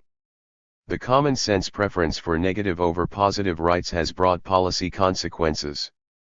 In social justice measures, the US ranks near the bottom of the 36 members of the OECD, the richer countries alongside of Greece and Turkey. It is also exhibited clearly in elite attitudes on many issues. One notable case is the Universal Declaration of Human Rights, UD, initiated by the US in its more liberal days and adopted by the UN General Assembly in 1948 as the foundation of freedom, justice, and peace in the world. There were 8 abstentions: South Africa, Saudi Arabia, Russia, and several of its satellites. Otherwise, unanimous assent, including the United States. The UD has 3 components, of equal status: political, socio-economic, and community rights. The second and third components are basically positive rights. Most of the signers approve in words while disregarding many of their commitments in practice. The US differs, it even disapproves in words. Positive rights are rejected. Community rights are considered too ridiculous even to reject openly, but socio-economic rights, to health, decent jobs, etc., are rejected with scorn. Reagan's UN ambassador and foreign policy advisor Jeane Kirkpatrick dismissed this section of the UD as a letter to Santa Claus, seconded by Russia's Andrei Vyshinsky. The same stand was elaborated by Paula Dobryansky, Assistant Secretary of State for Human Rights and Human Affairs in the Reagan and Bush I administrations. She dispelled such myths about human rights as the so-called economic and social rights entrenched in the UD, which just obfuscate human rights discourse. The same view was expressed in 1990 by the U.S. representative to the UN Commission on Human Rights, Ambassador Morris Abram, explaining Washington's solitary veto of the UN resolution on the right to development, which virtually repeated the socio-economic provisions of the UD. These spurious claims seem preposterous, Abrams declared. Such ideas are a little more than an empty vessel into which vague hopes and inchoate expectations can be poured, and even a dangerous incitement. U.S. practice is unusual in the same way. Other countries ratify General Assembly conventions on human rights, but often ignore them. The U.S. refuses to ratify them, apart from a few that it ratified but with reservations exempting the U.S. The rejection of international conventions goes beyond the positive socio-economic rights of the UD, extending even to the International Covenant on Civil and Political Rights, the leading treaty for the protection of the subcategory of rights that the U.S. claims to uphold, to quote Human Rights Watch and the American Civil Liberties Union. The convention finally was ratified after a long delay, but only with provisions to render it inapplicable to the United States. In interpreting debate over government decisions and public debate over such matters, we can usefully distinguish rationales, pretexts, and reasons. Rationales are what are offered in defense of choices. We regard them as pretexts if they are too absurd to take seriously. Actual reasons are what we seek to discover by analysis of the historical and documentary record, and by attending to the principle of law that predictable consequences are a good indication of motives. Not surprisingly, we commonly find the reasons to be rather different from the rationales.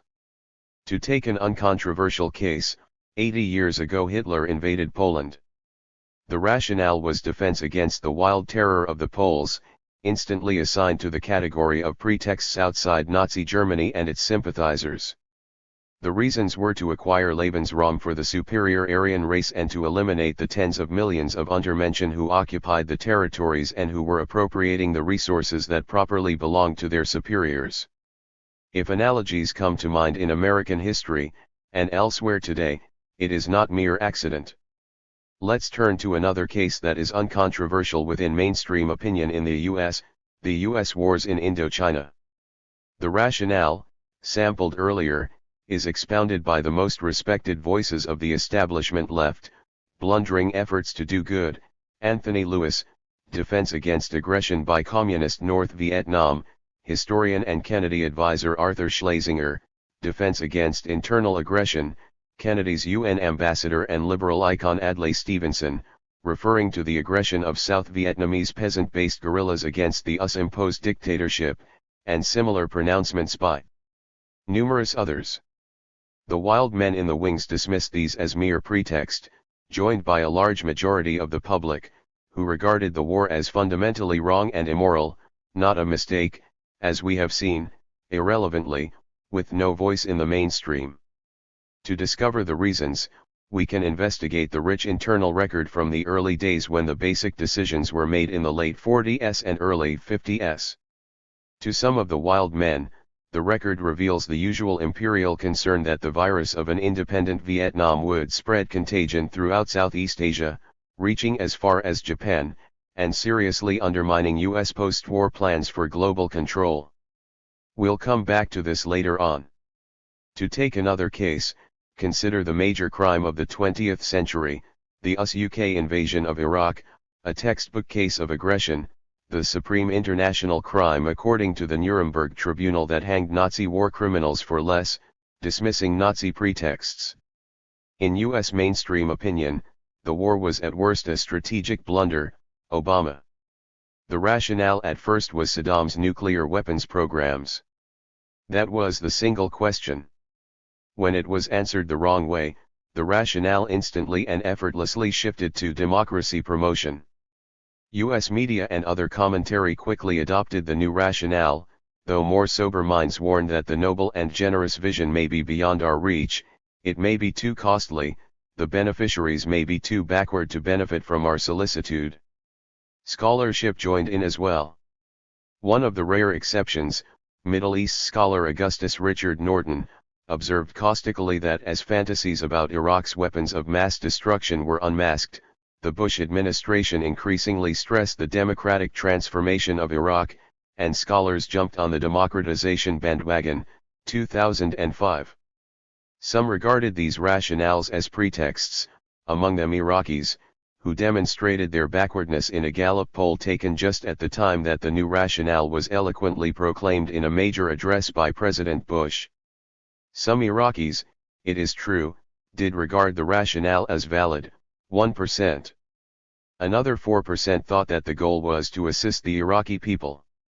Most of the rest assumed that the goal was to take control of Iraq's resources and to reorganize the Middle East in the interests of the US and Israel. The conspiracy theory derided by rational Westerners, who understood that Washington and London would have been just as dedicated to the liberation of Iraq if it produced asparagus rather than oil and the center of world petroleum production were in the South Pacific. As for the reasons, I'll leave it to you. The rationale pretext reasons distinctions have a critical role throughout history and today. Deregulation, as mentioned above, is an instructive case. And more generally, limited government, allegedly a conservative ideal, though, oddly, government tends to grow under their stewardship, as in the Reagan years, serving primarily the rich. An early exponent of the ideal of limited government was Andrew Jackson. The rationale was negative rights: citizens of our free society should be free from government intrusion. In his words, the federal government should not be permitted to restrict human liberty but should be only allowed to enforce human rights. The meaning of these fine words, and their predictable consequences, are spelled out by historian Greg Grandin in his End of the Myth, By human rights Jackson meant the right to slaughter Indians without government interference and to own property, crucially for this vicious slave owner, to own human beings as property. The age of Jackson, Grandin observes, entailed a radical empowerment of white men and an equally radical subjugation of African Americans, along with brutal massacres and expulsion of the untermenschen who were improperly appropriating to themselves what belonged by right to the superior Anglo-Saxon race. There are innumerable other examples of the utility of these distinctions in analysis of policy, but let's now turn to one prominent one. A core feature of received common sense is that the United States is committed to promoting democracy and human rights. It's sometimes called Wilsonian idealism or American exceptionalism. I mentioned in some opening remarks that it's a good rule of thumb to attend to doctrines about complex matters that are reiterated passionately, constantly, but without any evidence. Under such conditions, it's useful to take a closer look and to see if we're facing one of those cases where there are things that it wouldn't do to say, in Orwell's phrase. American exceptionalism is one of these cases. In the first place, as soon as we look we find that the doctrine has nothing in particular to do with the United States. It seems to be universal. All imperial powers have had the same doctrine of exceptionalism. France, for example, was carrying out its civilizing mission in Algeria while the commanding general was giving orders to exterminate the population. That would civilize them properly. France's noble mission extended to much of West Africa, with such success that people are dying in the Mediterranean trying to flee the wreckage. Britain was very much the same. If there were time, I'd review some pretty remarkable examples, including even the most distinguished people, like John Stuart Mill. The same is true even of the states that are the most brutal. Take Nazi Germany. When Hitler took over the Sudetenland, large parts of Czechoslovakia, he was just brimming with concern for the suffering people of the region. The Germans were going to undertake a humanitarian intervention, to resolve ethnic conflicts, to bring the backward population under the wing of the advanced civilization of Germany. We know where that led. Moving to Asia, when the Japanese were rampaging in Manchuria and North China, with horrendous atrocities, what they were thinking is accessible to an unusual extent. Since they were defeated in the war, their internal records were taken, including counterinsurgency manuals. I'm not sure whether these were released to the public, but in the 1960s a friend at the Rand Corporation sent them to me, Tony Russo, who worked with Dan Ellsberg in releasing the Pentagon Papers. I published some excerpts from them in a memorial volume for the great American pacifist A.J. Must, reprinted in American Power and the New Mandarins. They're very interesting. They're very much like U.S. counterinsurgency doctrine except that the rhetoric is more elevated. While they were devastating Manchuria and North China, carrying out the Nanjing Massacre and other hideous crimes, this is what they were saying talking to each other, no pretense. We're going to create an earthly paradise for the people of China, for whom we are expending our lives and treasure to protect from Chinese bandits, namely, those resisting the Japanese humanitarian intervention. We'll protect the people of China and bring them under the wing of the advanced civilization of Japan. Very elevated. In fact, if we had records from Attila the Hun, I suspect we'd probably find the same thing.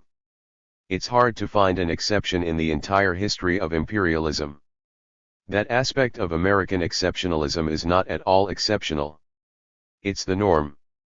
Everyone's the same who has any power. The second thing it wouldn't do to say about American exceptionalism is what the facts are, some of which we've been discussing. It's particularly instructive to see how the historical record is dealt with by really serious scholars, the best scholars, people who are not experts in legitimation. Take Hans Morgenthau. He's one of the founders of realist international relations, IR, theory, the dominant tendency in IR theory, which dismisses sentimental talk about Wilsonian idealism. Morgenthau was much too good a scholar to have any of that. He was a hard-headed realist. In his 1964 book The Purpose of American Politics, a phrase worth pondering, Morgenthau writes that America is unlike other countries because it has a transcendent purpose. Other countries just have national interests. The US has a transcendent purpose, the establishment of equality and freedom in America, and indeed throughout the world, since the arena within which the United States must defend and promote its purpose has become worldwide. An honest and competent scholar, Morgenthau recognized that the historical record is radically inconsistent with America's transcendent purpose. But that should not mislead us. We should not confound the abuse of reality with reality itself. Reality itself is the unachieved national purpose revealed by the evidence of history as our minds reflect it. The actual historical record is merely the abuse of reality, hence of only secondary interest. Those who confuse reality with the abuse of reality are committing the error of atheism, which denies the validity of religion on similar grounds. Again, a thought worth pondering. One of the highly admired elements of American exceptionalism is our long-standing commitment to democracy promotion. Here, too, there is good scholarship. The major scholarly study of democracy promotion is by another serious scholar, Thomas Carothers, then director of the Democracy and Rule of Law Project at the Carnegie Endowment. Carothers was in an unusually favorable position to study this leading rationale for U.S. foreign policy, re-invoked by Bush in Iraq when the search for weapons of mass destruction went sour. Carothers, who describes himself as a neo-Reaganite, had served in the Reagan State Department in the democracy promotion programs in Latin America, so he had an insider's view of what was going on. Reviewing the record, Carothers concludes that the democracy programs were sincere, but a failure, in fact, a systematic failure everywhere. Where U.S. influence was least, in the southern cone of Latin America, progress toward democracy was greatest, despite Reagan's efforts to impede it by trying to embrace the fading right-wing dictators that Carter had shunned on human rights grounds. Where U.S. influence was strongest, in the regions nearby, progress was least. There was a reason. Washington sought to maintain the basic order of what, historically at least, are quite undemocratic societies and to avoid populist-based change in Latin America with all its implications for upsetting economic and political orders and heading off in a leftist direction. Therefore the U.S. would tolerate only limited, top-down forms of democratic change that did not risk upsetting the traditional structures of power with which the United States has long been allied, Carothers 1991. That's what actually happened, abuse of reality. Reality is that the programs were sincere. I'll leave to you an analysis in terms of rationale, pretext, and reasons. These matters pose a painful dilemma for policymakers, lamented at the extreme dovish end of the spectrum by Robert Pastor, Latin American specialist of the Carter administration, which was derided by Reaganites and many others for its excessive devotion to human rights. Defending U.S. policy, Pastor explains that the United States did not want to control Nicaragua or other nations in the region, but it also did not want to allow developments to get out of control. It wanted Nicaraguans to act independently, except when doing so would affect U.S. interests adversely, Pastor 1987, his emphasis. In short, Nicaragua and other countries should be free to do what we want them to do and should choose their course independently, as long as their choice conforms to our interests. If they use the freedom we accord them unwisely, then, naturally, we are entitled to respond with violence in self-defense. Carothers and Pastor are discussing Latin America, but the pattern is worldwide. Let's turn to W. Bush and the Bush Doctrine. Every president has to have a doctrine, to put his stamp on history. The Bush Doctrine is defined simply in the most extensive scholarly study of the roots of the Bush Doctrine, by Jonathan Monton in the prestigious journal International Security. The promotion of democracy is central to the George W. Bush administration's prosecution of both the war on terrorism and its overall grand strategy. The article appeared in 2005, when Iraq was descending into total chaos after the U.S. invasion. The sentiment was unsurprising. By then it had reached the level of ritual. Why just then? Perhaps because just then the official rationale for the war had shifted from what had been the single question Saddam's nuclear weapons programs to democracy promotion, matters already discussed.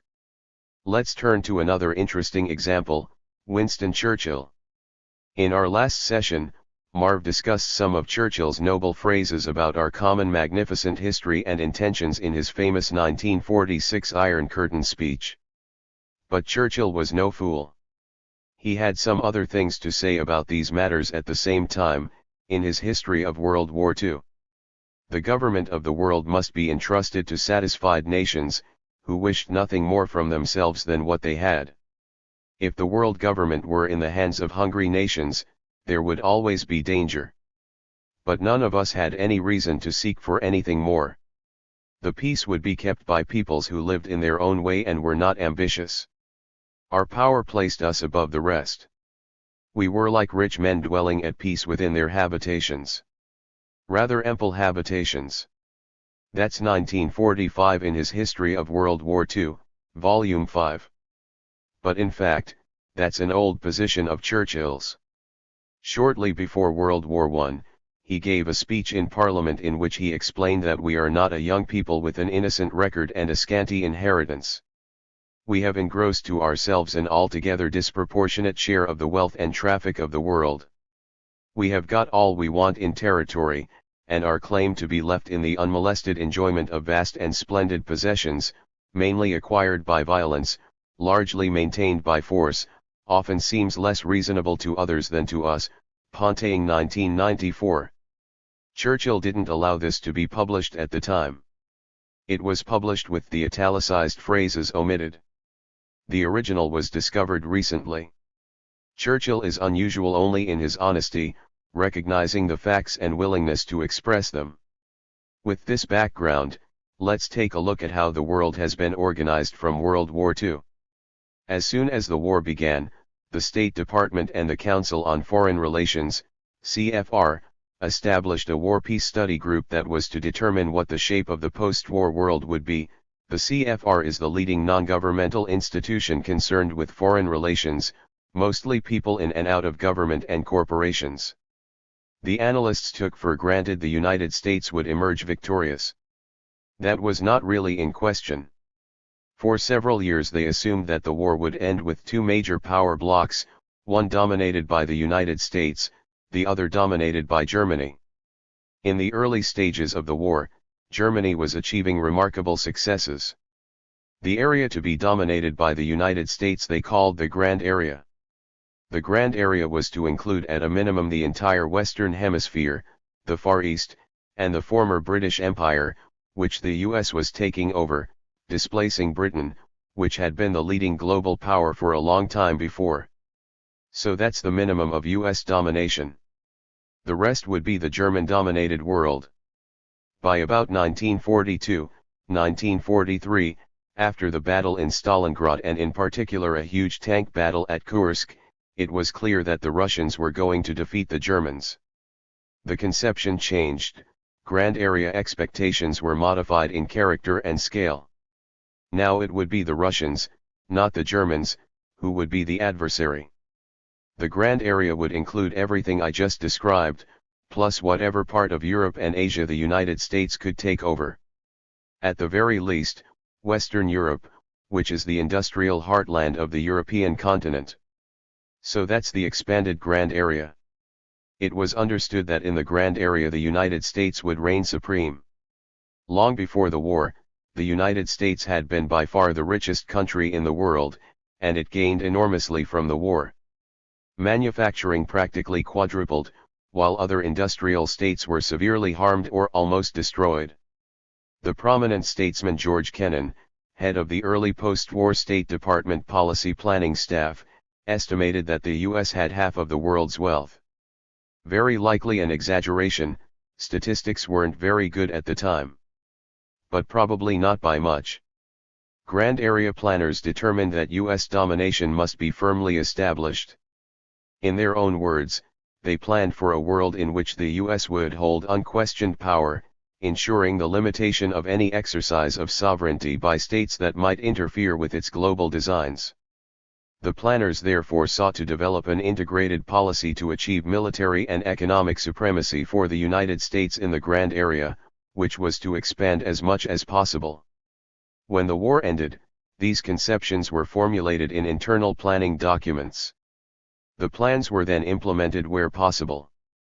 The general idea was to impose what is commonly called the US-led liberal economic order now under threat by Trump. There were a number of guiding principles. The basic principle was that the new economic order should be an open system, which means freedom for investors, for movement of capital, for extraction of resources. Not, of course, for movement of people. And it must be a level playing field, everyone is equal. So the United States would be part of the system, Grenada would be part of it, all perfectly fair and equal. There was nothing novel in this stance. In fact, the US was replaying what Britain had done a century earlier. Britain became a leading industrial power just as Churchill said, by force and violence, and also by stealing higher technology from other countries, India, Ireland, the countries that are now Belgium and Holland. By the mid-19th century, Britain had become far and away the most advanced society, with more than twice the per capita capitalization of any other country. It was far enough ahead in the competition to begin to toy with the idea of advocating free trade, assuming it would do quite well in the competition. That was 1846. Free trade, however, had some qualifications. Britain never really agreed to it fully. India, that's all of South Asia then, was under British control. Before the European onslaught, India and China were the richest, most advanced countries in the world. But imperialism took care of that. India was deindustrialized by the British occupation, but it was still a rich prize closed off despite free trade pretensions, and barred from real development. Later Britain abandoned the free trade game altogether because it could no longer compete with Japan. It therefore closed off the empire. Holland, which had a substantial empire in East Asia, did the same, the US as well. That's a large part of the background for the Second World War in the Pacific. The Japanese reacted to the closing of the entire region by the imperial powers, blocking their access to essential resources. They began to carry out aggressive acts, which finally led to war. The US recapitulated the British experience a century later. Until well into the 20th century, the US was a leader in protectionism. Economic historian Paul Barrick described the US as the mother country and bastion of protectionism, from its origins, Barrick, OPCIT. The US also resorted to other forms of large-scale state intervention in the economy, some truly extreme, like slavery, which was the basis of much of the modern economy. But by 1945, the United States was far ahead of anyone else. So it was a good time for free trade, an open global system. But just like Britain before it, there were qualifications. One of the US principles for the post-war liberal world order was that regional alliances were to be dismantled. There should be no more imperial preference systems in which the imperial power had special control and could keep others from entering it on equal terms. With one exception. One regional system was to remain.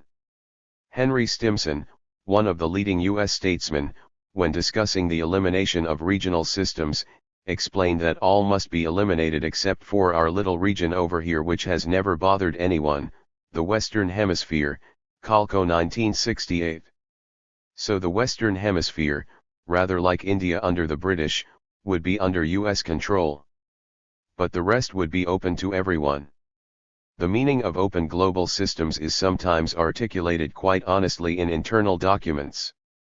The most important commodity in the world at the time, still today, was oil. The United States, of course, had a petroleum policy. It was spelled out in a 1944 State Department document entitled The Petroleum Policy of the United States. The document called for the preservation of the absolute position presently obtaining in the Western Hemisphere, and therefore vigilant protection of existing concessions in United States hands coupled with insistence upon the open door principle of equal opportunity for United States companies in new areas. In brief, what we have, we keep, closing the door to others, what we do not yet have, we take, under the principle of the open door. In our little region over here, it wasn't too difficult to implement this principle. Long before World War II, the US had expelled Britain from Venezuela when major oil reserves were found there, imposing its own rule. The Middle East, where the main resources of easily accessible oil were and still are, was more complex. Prior to World War II, the region was largely under British control. To implement the petroleum policy, the US, relying on its far superior power, compelled Britain to accept an arrangement that reserved a privileged position for the US domestic oil industry while exposing all of Britain's oil production, which was in other countries, to the competition of the powerful US international oil companies. Oil industry specialist David Painter, 1986. French interests were dismissed even more easily, by declaring France to be an enemy state, under German occupation, hence forfeiting its rights. The vast energy reserves of the Middle East, included in the Grand Area, were not important for the US itself, which then, and for many years after, was the world's major petroleum producer, as it is becoming again today. But they were important as a means of world control. The industrial centers of the Grand Area were shifting to reliance on oil. Under US influence, much Marshall Plan aid for Europe was dedicated to the purchase of oil, hence moving from one US bank to another. Furthermore, US control over this increasingly essential resource provided the US with veto power over its allies, George Kennan explained. Kennan was referring specifically to Japan. At the time, Japan's development to a major industrial power was considered a remote contingency, but still a potential concern, especially if Japan were to seek an independent role in world affairs. In that case, the veto power could become an important tool of diplomacy. These conceptions persisted into the post-Cold War years. The influential planner Zbigniew Brzezinski was not enthusiastic about the US invasion of Iraq in 2003, but he recognized that it might have a bright side. He wrote that America's security role, the conventional euphemism for military domination, if extended over the second largest oil producer in the region, would provide Washington with indirect but politically critical leverage on the European and Asian economies that are also dependent on energy exports from the region. National Interest, Winter 2003/4. Global control requires thoughtful planning. The Middle East remains of enormous importance. Just open the newspapers. You read about Iraq, Iran, Syria, Saudi Arabia, and its war in Yemen, which is destroying the country with US arms and intelligence support, Qatar, Israel. It's a major focus. And the reason isn't obscure. It was explained by the State Department in 1945 when the New World Order was being established. The State Department pointed out that Middle East oil is a stupendous source of strategic power, and one of the greatest material prizes in world history. That's not a small affair. We have to make sure we have substantial control of that.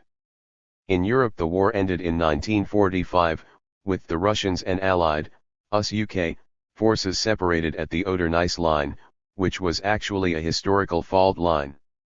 That was where Eastern and Western Europe had begun to divide in about the 15th century. Western Europe at that point was beginning to develop. Eastern Europe was falling behind. Historian of Russia Theodor Shinin writes that in the course of this process, Russia was becoming a semi-colonial possession of European capital, Shinin 1985. There was some development in Eastern Europe, but it was mostly Western-owned. That changed in 1917.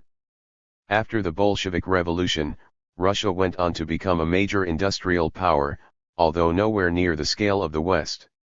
After 1945, each side imposed its rule in the areas they had conquered. For the Russians, it was Eastern Europe. That story is familiar not in Russia, where it was clouded in propaganda, but here we all know about Russian oppression in Eastern Europe.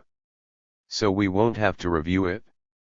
For US domains, most of the rest of the world, you have to search the documentary and scholarly record to find out what happened. I talked a little about it earlier.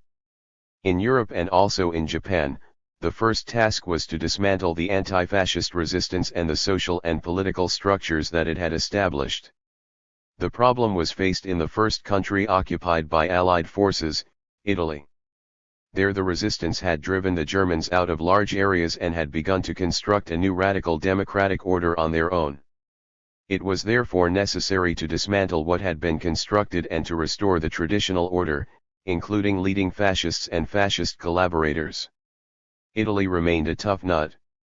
The CIA carried out one of its major operations there from 1948, aimed at subverting Italian democracy, continuing at least into the 1970s.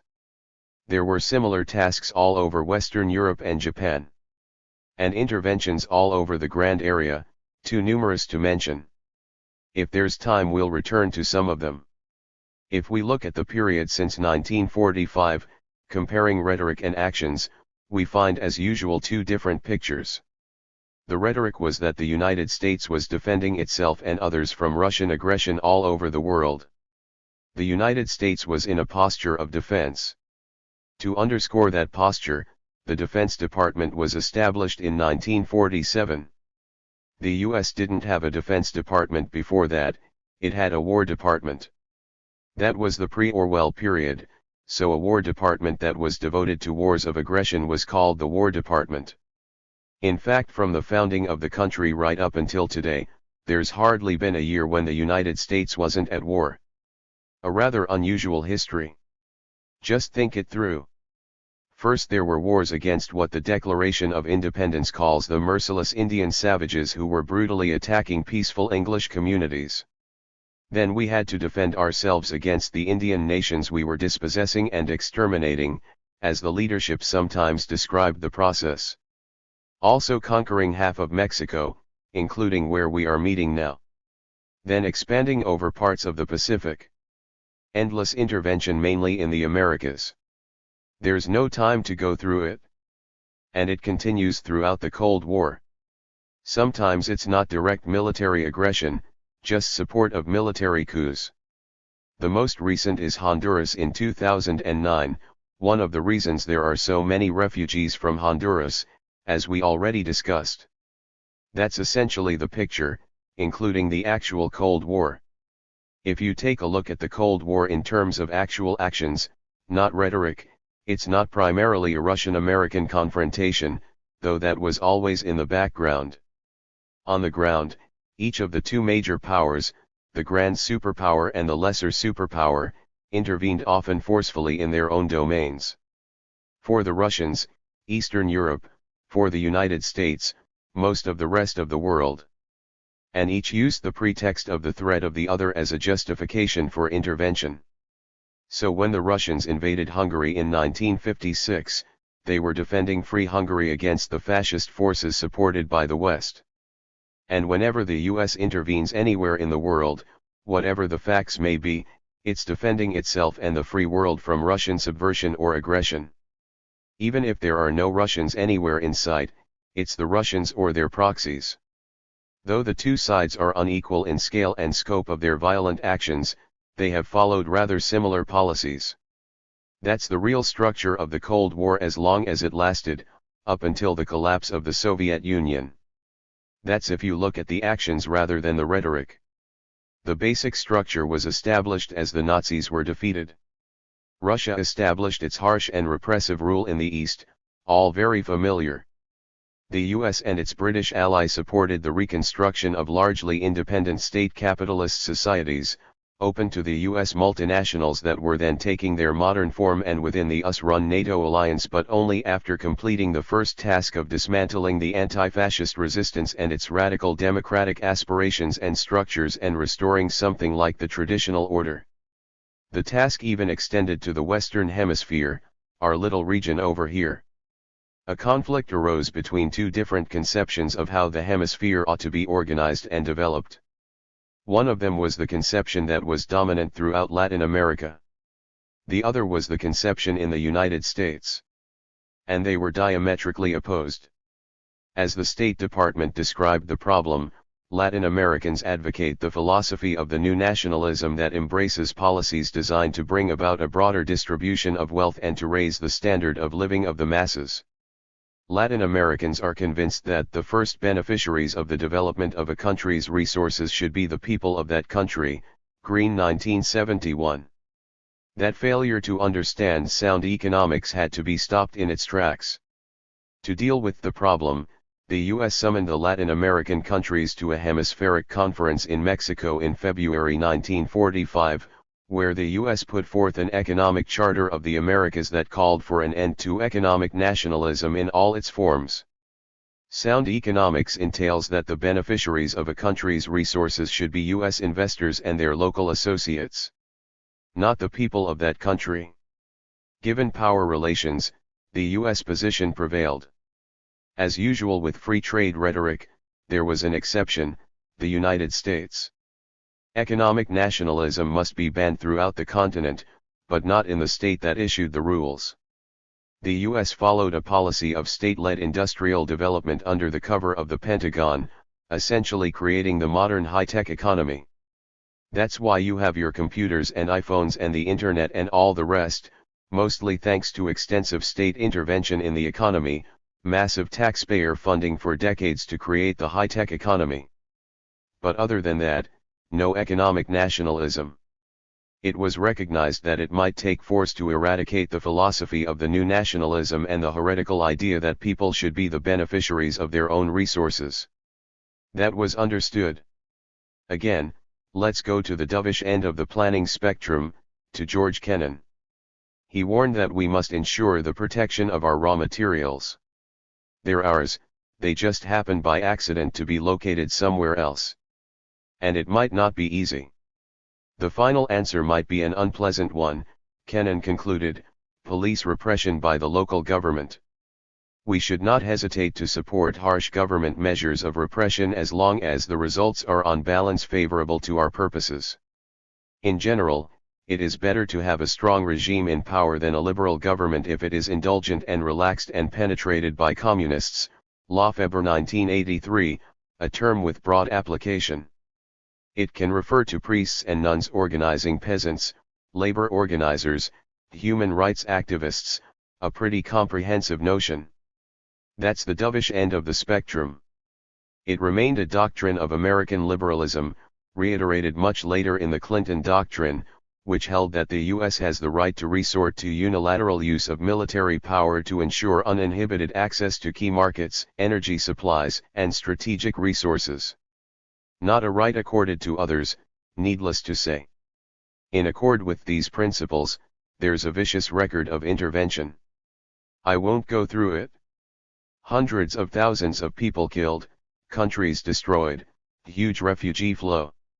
A crucial year in this record was 1962, during the Kennedy administration, an important date to which I'll return.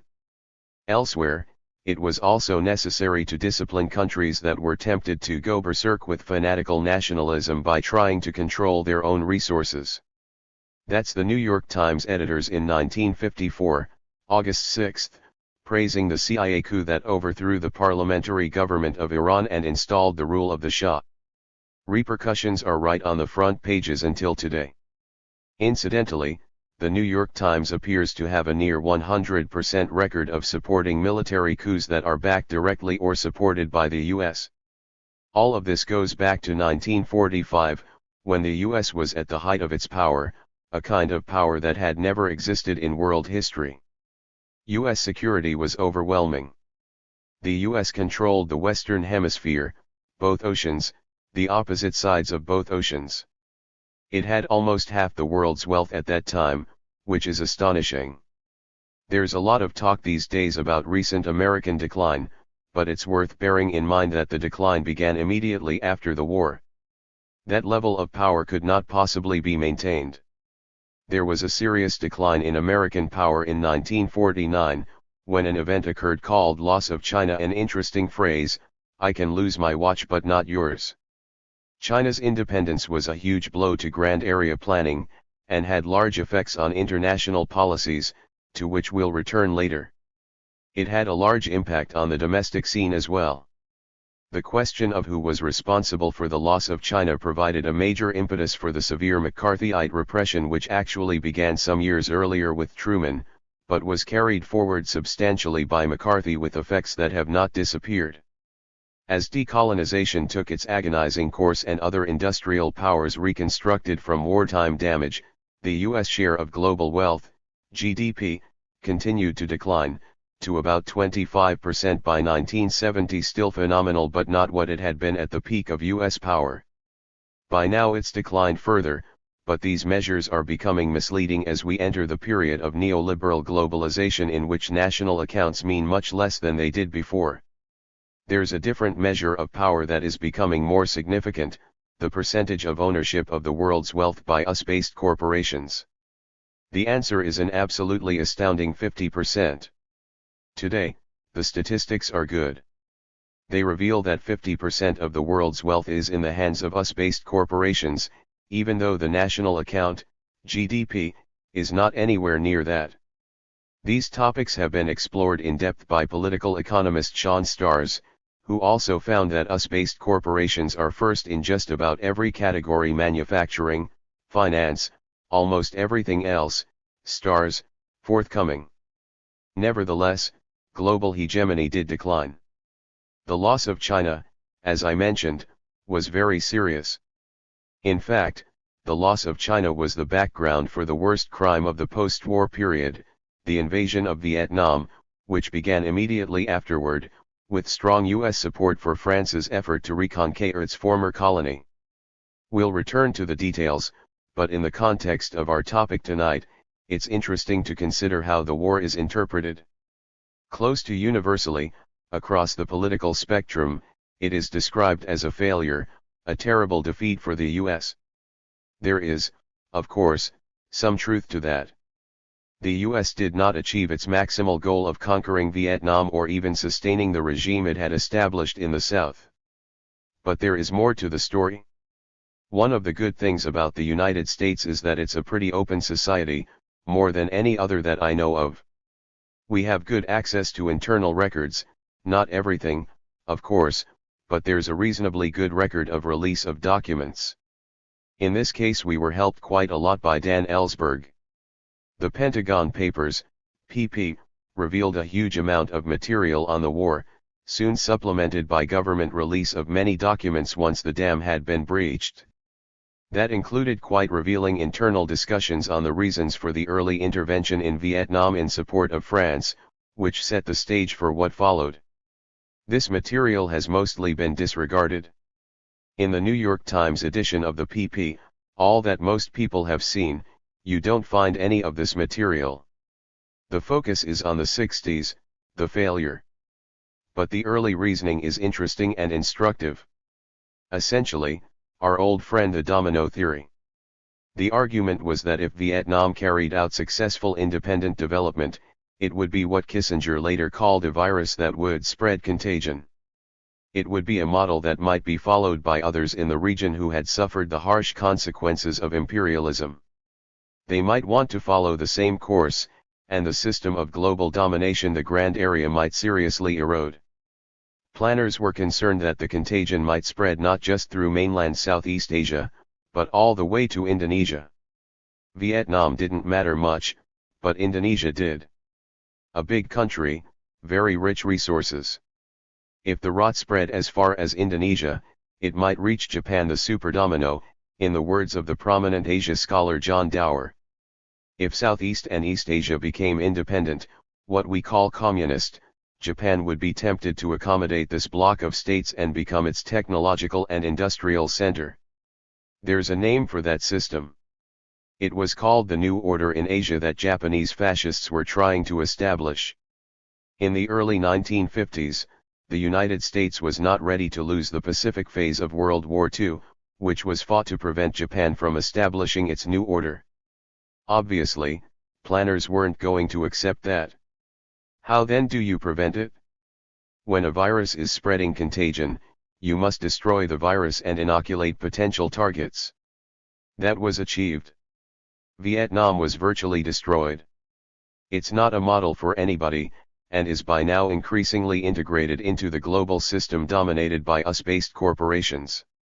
In the surrounding countries, harsh, brutal military dictatorships were established, preventing contagion.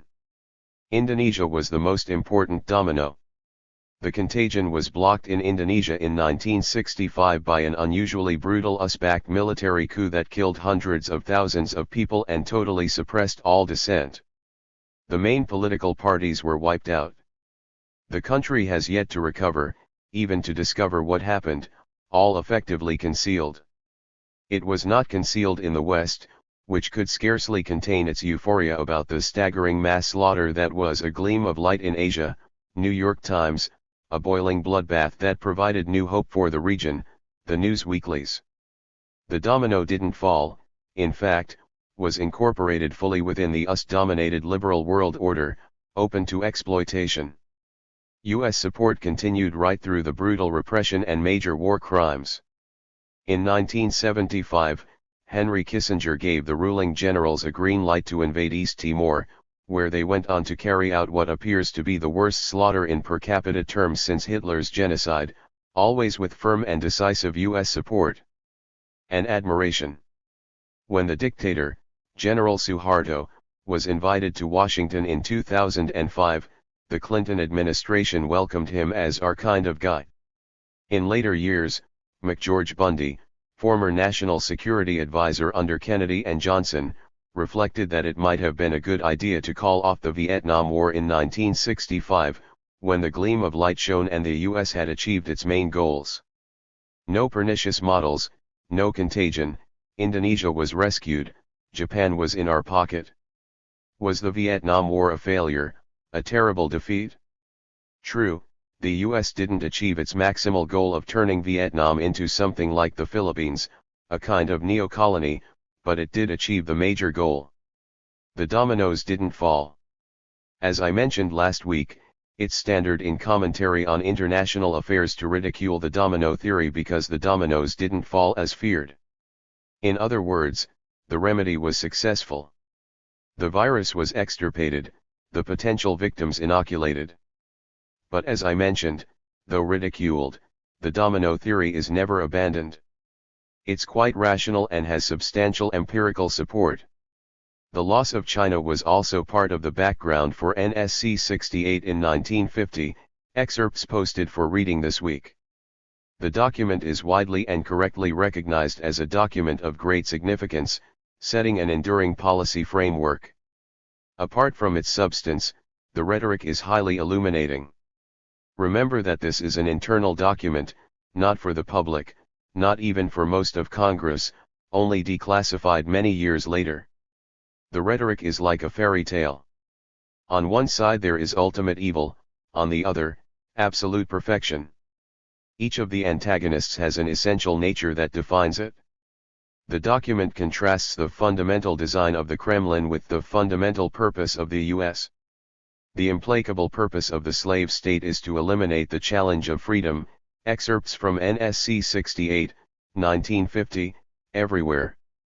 The compulsion of the Kremlin demands total power over all men in the slave state itself and absolute authority over the rest of the world. The force of evil is inescapably militant, so that no accommodation or peaceful settlement is even thinkable. In contrast, the fundamental purpose of the United States is to assure the integrity and vitality of our free society, which is founded upon the dignity and worth of the individual, excerpts from NSC 68, 1950, this at a time of rampant racism, even lynching, federal laws imposing segregation in public housing, and laws against miscegenation so extreme that the Nazis who took US laws as their model refused to go anywhere near as far as the US. And right at the peak of McCarthyism and anti-communist hysteria, our free society is marked by marvelous diversity, deep tolerance, lawfulness, a commitment to create and maintain an environment in which every individual has the opportunity to realize his creative powers. It does not fear, it welcomes diversity and derives its strength from its hospitality even to antipathetic ideas. The system of values which animates our society includes the principles of freedom, tolerance, the importance of the individual and the supremacy of reason over will, excerpts from NSC 68, 1950. Fortunately, the perfect society has some advantages in this conflict. The essential tolerance of our world outlook, our generous and constructive impulses, and the absence of covetousness in our international relations are assets of potentially enormous influence, particularly among those who have been lucky enough to experience these qualities at first hand, as in Latin America, which has benefited from our long-continuing endeavors to create and now develop the Inter-American System. Excerpts from NSC 68, 1950. Latin Americans might have had some thoughts about this long-standing benevolence. Of course, there can be no accommodation with absolute evil, so we must foster the seeds of destruction within the Soviet Union and hasten its decay. We must avoid negotiations because any agreements would reflect present realities and would therefore be unacceptable, if not disastrous, to the United States and the rest of the free world, though after the success of a rollback strategy we might negotiate a settlement with the Soviet Union, or a successor state or states. Excerpts from NSC 68, 1950. That policy is forced on us by the fundamental design of the slave state and its compulsion for world domination. In fairness, the document did recognize some flaws in our perfection, and urged that they be remedied. The flaws are the excesses of a permanently open mind and the excess of tolerance. Another flaw is dissent among us when there should be conformity. We will have to learn to distinguish between the necessity for tolerance and the necessity for just suppression, which is a crucial feature of the democratic way.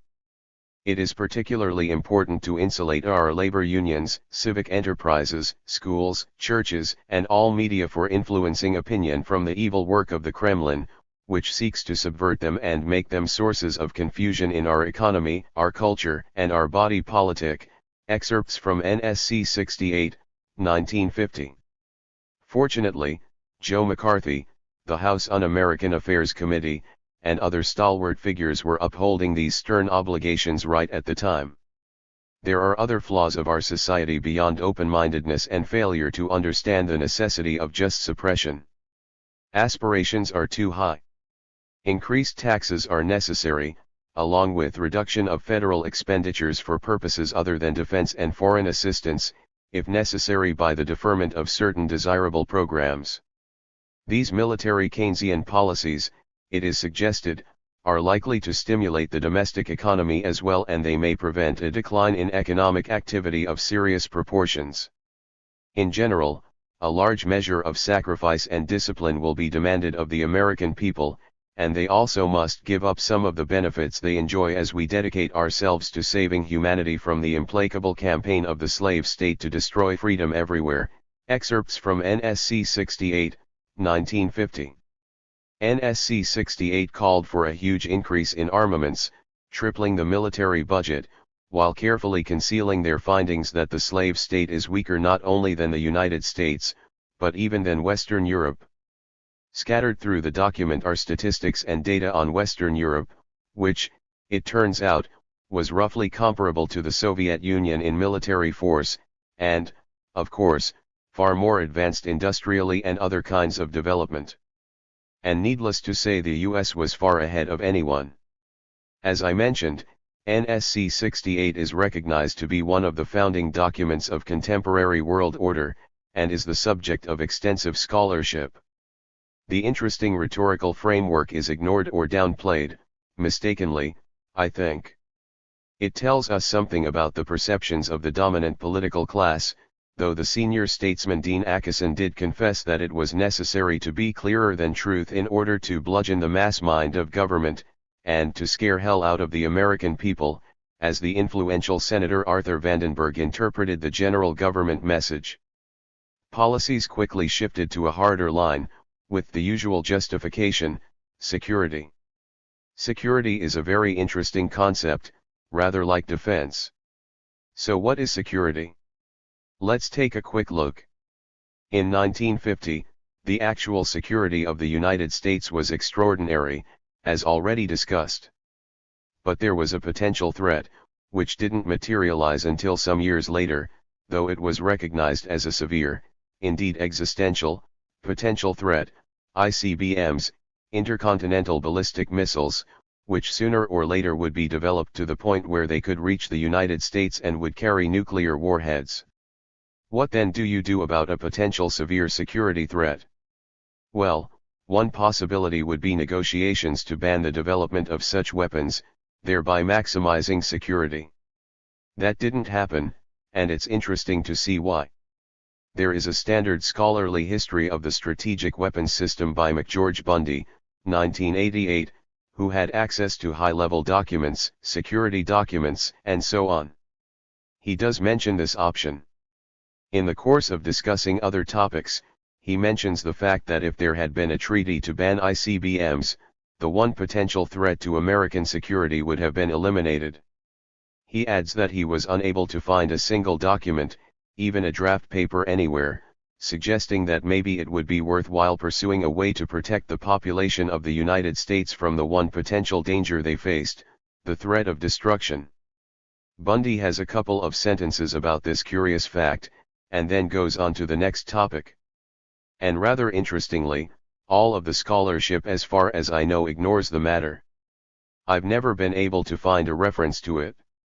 I think it's one of the most astonishing discoveries in history of scholarship. Think about it. Well, was there a possibility of a treaty? We can't be sure because it was apparently never considered. But it looks as if there might have been. In 1952, Stalin made a remarkable offer. He offered to allow unification of Germany. Remember that only a few years earlier, Germany had virtually wiped out Russia. But Stalin was nevertheless willing to accept unification of Germany, though with one condition, that it not join a hostile military alliance, that it not join NATO. So it would be neutral and independent. There was talk about the prospect of elections, which, of course, the communists would lose. I know of only one American scholar who paid attention to Stalin's offer, the respected analyst James Warburg, in his important book Germany, Key to Peace, where he urged that the prospects be pursued. He was ignored or ridiculed. Anyone who ever mentioned it later, there were very few. I, incidentally, was one, was ridiculed as well. How could Stalin ever have meant anything like this? There was, of course, a way to find out, but it was never considered. Take up the offer. If anything had come of it, the world would have been a much better place. Russian archives have since come out. And it turns out that the offer may have been pretty serious. One of the most respected Cold War historians, Melvin Leffler, writes in Foreign Affairs, July 1996, that scholars who studied released Soviet archives were surprised to discover that Lavrenti Beria, the sinister, brutal head of the secret police, proposed that the Kremlin offer the West a deal on the unification and neutralization of Germany, agreeing to sacrifice the East German communist regime to reduce East-West tensions and improve internal political and economic conditions in Russia, opportunities that were squandered in favor of securing German participation in NATO, of course, a major threat to Russia. Well, we don't know if it could have happened, but what we do know is that the security of the population of the United States seems not to have been a consideration, even a marginal consideration. That's called concern for security, and it's pretty typical.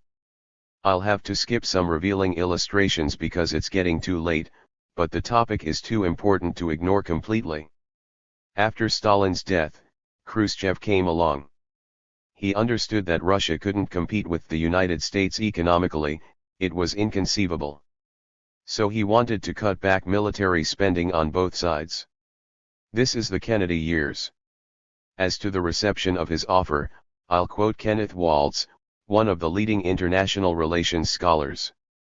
The Kennedy administration, he writes in P.S., Political Science and Politics, December 1991, undertook the largest strategic and conventional peacetime military build-up the world has yet seen, even as Khrushchev was trying at once to carry through a major reduction in the conventional forces and to follow a strategy of minimum deterrence, and we did so even though the balance of strategic weapons greatly favored the United States. Once again, Kennedy's decision harmed security, but enhanced state power. That's a consistent pattern. It was soon learned how seriously the security of the population was endangered by Kennedy's reaction to Khrushchev's offer. In October 1962, the month that Kennedy's associate historian Arthur Schlesinger called, rightly, the most dangerous moment in history, the Cuban Missile Crisis. The facts are harrowing. The United States raised military preparedness to DEFCON 2. There's a series of stages of military preparedness starting with 5 up and going to 1. This is the only time DEFCON 2 has ever been imposed. DEFCON 1 means send off the missiles, we're all finished. So it was up to DEFCON 2, right before the end. The Joint Chiefs wanted to invade Cuba. Kennedy contemplated invasion. If there had been an invasion of Cuba, we'd probably all be dead. The US didn't know it, but the Russians had tactical nuclear weapons in Cuba to try to defend against a US invasion. And if there had been an invasion, they would have been used. The US invasion force would have been wiped out, a lot of the southeastern United States would have been wiped out, we would then have bombed Moscow, and it's all over. So it was that close. In fact, how close it was is just mind-boggling. There was a point at the peak of the crisis when US destroyers were dropping depth charges on Soviet submarines right outside the so-called quarantine area. These were old submarines, designed for the North Atlantic, not the Caribbean. We now have extensive records about what happened. Inside the submarines the temperature was rising to 140 degrees. CO2 levels were at such a level that crewmen were fainting, falling down, close to death. Depth charges were falling near the submarines. They had no communication with anyone, they didn't know what was going on.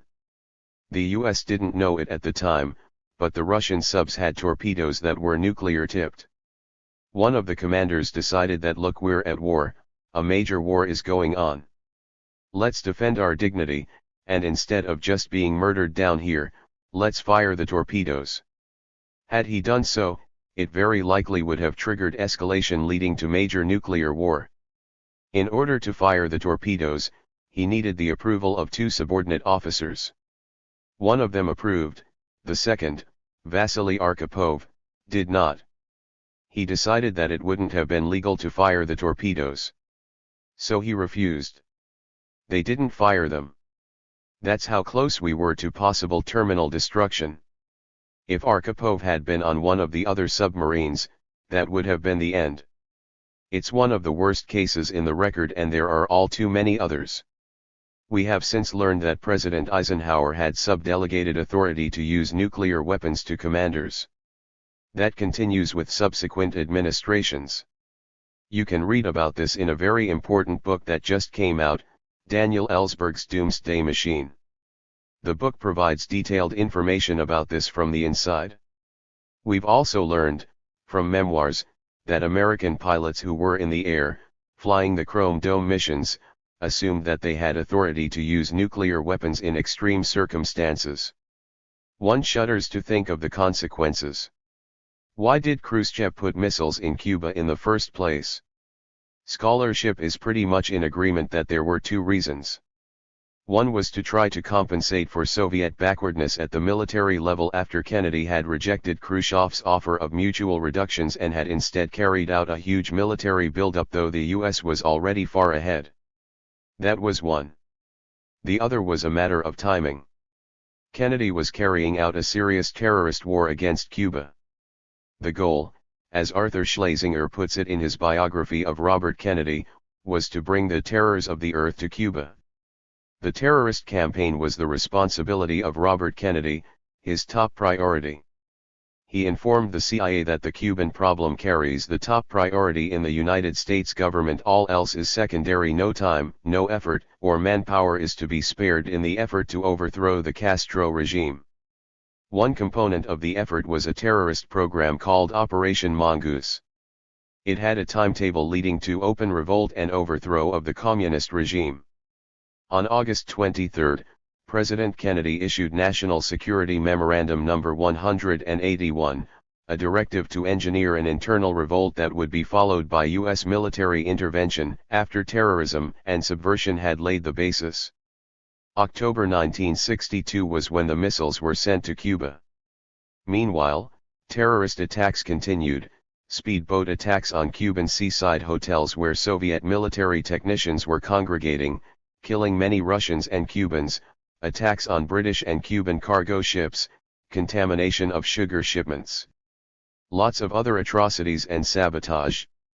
When this brutal campaign is discussed in US commentary, it's almost always dismissed as silly CIA shenanigans, like plans to make Castro's beard fall out. It was far more severe than that.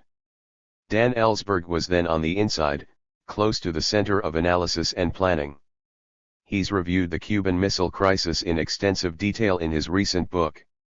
In Personal Communication, he has said that in his opinion the invasion threat was the primary reason for Khrushchev sending the missiles.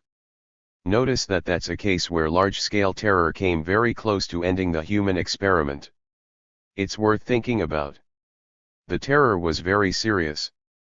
The first book that explores the effect on the victims recently appeared. By a Canadian scholar, Keith Bollender, Voices from the Other Side, An Oral History of Terrorism. There is still more, which was suspected but recently became known. Turns out that right at the peak of the missile crisis, late October 1962, the US was carrying out high-altitude nuclear explosions in order to test some ideas about a defense shield. These were, of course, detected by the Russians, who carried out high-altitude tests in response, which were detected by the Americans. Either side could have easily assumed that it's an attack. Luckily, we escaped. By luck. Again, the security of the population is scarcely even a concern. Well, the crisis did end with Khrushchev backing down. Just how is an important story that I'll skip. But it's all worth close attention. It's getting late so I won't go through other cases. But, in fact, there's case after case of very near disaster. It's kind of a miracle that we've escaped. And you can't count on miracles to continue. Let's move quickly to the end of the Cold War. In 1989, when the Soviet Union collapsed, there were two conflicting visions of the post-Cold War global order. One was Mikhail Gorbachev's. He proposed a Eurasian security system in which there would be no military blocs at all. It would be a common security system from Brussels to Vladivostok. That's one idea. The other was the US position. That's George H.W. Bush, the first Bush, and his Secretary of State James Baker. Their position was that the US had won the war and was going to extend its dominance. Bush and Baker wanted Gorbachev to agree to let Germany be unified inside NATO, a serious threat to Russia if you think about it, particularly in the light of recent history. They told Gorbachev that if he agreed, the US would not move. The phrase was 1 inch to the east, which meant to East Germany. No one was even dreaming about anything beyond, at least they weren't talking about it. But this was never put in writing, and when Gorbachev agreed to unification of Germany, NATO immediately moved to East Berlin. When Gorbachev complained, he was told in effect, if you're dumb enough to trust a gentleman's agreement, it's your problem. Then Clinton came along and extended NATO far to the east, right to the Russian border. In 2008, there were proposals to bring Ukraine into NATO, that's the Russian geostrategic heartland. There have been lots of provocative acts on both sides. Obama introduced a $1 trillion modernization program of nuclear weapons, some scaled down to battlefield use. That brings us to today. I mentioned earlier that 1962 was an important year in other respects. In 1962, Kennedy changed the mission of the Latin American military. Of course we can do that. It was changed from hemispheric defense, which was a holdover from the Second World War, to internal security. Internal security is a euphemism for war against the population. That was the official change, and it had consequences. These are described vividly by Charles Meekling, who was the head of counterinsurgency in the US through these years, 1961 to 1966, under Kennedy and Johnson. Meekling describes Kennedy's 1962 decision as a shift from toleration of the rapacity and cruelty of the Latin American military to direct complicity in their crimes, to US support for the methods of Heinrich Himmler's extermination squads. Los Angeles Times, March 18, 1982. That's the head of U.S. counterinsurgency describing the 1962 decision and its aftermath. Pretty strong, and regrettably not inaccurate though without tarnishing the Camelot imagery among liberal intellectuals. What followed was a huge plague of repression. It began with the military dictatorship in Brazil, the most important country in Latin America, in 1964, overthrowing a moderately reformist parliamentary government. The coup seems to have been pretty much set up with the support of the Kennedy administration, though it took place a couple of weeks after Kennedy's assassination. This was the first of the neo-Nazi national security states that spread through South America, bringing with them mass slaughter, bitter repression, torture, disappearance, and tight ideological controls. Chile, which we discussed, was one such case. Like the Suharto coup, the Brazilian coup was welcomed in liberal circles. For example, by Kennedy Johnson ambassador to Brazil Lincoln Gordon, who then went on to become president of Johns Hopkins University. He described the happy event as the most decisive victory for freedom in the mid-20th century, not least because the Brazilian generals, the democratic forces now in charge, should create a greatly improved climate for private investment, Parker 1979. The plague then swept through the hemisphere. We won't run through it, merely noting here how little changes over the years. Thus, Gordon's celebration of the destruction of Brazilian democracy by the military dictatorship was echoed by Obama's ambassador to Honduras Hugo Lorenz, who praised the elections held under military rule as a great celebration of democracy, isolating the U.S. once again from Latin America and most of the rest of the world, which, unlike Obama-Clinton, refused to welcome the overthrow of Honduran democracy and the expulsion of the elected president, and to endorse the elections that restored the bitter rule of the Honduran oligarchy and military. The US-backed plague reached Central America in the Reagan years, with massive state terror, hideous torture, every imaginable kind of horror. The US was overwhelmingly the agent of violence. The US was even condemned by the World Court for unlawful use of force aka international terrorism and ordered to pay substantial reparations to Nicaragua and to call off its terrorist war. Of course, that was disregarded, and the terror was escalated. The World Court was dismissed by the New York Times as a hostile forum, so we don't have to pay any attention to it. A few years earlier the same court was lauded as a noble institution when it ruled in favor of the US in a case involving Iran. It all continues right to the present.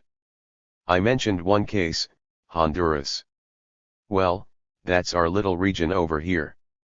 As discussed earlier, the decade of the 1980s was framed by the assassination of Archbishop Romero at the beginning of the decade and the assassination of 6 leading Latin American intellectuals, Jesuit priests, in November 1989 shortly after the fall of the Berlin Wall.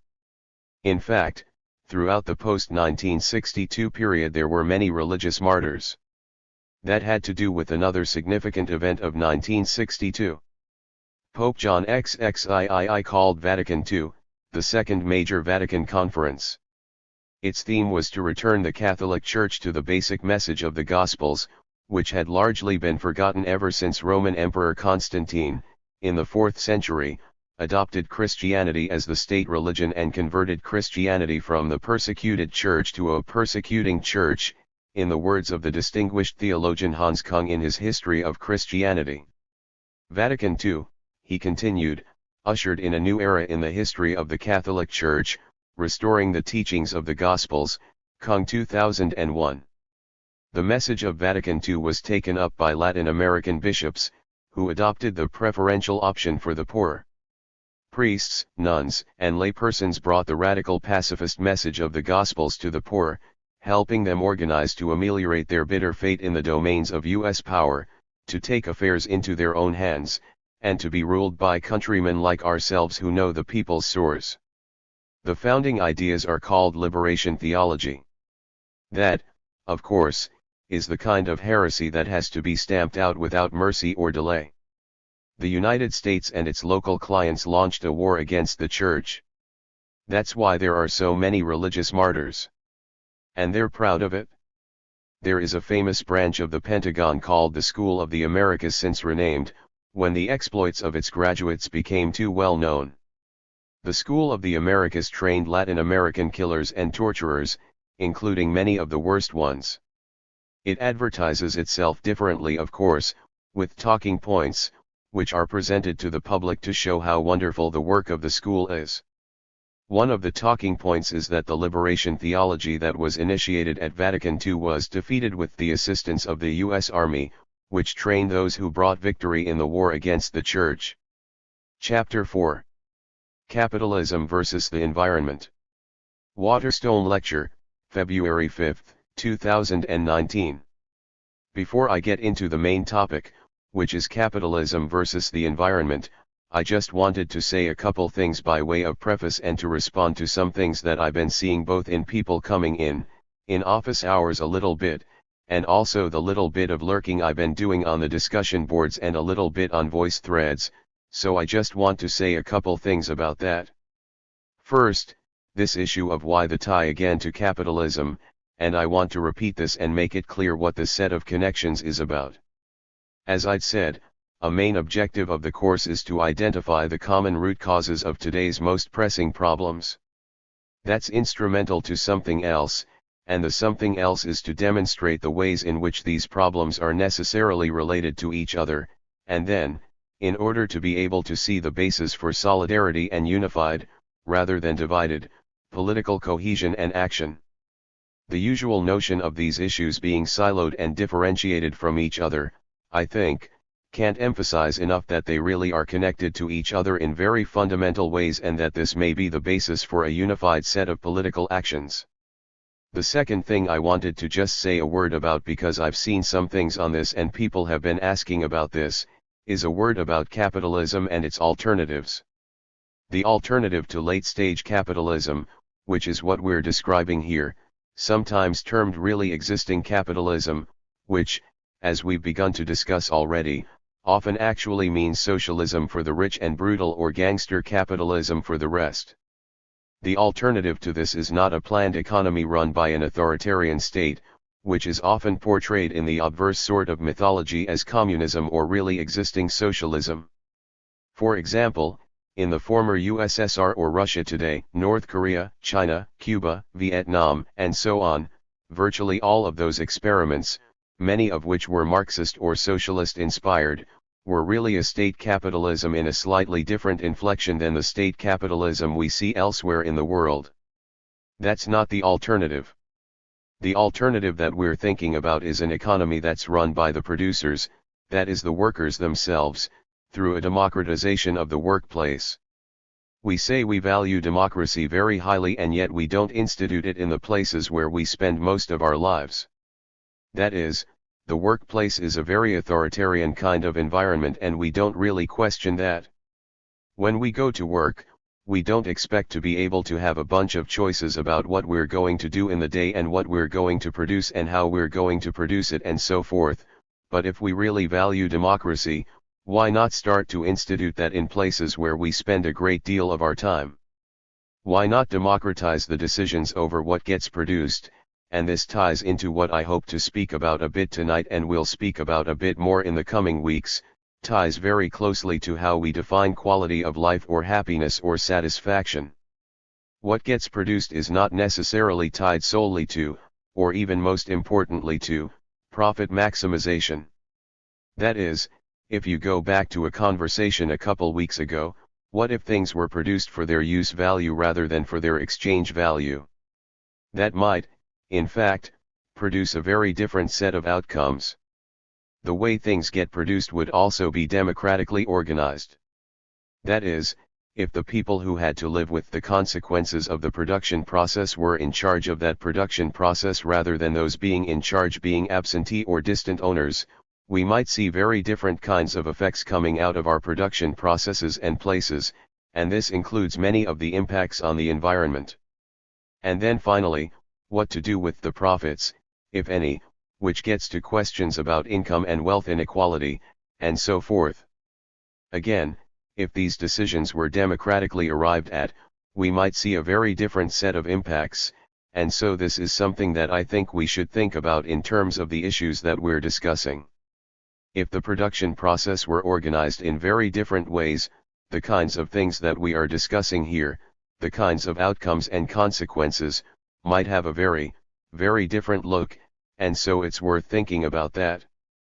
But this is typically what we're thinking about when we think about an alternative to capitalism. So now let's turn to the topic for this evening, because we're stuck with this system and it's producing some outcomes. I'm going to go through some of the issues. This list is not meant to be exhaustive, but by the end of it, it might be a bit exhausting, that is, you might feel a little wearied by it, so, just going to go through it, and just it's useful to know what we're talking about and what we're confronting when we think about environmental impacts. First are the kind of overt impacts that we were beginning to deal with in a substantive way, in the late 1950s, into the 1960s, but these things like air, water, soil pollution, which were at the time quite overt, quite undeniable in many ways, as I'll talk about in a little while, as the problems became so apparent that they simply couldn't be ignored any longer. The problem of indoor air pollution is something that's come a little bit later. Think about around the world, people who use solid fuels for heating and cooking and so forth. Clearly indoor air pollution is an issue.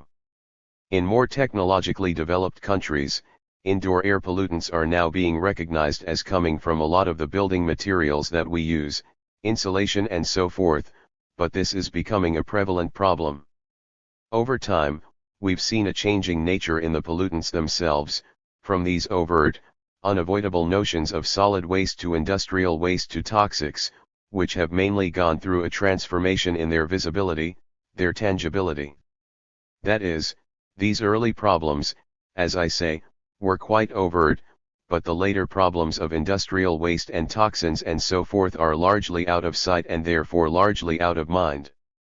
So we don't see all these things, but they are becoming ubiquitous in the environment. Plastic pollution is another, and growing, problem. You can find all sorts of interesting statistics about plastics. In this abbreviated form, I'm giving you just one that I found particularly annoying. By 2050, there will be more plastic than fish in the oceans by weight.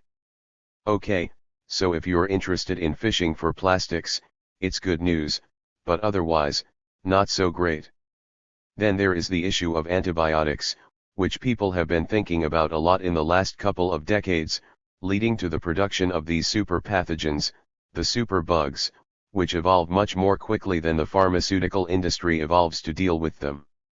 So, people who are taking antibiotics either don't take the full course of them, or more prominently, they're given to animals and 30 to 60% of them pass through our or animals' digestive systems unchanged, and so they simply enter the environment. They're in the water supplies.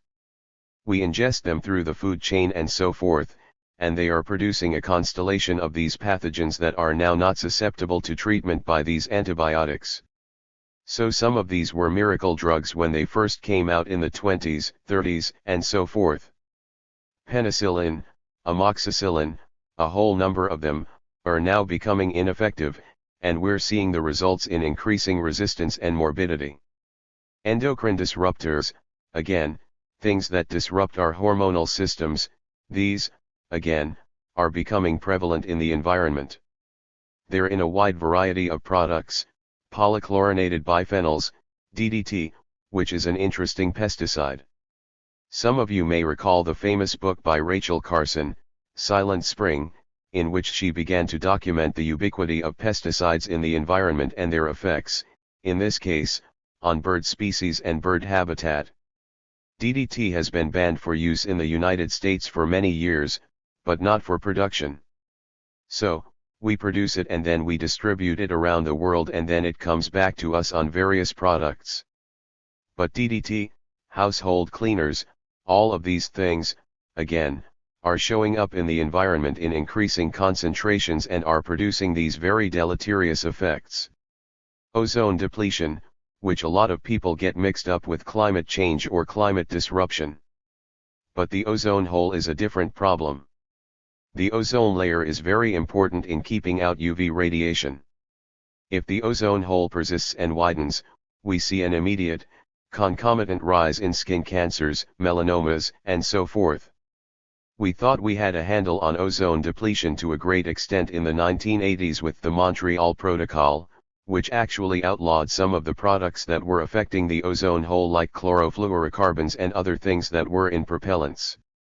Now, we backtracked from that international agreement a bit. At least we had some sort of model for thinking about how to deal with this kind of international problem, the ozone depletion. I'll come back to this in a little bit. Nuclear waste is another major issue, which I will talk about to some extent in a few minutes. There are a number of marine problems associated with increased atmospheric CO2. These include problems of ocean acidification, coral reef bleaching, and significant impacts on marine life. Again, these things are occurring at an increasing pace.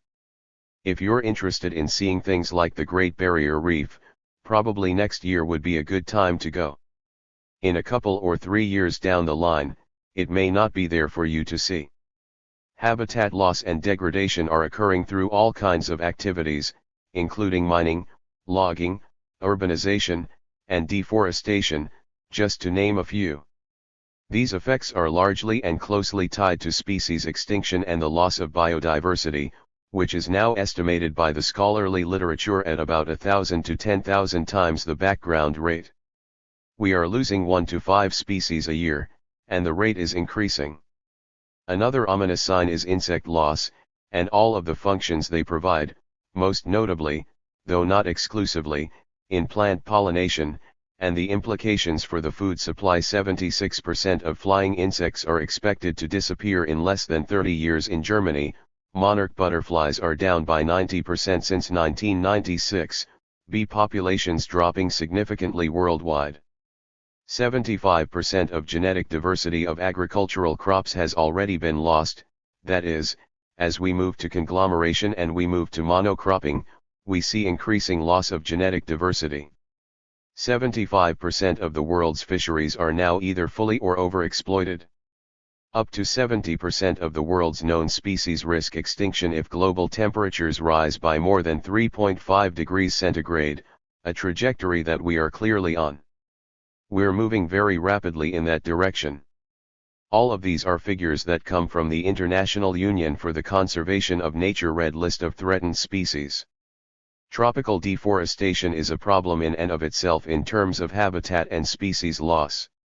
It's also an enormous problem in terms of the fact that tropical forests are a very, very effective mechanism for removing carbon from the atmosphere.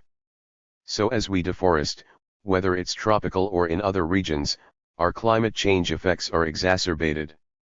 So, tropical deforestation is a big problem, as is resource depletion of all kinds: water, soil, fertility, arable land, and as I've already mentioned, overfishing. Another recently emerging issue is genetically engineered food. Many of you, in fact, all of you have eaten it, whether you know it or not. At the moment, over 90% of US corn is genetically modified, and corn, as you know, shows up everywhere as high fructose syrups, as additives in various kinds of processed foods. So, if, in fact, you eat anything, you have likely eaten genetically modified corn. About 90% of US soy is now genetically modified. About 50% of papaya coming from Hawaii is also genetically modified, 10% of tomatoes, and on and on and on. We get new materials introduced every year, and I don't know when you were given the call about it, whether you want a genetically modified food in your diet, but I never got that call. Maybe I was out, but in any event, it's now becoming quite prevalent. There are a number of spices and herbs that are genetically modified, which, again, show up in all kinds of processed food. The main concern is the uncertainty around the potential health effects of these products. In the US, which uses a risk assessment process to determine potential harm, it is up to the government to prove that the products are unsafe. Elsewhere, for example in Europe, using a precautionary principle, producers must prove that the products are safe. This is why many US agricultural products have been barred from many European countries. Climate change, which is a very big topic, I'm not going to say very much about. Professor Chomsky is going to speak about it some on Thursday evening. But clearly there are a whole number of effects from climate change, which we should now really be calling climate disruption or climate crisis, including rising sea levels, shifting temperature, precipitation and growing season patterns, intensification, as we've seen very dramatically in the last couple years, intensification of tropical storms and hurricanes, more extreme weather events, and vector-borne disease, as species migrate into new zones. And then finally, none of these things have very even effects around the globe. That is, all of the issues that I've been listing have very differential effects depending on where you are on the planet and/or on the socio-economic spectrum. So the idea that we encounter not only these issues but that they bring with them all kinds of matters of environmental injustice. That is, people of color, poor people, bear the cost of these in very disproportionate ways. So, the planet, in some sense, is engaged, or we are engaged because of our socio-economic system, we're engaged in a kind of genocide around the planet. Now let's begin to think about the causes of these problems. Thomas Malthus, whose name you might know, writing in the piece I'm going to think about here, written at the very end of the 18th century, is identified as the author of a certain set of formulations of how environmental problems work, and these are called Malthusian.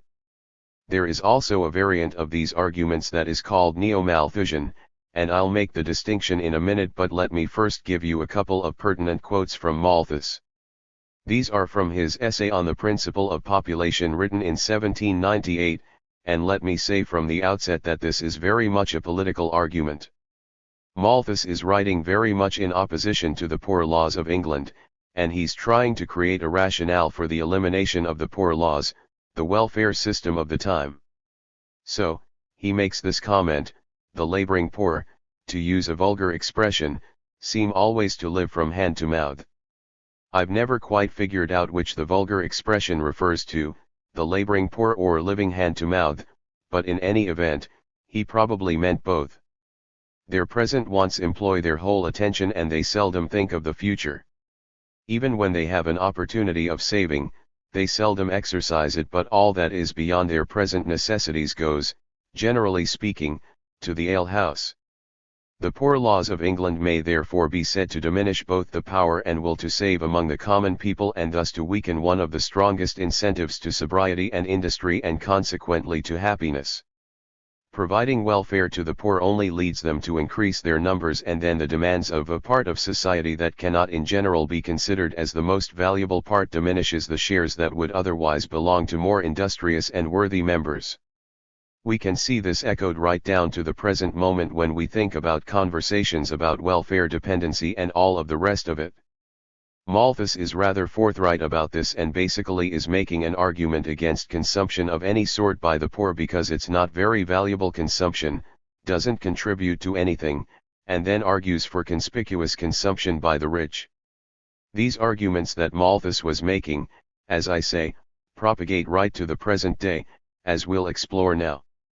Malthus frames environment and resource problems as the result of increasing population, which grows at a geometric rate because the poor can't control themselves. They will simply procreate without restraint. And this growth bumps up against scarce resources, which unfortunately, only grow at an arithmetic rate. So Malthus produces this kind of tension between population and resources, and this argument persists as a very prominent notion of environmental and other resource problems. As an example of this persistence, I'm going to talk about a couple of essays by someone whose name you might know, Garrett Hardin. He wrote a number of other things. Just before he published his very famous essay on the tragedy of the commons, his prior major contribution had been an essay on eugenics, in which he asks why in the world we should not really control the less desirable segments of the population and foster those that are more contributory. Shortly thereafter, he wrote The Tragedy of the Commons.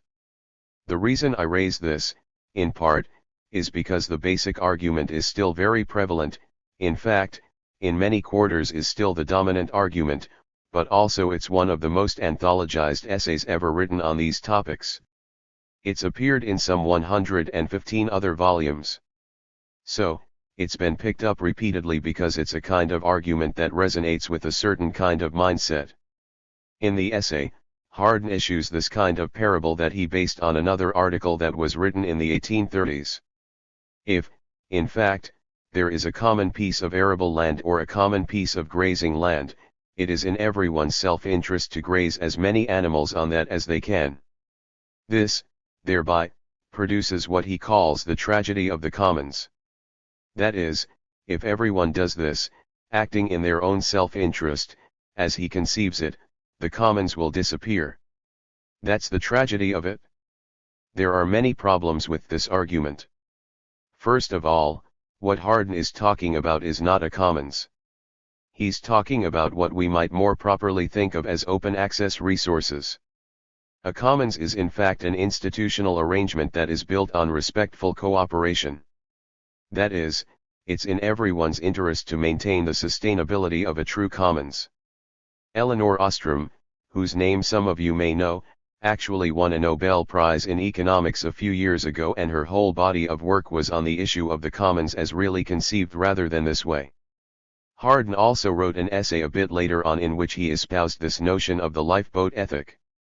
Here, he was not talking about individuals, he was talking actually about countries, and he had them organized into a tripartite categorization. At the top were those countries that were really making it, and well developed and so forth. In the middle were sort of triage countries that might make it with a bit of aid, and at the bottom were those countries that definitely couldn't make it. The analogy is that the planet is the lifeboat. Some countries we shouldn't provide any aid to because they're going to sink the whole lifeboat for all of us. So, a really humane guy. In addition to the misconception of a commons, the idea of the tragedy of the commons and this whole notion of a Malthusian argument where population inevitably and solely bumps up and creates a stress against resources is also deficient in other ways. These are connected to several other notions that I just want to spend a minute on. First is the notion of overpopulation, which is a very popular way of thinking about where environmental problems come from. There are just too many people.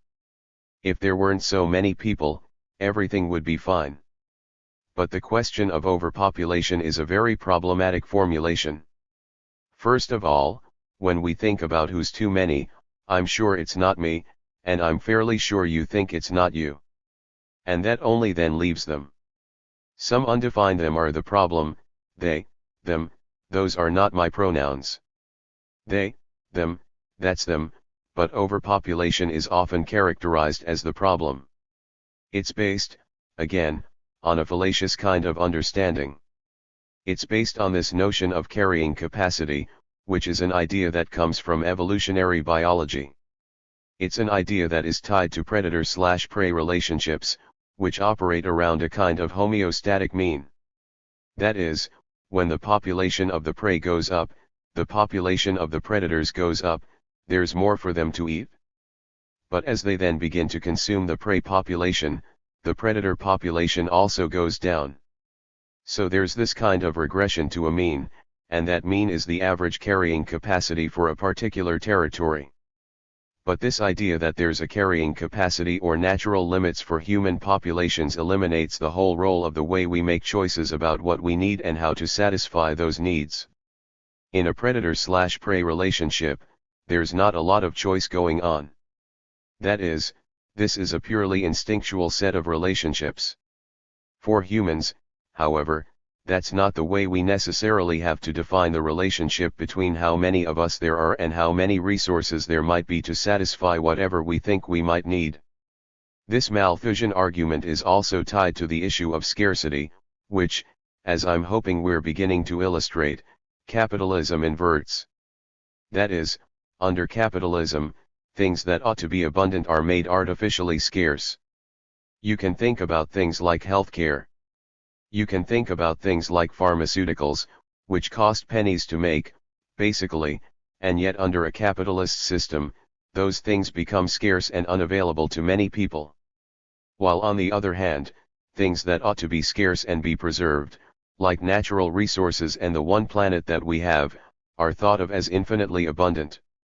So this is what I mean by capitalism inverts this notion of scarcity. Okay, as I began to say, this whole formulation, that is, that simply juxtaposes population against resources, is a formulation that leaves out this essential issue of human choice. This way of seeing the problem also gives us too few variables to work with to solve the problems. It only allows us to either lower population or increase resources in one way or another. By the way, that notion of increasing resources is the core of a kind of neo-Malthusian argument. But it leaves out these important issues of human choice, and a better framing of the issues than simply population versus resources is a relational one. Resources, as I said in the lecture a couple weeks ago, are not simply finite things, they are evolving things. Something that may be a resource at one place in time, may not be at another place in time and vice versa. In any event, a resource is a cultural, technical, and economic appraisal of elements and processes in nature that can be applied to fulfill social objectives and goals through specific material practices, Harvey 1996. It is that latter part, this idea of the social objectives and goals that we have, that gives us a set of choices to make. How do we define what we need and how do we figure out how to satisfy those needs and wants? In contrast to the Malthusian formulation, asking these kinds of questions gives us a whole set of things to work with in terms of what constitutes resources and how needs and wants can be both defined and satisfied, including accounting for our impacts on the environment both short and long term. So now I'd like to turn to another take on what are the causes of environmental problems, in other words, capitalism as the underlying cause. Now, it's true that there are a number of people around the planet who do not operate directly under a capitalist system. But as I talked about the other day, the acts of militarism and the idea of accumulation through dispossession, or primitive accumulation, force people into a capitalist frame, whether they are directly exploited by it or not. I'll say something more about that in 1 second. But I'm posing capitalism as the underlying cause of environmental and resource problems. It has a need for constant accumulation and expanded accumulation. Driven by competition, decisions do not depend, and this is a quote from Marx, on the good or ill will of the individual. Free competition brings out the inherent laws of capitalist production in the shape of external coercive laws having power over every individual capitalist. Marx, Capital, Volume 1, 381. That is, as I think I said, Marx doesn't talk in Capital, Volume 1, about individuals, he talks about them in the role of either capitalist or worker. It's the compulsion of competition that drives this formulation.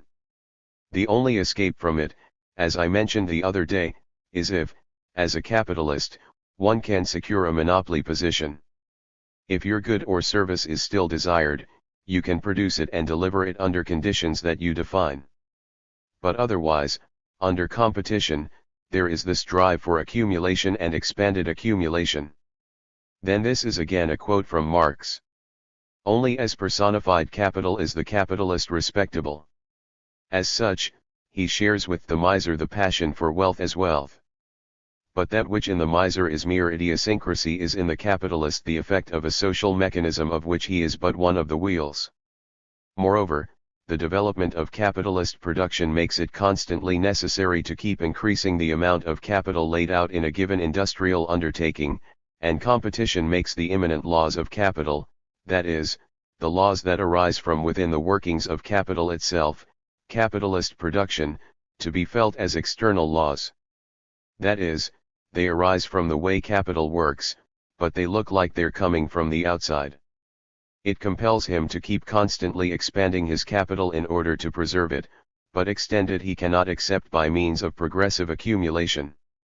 Capital, Volume 1, 739. That is, capital standing still, not thrown back into the process, is an absurdity. It cannot happen. For Marx, capital is value in motion. That means it's constantly thrown back into circulation. Accumulate, accumulate. That is the Moses and the prophets. Accumulation for the sake of accumulation, production for the sake of production, Capital, Volume 1, 742. This is what drives the system. We go back to this formula very briefly, MCCM, where we have money at the outset. Capitalist buys means of production of labor power, turns that into surplus commodity, surplus product, and if there's a sale, into more money than the capitalist began with. That's the formulation. Reinvestment decisions have to be made, as I talked about the other day. There's a constant expansion of production. There's a need for greater inputs, that is, more resources. Without automation, more labor power. Expanded production of outputs, and expanded production of waste, partly because the capitalist system also depends upon obsolescence, planned obsolescence. If you had to buy one good and it lasted you a lifetime, the producer of that good would be dependent simply upon increasing population. It's not a good way to go. But all this expansion takes place in a finite world. This is the basic tension. If capitalists are constantly in need of expanding their production, expanding their resource use, expanding their need for waste absorption, a finite world is not the best place for that to be happening. And so we have capital roaming the globe looking for places that have not yet been occupied. As I said the other day, if they are not bound by fixed capital costs in place, they will engage in a search for new labor, for new resources, for new markets, and eventually they will transcend what biologists call a particular ecosphere, that is, a particular sort of locale where they operate, and pretty soon they are exploiting the entire biosphere. So every place on the globe becomes viable, accessible for resources, for labor, for markets, for hospitable regulatory environments, which I'll say something more about in just a little bit. But in any event, we move from a set of impacts in one set of locations, an ecosphere, to impacts now on an increasing spatial scale. We see these extended supply and distribution chains. You know about the 5,000-mile salad. We know about Walmart utilizing every place on the globe for cheap production and bringing the products back. Then, as I said, we also encounter the issue of accumulation through dispossession. As all of this is going on, producers, workers, peasants, and so forth, are displaced from their own means of production, which is why we see the growth, enormous growth, of slum populations around the world. These are people being thrown off the land. These are people being deprived of their means of subsistence and production. As capital takes over resources, whether those are land resources or other resources, people are displaced. This becomes part of the refugee stream that we see, in addition to conflict and war and so forth. But these processes of accumulation through dispossession are entailing the planet's population in the capitalist sphere, whether they are directly, as I say, exploited by capitalism or not. C. Wright Mills in his book The Power Elite describes a phenomenon that he calls the higher immorality, in which, he says, in a civilization so thoroughly business penetrated as America, money becomes the one unambiguous marker of success, the sovereign American value. Mills 1956, you can begin to see how this operates. We become a society, as Mills argues, of organized irresponsibility, where the legal often supplants the moral. We see this in U.S. society and in other places, where litigiousness is a marker of how the society works. Whether something is right or wrong is not nearly as relevant as whether it's legal or illegal, and sometimes illegality doesn't even really matter that much.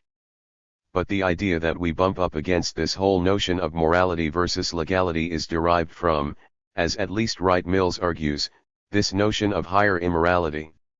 This form of capitalism requires the constant production of desire. We now spend in the US somewhere around $200 billion a year on advertising, somewhere around $500 billion a year on marketing, and then around the world you can see those costs just skyrocketing. All of that is to make sure that people's wants are redefined as needs. That's the point of advertising and marketing. That's how it works. That's what it's for. The constant production of desire. I like to invert the old maxim that necessity is the mother of invention. Under capitalism, unless you already can prognosticate a market, you'd better not be producing that product. So invention becomes the mother of necessity. You just flip that around and you get the sort of capitalist form. Every advertisement. You can try this out yourself. Go home and take a look at an advertisement on TV or wherever. You'll see these ads take a very particular form. They're like a little parable, everyone. They first produce an anxiety in you. Something's wrong with you. You know, you don't look right, you're never going to get the partner of your choice, this and that. They produce a little anxiety. Then they give you the message that the anxiety can be resolved by purchasing something. That step is at two levels. 1. Purchasing their particular product, good, or service. But the idea also that problems can be very easily defined in these simple terms, and solved by the purchase of a product, a good, or a service. Every advertisement takes this form. It produces an anxiety, it tells you that the problem can be addressed by purchasing, and then it tells you what to purchase. Try this out. Take a look at a number of ads, and see if they don't work that way. For the last part of the formula to work, i.e., CM, there must be a sale. This means that the desire has to be there, which leads to this sort of rampant consumerism in some places, versus extreme poverty elsewhere. Some people have the wherewithal to satisfy their desires. For other people, the desire is produced, but they have no capacity to buy. This is why we see aspirations around the world for the so-called American dream. People see these advertisements, they see the products, they see the services. They can't get them necessarily, but they desire them. This brings us to a formulation where we think about growth versus progress. Are they the same thing? As growth is typically measured, either as GDP or GDP per capita or some form of that arrangement, we begin to equate growth of a certain kind with progress. But we don't really have the opportunity often to think about whether that's the case, whether or not growth in and of itself, defined in the way that I've just described as being necessary for capitalism, is really progress. I think this is very interestingly encapsulated in the 3 articles that you had to read for tonight, on growth versus degrowth. Perhaps, as Jason Hickel argues, we shouldn't be thinking so much about more, we should be thinking about enough, degrowth. We're continually conditioned to think that only by continuing growth can we make progress. In fact, any move away from that immediately puts us in a mindset, oh, man, we're going back to the caves to sit and starve in the dark. That any move away from the current status quo of what constitutes quality of life, satisfaction, happiness, is a move backward. I think that's something we need to think about very carefully, and we'll do that in the next few weeks. Another issue that is tied to capitalism, and again, it's part of the underlying causes of the problems that capitalism produces in the environment, is this problem of externalities and third and fourth party effects. I alluded to this a couple of weeks ago, but I want to spend a moment making it clear. The basic nature of an exchange is that there are buyers and sellers who are in a voluntary, non-coercive agreement, and now you understand what I mean by those terms, they should be in quotes. You know, if you're in the labor market, it's not exactly a voluntary exchange. But under typical circumstances, an exchange will often be voluntary and non-coercive. Both benefit, otherwise there'd be no exchange. The buyers and sellers are the first and second parties. They both are in the exchange voluntarily, and they both get something out of it. The buyer gets a good or service, the seller gets the money. But what about others who are affected by the transition but are not beneficiaries of it? These are the third parties. Think about a power plant, a coal-fired power plant, beautiful, clean coal. The people who sell the power get something from it. The people who buy the power get something from it. But what about all the people who are susceptible to the pollution that the plant produces, whether they are in the present or in the future. The future people are fourth parties. The people who are affected by the transaction in the present but not beneficiaries of it are third parties. So these are third-party effects. It's also why these effects are called externalities. They are external to that bargain. They happen in a way that is not confined within the bargain itself. If we can understand the nature of externalities, and that capitalists, when given the chance, will externalize any costs that decrease profits, we can think about some possible remedies. One remedy is to internalize the externalities. When the costs and benefits of a transaction are shared by a limited number of direct participants, sellers and buyers, at least in theory it's possible to apply a polluter pays principle. I'll return to the example of a beautiful coal-fired power plant. If the plant installs a scrubber on the air stacks, and that has some cost attached to it, and that cost is passed along to the ratepayers, that's a way to internalize those costs. It prevents the pollution, but the people who benefit from it are the people who are benefiting from the transaction. That's a way to internalize the costs and to re-internalize the externalities. As I said, if there are a limited number of direct participants, sellers and buyers, in theory it's possible to do this. But in most cases of externalities, it's very difficult to identify the very diffuse, numerous affected parties, and how to identify the actual costs that they're bearing. The theory works when there's a limited, confined situation, but in most practical instances, it is not possible to identify all of the possible externality bearers, or to identify with any precision what the actual costs are. And so it turns out that internalizing externalities is a very difficult process to engage in. Then it's made even more difficult by how we value future generations' concerns. That is, what are we doing to the planet and what will we leave behind? I've mentioned, I think, before that I've seen on the same gigantic recreational vehicle, or maybe it's on the Hummer that the vehicle's towing, I've seen two bumper stickers. On one side, we don't own the earth, we borrow it from our grandchildren, and right on the other side it says, I'm spending my grandchildren's inheritance.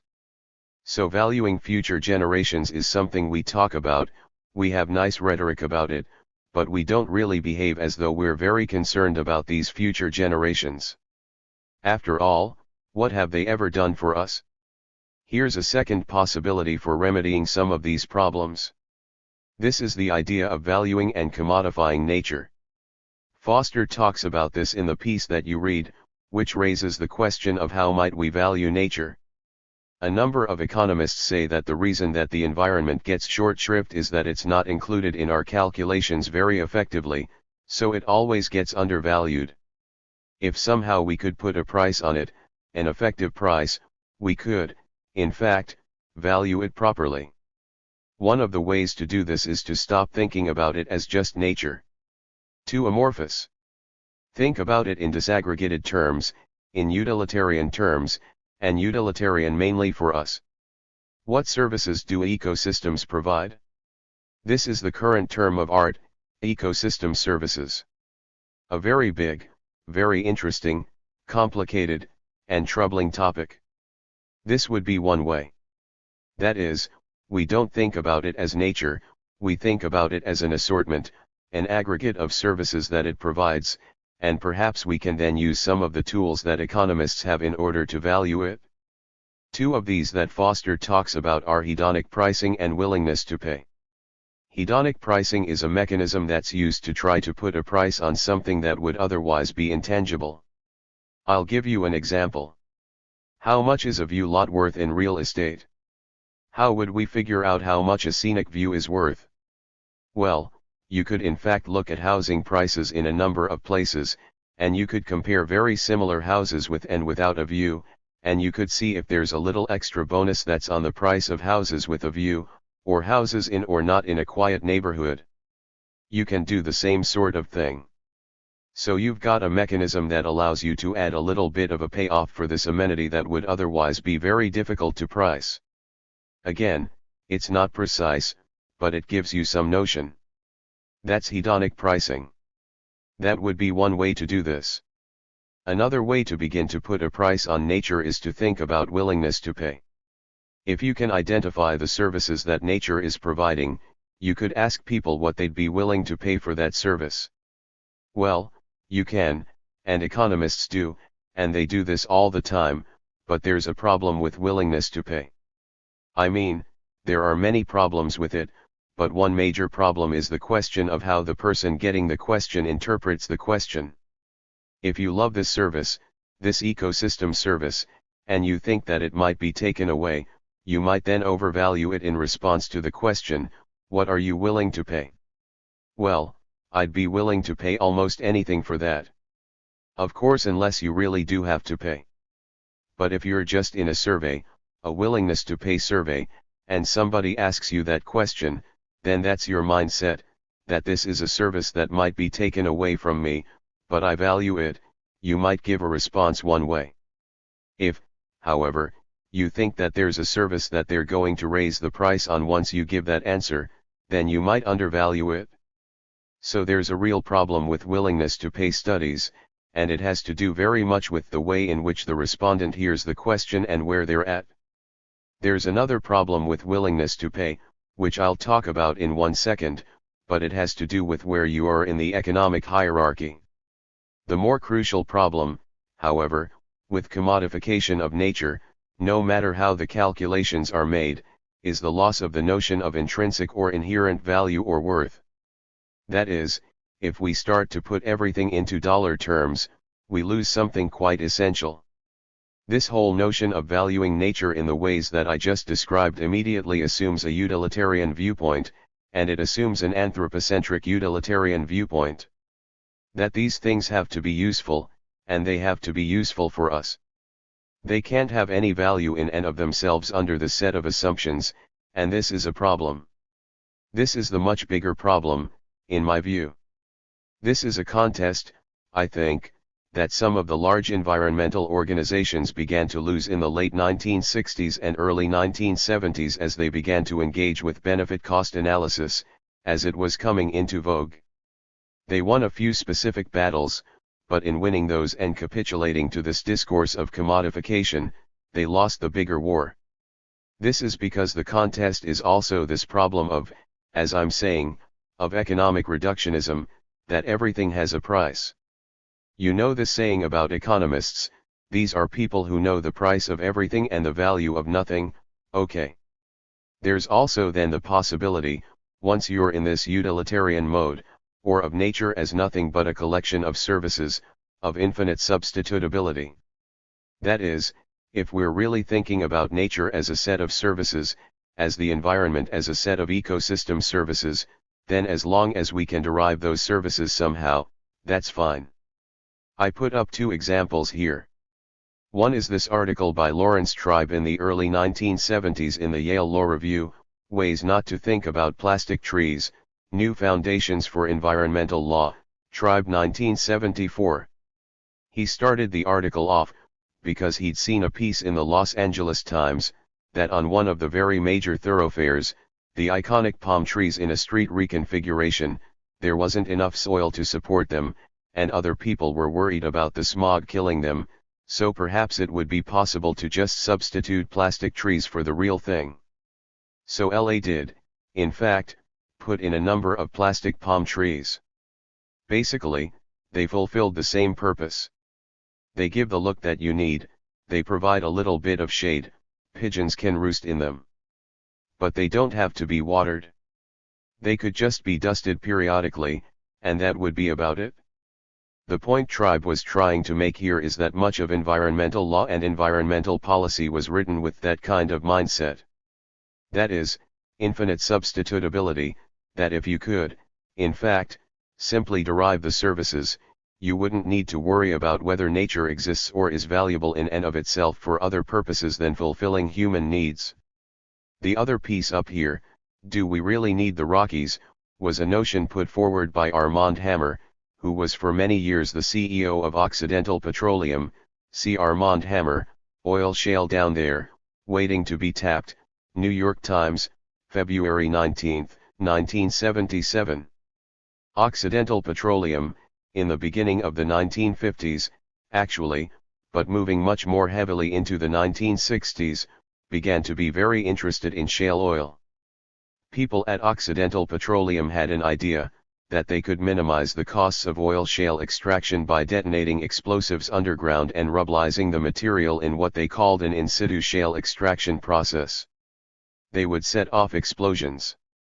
In fact, at one point, they were considering using very small, I guess you could call them tactical, nuclear weapons. But the idea was to hollow out chambers underground, and then it's much more economical to extract the shale that way than to actually mine it out, and you also don't have to worry about the shale debris. It just stays in place. But the idea, and the reason that it has this title, was that it wouldn't disturb the surface of the Rockies. They'd be hollowed out underneath, but nobody really cares about that. All we really care about is the scenic grandeur and the ability to ski on them, and so forth, so they would perform the function of the Rockies, but at the same time we would have gotten the oil shale out. So this is another example of utilitarian infinite substitutability. The plan, I think, stopped about 1970, partly because the price of oil changed. Let's move to another set of remedies. If the approaches that I just went through are not working, maybe we need to move to something different. If market-based strategies don't work, we maybe need to move to a different formulation. Let me introduce you to our greatest environmental president, Richard Milhous Nixon. He was our greatest environmental president, not because he was an environmentalist by any means, but because he was forced by circumstances. There were a number of quite dramatic events in the late 1960s, a giant oil spill in the Santa Barbara Channel, the Cuyahoga River caught on fire in Cleveland, Lake Erie was declared dead, fish kills, oxygen depleted, became completely eutrophic. These kinds of events and others forced the federal government, with Nixon at the helm, to take action. And so, as I say, if markets don't work, maybe we need a different way to deal with these environmental problems, that if externalities can't be internalized, if we can't properly evaluate nature, and so forth, if we can't substitute, maybe we need to confront the problems in another way, command and control regulation. I'm going to go through a little bit of an alphabet soup just to talk about some of the things that came out in the Nixon administration. The first thing was the National Environmental Policy Act in 1969, which created the Council on Environmental Quality, which is an advisory board to the executive branch on how to make decisions at the federal level about major projects. This is where we get the mandate for environmental impact statements and environmental impact assessments, many of which have now gone by the wayside, but it's still in place. The Environmental Protection Agency, established in 1970, demolished in 2017. Occupational Safety and Health Administration was established in 1970 to protect worker health and safety. The Clean Air Act was first passed in 1955, but it was greatly expanded in 1970 to deal with both stationary, that is power plants and factories and so forth, as well as mobile sources of pollution. The Clean Water Act, which was first passed in 1948, but which was completely rewritten in 1972. The Federal Environmental Pesticide Control Act was first passed very early on, but updated, again in 1972, to deal with pesticides. The Endangered Species Act was passed in 1973. It's been controversial ever since. The Safe Drinking Water Act passed in 1974 covers all public water supplies. By the way, if you buy bottled water, it doesn't cover that. For that, you have to rely upon the very reliable Food and Drug Administration. It also doesn't cover those machines at the grocery store, you know, where you get natural spring water tapped in directly to these natural springs somewhere in the Rockies, or under the Rockies. The Resource Conservation and Recovery Act, passed in 1976 shortly after Nixon left office, governs solid and hazardous waste in a system of so-called cradle-to-grave monitoring, from production of these materials to the time when they're finally disposed of, if they are. The Toxic Substances Control Act also passed in '76. This is the only one of all of these laws that I'm showing you that took a preventative rather than a remedial approach. All of the others are end of the pipe, end of the stack approaches. Interestingly enough, this is the only one that was never really funded to any significant degree. It would have changed production processes and prevented these toxic substances from entering the environment to begin with, but of course, that was too sane. The Comprehensive Environmental Response Compensation and Liability Act, which is the Superfund law, was passed in 1980 to clean up hazardous waste sites. It's been very problematic over time. It has fallen into endless litigation. There have been a few sites cleaned up, relatively speaking, but most of the time it falls into argumentation over who put the materials there to begin with. These regulations always get pushback from capital. We're seeing this monumentally now, as I'll talk about in a little bit. The concerted pushback began largely under the Reagan administration, and the introduction of benefit-cost analysis into new laws and regulations. Many of those laws I just put up there were passed with a set of aspirational achievements in them without any regard to cost to achieving those goals. It wasn't until the Reagan administration came in that they began to apply benefit-cost analysis to the implementation of those laws. That changed their nature in very fundamental ways. This assault continues through pressures on the state for deregulation, as we see and as I'll talk about in a second. There are also companies that utilize the spatial fix or the threat of relocating to generate less stringent environments. They put pressure on cities and states to say, if you want the jobs, you have to change some of these regulations to make them much less onerous for us. Otherwise, we're going elsewhere. The trade agreements that we have seen over the last 25 years or so, beginning with NAFTA and even prior to that, include these incentives to race to the bottom. That is, when firms employ this spatial fix, they're not looking for higher labor costs or more expensive resources or more stringent regulatory environments. They're looking for environments that are less and less strict, and therefore they put pressure on places all over the globe to reduce their environmental regulations, so that we get this kind of race to the bottom. That's also true in wages. It's also true in commodity prices and resources. But in any event, companies can, in fact, sue under the WTO, World Trade Organization, and before that under the GATT, General Agreement on Tariffs and Trade. They can sue countries, sovereign countries, if they believe that certain regulations impose what are called non-tariff barriers to trade. Those could be environmental regulations, they could be worker safety regulations, they could be protection of union organizing. All of those things can be interpreted as non-tariff barriers to trade. Under the resolution mechanisms that are built into these agreements, these are adjudicated by industry-friendly lawyers, and they're adjudicated in secret. This becomes a real threat, when they utilize these mechanisms.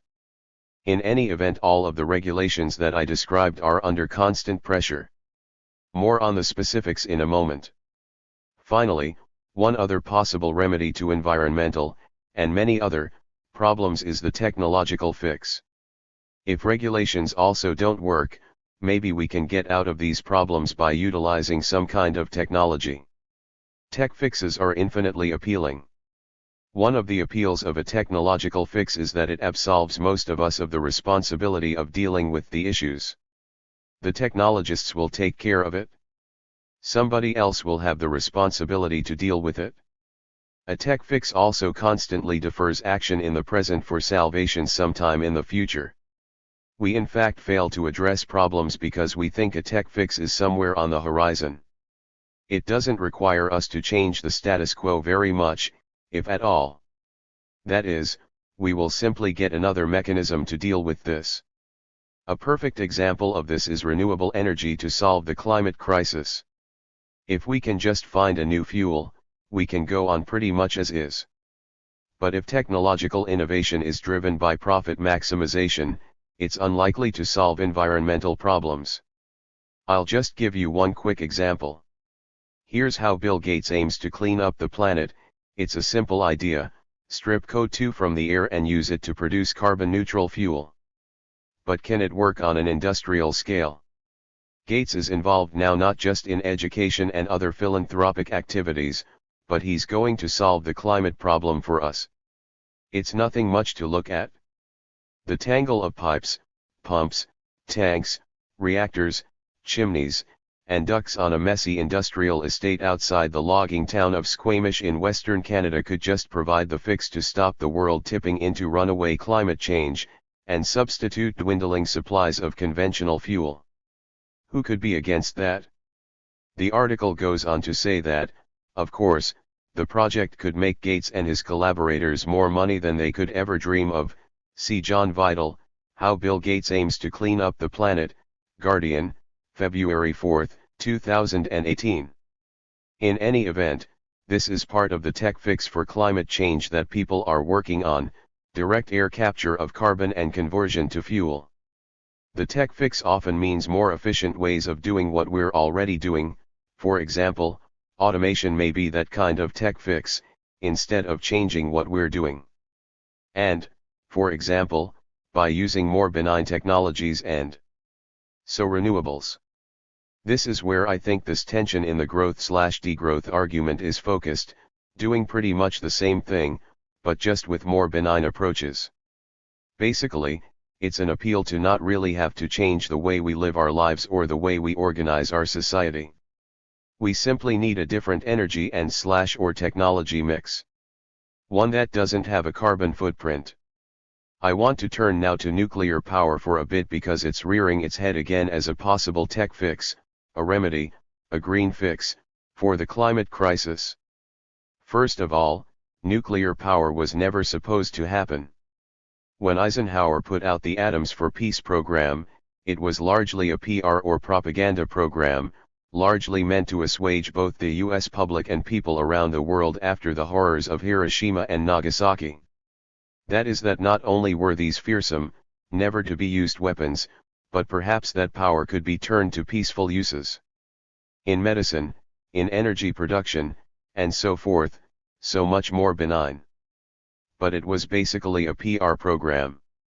If you're interested, Barry Commoner has a very good book on part of this called The Poverty of Power, where he talks about the PR campaign. But in any event, the idea that this was going to happen was really not serious. But some people took it seriously. They said, yeah, that's really not a bad idea. We can use 2000 degrees to boil water and turn a turbine. Why not? In fact, if we deploy this right, energy will be too cheap to meter. We won't even have to charge people anything for it. It's going to be so efficient and so effective that it would be ridiculous even to meter it, it'll be so cheap. These were the true believers. But I would suggest to you that the whole history of nuclear power has been a series of unanticipated and rather unpleasant surprises. Virtually everything in the now long history has been a surprise. People have underestimated enormously. Noam talked about this last time with one of the early tests, but virtually every aspect of nuclear power, whether it's for military or so-called peaceful civilian uses, has been an unexpected and unpleasant surprise. The costs have been nowhere near what people thought they would be. Part of this has been public antipathy, which has protracted the licensing and construction process and so forth, but the other part is that what was necessary to actually make this work was completely unanticipated, in terms of containment structures, in terms of the way in which the whole industry would have to be militarized and organized because of the nature of the fuel itself, which has enormous terrorist and unanticipated military uses, so the whole enterprise has cost way more than anybody ever thought it might. Secondly, there have been a number of very disturbing accidents and near accidents. I just mentioned 3 here because you will recognize the names. 3 Mile Island, Chernobyl, and Fukushima, most recently. But if you look at the history of nuclear power, there have been literally thousands of incidents over time. Near misses. I mean, the industry has an entirely interesting vocabulary for how to describe events. Transitory, non-transitory, incidents versus non-incidents. But there have been many of them that have come much closer to producing catastrophe than the public is really aware of. Another interesting surprise, and I'm not putting up everything here, I just want to talk about a few, is this issue of decommissioning the plants. Many of these plants were built with what was an anticipated 50-year lifespan, but another surprise is that after operating for maybe 20 or 30 years and being constantly bombarded by radiation, the containment structures themselves become much more friable and much more susceptible to cracking and leaking. And so this whole issue of decommissioning has occurred much more quickly than we thought it might. That is, these things were supposed to have a much longer lifespan.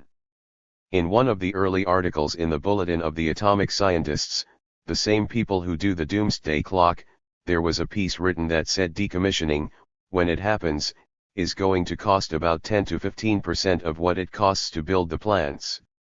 Well, the few that we have decommissioned have been on the order of anywhere from about $100 million for a very small plant at Shippingport, Pennsylvania, to now the estimates are about $500 million per plant. $500 million per plant.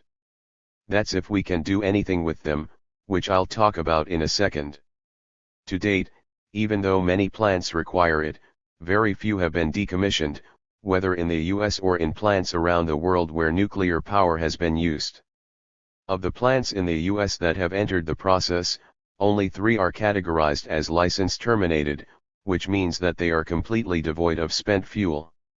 All of the others, which are called decommissioned in one way or another, either have spent fuel on site, or they have been what is now called entombed. The whole structure, the containment structure and so forth, has been encased in what we hope is impervious material. Concrete, for the most part. So the decommissioning problem is looming for us. This is a huge part of the problem with nuclear power. The biggest part of the problem, however, is that we don't know what to do with these materials when we decommission the plants. We have no place to put it. We have a facility in New Mexico called the Waste Isolation Pilot Plant, WIP, Facility for Low-Level Nuclear Waste. These are things that come, for example, from the medical community, from medical industry. But we have no place to put high-level radioactive waste. We have one site that has been under consideration for some 25 to 30 years now, Yucca Mountain in Nevada. When the Waste Repository Site Law was passed, there was supposed to be a repository in the east and a repository in the west. Well, guess why Nevada has the one site? They have a congressional delegation of 3 people. They were outvoted. The one potential site, which has already developed all kinds of interesting geologic and other problems, is the only place that's under consideration, and that consideration is currently in abeyance. There's no active sort of move to get that site online. But in any event, this is a huge problem.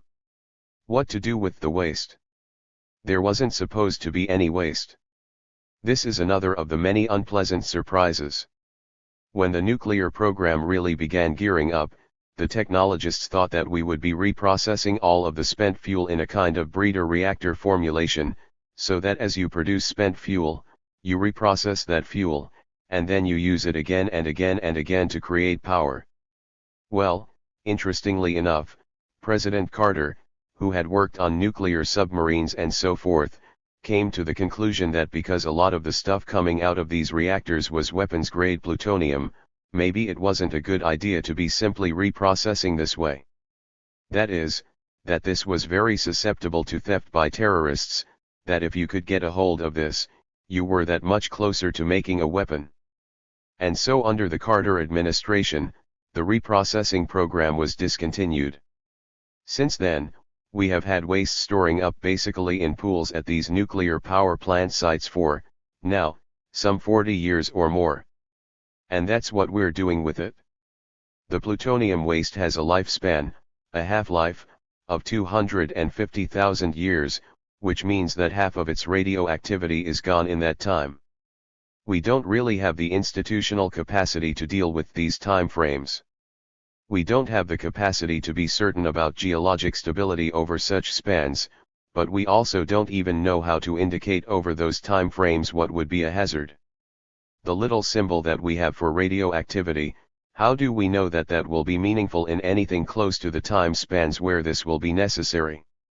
Alvin Weinberg, one of the early gurus of nuclear energy, said we would actually need a kind of nuclear priesthood to take care of these sites, if we ever get them.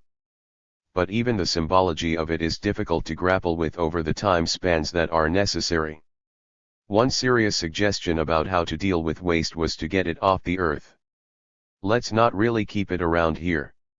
It's too dangerous. We can load it onto rockets and shoot them toward the sun.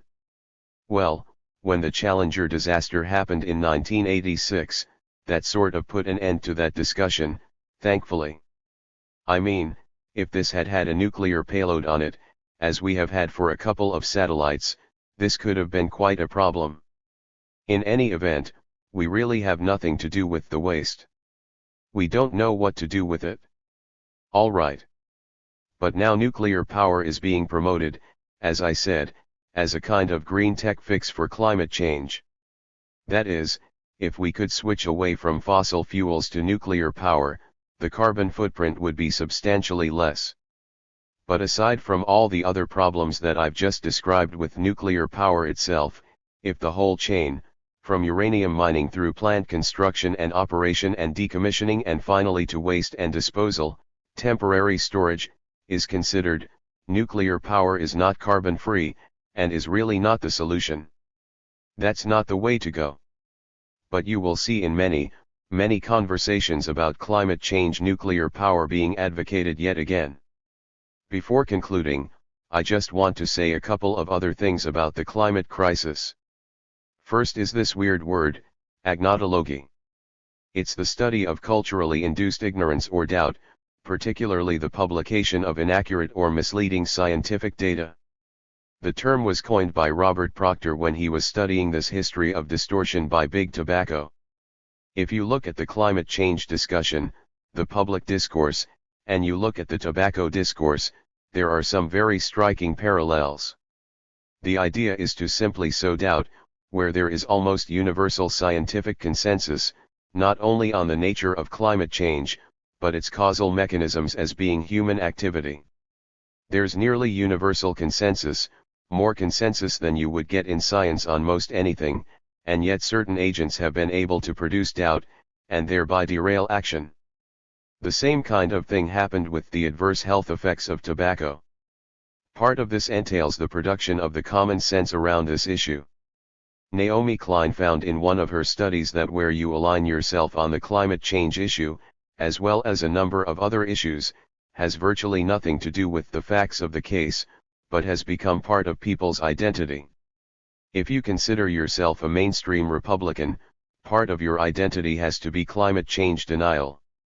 If you consider yourself a mainstream Democrat, part of your identity has to be taking seriously the issue of climate change.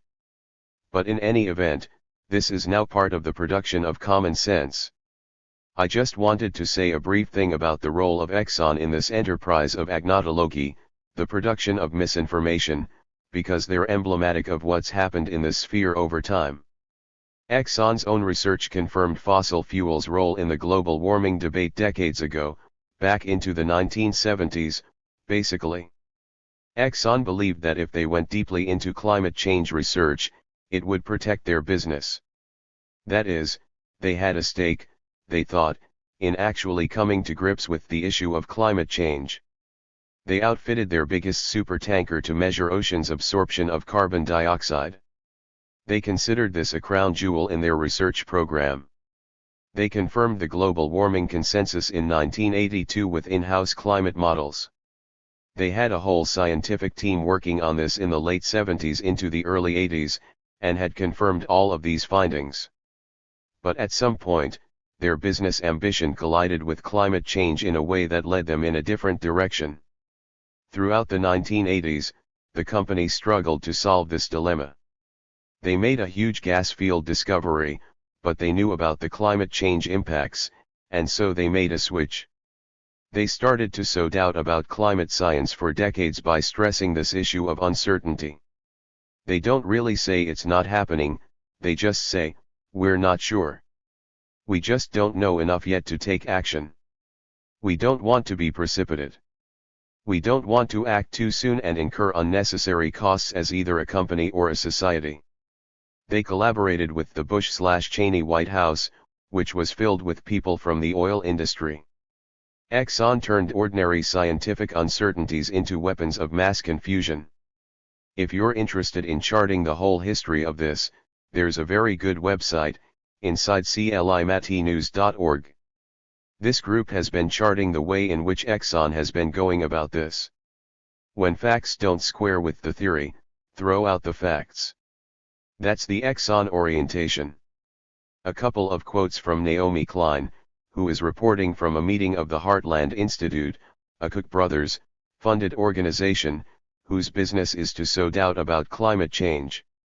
She says, when it comes to the real-world consequences of those scientific findings, specifically the kind of deep changes required not just to our energy consumption but to the underlying logic of our economic system, the crowd gathered at the Marriott Hotel, the Heartland Institute people may be in considerably less denial than a lot of professional environmentalists. The ones who paint a picture of global warming Armageddon then assure us that we can avert catastrophe by buying green products and creating clever markets in pollution. Half of the problem is that progressives, their hands full with soaring unemployment and multiple wars, tend to assume that the big green groups have the climate issue covered. The other half is that many of those big green groups have avoided, with phobic precision, any serious debate on the blindingly obvious roots of the climate crisis, globalization, deregulation, and contemporary capitalism's quest for perpetual growth, the same forces that are responsible for the destruction of the rest of the economy. The result is that those taking on the failures of capitalism and those fighting for climate action remain two solitudes, with the small but valiant climate justice movement drawing the connections between racism, inequality, and environmental vulnerability, stringing up a few swaying bridges between them. Interestingly enough, in Naomi Klein's own book, This Changes Everything, she does exactly what she's accusing people here of doing. She doesn't really take on capitalism as the central culprit in the story. And she is not alone in that deficient analysis. There are several websites that are keeping a tally of the assaults by the Trump administration on the institutional, legal, and regulatory frameworks that have been put in place to protect the environment, writ large. I'm not going to say much about them except you can draw your own conclusions. See a running list of how Trump is changing environmental policy and also Popovich et al. 78 environmental rules on the way out under Trump. Okay. So, couple of final thoughts. Capitalism versus the environment, who's going to win? Well, we don't know. But as former faculty member here at the U of A, who then moved to New Mexico, and I think now has moved to Belize, Guy McPherson, said, nature bats last. So, there is a material reality to all this that is beyond the spin and the rhetoric. But, it raises a question that I just want to end on. If nature bats last, what inning are we in? I'm going to stop there. Chomsky Lecture, February 7, 2019. The State of the Union talk last Tuesday was very well timed for our topic this week. While Marv was discussing the grim effects of the use of fossil fuels, the president declared, I'll quote him, that we have unleashed a revolution in American energy. The United States is now the #1 producer of oil and natural gas anywhere in the world. For the first time in 65 years, we are a net exporter of the means to destroy organized human life on Earth. The last few words, after the pause, are my paraphrase of his word energy, regrettably, an accurate one. There were, of course, fact-checkers. All the newspapers went through the speech to list all the lies and misleading statements. The New York Times annotated the text with corrections and qualifications. But the remarks I just quoted escaped unscathed. For very good reasons. They are largely correct. Actually, the only qualification is that while the Trump administration has been working overtime to increase the severe threat to organized life, the revolution was actually underway before. Obama had already substantially increased opportunities for fossil fuel extraction. And he wasn't the first. I'd like to start by taking a look at a couple of the articles that appeared in the press these last few days, which illustrate the dilemmas that we're confronting, the cliff that we're approaching as we imitate the proverbial lemmings, but in this case with eyes wide open, knowing exactly what we're doing.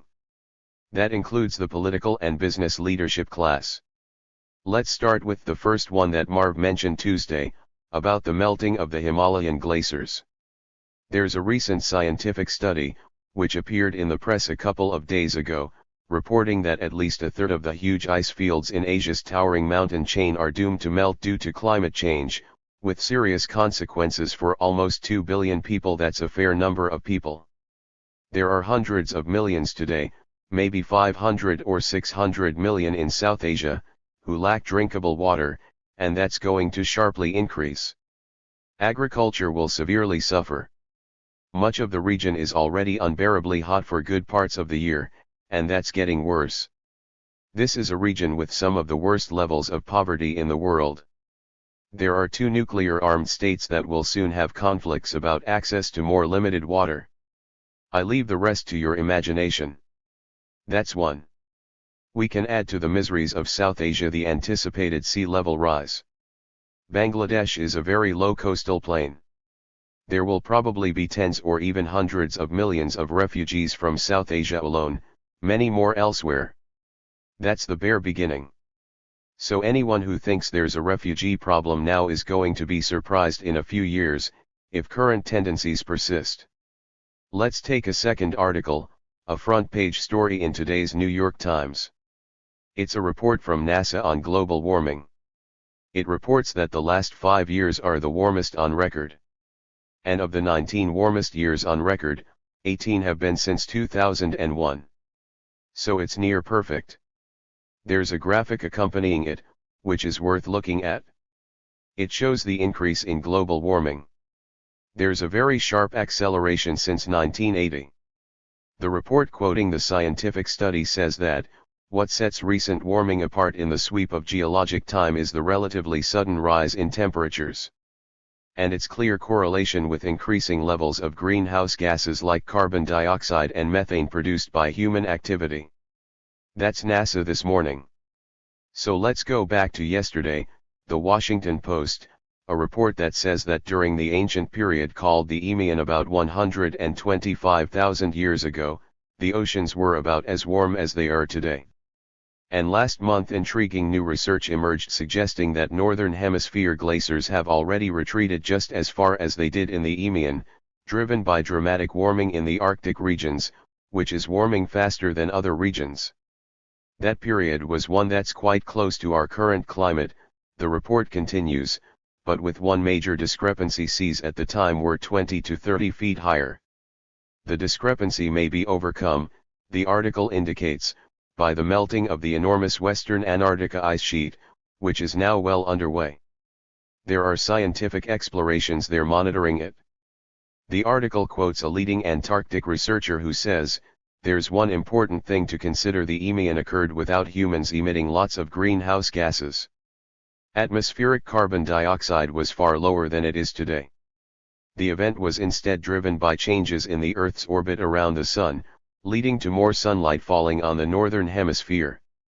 The big difference, this time around, is that humans are heating things up far faster than what is believed to have happened in the geologic past, and that makes a key difference.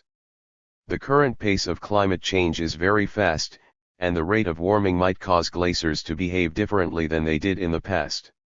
So actually it might be much worse today than the Eemian when the sea level was 20 to 30 feet higher, quite apart from the warming around the Earth." We can back this up with an article that just appeared in the Science Press authored by James Hansen, one of the leading geophysicists who studies climate change, Hansen 2016. He and a couple of dozen others published a paper that concluded that we're now about 1 degree centigrade short of the temperature 125,000 years ago. The sea level, they say, was then roughly 25 feet higher than today. And crucially, they find that the sea level rise, I'm now quoting, is better approximated as exponential rather than by a more linear response. So that means instead of sea level continuing to rise as it has been doing, it might be doubling every couple of decades. That's the situation we're now in. The next item is a front-page story a couple of days ago in the New York Times, considered so important that they ran a special online section on it. The headline is, Monster Texas Field Revives U.S. Oil Fortunes. The monster field is called the Permian. It's between New Mexico and Texas. It's now bursting with production and exploration. And the biggest concern for them is how to create more capacity to get all that oil to market. Its bounty has also empowered the United States diplomatically, allowing it to impose sanctions on Iran and Venezuela without concern that there might be an effect on oil production.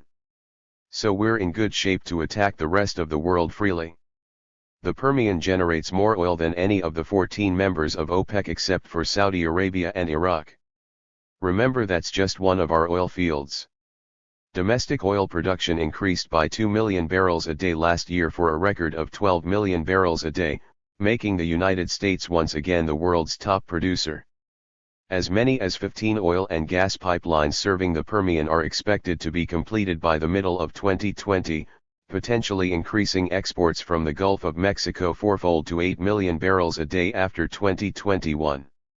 ExxonMobil became the most active driller in the basin. It projects that it will increase production fivefold by 2025, others as well. Shell's Permian general manager says, "We're not here through one boom and bust. We are here developing a generational resource." There's one word missing from the report: climate. Also missing is the fact that the world's top producer is also the top per capita polluter. And also missing is a rather crucial fact: if this does go on for a generation as the Shell manager predicts, we're doomed. Not mentioned. The reporter is Clifford Krauss. He's one of the top senior reporters at the New York Times. Highly qualified, highly experienced, very knowledgeable. He knows all about what is missing in the report, what it means. And, of course, so do the editors. That's not unusual. In fact, it's uniform.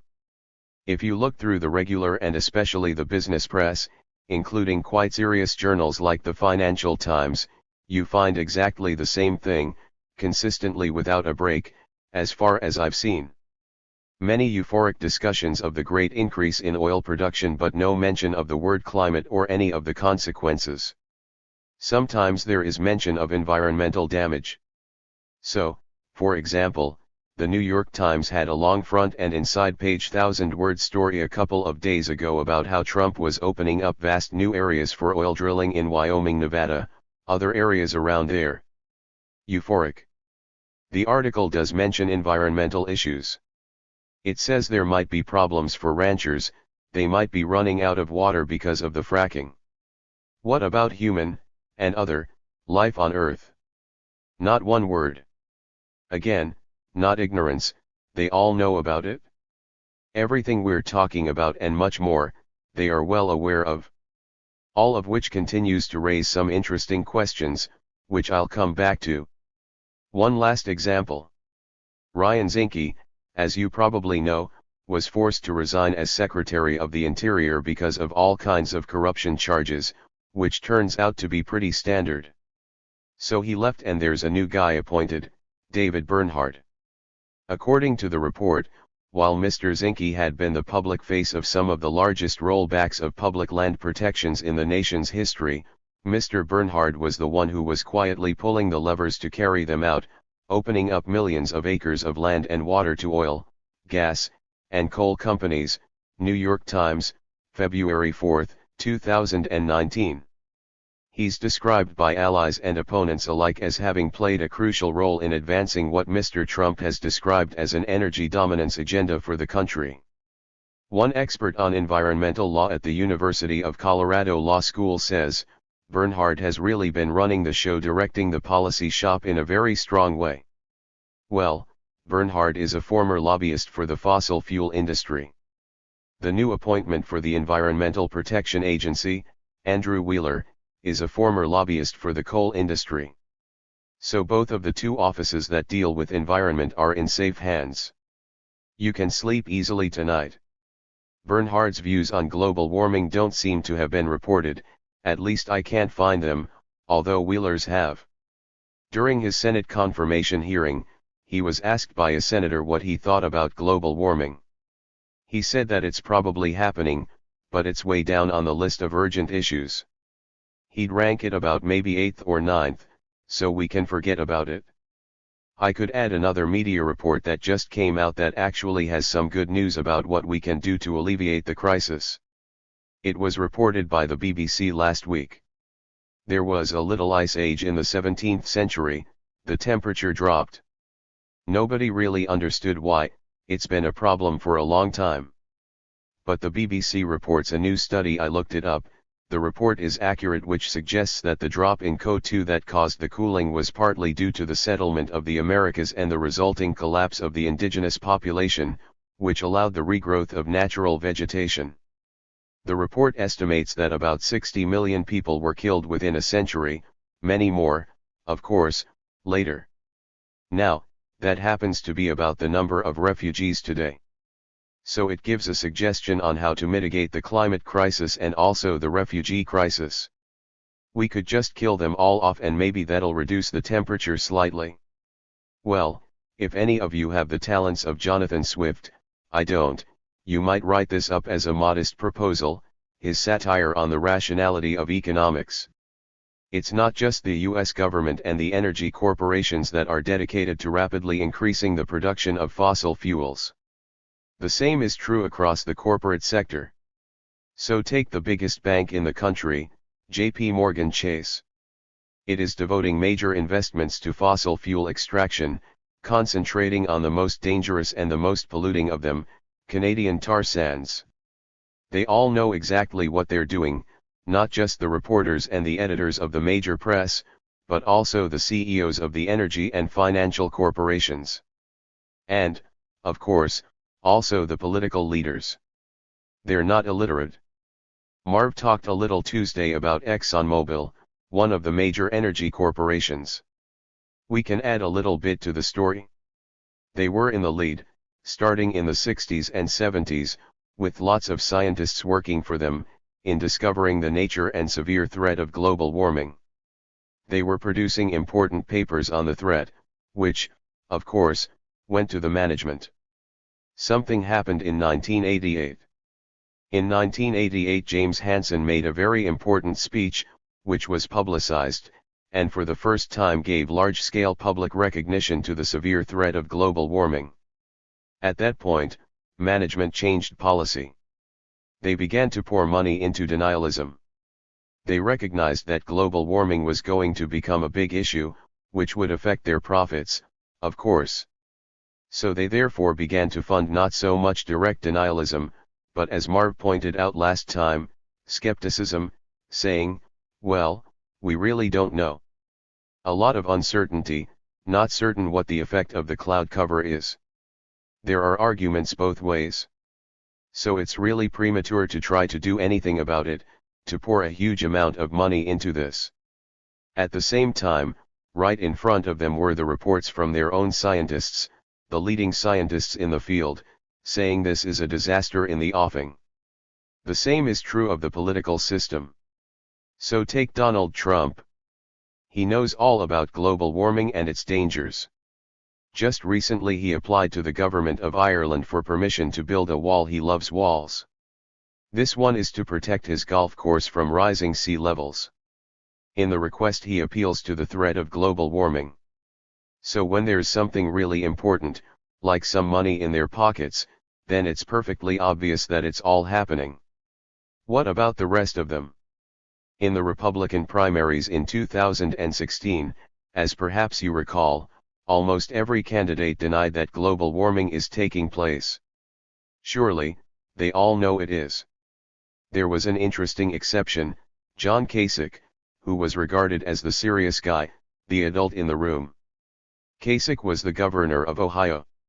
He said, yes, it's happening, but we are going to burn coal in Ohio and we are not going to apologize for it, in 2012.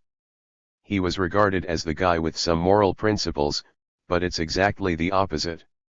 He was the one who said, yeah, it's happening. We're going to cause a catastrophe, but we're not going to apologize for it. We're just going to go ahead and do it. That's considered the adult in the room. Well, of course the others knew, too. Now, there are some exceptions, some who really do firmly believe that the climate is none of our business. One of them is the senator from Oklahoma, senior senator, who headed the Senate Committee on the Environment, James Inhofe. He said that God is up there, and there's a reason for this to happen. So it's therefore a kind of sacrilege to interfere with God's will. And I am pretty confident that he meant it. He's a dedicated, committed Christian. He spoke for many Americans. Comparatively speaking, among developed societies, maybe almost all societies, this an unusually fundamentalist society. It has been all through its history, and it now shows up in all kinds of ways. That's probably one reason why the United States leads the developed world in the denial of what's happening. There was a recent poll of 20 countries, developed countries. People were asked, do you agree with the statement, the climate change we are currently seeing is largely the result of human activity? 54% of Americans said yes. That's 10 points lower than the next lowest country on the list. The others are clustered up above. Take a look at Republicans. Half say it's not happening, not at all. Of the other half, little over half say humans may be responsible for some of it. Well, what is the reason for that? I suppose a major reason is that that's what people see and read and hear. So tens of millions of people listen daily to Rush Limbaugh, who instructs them that there are four corners of deceit: government, academia, science, and media. Those institutions are now corrupt and exist by virtue of deceit. That's how they promulgate themselves, it is how they prosper. Furthermore, climate change science is the biggest scam in the history of the world. So why should we believe people who are dedicated to deceit, like scientists? Actually, that's not necessarily bad news. It means that there is room for educational and activist work, which could make a big difference if it's carried out. All of this does raise some pretty interesting questions. So think about the mentality of the people who devote themselves to destroying the prospects for organized human life, know very well what they're doing, and are perfectly rational human beings. How do you put all this together? Take, say, Rex Tillerson, former CEO of ExxonMobil, then moved into the Trump administration, but was soon kicked out because he was considered too rational. As CEO of ExxonMobil, he was responsible for what I was just describing. Or take Jamie Dimon, CEO of JP Morgan Chase. I haven't seen what he has to say about the topic, but he certainly understands all this. He's an intelligent, rational person, keeps his finger on the pulse of the world. He has to in order to make money. So what's going on? Put yourself in their place. What do you do if you're Rex Tillerson or Jamie Dimon? They actually have a couple of choices. One choice is to seek to maximize profits. The other choice is to quit and be replaced by somebody who will seek to maximize profits. So those are your choices. Does that account for the mentality? I don't think it absolves the individuals from responsibility, but it does indicate that they have little choice. The problem is not just individual, it's institutional. That's what Marv was talking about in our last session. And we see it very clearly in cases like these. Well, what about Clifford Krauss, the reporter, the journalist? It's the same problem. He has what's called professional responsibility. Global warming was not part of the story that he was covering, so if he were to bring it up in his report, that would be introducing an opinion into an objective news story. It would reveal unacceptable bias that would violate the principle of objectivity, which says if you're a professional, you keep to the assigned task. You may know that what you're saying is, we're going to destroy the world, but you don't put that into your column because that would be violating professional responsibility. Actually, there is a concept of objectivity. If you go to journalism schools, you learn about objectivity, which is very much prized. Objectivity means describing accurately and fairly what's going on within the beltway within the corridors of power. If you do anything else, that's bias, and we don't want to be biased. So maybe we know all these things, but we can't say them. That's the situation that these people face, institutional problems. A couple of weeks ago, I brought up a personal anecdote. I hope you don't mind if I use another one. The first one was one that's been haunting me all my life. August 6, 1945. There was another one about the same time, which I also can't get out of my mind. An article by a great essayist, Dwight MacDonald, right at the end of the war, around 1945. He wrote some very eloquent essays in his own journal, a dissident journal called Politics. I was reading it at the time as a teenager. Some of the essays were on responsibility of peoples and responsibility of intellectuals. They include one of my favorite lines. He says, "It's a great thing to be able to see what's right under your nose, which we usually miss, but it's a nice talent to cultivate." These essays are pretty remarkable. I recommend that you look at them, they are online. In the one on responsibility of peoples, MacDonald quotes an interview with a death camp paymaster, a Nazi death camp paymaster, who was apprehended as the camps were liberated. He learns that the Russians who liberated the camp are going to execute him.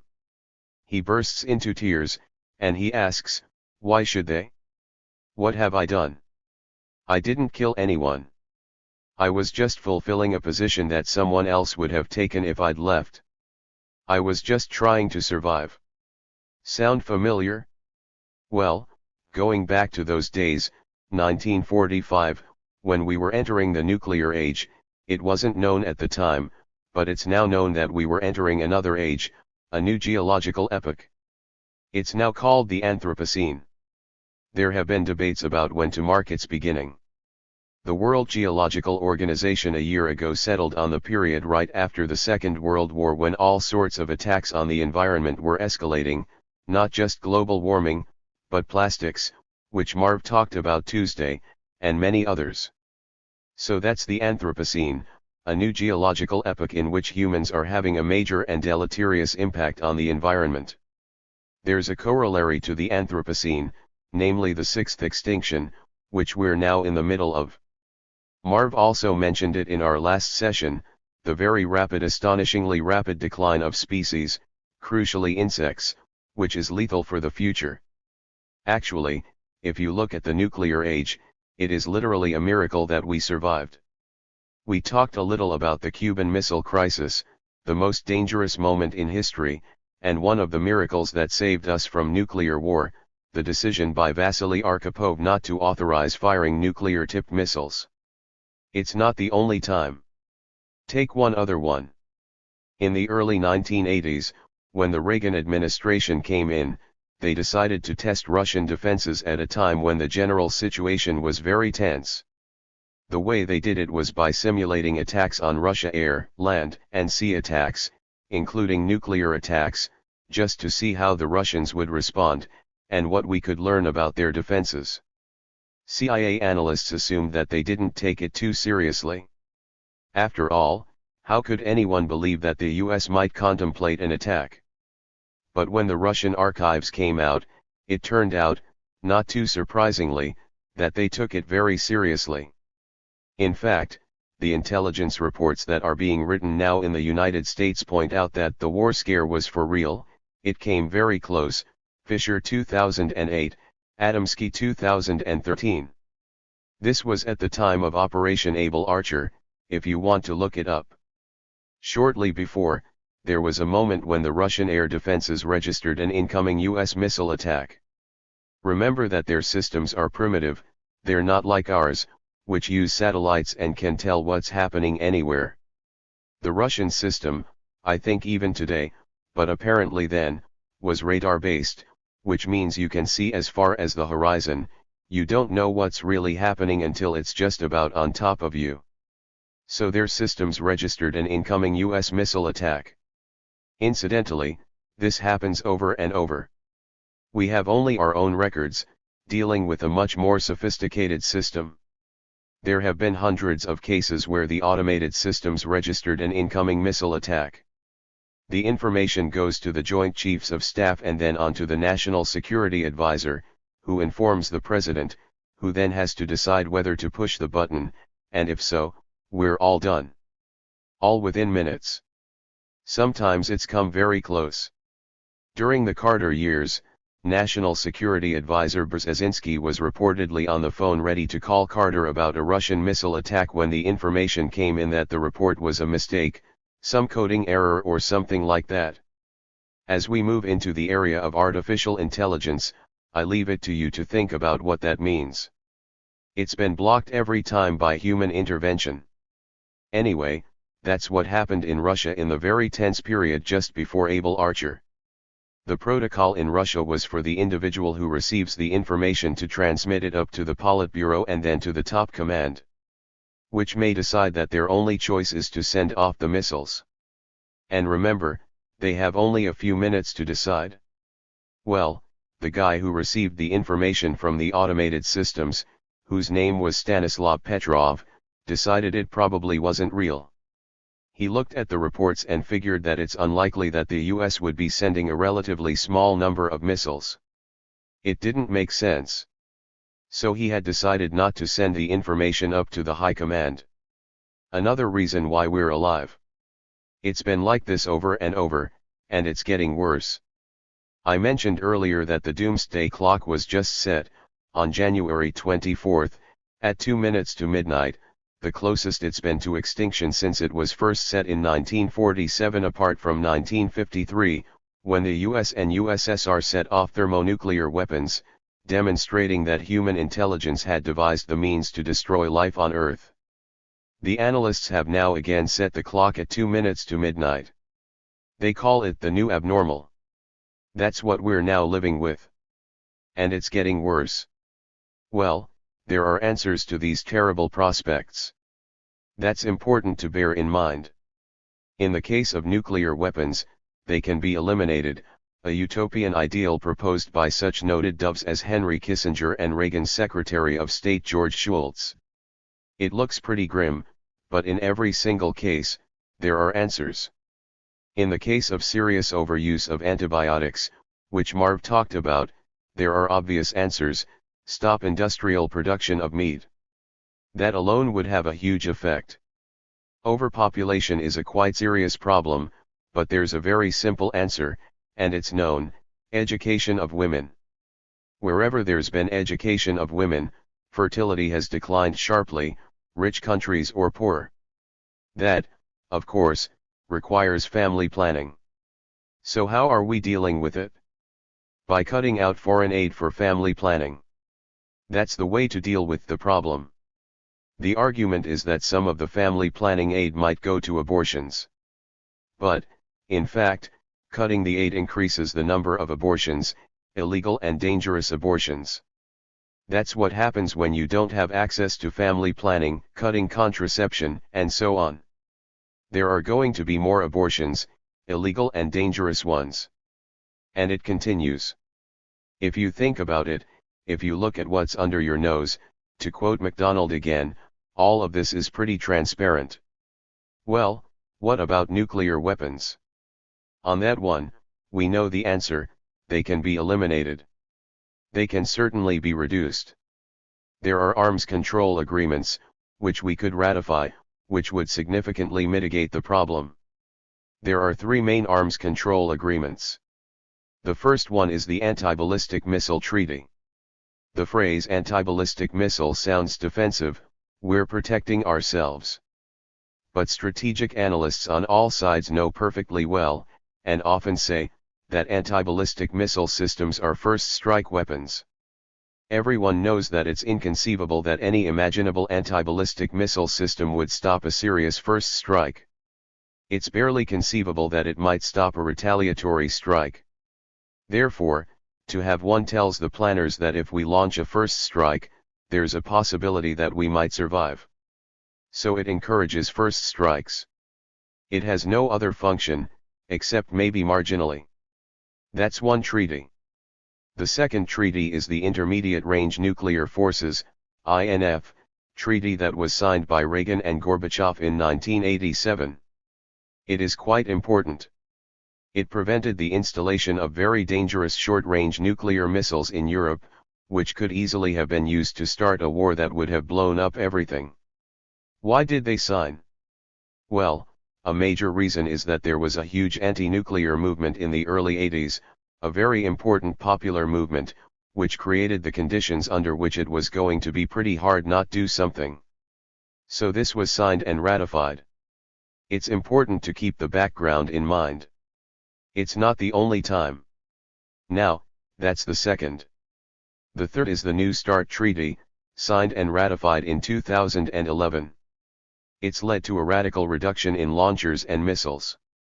It runs out in 2021. Those are the three treaties. Well, how do they stand? The Anti-Ballistic Missile Treaty is dead.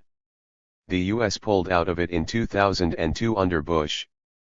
The INF Treaty, the Trump administration has just said it's pulling out of. The third one, Trump has indicated that he wants to cancel. He says that this is one of those Obama treaties. Therefore, by definition, the worst treaty ever signed, along with everything else done by the hated Obama. We've got to get rid of that. So that takes care of the three treaties, in which case, the doors for production of more destructive and threatening nuclear weapons are wide open. B. Well, there are plenty of things we can do. We could remember the background for the other treaties, the mass popular protests. There are many other concrete steps that can be taken to mitigate the severe threat of nuclear war. One of them, which is important, is establishing nuclear weapons-free zones around the world. That reduces the possibility of conflict and development of weapons. There are already several of them. Almost. One of them is in the Western Hemisphere, but of course that one's not complete. It has to leave out the United States and Canada. Another one, which is important, is Africa, but that one can't be implemented because of one problem. There's an island called Diego Garcia. Africa claims it, but Britain, the former colonial master, does too. At the request of the United States, Britain kicked out the entire population so that the United States could construct a huge military base there. The British claim of sovereignty is backed by the United States and France, not others. The military base is used. It's one of the main military bases for bombing Iraq and Afghanistan. It has been expanded. It seems that under the Obama administration it was expanded to include nuclear weapons facilities, housing for nuclear submarines and placement of nuclear weapons. So therefore that prevents the African Treaty from going into effect. There's another one in the Pacific, the Pacific Nuclear Weapons Free Zone. That one was held up for years because France was carrying out nuclear weapons tests on its island possessions, but they stopped some years ago. However, the United States insists on maintaining nuclear weapons facilities and facilities for nuclear weapons submarines on its Pacific islands, so that one can't go into effect. The most important one of all would be a nuclear weapons free zone in the Middle East, a highly volatile area with plenty of nuclear weapons threats. It's a very interesting case like the others, almost never discussed, as you can confirm. There is overwhelming global support for establishing a nuclear weapons-free zone in the Middle East. The campaign to establish it was initiated by the Arab states, Egypt, and others, back in the 90s.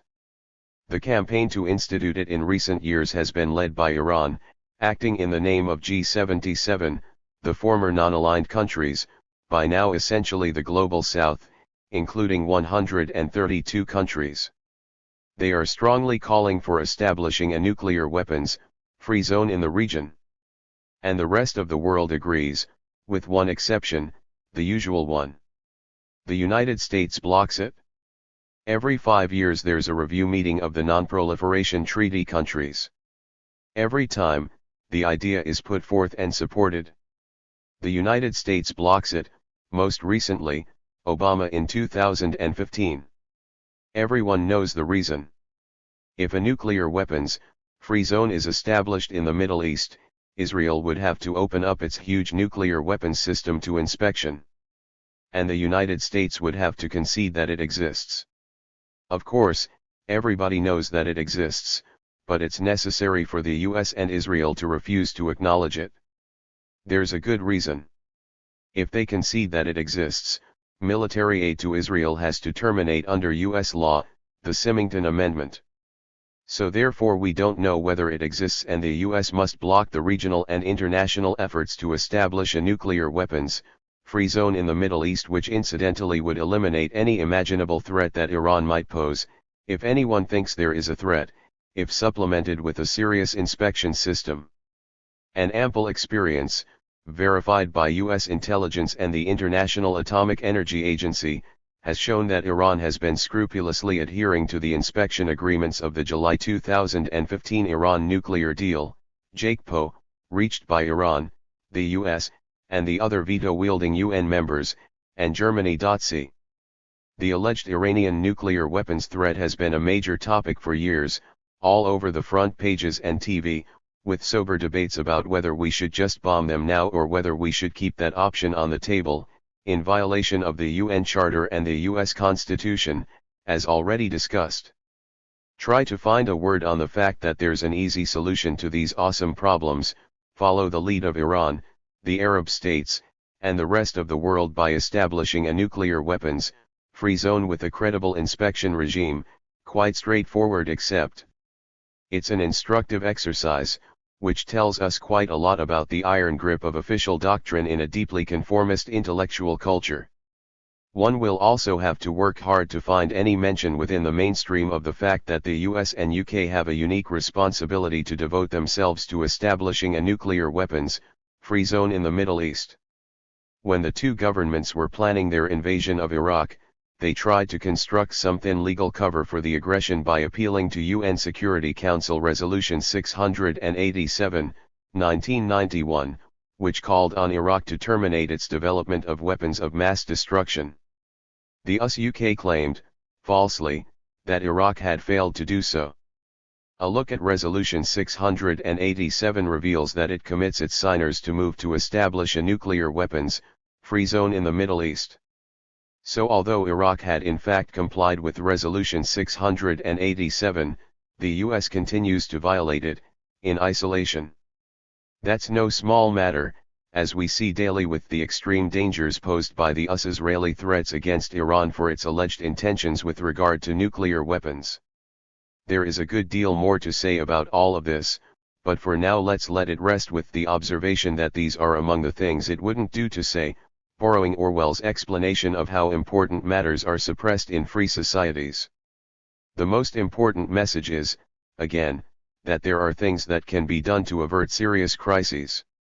And to return to earlier comments, that's surely true of global warming. The time scale for action is short, the problems are escalating, but the game is by no means over.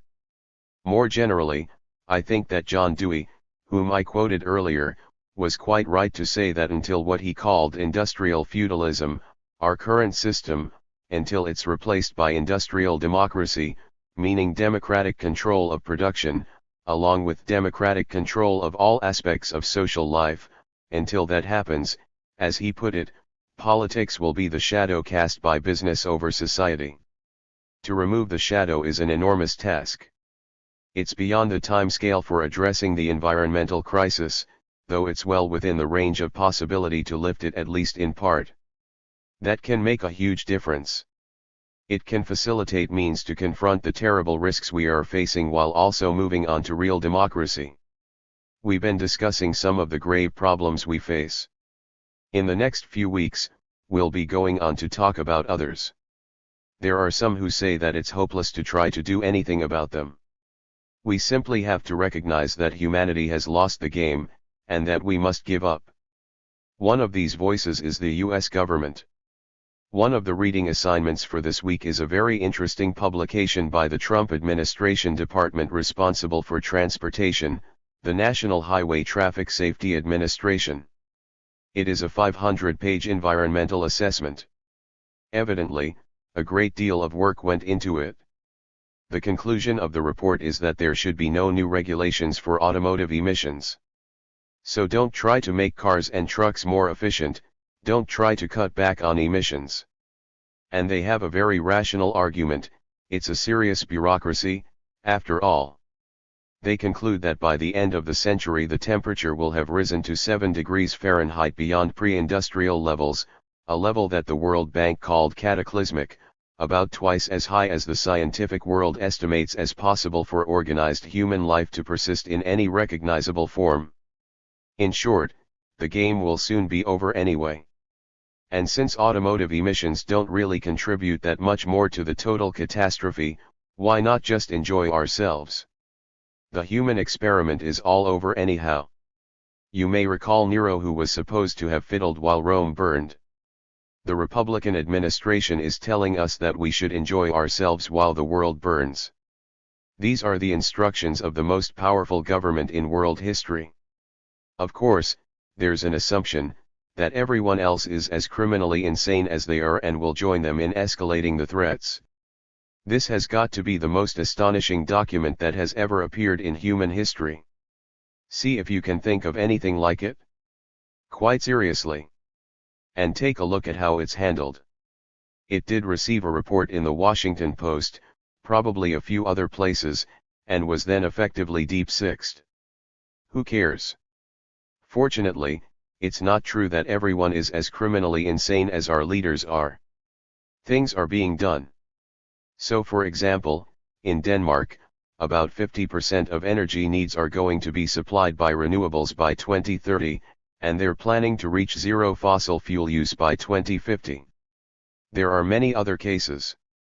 And even though the federal government, under Republican rule, is determined to win the laurels as the most criminal organization in world history devoted to the destruction of organized human life, things are happening here in states and local areas.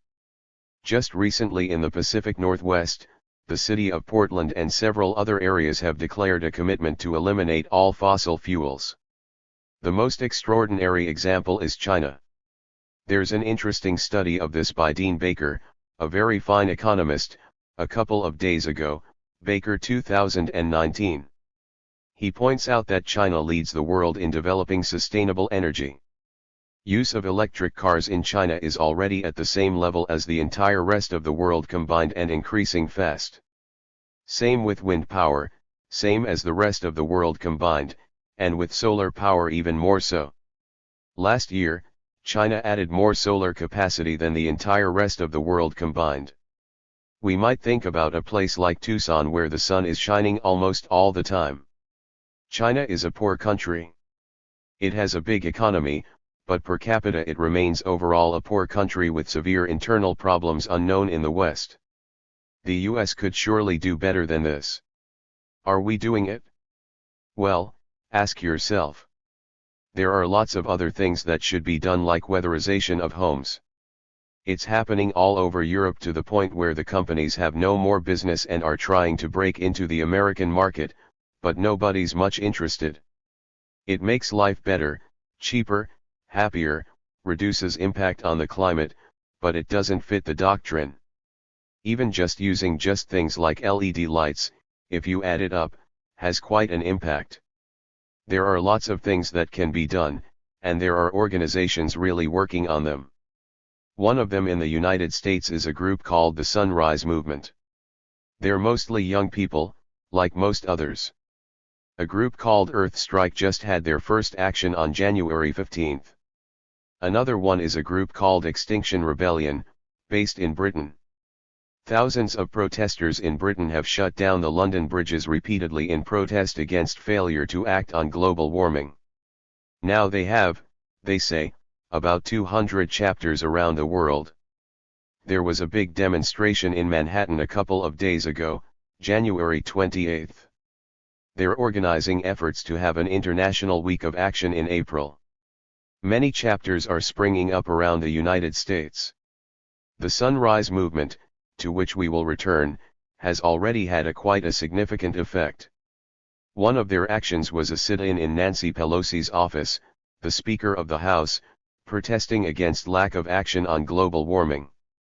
They were joined by Alexandria Ocasio-Cortez and the other young women, progressive women who were just elected to Congress.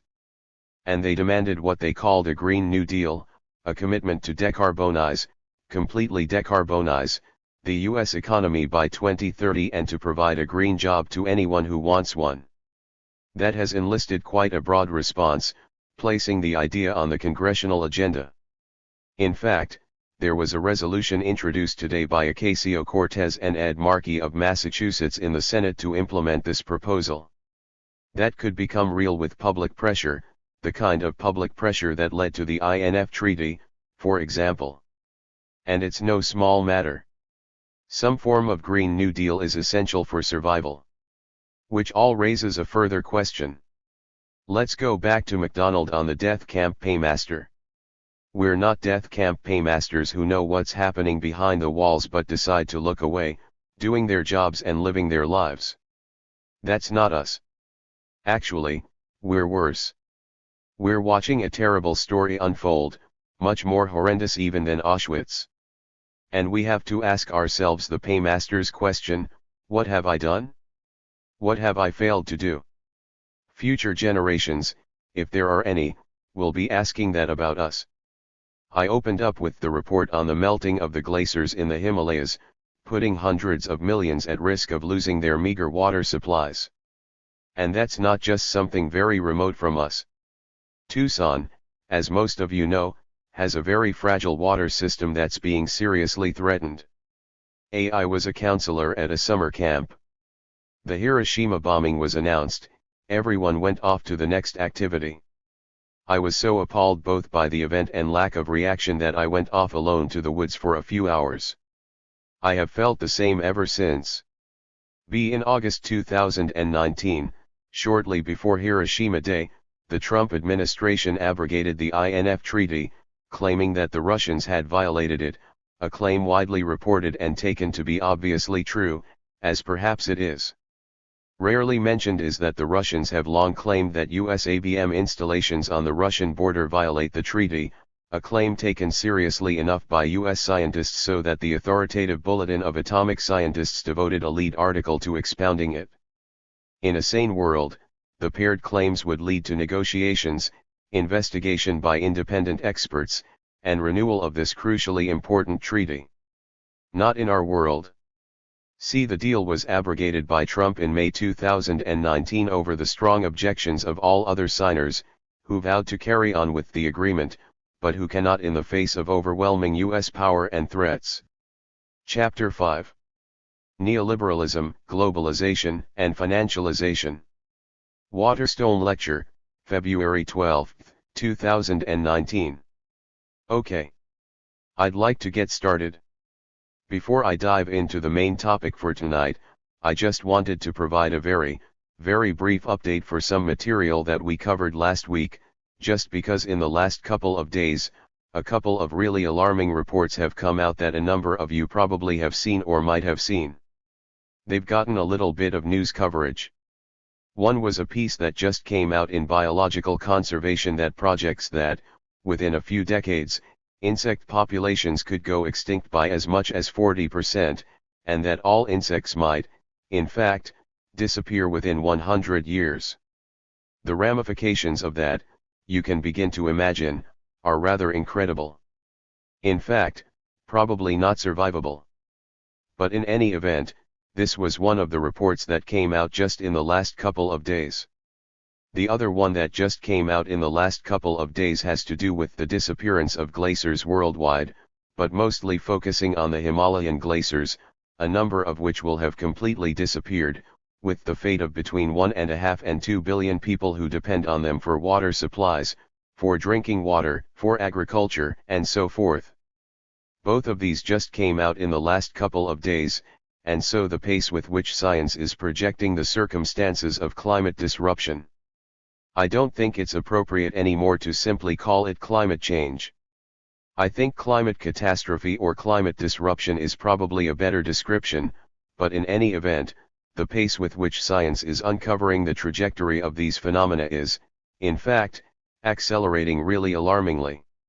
Tonight's topic, or topics really, are these three related phenomena: neoliberalism, globalization, and financialization.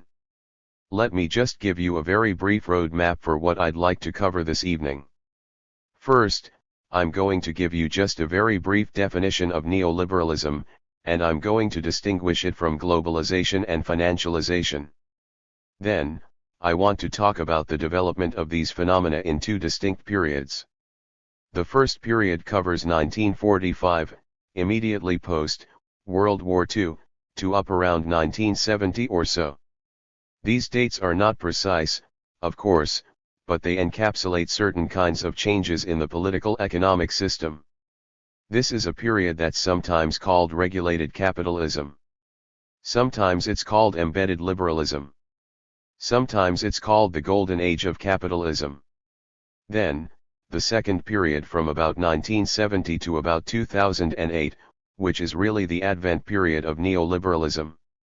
And then, following the crash in 2008, I think we've actually moved into a new moment, which a number of analysts, including people like Henry Giroux, have called gangster capitalism.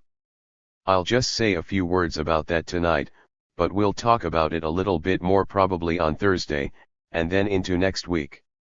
And then finally, I want to think about what kinds of effects these changes in the political economy of the globe have produced. What are the major outcomes of moving from the previous period into the neoliberal period? Neoliberalism is itself the set of ideas and practices, and I'll describe what those are in a second, but neoliberalism is really a philosophical understanding of how the world not only works, but how it ought to work.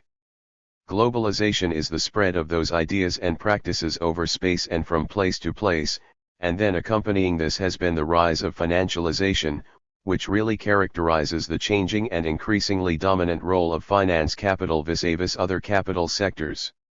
Not only has the nature of finance changed, but the nature of its relationship with other sectors of capital has changed quite dramatically, and this has had really important effects. Let's start with neoliberalism. And you will recognize some of this phraseology having read the piece a few weeks ago by Milton Friedman, one of the major proponents of neoliberalism. At its heart, neoliberalism is a theory of political economic practices that proposes that human well-being can best be advanced by liberating individual, not collective, please note individual entrepreneurial freedoms defined in very particular ways, and skills within an institutional framework characterized by strong private property rights, so-called free markets, and so-called free trade. If I could just have my hands doing air quotes, I'd be doing it continuously, but you can see that in your imagination. The role of the state under neoliberal philosophy is to create and preserve an institutional framework that's appropriate to these kinds of practices. It must guarantee the quality and integrity of money. Also set up those military defense, police, and legal structures and functions required to secure private property rights, and to guarantee, by force if need be, and we've seen some of this already in the conversation about militarism, we'll see more of it, by force if need be, the proper functioning of markets. That's the role of the state. If markets do not exist in areas such as land, water, education, healthcare, social security, or environmental pollution, then they must be created by state action if necessary. You can see these things immediately as either prior public goods or public resources. These are all to be brought under the rubrics of the market through privatization, an essential feature of neoliberalism. Any other actions by the state are deemed then to be illegitimate, but you can tell already that the state has a very significant role to play here, even though proponents of neoliberalism and their rhetoric constantly downplay both the role and the necessity of the state. It should also be quite clear, immediately and despite this rhetoric, that neoliberalism is not really an unencumbered, non-state-mediated enterprise. I'm going to talk mainly about two periods, and then the post-2008 time frame as a separate, but related extension of phenomena that precede it. Let's begin with this chart. The x-axis is years from 1949 to 2015. The y-axis is an index relative to 1970 of the relationship, in this case, between productivity and wages of goods-producing workers. In the period post World War II up until about 1970 and a little bit later, there's a very close correlation, and what this means clearly is that workers were sharing in the results of this increased productivity. And you see an inflection point in the mid-70s where these lines begin to diverge quite dramatically, so productivity continues to go up, but in fact, wages remain rather stagnant. I'll talk about that more in a little bit, but in any event, this is the dividing point between these two periods. The first period, 1945 to 1970, which, as I said before, is sometimes referred to as regulated capitalism, sometimes embedded liberalism, sometimes referred to as the golden age of capitalism, also sometimes referred to as capitalism with a human face. What's happening in this first period? In the global economy, the Bretton Woods system is established. Shortly before the end of World War II, 700 or so delegates meet in New Hampshire in Bretton Woods, and they define, at that point, a monetary system that is going to presumably govern the economic, and therefore the political, relationships among nation-states following the war. It's a framework for international trade and development. It sets up certain institutions.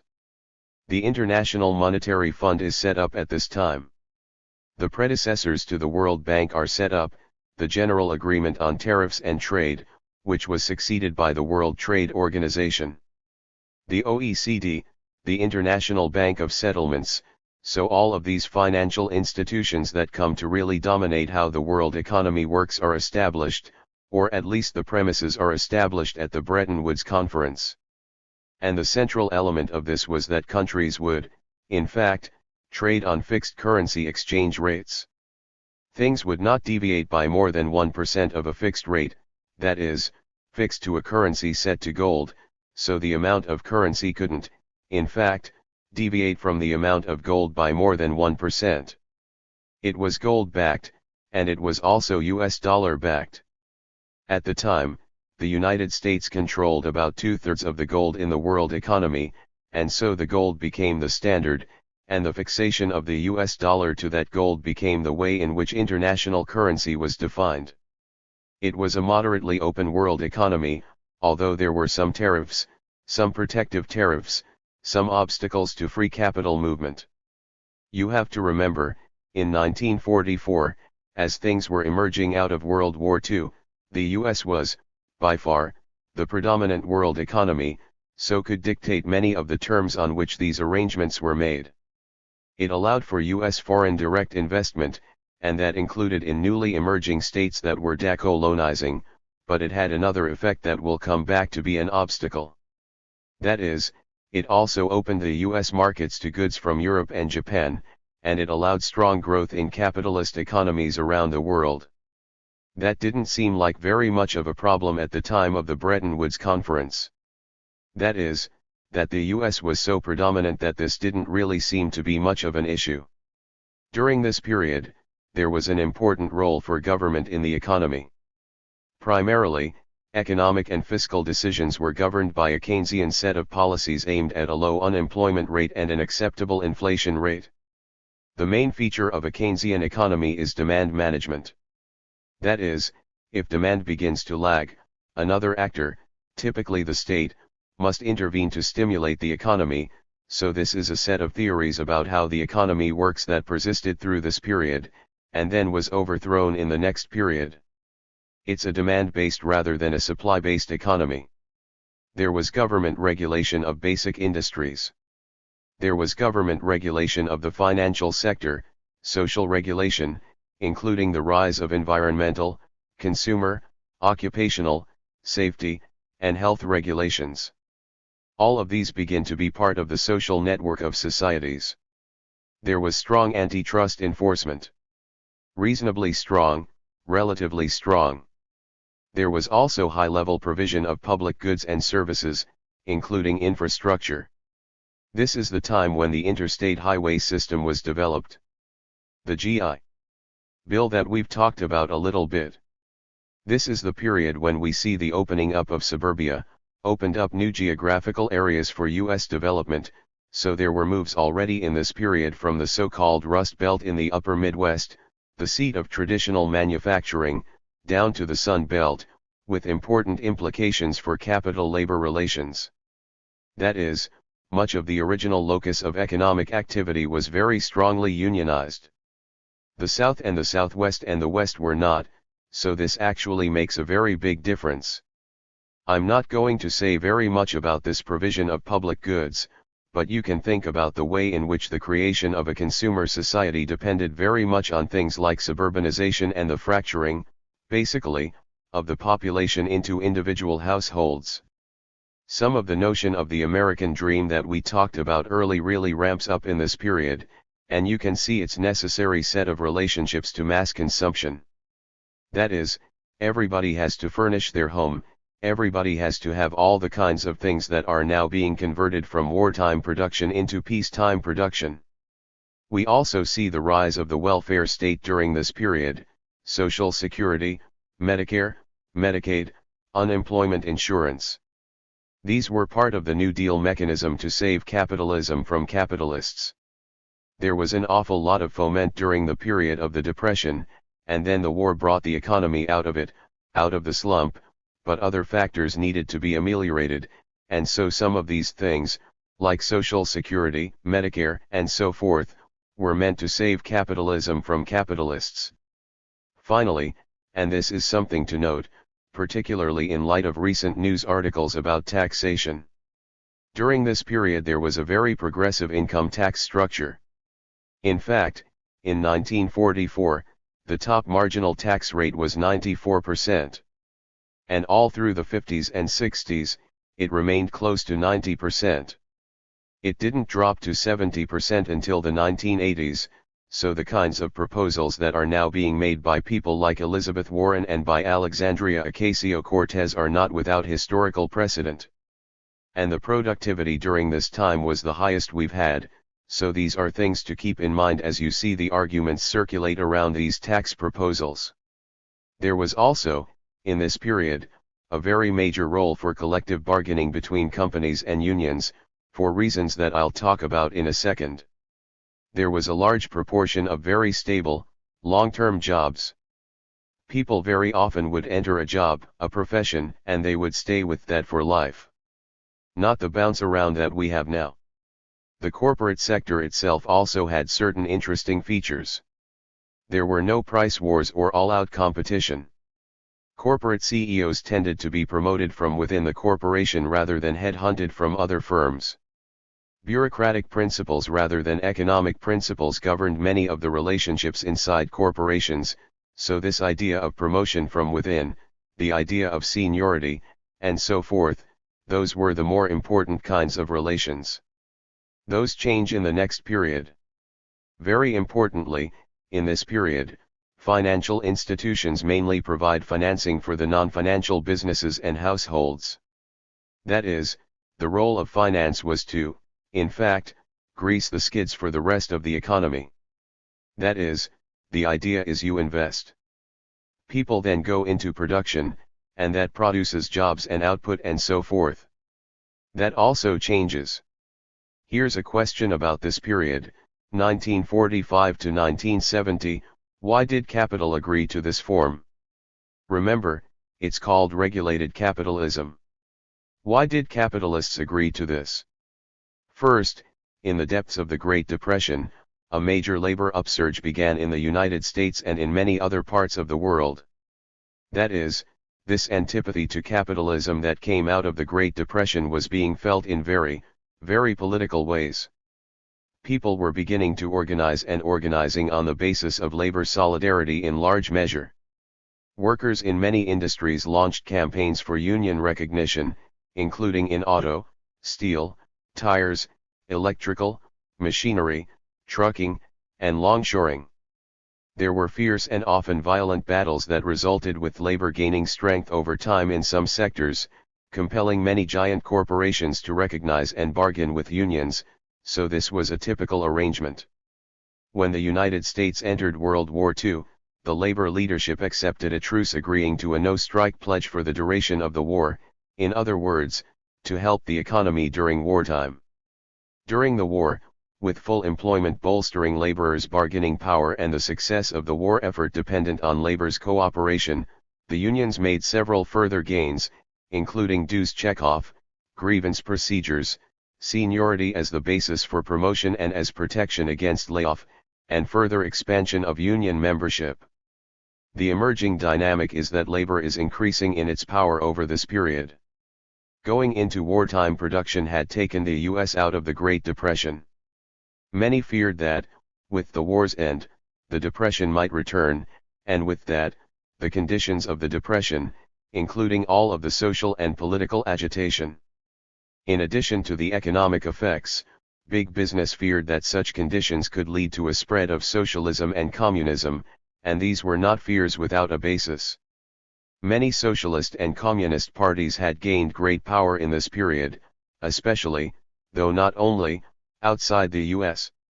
All through Europe, Asia, socialist and communist parties were, in fact, advancing. Also, much more of the world was governed by communist governments after World War II, a third of the world's population, including, principally, China and the USSR, and this provided at least an alternative imaginary, so concessions were necessary. We've already talked about the difficulty of having this alternative imaginary at play in the world. And I should have put quotes around communist. They were not communists by any means, for reasons that we talked about, but they claimed rhetorically to be communists, and this allowed a kind of tension to be set up between the West and the rest. Beginning in the early decades of the 20th century, but especially after the Russian revolutions in 1905 and 1917, there was virulent red baiting and repression of communists, socialists, and many other labor leaders. We've already talked about this a bit. This repression increased tremendously in the post-World War II period with McCarthyism and like phenomena. Labor was weakened by legislation. For example, the passage of the Taft-Hartley Act, which President Truman, interestingly enough, vetoed, but his veto was overridden in 1947, which outlawed, among other things, secondary boycotts, which were a very effective mechanism for unions to use. That is, if one union went on strike, other unions could go out on strike in sympathy. Well, Taft-Hartley prohibited that, among other things. As the Cold War proceeded, the very conservative Congress of Industrial Organizations, which was still separate from the American Federation of Labor, began to turn against very left-wing leaders, so the AFL-CIO eventually becomes one of the instruments of communist red baiting and witch hunting, and this culminated in the expulsion of several major national unions, led by communists and other leftists, from the CIO in this period from 1949 to 1950. The year 1949 was very significant, of course, in terms of the so-called domino effect. Noam talked about this moment when we lost China, as though we had had China in some possessive way in 1949. If you recall our discussions of this period and the paranoid style of US politics, the Chinese Revolution and the loss of China added further fuel to this anti-socialist, anti-communist frenzy. One result was that many left-wing union activists were fired from their jobs by management. Labor unions were quite weakened and radicalized, particularly in the United States. What does this have to do with why capital agrees to the bargain? Under these circumstances, that is, with unions weakened and with their most radical leaders eliminated, bargaining seemed preferable to capital than government intrusion. This was particularly the case if government intrusion meant much more active government management of the economy, for example by nationalization of industries or other kinds of mechanisms. Given these possibilities, capital was more interested in engaging the moderate politics that emerged from union political activity in the United States. By contrast, in most European countries in that period, labor played a much more radical political role, supporting socialist and communist parties that pressed for greater state intervention in business, while proclaiming an ultimate objective of replacing capitalism with socialism. And this conversation, it's hard to imagine now, although it's rebounding a bit, was very prevalent. A grand bargain, particularly on wages and working conditions, was established between capital and labor. Began during World War II with this kind of agreement by labor not to strike and so forth, not to make excessive demands during wartime, but then it was retained afterward. There was a bigger pie. There was rising productivity and more equitable sharing in that pie. Opposition to the bargain came mainly from small businesses. That is, big business had no trouble paying union wages. They had no trouble acceding to government programs. For example, for worker protection, for environmental protection, internalizing some externalities, and so forth. But small businesses, which operate on a very small margin, and many of which go out of business in their first year, have a much tougher time adhering to these kinds of arrangements. As a side note, just to suggest to you, sometimes big companies use those kinds of tactics to eliminate smaller competitors while sounding quite high-minded. That is, large companies will agitate for more stringent either labor practices or environmental protections and so forth, knowing that they can easily absorb the cost, while smaller businesses cannot and then will go under. That's a side note, just one of the many, many friendly features of capitalism. The result of this bargain, as we've talked about, was this equitable sharing of the rise in productivity. During the 1945 to 1970 period, we see the set of relationships between capital and labor producing a rising set of expectations and a rising set of outcomes. What happens in that moment when things begin to shift? What prompted this change from regulated capitalism to neoliberalism? The short answer was that capital began to experience a falling rate of profit. The much longer answer has to account for why this was so. First of all, there was a set of conflicts internal to the capitalist form itself. There were conflicts between capital and labor, brought about largely through changing conditions in the production process. Spurred by falling profit rates, capitalists tried to implement new working conditions. There were speed-ups, unsafe jobs, unequal distribution of profits, and so there was a lot of labor agitation. There was conflict between capital and citizens over the provision of social welfare programs and over complaints about externalities, pollution, unsafe products. We see some of these things reflected in the Powell Memorandum, Powell 1971. When, for example, Lewis Powell goes after Ralph Nader, we can see that that's the beginning of a backlash by capital to the consumer protection movement, and by extension other social welfare movements, and things like auto safety and so forth. These all represented costs to capital that were starting to pile up. There was also more competition with developing countries, as other economies were on the rise over resources and rising oil prices. At the very end of this period, we have the formation of the Organization of Petroleum Exporting Countries, OPEC, and a rise in price. There's also competition between US capitalists and capitalists in other developing countries and in developed countries, especially from Western Europe and Japan.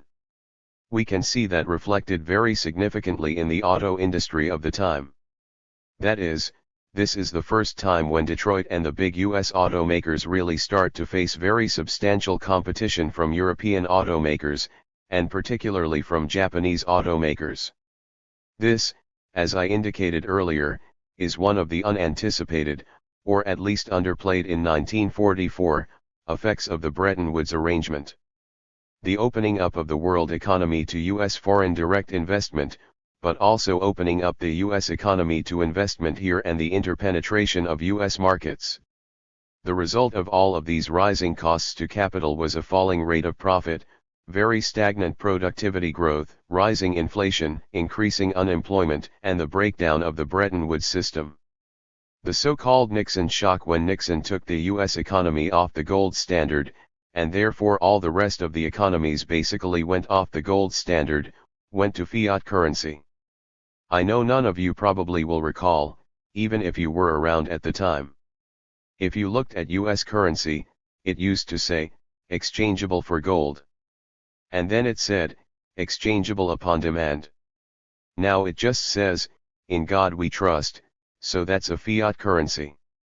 You've got to be aware of that. All of this produced international monetary and economic chaos, which was part of this destabilization in this period. So there was a need for a new set of arrangements to allow capital accumulation to continue and to expand. That form is neoliberalism. So, beginning in this period and continuing right up to the present, though now with some very significant cracks, how did the neoliberal form of capitalism become the common sense? The ideas around neoliberalism actually began to coalesce most recently in the 1940s. Some of the ideas have been around for as long as capitalism. A small and exclusive group of passionate advocates, mostly academic economists, historians, and philosophers, had gathered together around the renowned political philosopher Friedrich von Hayek to create the Mont Pelerin Society, which was named after the Swiss spa where they first met. The Mont Pelerin Society, by the way, is still in existence. They first met in 1947. The notables included Hayek, Ludwig von Mises, the economist Milton Friedman, and even for a time, the noted philosopher Karl Popper. The founding statement of the society reads as follows, and you'll see some familiar words now: the central values of civilization are in danger. Remember, this is immediately post-World War II, so the things that we saw in NSC 68, 1950, are prevalent. The Iron Curtain speech by Churchill, 1946, so we already begin to see this antagonism between the East and the West, and then it's re-represented in statements of this sort. The central values of civilization are in danger. Over large stretches of the Earth's surface, the essential conditions of human dignity and freedom have already disappeared. In others, they are under constant menace from the development of current tendencies of policy. The position of the individual and the voluntary group are progressively undermined by extensions of arbitrary power. Even that most precious possession of Western man, freedom of thought and expression, is threatened by the spread of creeds, which, claiming the privilege of tolerance when in the position of the minority, seek only to establish a position of power in which they can suppress and obliterate all views but their own. This clearly echoes the language that we see in NSC 68 and so forth, and we will see it come back to haunt us in the Powell Memorandum. The statement continues. The group holds that these developments have been fostered by the growth of a view of history which denies all absolute moral standards, and by the growth of theories which question the desirability of the rule of law. It holds further that they had been fostered by decline of belief in private property and the competitive market, for without the diffused power and initiative associated with these institutions, it is difficult to imagine a society in which freedom may be effectively preserved. I refer you back to the comments that I made earlier about what these kind of groups mean by freedom. It's a very, very narrow definition of economic freedom. Hayek, the author of such key texts as the Constitution of Liberty, also The Road to Serfdom, argued that the battle for ideas was key. It is crucial to understand that the group at Mont Pelerin was already keenly aware of the way in which common sense must be nurtured and built, and that it would probably take at least a generation for that battle to be won, not only against Marxism, but against socialism, state planning, and Keynesian interventionism, which, remember, was the preceding prevailing common sense. The period, 1945 to 1970, was dominated by a Keynesian view.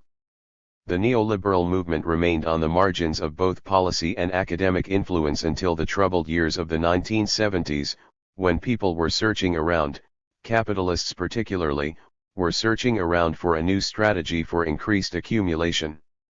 Neoliberal ideas began to move center stage at that time, particularly in the US and Britain, particularly under the Reagan administration here and the Thatcher administration in Britain. Although in the US, the rudiments of the policies began, actually, under the Carter administration. It was nurtured in various well-financed think tanks, some of them direct offshoots of the Mont Pelerin Society, such as the Institute of Economic Affairs in London, the Heritage Foundation in Washington, and I'll name a few others in a minute. Also, through its growing influence within the academy, particularly at the University of Chicago, where Milton Friedman dominated. I'll say more about him in 1 second. Neoliberal theory gained an academic respectability by the award of the Nobel Prize in Economics to Hayek in 1974, and Friedman in 1976, along with 6 other Montpellieran-affiliated economists, so that seemed to give a lot of cachet to the set of notions. But you should be aware, of course, that this particular prize, though it's assumed the aura of Nobel, had nothing to do with the other prizes and is basically under the very tight control of the Swedish banking elite. In fact, Peter Nobel, Alfred Nobel's grandson, said that his grandfather would never have wanted a prize awarded for any activity that put profits over people. Hayek himself thought that there shouldn't be a prize in economics, and when he gave his acceptance speech in 1974, he said as much. Milton Friedman asks in his 1962 preface to Capitalism and Freedom, what then is the role of books such as this? Twofold, in my opinion. Provide subject matter for bull sessions. Second, and more basic, to keep options open until circumstances make change necessary. There is enormous inertia. This is another way of putting the existing common sense, a tyranny of the status quo in private and especially governmental arrangements. Only a crisis, actual or perceived or created, which has, in fact, been part of the mode of operation of the neoliberalism system, produces real change. When that crisis occurs, the actions that are taken depend on the ideas that are lying around. 1962. If anybody's read Naomi Klein's book, The Shock Doctrine, she picks up on this idea that it's the ideas that are lying around in a moment of crisis that become predominant. Friedman is saying that these ideas, which neoliberals had been developing since the 1940s, simply awaited a ripe moment to be taken up and become part of the common sense. That, I believe, is our basic function, to develop alternatives to existing policies, to keep them alive and available until the politically impossible becomes the politically inevitable. Friedman 1962. This is Friedman's notion in 1962. The ideas in our 2 books are still far from being in the intellectual mainstream, but they are now, at least, respectable in the intellectual community, and very likely almost conventional among the broader public. This is right at the outset, basically, of the Reagan administration, when these ideas, in fact, do begin to have enormous political traction. Now let's turn to the Powell Memorandum, which is part of the promulgation of neoliberalism as common sense. It's one of the first attempts to organize the business community to actively produce a new common sense, and it really very intentionally attempts to do this. I think you should pay attention, not only to the content of the memo, but to its rhetoric, its rhetorical style. Noam has described it as, and he'll probably say something more about it, but it sounds like a very spoiled child, who has 99 of 100 marbles, but feels deprived because it doesn't have the 100th. The memo argued that the free enterprise system, capitalism, was under attack. And he's right. Capitalists hardly ever got a break at this point. The U.S. Chamber of Commerce, Powell said, should lead an assault, 1971. And remember, this is a secret memo that was only revealed later. A secret memo from Lewis Powell to the Secretary of the U.S. Chamber of Commerce, so he's exhorting the chamber to become politically active in defending the free enterprise system. The U.S. Chamber of Commerce should lead an assault upon the major institutions, universities, schools, the media, publishing, the courts, in order to change how individuals think about the corporation, the law, culture, and the individual. 1971. U.S. businesses, Powell suggested, did not lack the resources for such an effort, particularly if they were pooled. The business community could be most effective if people started to think together as a class rather than as individual firms and corporations. The U.S. Chamber of Commerce took up this challenge in a very dramatic way.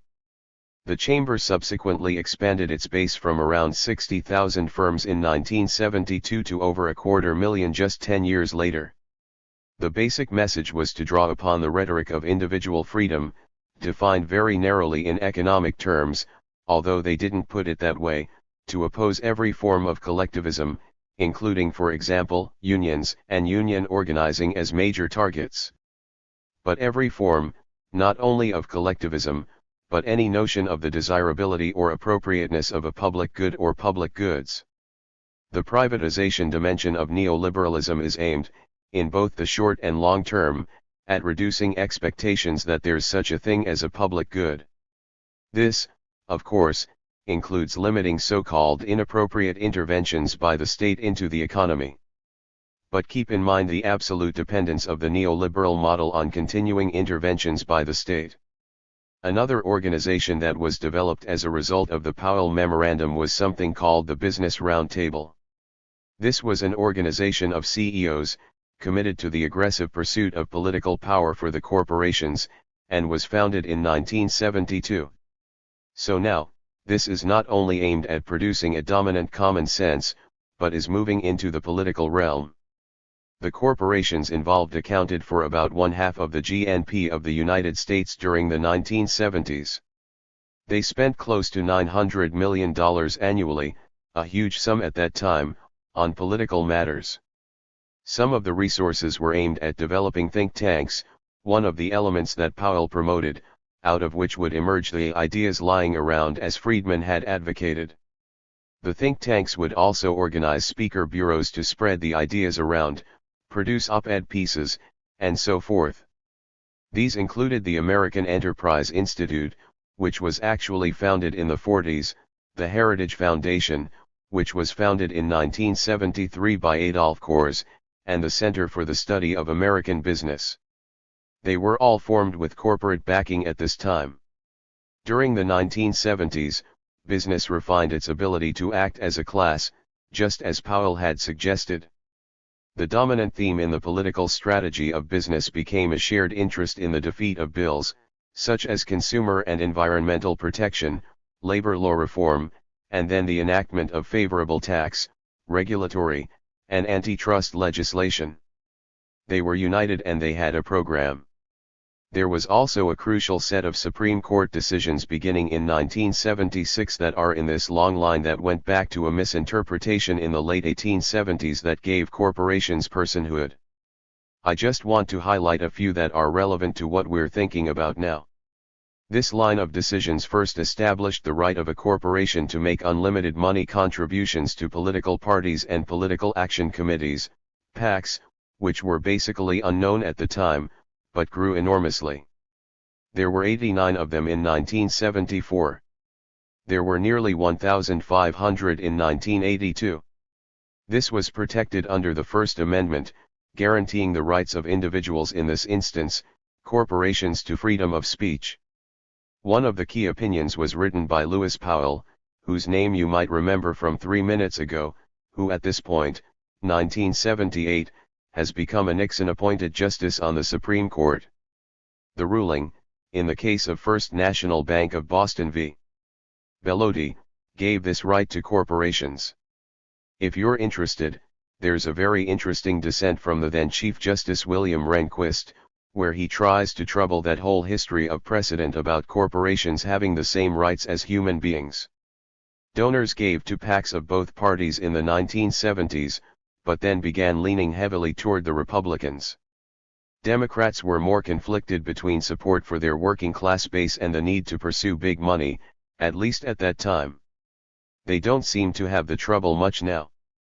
There was a $5,000 cap on donations to PACs at the time, which means that people wanting to motivate change had to come into some sort of class solidarity and pool their money. The political base of the Republican Party began to merge, at this point, with the Christian right. Jerry Falwell's moral majority was the first politicization, and began a race-based appeal to white working classes, who could be persuaded that they were being left behind and disadvantaged by affirmative action and so forth. Next time, I'll discuss a piece that shows how abortion became one of the central motifs for this alignment, and we'll talk about this a bit when we think about the rise of social movements next week. The political base could be mobilized through very positive mobilizations of things like religion and cultural nationalism, but it could also be mobilized through very negative, though I would say increasingly less coded if not blatant, racism, homophobia, and anti-feminism. This coalition had a positive valence, but it also had these negative elements that are still prevalent. The problems that people were facing, and the problems were, and remain, real, as this alliance portrayed it, was not capitalism and the neoliberalization of the political economy. The real problem was liberals, who had used excessive state power to provide for special groups. There's this idea of people cutting in line ahead of you. You've worked hard. You've played by the rules. You're not getting ahead. Well, it's not that the system is stacked against you. It's that those people, who are undeserving, are getting more advantages than you get. The political structure that emerged from all of this was quite simple. The Republican Party could mobilize massive financial resources and mobilize its popular base to vote against its own material interests on cultural or religious grounds. The Democratic Party could not afford to attend to the material needs, for example, for a national health care system, of its traditional popular base because it was afraid of offending its new donor class by reinstituting a truly progressive tax system. Given the asymmetry, the political hegemony of the Republican Party became more sure over this period. Reagan's election in 1980 was only the first step in the long process of consolidating the political shift necessary to support these neoliberal economic policies, and we've been in this mode ever since, basically, through both Republican and Democratic regimes. Reagan's policies centered on an across-the-board drive to remove the scope and content of federal regulation of industry, the environment, the workplace, healthcare, and the relationship between buyer and seller. Budget cuts and deregulation and the appointment of anti-regulatory, industry-oriented agency personnel, which may sound familiar, to key positions were the main means. What are some of the key characteristics of this period of neoliberalism? Going back to what I had said about the previous period, I want to draw some parallels.